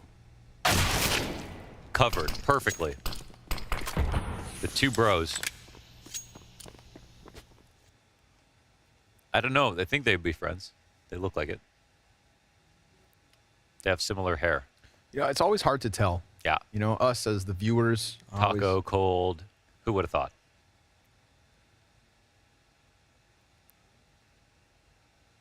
I feel like VSM is my friend when he smiles. Yeah, well, some people just have those golden smiles. I have a parasocial relationship with VSM. If you have a good smile, you can get away with a lot of things. Yeah. He's smiling on the mini-map. Double ops out of the CTs. Oh, excuse me. No, just one. What am I talking about? That's try top mid. He's not on the defense, but he is dead. And so is Taco as he tries to extend out top mid. That's a solid start for Fluxo. And Lux also able to hold on as now Lotto and Dumao touted as the 2 stars of 00Nation until Try, Cold, and Taco have had recent form. But it looks like they're all going to die empty-handed for the most part. I think this buy comes down to if Dumao saves the op, even though it's so long from now. It might be hard for him to hide. Ooh. Nice shot. Another one. Yeah. Again. But now, scoped in and VSM just sliding to bottom connector. So they'll lose 2, but Fluxo 4-3 lead. Yeah, so Dumao has enough money to like rifle, and then they can maybe even drop like 2 alleles or something crazy. That might be a lot. Then they'd probably have the armor behind it and screw the money up. I don't think they would do that. But those 2 kills are nice. That was just too clean of a round for Fluxo to get away with. So they will actually invest to try to even out, and he'll go full AK. Stay just a bit above, maybe be able to drop an op or try in the future. VSM alone in B. About to have his hands full. Nade finds Lotto. Perfect. I saw. And now it's Taco's Mac 10, the trusty Mac 10 that he loves to jump around with. Roy! VSM draws him in. Lukowski is going to offer some help. There's a player on the front site. Oh, Cold turns it back with the Tech 9. And then he's in the open, so an easy cut down for Lukowski. And it's Try's attempt now. 1v4 and hit by nades. Not the greatest start to the clutch attempt. Unlucky. He's got time, and he's got a second. Nice headshot on that one. Piecing it together, giving chances. Dude, it felt like I was going to win that. But Fluxo have their 5th. He's so crispy with it. But they do. Yeah, VSM, it was such an awkward series of duels that went down. Running out at him. He's like strafing, not really moving his mouse, just trying to get into weird positions. And then his teammates are covering, and they try to jump out, get past him. That didn't work. And because of some of these kills at the end of the rounds by some of these players, they're keeping the money honest here for Fluxo. So there's that. Glocks. But they're on Glocks now.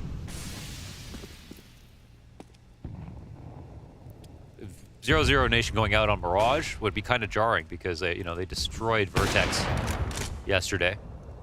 That they did. Mind you, there was a couple moments where, Vertex individuals won a round or 2. But again, should be the better team. Run for the hills. Cowsey wants blood. And he gets it. They can't kill him. Some of his own, in fact. Coldzera, 1 Glock kill to his name. Some 4 people up. just live longer. I mean, that's like real life. Probably drinking water, doing some cardio. I hear that's important.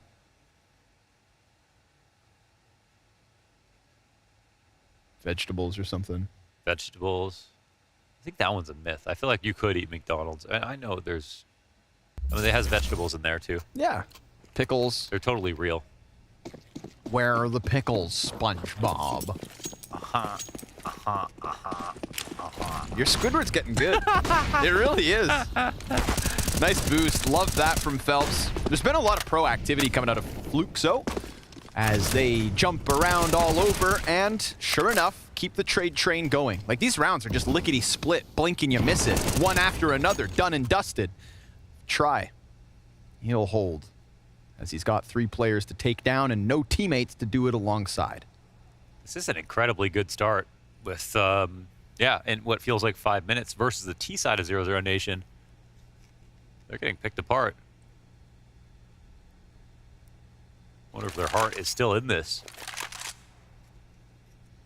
What's Counter-Strike without soul? There's been a lot of buzz about Fluxo in the BR scene.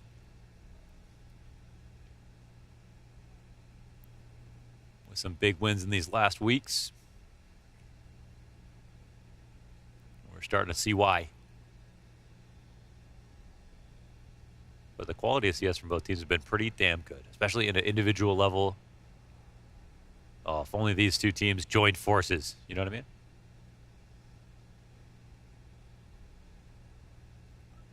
It's being given a lot of space, but I think you'll have to go clear CT first. If you can clear CT, then worry about Palace after. Okay. Lukowski's going to come at this. Let him plant. Oh. Throwing a smoke, Jesus. Damn, poor try. He's just like spinning on a swivel, getting dizzy, trying to figure out where the hell these CTs got off to. The answer was everywhere. And he'll die. There's a chance at a second op if they want to save 2. Lux is looking at it. But no. They'll hold on. For it, yeah. So. Maybe too many B rushes these days for it to be Look how quick they assemble that boost. Gotta love that.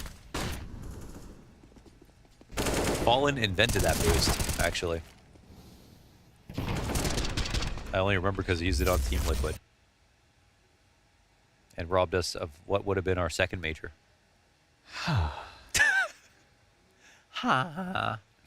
It's okay. Astralis did the same thing. Yeah. True. What the hell? Damn you, Vertigo. Pistols up with grenades around them. Man. That's a good shot. Oh, this is solid. Woody's on it. This is absolutely rock solid from the CT side. Yeah. They can do no harm. No wrong. No fouls. One more.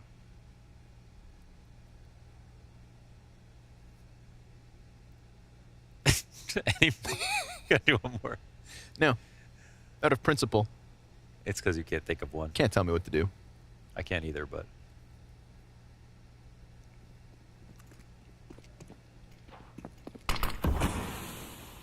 They got a smoke to work with, but... CTs... There's actually an open road towards the A side. If they get the connector kill, you run towards A, it's yours. You don't simply kill Woody. Or is that Lutz? That would be Lutz. Phelps will find the bomb and the whole pack of players that come with it. Coldzera. Nasty Tech 9 kill towards Catwalk, and that's the window opened. Lux sees them shuffling guns, knows something's up. There's 25 seconds here for 00Nation to figure it out, and they're going to rock that bomb back to B. This is so leaving tricky. cold in mid. Yeah, because they leave him window, which means, like, why would they end up going towards the B site? So, but VSM, he's tucked in deep here. Wait. Oh, wow. Okay, never mind. That was just so easy. No problems, man. They're having a great time today playing CS. Everything is falling into place here for Fluxo. Really feels like they can do no wrong. Yeah. Between Lukowski and Phelps, 14 kills each. I want to see this Coldzera Tech 9 kill. Watch this. Oh, Jesus. What an adjustment. Everyone's fragging. That was a spray transfer, too. Time for a timeout. Fluxo on fire. That logo looks real good when it's on fire, too, I gotta say. True.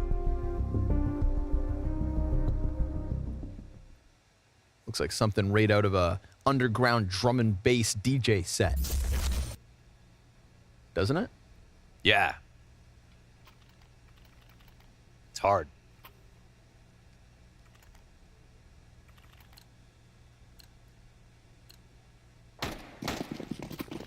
I concur. All the money in the world. Rounds racking up. But of course, CT side Mirage, you know. See if they still got it. Woody. Shot. Doth thou die? He's standing up on top of the fences in the open, exposed. And even within that shot, he's got the adjustment. It's a real Zywood, but oh, he's... Taco hunts. Yeah. I mean, he is just standing here in the open with no B push. sometimes... No smoke in underpass. Some would say he was asking for that one. Indeed. What's VSM's move? He usually does something cool. Lotto just backed up. Well, this is a play for information that VSM's transposing the smoke because he can free up a rotation of B if they think it's going to end there. 00Nation do a good job of using mid control on Mirage, that's for sure. And right now, they are waiting their time. So if VSM kind of goes too far, there's a chance they still go up connector, which is awkward. And their rotation will be over to B if he pushes through. So, well, it looks like they might still split B. They're using coldzera as a lurker, right? So I don't even think connector is a problem. coldzera is actually going to be useless on this round. And VSM is going to be the coldzera. Oh my. Are they going to boost the player's sight? They're so ready for this now. This and 30 seconds, so it's going to be a crunch time type moment. Lukowski, if he can take down 1 or 2 players before they even get there, like, look, now it's the bomb to run in, 10 health, very little time. There's no way they clear this, right? Surely. Lux is in the pocket. They're getting in. Player down beneath and cold. Of course, he hard clears it, but then VSM misses his chance to strike one down for free. And it looks like 00Nation have gotten through. Looks it, anyways. That is nice by coldzera. Maybe because the guy who killed him was right by that box. There was a chance in his mind. Also, you just gotta. You know, you gotta. Yeah, you should. Yeah, you're right. You should. You just should. If you've got nothing else to do, clear the ninja. Takes half a second.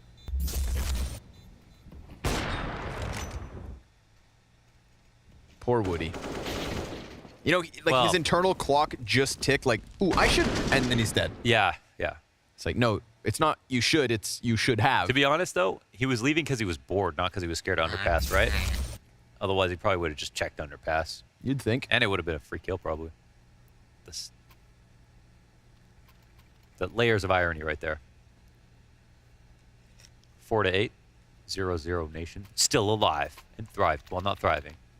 But alive. Surviving.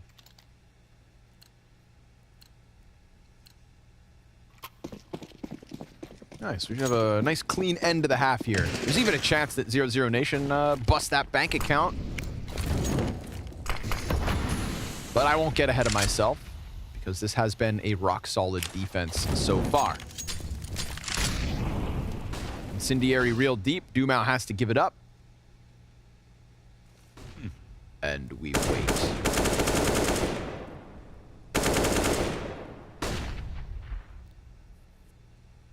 Not your typical round. But they do wait out the aggressive tactics and burn some early utility from the CT side.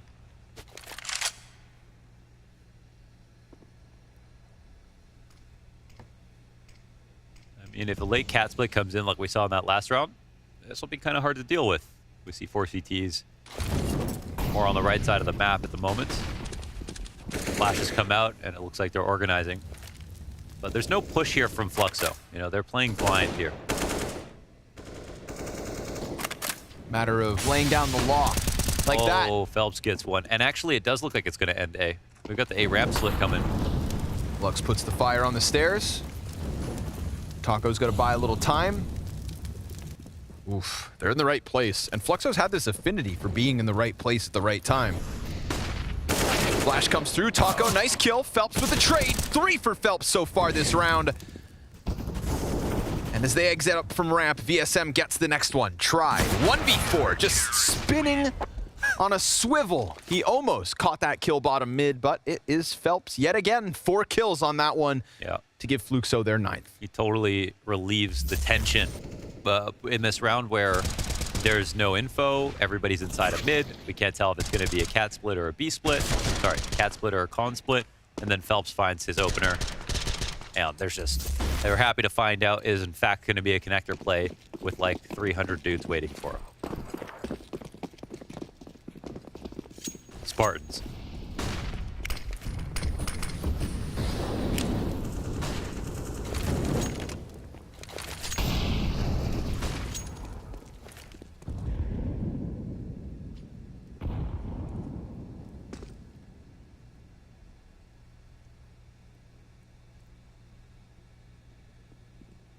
Try looking for the chance to crack a whip.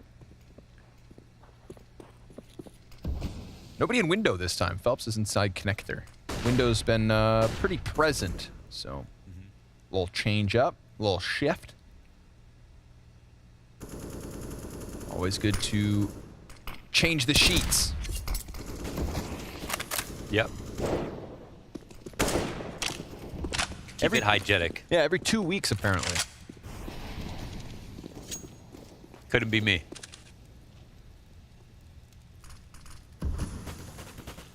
Trying to slide up, but nobody there now. Not with the top con smoke. Feels like they're just waiting a bit too long. Just trying to stay alive. Right. Making that too much of a protocol, but they could still win late. Let's see. Oh, whoa! Wow. Phelps just got through. He's heard, but they have window control. They're actually going B. They're actually going B. It's going to be hard to see this, but it comes down to Zywood on the op. Oh, they're God. off Cat as well, and you just saw him.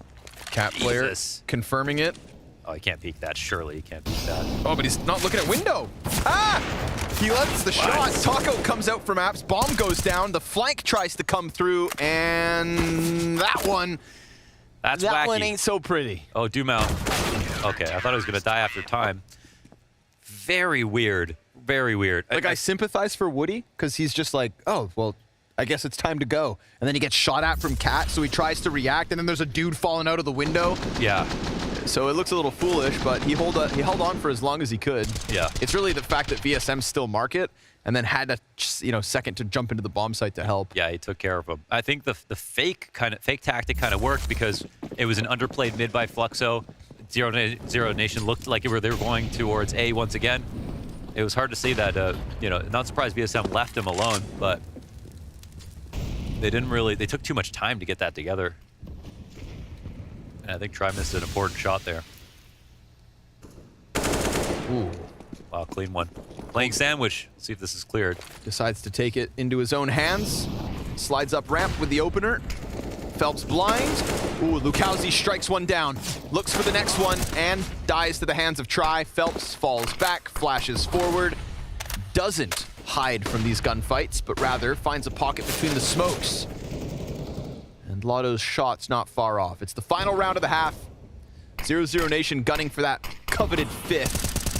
And Phelps just trying to get one back for free. Presses into the staircase. That'll be his end. And a 2v4 attempt to try and close the half. We get the CT push up towards Ticket, but now it's all on Woody. Okay. See what we can do. Sometimes it's simple. Cold, go kill. And that easy ramp entry got the ball rolling for this 15th and final round of the first half. Woody, desperate as ever to try and press into the site, will find nothing more. It's a cherry on top for 00Nation, but an uphill battle nonetheless.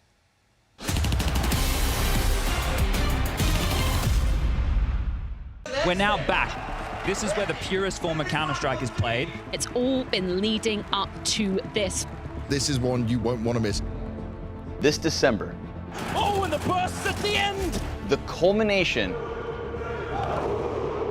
of the Blast Premier season That's precise. Absolutely filthy. all kicks off. We've seen highs and we have seen lows. Epic spray transfer. Oh, and they run right into him. The 200 IQ plays. What a scene! I can't believe it. But it all comes down to this. The best 8 teams in the world play head-to-head for $1 million.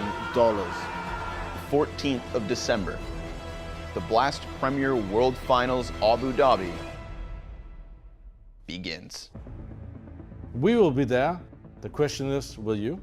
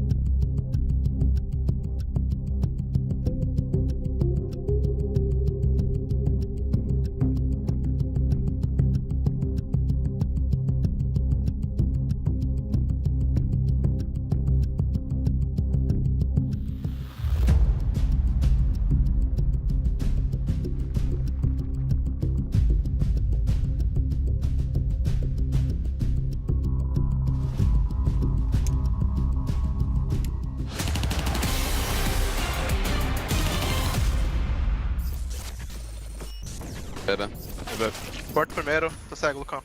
Vai ali com o Felps. Ok. Tome 3 Van. ali. Com você, velho. Vai ter Mais em 10. cima. Mais em cima, acima. Ó, baguinha mais Mais alta, em cima, baguinha mais mais em alta. cima. Último. Em cima, guys. Boa. Aí, Vamos. Porra, é isso. Eu acho que eles I love the Lukowski Forsen cam underneath the monitor. Yeah. To the face. Yeah, it's always, you know, I think it really says something about somebody. It's which angle they choose. Yeah. Takes a real man to go from underneath. Yeah. Fluxo should be happy with 10 rounds on that CT side. A pistol round win here in the second. Ooh, could spell disaster for 00Nation. Taco completely forfeiting that B site. And a bomb plant in a 5v5. These retakes don't tend to happen, but they need it. Pressing in from Catwalk. Lux finds the opener. First player down is Dumao. Lotto, though, at least he gets the fast trade. We've got 2 Ts in the close pocket. And they may not expect Woody. Sure enough, element of surprise. Taco will get another, but he's so low at this point that he's just going to have to cut the losses. That is both pistols the way of Fluxo. Damn. What were the most predictions?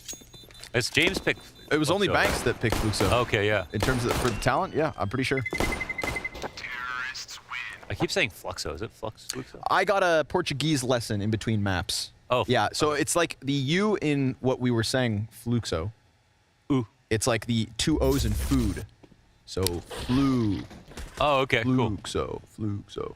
Cool. If I understand. You know how many times I like take the lesson and I try my best, and then the next time I speak to a Portuguese speaker, they're like, Someone's no, got a it's better lesson. this and other one. No, yeah. it's but you know, live and let Don't learn. listen to the last guy. It was like this. I can Yeah, genuinely we get that say, a lot. first time I've ever cast this team, so I'm willing to learn.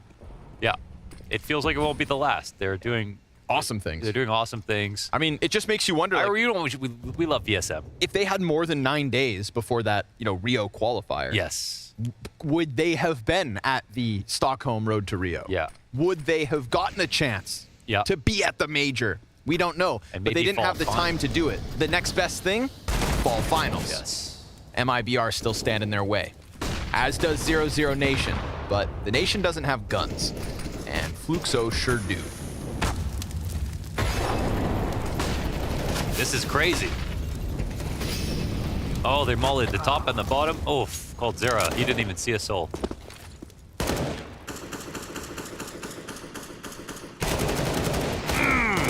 Damage is easy, and they're gonna follow through. No, okay. Was that Lux? That wasn't a mid-air headshot, was it? Lux? Was it? That's illegal.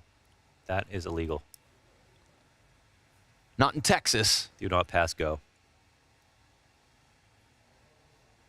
But all the other states. And or territories. Does the U.S. have territories? Puerto Rico. Puerto Rico, okay. Man. Just so Canada-centric, I couldn't see outside of my region. Right. Wow. Nice nade. It's worth something. Unless that was a team nade, because I actually don't see the CT's trajectory. Right? I'm like, where'd that come from? Nice nade, he says. I am he. Lukowski says, take the bomb. Destiny calls. And Phelps gets turned back. They're taking damage, and they're not doing that much damage. And there is not much invested here. And there are still deagles as well. Okay. Ooh. Try picks up a glue. He might find a timing to get some damage. Oh, Phelps covers him. What a teammate.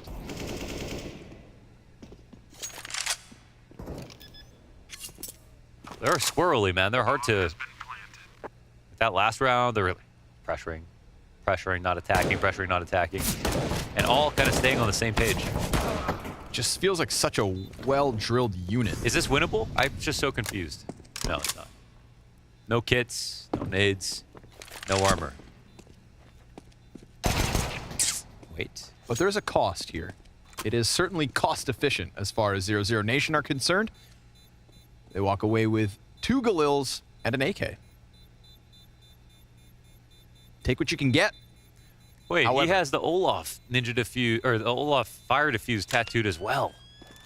Wow. Damn, that's a real CSGO fan. The first graffiti. Right. Tribute to Olaf, he got tattooed. Man, I already loved VSM, now I super love him. I'm so parasocial with VSM. Have you ever talked to him? Never. But we're like best friends, you know? All right. 00Nation shooting for that comeback. Not even just within this map, but within the series. They've lost both pistols on Mirage. It's been converted fully, and it's an 8-round deficit.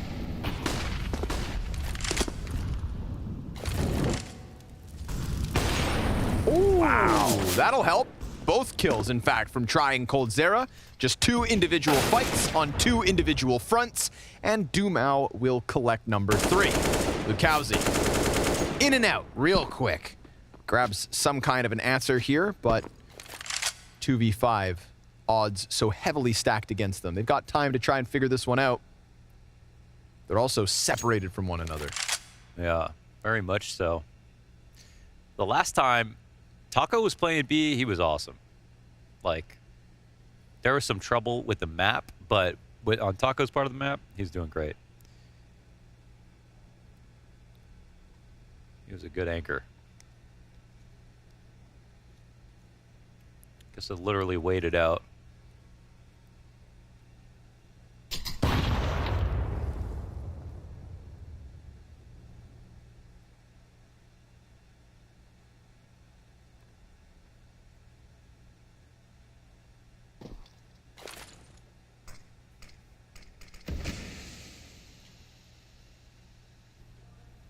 Like if you do a 1-minute save, you should lose a toe in real life. As somebody who has a recently broken toe, I think you're underestimating the importance of toes. And I'm offended. What? That was on him. Goes right between the legs, and that'll be his call to save. So they get 1 back by catching Dumao on the A site, and that's all Fluxo get in this one. 6 to 00Nation. Yeah. 00Nation do not want to deal with these guys next round, but they'll have to. There will be a full buy. Lux has $7,100, so this was absolutely a wise decision. That's nuts. Wow, that's such a nice shot. I mean, he's crouching. Like, how could you even have an accuracy? That was like literally right in his nipple. Take it up with Gaben. Dude, that's why he never comes to events. One day. So if he did, he'd get confronted. Nope. He'll come one day. I'm gonna be like, Woody was on him that time. And he's be like, and I was watching, I agree. Gaben will show up at a CSGO major hit me with this flip-flop when we deserve it. No. That's just us being mean to ourselves. We do deserve it. Come to the Paris major, Gaben.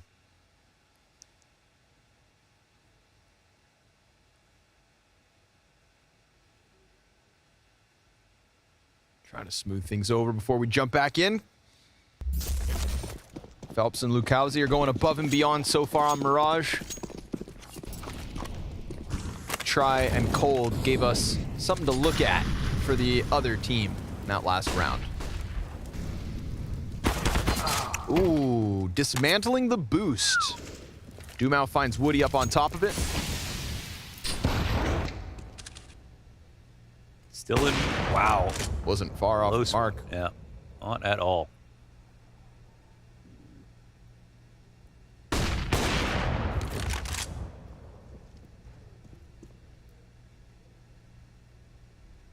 They'll need to try in a big way to figure this out.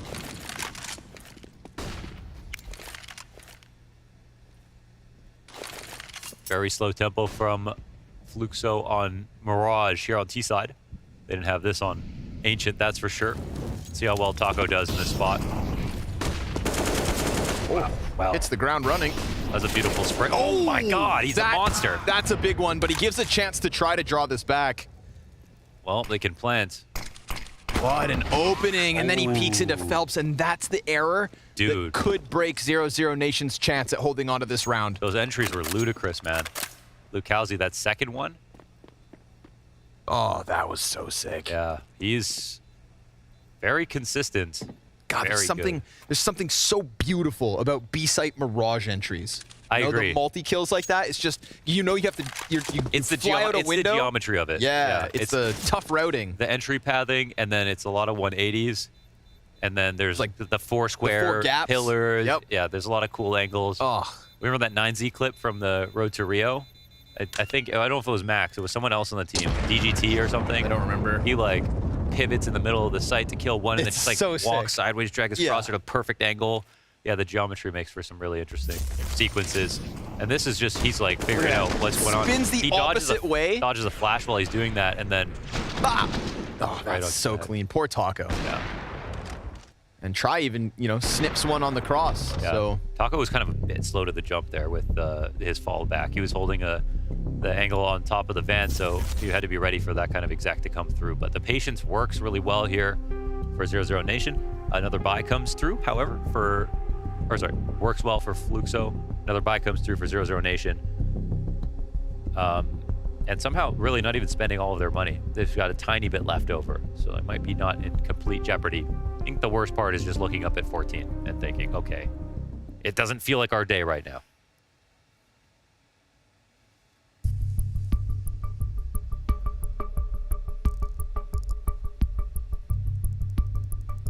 $14 off that. Get rocked. You already had a tough job at a comeback. Now it's gotten that much more dire.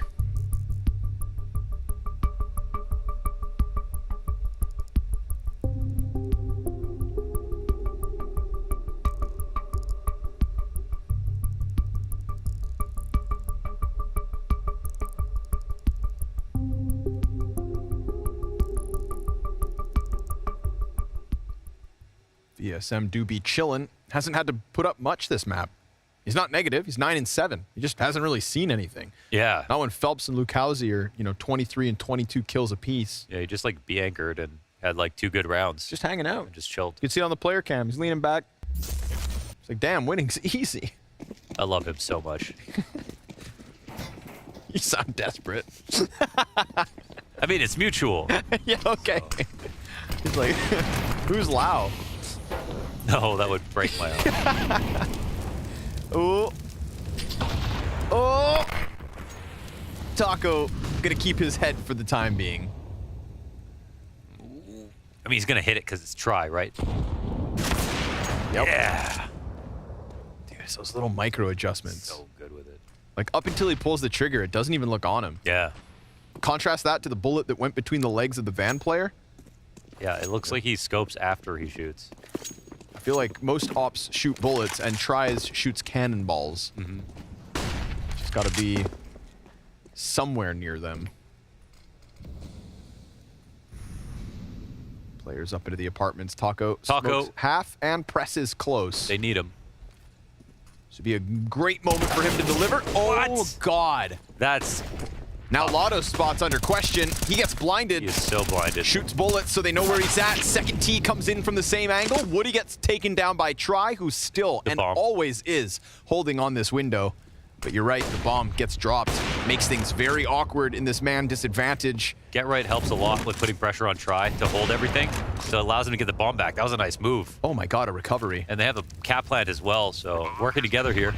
Lucalzi's going to have Coldzera coming up catwalk in a second. He's focused on it. He hits it. Oh my God. 2v3 and Try yet hasn't jumped out. Other players confirmed backside. Lucalzi's down. VSM gets covered and Try hits the most critical shot to keep their opponents off 15. Those are some sick moves by Fluxo in that 2vx. Still well handled though overall by 00Nation, and that's after losing Taco, who made kind of a very legitimate push to his own smoke to catch someone walking through, and Lux bodied him. So after this kill, I was like, all right, they could actually steal Cat off and not even come back into this fight. But they were just playing so active the whole time.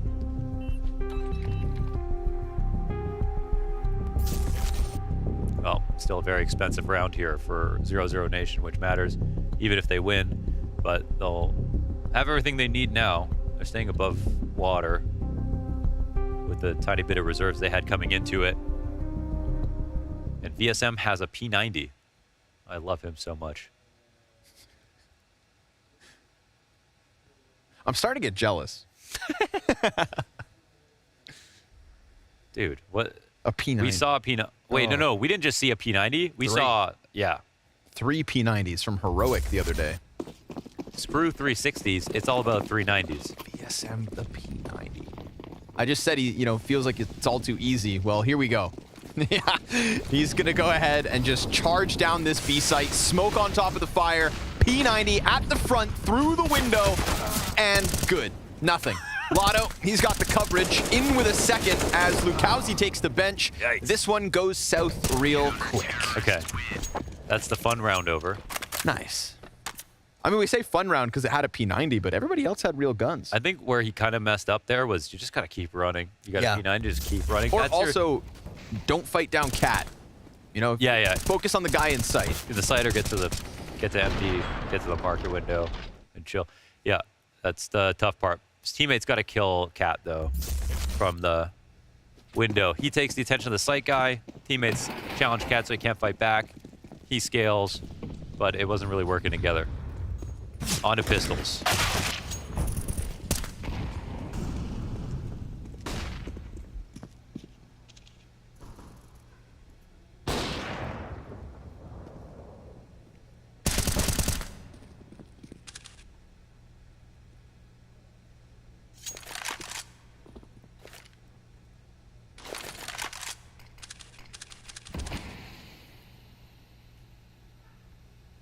No chance. No chance. None at all. Not even a flash. So, when in doubt on Mirage, you try to make that glorious jump into the default plant. It's unlikely. It's simple. But it's all you got to offer. It is. Sometimes you have to accept that you're not destined for greatness. Be happy with what you can get, which could have been the jump out. But now that the smoke's gone, feels like Try is just going to hit this first shot. Yeah, they're warming him up every round.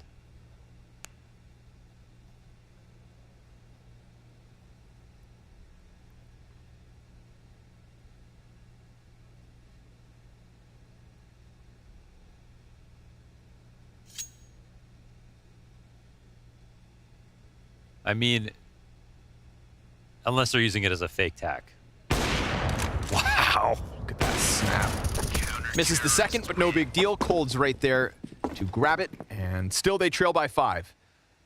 Fluxo back in with guns now. He's so well balanced with it. Like, he doesn't always super fast insta-flick. He's do tracking shots. Crazy. So within 5, it was an awkward B attack round with a funny P90 involved that really didn't do anything convincing. And I actually wonder if that was a misbuy. I wonder if it actually was. That's a round you would take seriously, I think. If not all of them,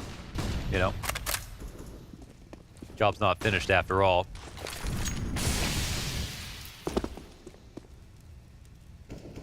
So, mid-control here. They're trying to make it seem like a full B, which any extremity pressure will just kind of take apart the integrity of this mid setup. Like, they can only know so much, so they will have to respond to this if they think it's going to be a fully. But right now, there's only one on the A site. Cold Zero is just jump spotting. Try can try to get to the stairs, potentially. It depends how quick this pop will be, and they're coming out of Palace, which might not be a bad move. And they've made progress, actually. They're out. Here we go. Entry's there for the taking. Ooh, Cold pummeled through the ticket, but still up. And Try, well, he picked up VSM. CT belongs to the T's. Point blank, Phelps gets the first. Dumau's not far off. And it is headshot after headshot from Fluxo. They charge their way through that A site. They take it by storm. They stampede, and Lotto plays it silent. He's waiting for them to pass. Ooh, he didn't see it. He's going, no, he did see it. He's going for the big play. No, he's going to defuse, man. I swear he saw the Oh, shadow. okay. Jesus. Oh, he's going to get knifed. Oh, wait, let him ninja and then... Ah! End it. Get it over with. He was going for the defuse, dude. Yeah, that was getting cheeky. Wow. Imagine. Sketchy stuff. Sketchy stuff indeed. My goodness. He saw him on the other side of the smoke. I thought for a second he lost track of him when he went down connector. That was such a beastly attack. And the way they just wallbang coldzera knowing he's not going to swing in that spot, brutal. It really did feel like off the back of the last round, like, you know, they sat in Palace, nobody came to push, nobody came to clear it. Yeah. Almost felt like they were kind of, you know, sensing whether or not going into a play like this the round after would be a good idea. And sure enough, they collect themselves in Palace. Yeah. Yet again, no challenge, and bada boom, bada bing. Sees him here. And I think he loses. Yeah, see? Anyways, didn't get him what he wanted. We got 6 map and match points, ladies and gentlemen. 00NATION. A Rio Major attendee. Against the ropes versus what is a very interesting story. You know, Fluxo missing out on their chance to go to the major just because they were so fresh. As far as they're concerned, the fall finals is their major. And they will get to go home to Brazil in the meantime to practice versus the world's best. It's a perfect formula, an amazing storm that could come together, assuming they also beat MIBR. But you can apply everything from Fluxo straight to MIBR as well. One thing's for certain, there will be Brazilian representation at the fall finals. For now, 00NATION hang on. Dumao, it's a one and done because Phelps is attacking the back line. A player's gonna feel isolated now. Lux drops cold. Try hoping to hold on, but the Palace player just stops and stutters for a second. That bomb's inching its way forward. Lotto in connector. You have to be careful in this spot. This actually has everything to do with Try, because he has a view on Palace, and they could stop that plan, actually. So that's very lucky that they get it off. But now they're going to forget about stairs. There's... Oh my god, he almost is holding wide for jungle. He put himself in an awkward spot without that much control of the map. So they give up the ticket side. They all have to cross. Woody's in the pocket. He's got VSM under Palace. Which of these two is going to stand up? Can they end it now? Lotto incredibly low, but it's an easy freebie. 2 players in the open, and VSM, oh, he makes it close every single time. Yeah. Why are they post-planning like that, though? They're not covering each other properly. VSM's going to hold that much of a depressed angle, then he can't stand there. And I guess they're worried about CT the whole time, but Woody probably, if he tucks better, he doesn't put anything in jeopardy for VSM in that 1vx and just needs to get his 1. And then Lux, you know, he goes to the stairs, which is fine, but you can see he's worried about window, which means he's not holding a good angle if he has to worry about 2 things like that. So there was really no reason for him to scale to that point. Few errors in this situation after they got good entries and threw away a really good situation.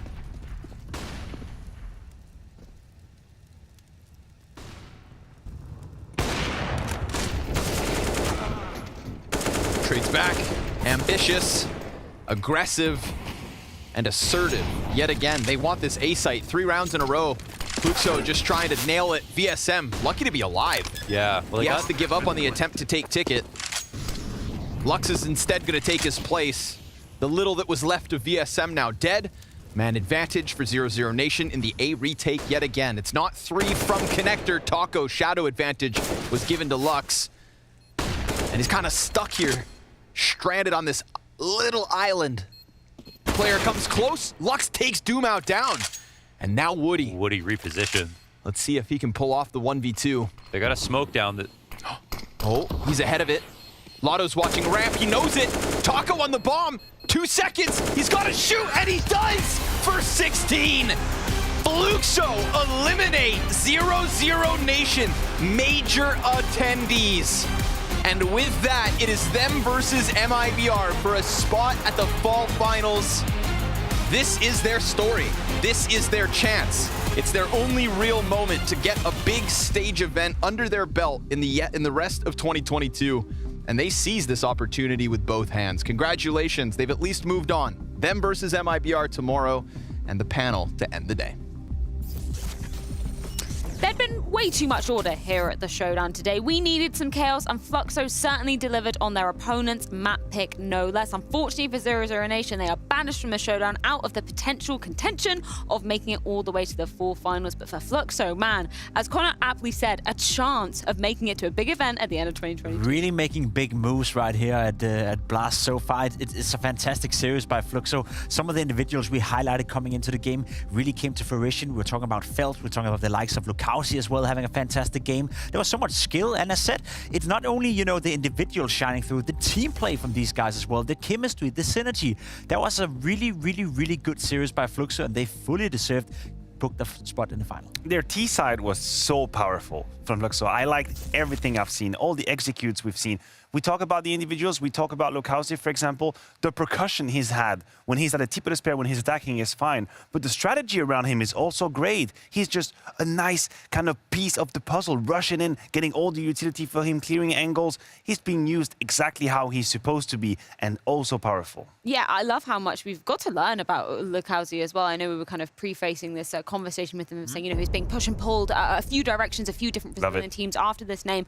I'm really glad we're getting to see him kind of cemented and, you know, a bit more synergized with this Fluxo team. Yeah, he's played a fantastic tournament so far. We already knew he was a talent. We already knew, you know, the rumors circulating within the domestic scene of South America that a lot of teams were looking to sign Lukowski. They think he could be the next big thing, and I feel like we got that confirmed right here. Obviously, he has to show it on a different level as well.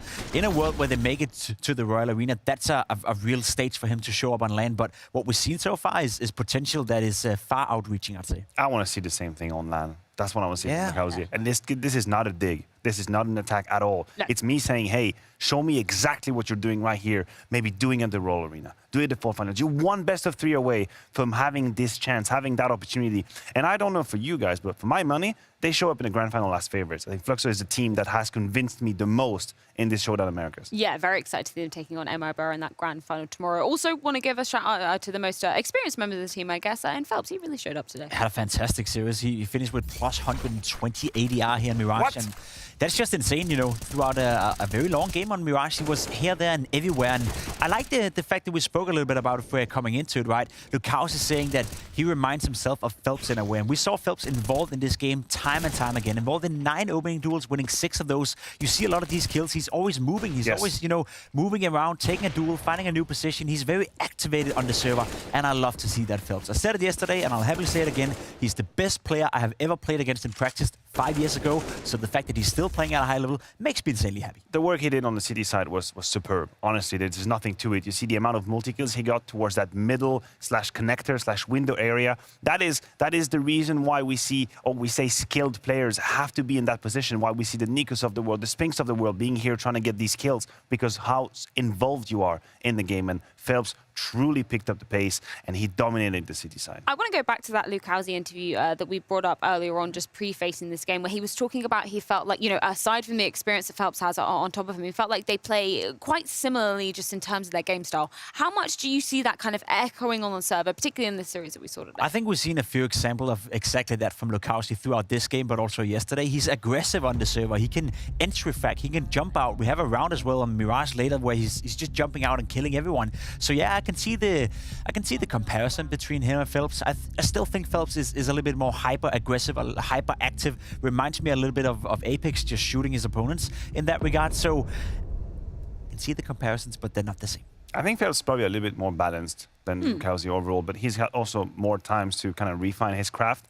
That makes sense. What I like about Lukowski is I really feel like whenever he's got a target, there's no messing around. He's extremely focused, to the point. He spots a player. His trade is perfect, right? He's going for it. It's a quick counter strafe, insta headshot. You see sometimes player who physically will hesitate into getting into a duel. You see it, it's mini strafe, it's not really clear. Whenever Lukowski has someone inside, he's just going for it, he's hyper-focused. Well, we spoke about that T side for Fluxo to be rounding things out. We do have a particular round to be putting on the spotlight, round number 20. Exactly what we're talking about. Lukowski, good utility, and to the point. Please have a look at his crosshair placement and how aggressive he is right here. That is straight into the duel, and then he knows, goes for the information, snap back, boom. Double kills, even if he falls, the job has been done. At this point, the round is almost already won. That right there is world-class entry fracking. Don't mistake it, right? I know they're playing against 00NATION. I know they're not playing the best game right here, but there's very few players in the entire world who can pull off something that we just saw right here from Lukowski. That is Counter-Strike at an extremely high level, and we've seen it more than just this round throughout the tournament. We saw it yesterday in Dust 2 as well. It was highlight of the day and the CS Money Play of the day, and he just seems to be delivering all the time. Yeah, it's that kind of fearless nature, which I really respect coming out of Fluxo as well. We do need to get some words from the winners. It's Phelps with Banks. Phelps, a huge win there over 00NATION, and some revenge has been had. This was a crazy game. I've got to start with the veto, though. Whose idea was it to pick Ancient this time for you guys, which was their pick last time? I'm so confused. The pick Ancient, it was because we don't have a good map for playing against Dance, and we have Vertigo, but we didn't play Vertigo in the last 1 month, right? So we just try to fix some things on Ancient and try to play against them. I think it's because we believe too much in our team, not depend on the maps. Aha. And then they pick into Mirage. I kind of thought of that because your nukes looked good recently, so maybe they were scared of it, which is why we had it as the decider. Is that what you thought? Is that why they went for Mirage? They pick Mirage because I think they saw our last maps against another team, so we try to adapt like the Ancient for this map, and we won, I guess. But if we lose this map, it's okay because we have Nuke, and we will try. No, we have too much confidence in Nuke, so I think we made a good vetoes. Definitely, man. It looked really good. And you keep this streak where you keep beating all the other Brazilian and South American teams. Are you guys like the best up-and-coming team? Because I see so many South American, Brazilian teams now that have some good players, but you guys seem to have it together the best as in like an actual team at the moment. Do you feel that way? Yeah, of course. I was talking with my team that if you qualify for the major, I think now the people probably will say that is a top 3 or top 2 team, Brazilian team at the moment, right? But of course, we don't qualify to the major, but we are showing for the peoples that we have a good lineup, we have a great team, and we can beat anyone. Yeah, and you keep showing it. So let me ask you, how important was this win over 00NATION, and how confident are you to win the whole thing and make it to the full finals in Copenhagen? It's an amazing feeling, right? I think the 00NATION have a good friends in 00NATION. Yeah. And it's a pleasure playing against them. And they are a great team. They are the major now. They will play against great teams in the major. So, of course, they are better for now than us, I think. But we need to improve. We show for the people that we can beat anyone. For now, 0-0, we did beat 90Z, we did beat Pain, too much good teams. So I think it is an amazing feeling for beating things now. And let's see what happens in the future. Well, I'm looking forward to seeing that game against MIBR tomorrow. Phelps, I'm going to let you get off and celebrate with your teammates. Congratulations on the win, and we'll see you tomorrow. Welcome to the finals. Thank you, man. See you.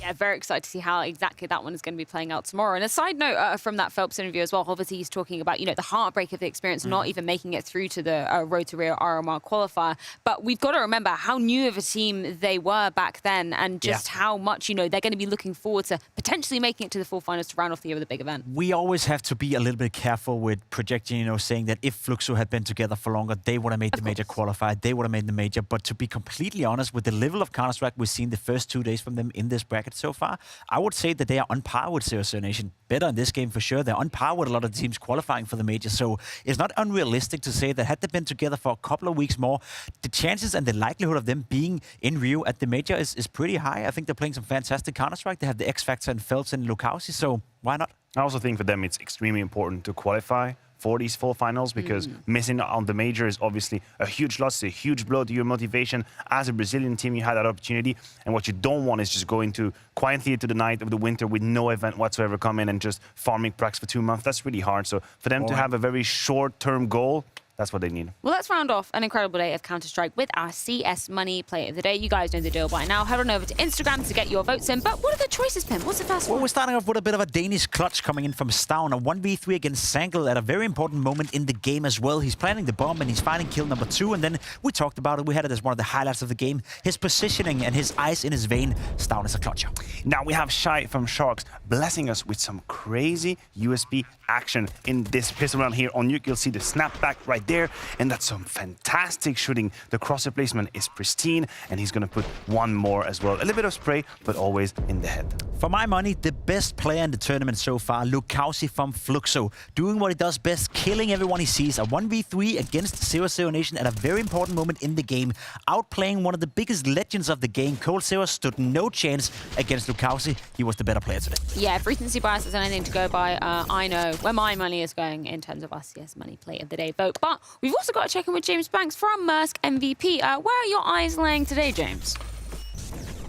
My eyes are still shifting around Freya because it's getting very exciting. A lot of it coming out of the North American side of things, but it's all South American players that come their way through. Now, Blame F, he's still holding on after that crazy performance against Vitality, but Jota from MIBR after today and Lukausi, who you guys were talking about, have made their way into the chance of grabbing a full showdown Mersk MVP award. We're going to take a closer detailed look at Lukausi and see some of his highlights from this game, because Fluxo right now, well, I had the pleasure of seeing him in Rotterdam, and okay, it's not a tier 1 event in that sense. I wasn't sure how much to be able to do, but on an eye test, when you think of all the people that talk about Lukausi, this guy is delivering. It's beautiful to watch, and if you can keep this up against tougher opposition like 00NATION today that he went up against, then he could be a star for the future. Now, I think 00NATION might be wondering why we didn't try and pay the crazy buyout that Sharks had for him, because to me, he seems to be worth it right now. Big shots being landed, big damage being done, and he's got one game ahead of him to make it to Copenhagen with Fluxo in the Royal Arena. Let's see if he can get there. Yeah, he has looked super solid indeed coming into this tournament. Of course, he has got an opportunity to make it through to the full finals, as James is saying, in that grand final game tomorrow. I do want to check in with our potential, grand champions as well of the Betway predictions. I know the winner will be cemented tomorrow. Having a good day again, Jacob. Fluxo. Oh, Banks. Banks was the only sole predictor of Fluxo. Okay. What's in the lead right now? I think we have Jacob, you're still on the throne. Still on the top. Damn, you big brain. Right. Does this mean a spicy pick for tomorrow's grand final? Or is he going to take no risk? Yeah. Do we have to be the spicy ones? I guess if you're leading, then... Sounds like losers talking next to me right now, trying to pressure me into something I shouldn't be doing, and I don't fall for that bullshit. Damn it, we're tried. Damn it, we're tried. We've all right. all shared the crown once before, so maybe we'll do it again tomorrow. I don't know. Let's take a look at the bracket to see how we're laying going into these grand finals. Dun, dun, dun. Man, so many... You know what? I want somebody to go through, production, this is a job for you overnight, to go through all the brackets we've had at previous showdowns and count out how many upsets we've had, because I feel like this is probably the tournament where there has been the most. The one early day we have throughout the entire week, you're putting... I'm going to give him another time. You're forcing them to stay for another 2 hours. I'm going to need you to go through every single bracket in the last 5 we've got a hours. late start tomorrow, so... And we'll be expecting your report by 7 a.m. on our desk. You're not wrong. You're not wrong. There has been a lot of upsets so far in this bracket, but... To be completely honest, I feel like often I feel in a tournament you can argue that certain teams, were a little bit unlucky or certain teams deserve more. I feel like we have the 4 teams who've been playing the best on each side of the bracket. Astralis, of course, beating Vitality is the biggest surprise of the tournament so far, I will still say. Complexity, EG, sucking, we've seen that so many times before, so not too big of a surprise for me. The final tomorrow, though, if Astralis were to make it to the finals, that would be one of the biggest surprises I've ever seen at a showdown. It shouldn't be possible in the current circumstances. No, it shouldn't have been possible, but we talked about it at the beginning of the showdown. There are 2 aspects to this. First of all, it's online, and we know that adds a difference in Counter-Strike. It's been established already. And there was the stigma or the prism of teams going to the major and not going to the major. In fact, only Heroic have succeeded in not only making to the major, but still being in the running for finals. So it's not that easy to be, cooking 2 eggs at the same time. Well, we do have one final treat for you guys that have stayed with us until the early hours of the morning. Head on over to blast.tv when this stream has ended, and you could be in with the chance of winning a $50 gift card. All you have to do is click a few buttons. It's literally as easy as that. So make sure you are exactly like that, Matthew. So make sure you go on over and check out that after the stream has ended. We can take a look at the schedule to see what is on the cards for a championship Sunday for the ages tomorrow here at the Showdown. As we were just saying, Astralis, Heroic. I was expecting, at least one fully fledged Danish team. Not 2, though, Matthew, for this European Showdown. Did you not get the script? You didn't get the email early on? Again. I thought it said in the file it was 2 Danish teams. Yeah, why on earth didn't you go with Vitality? I tried it. In fact, I tried to make a case. I said, listen, guys, maybe we should try Vitality. And they were like, "Nej tak." Well, we will be back at a slightly later time tomorrow, as it's just 2 best of 3s going down at 7 p.m. if you're in Central European time zone. But make sure you join us back then for the grand finals here at the Blast Premier Fall Showdown.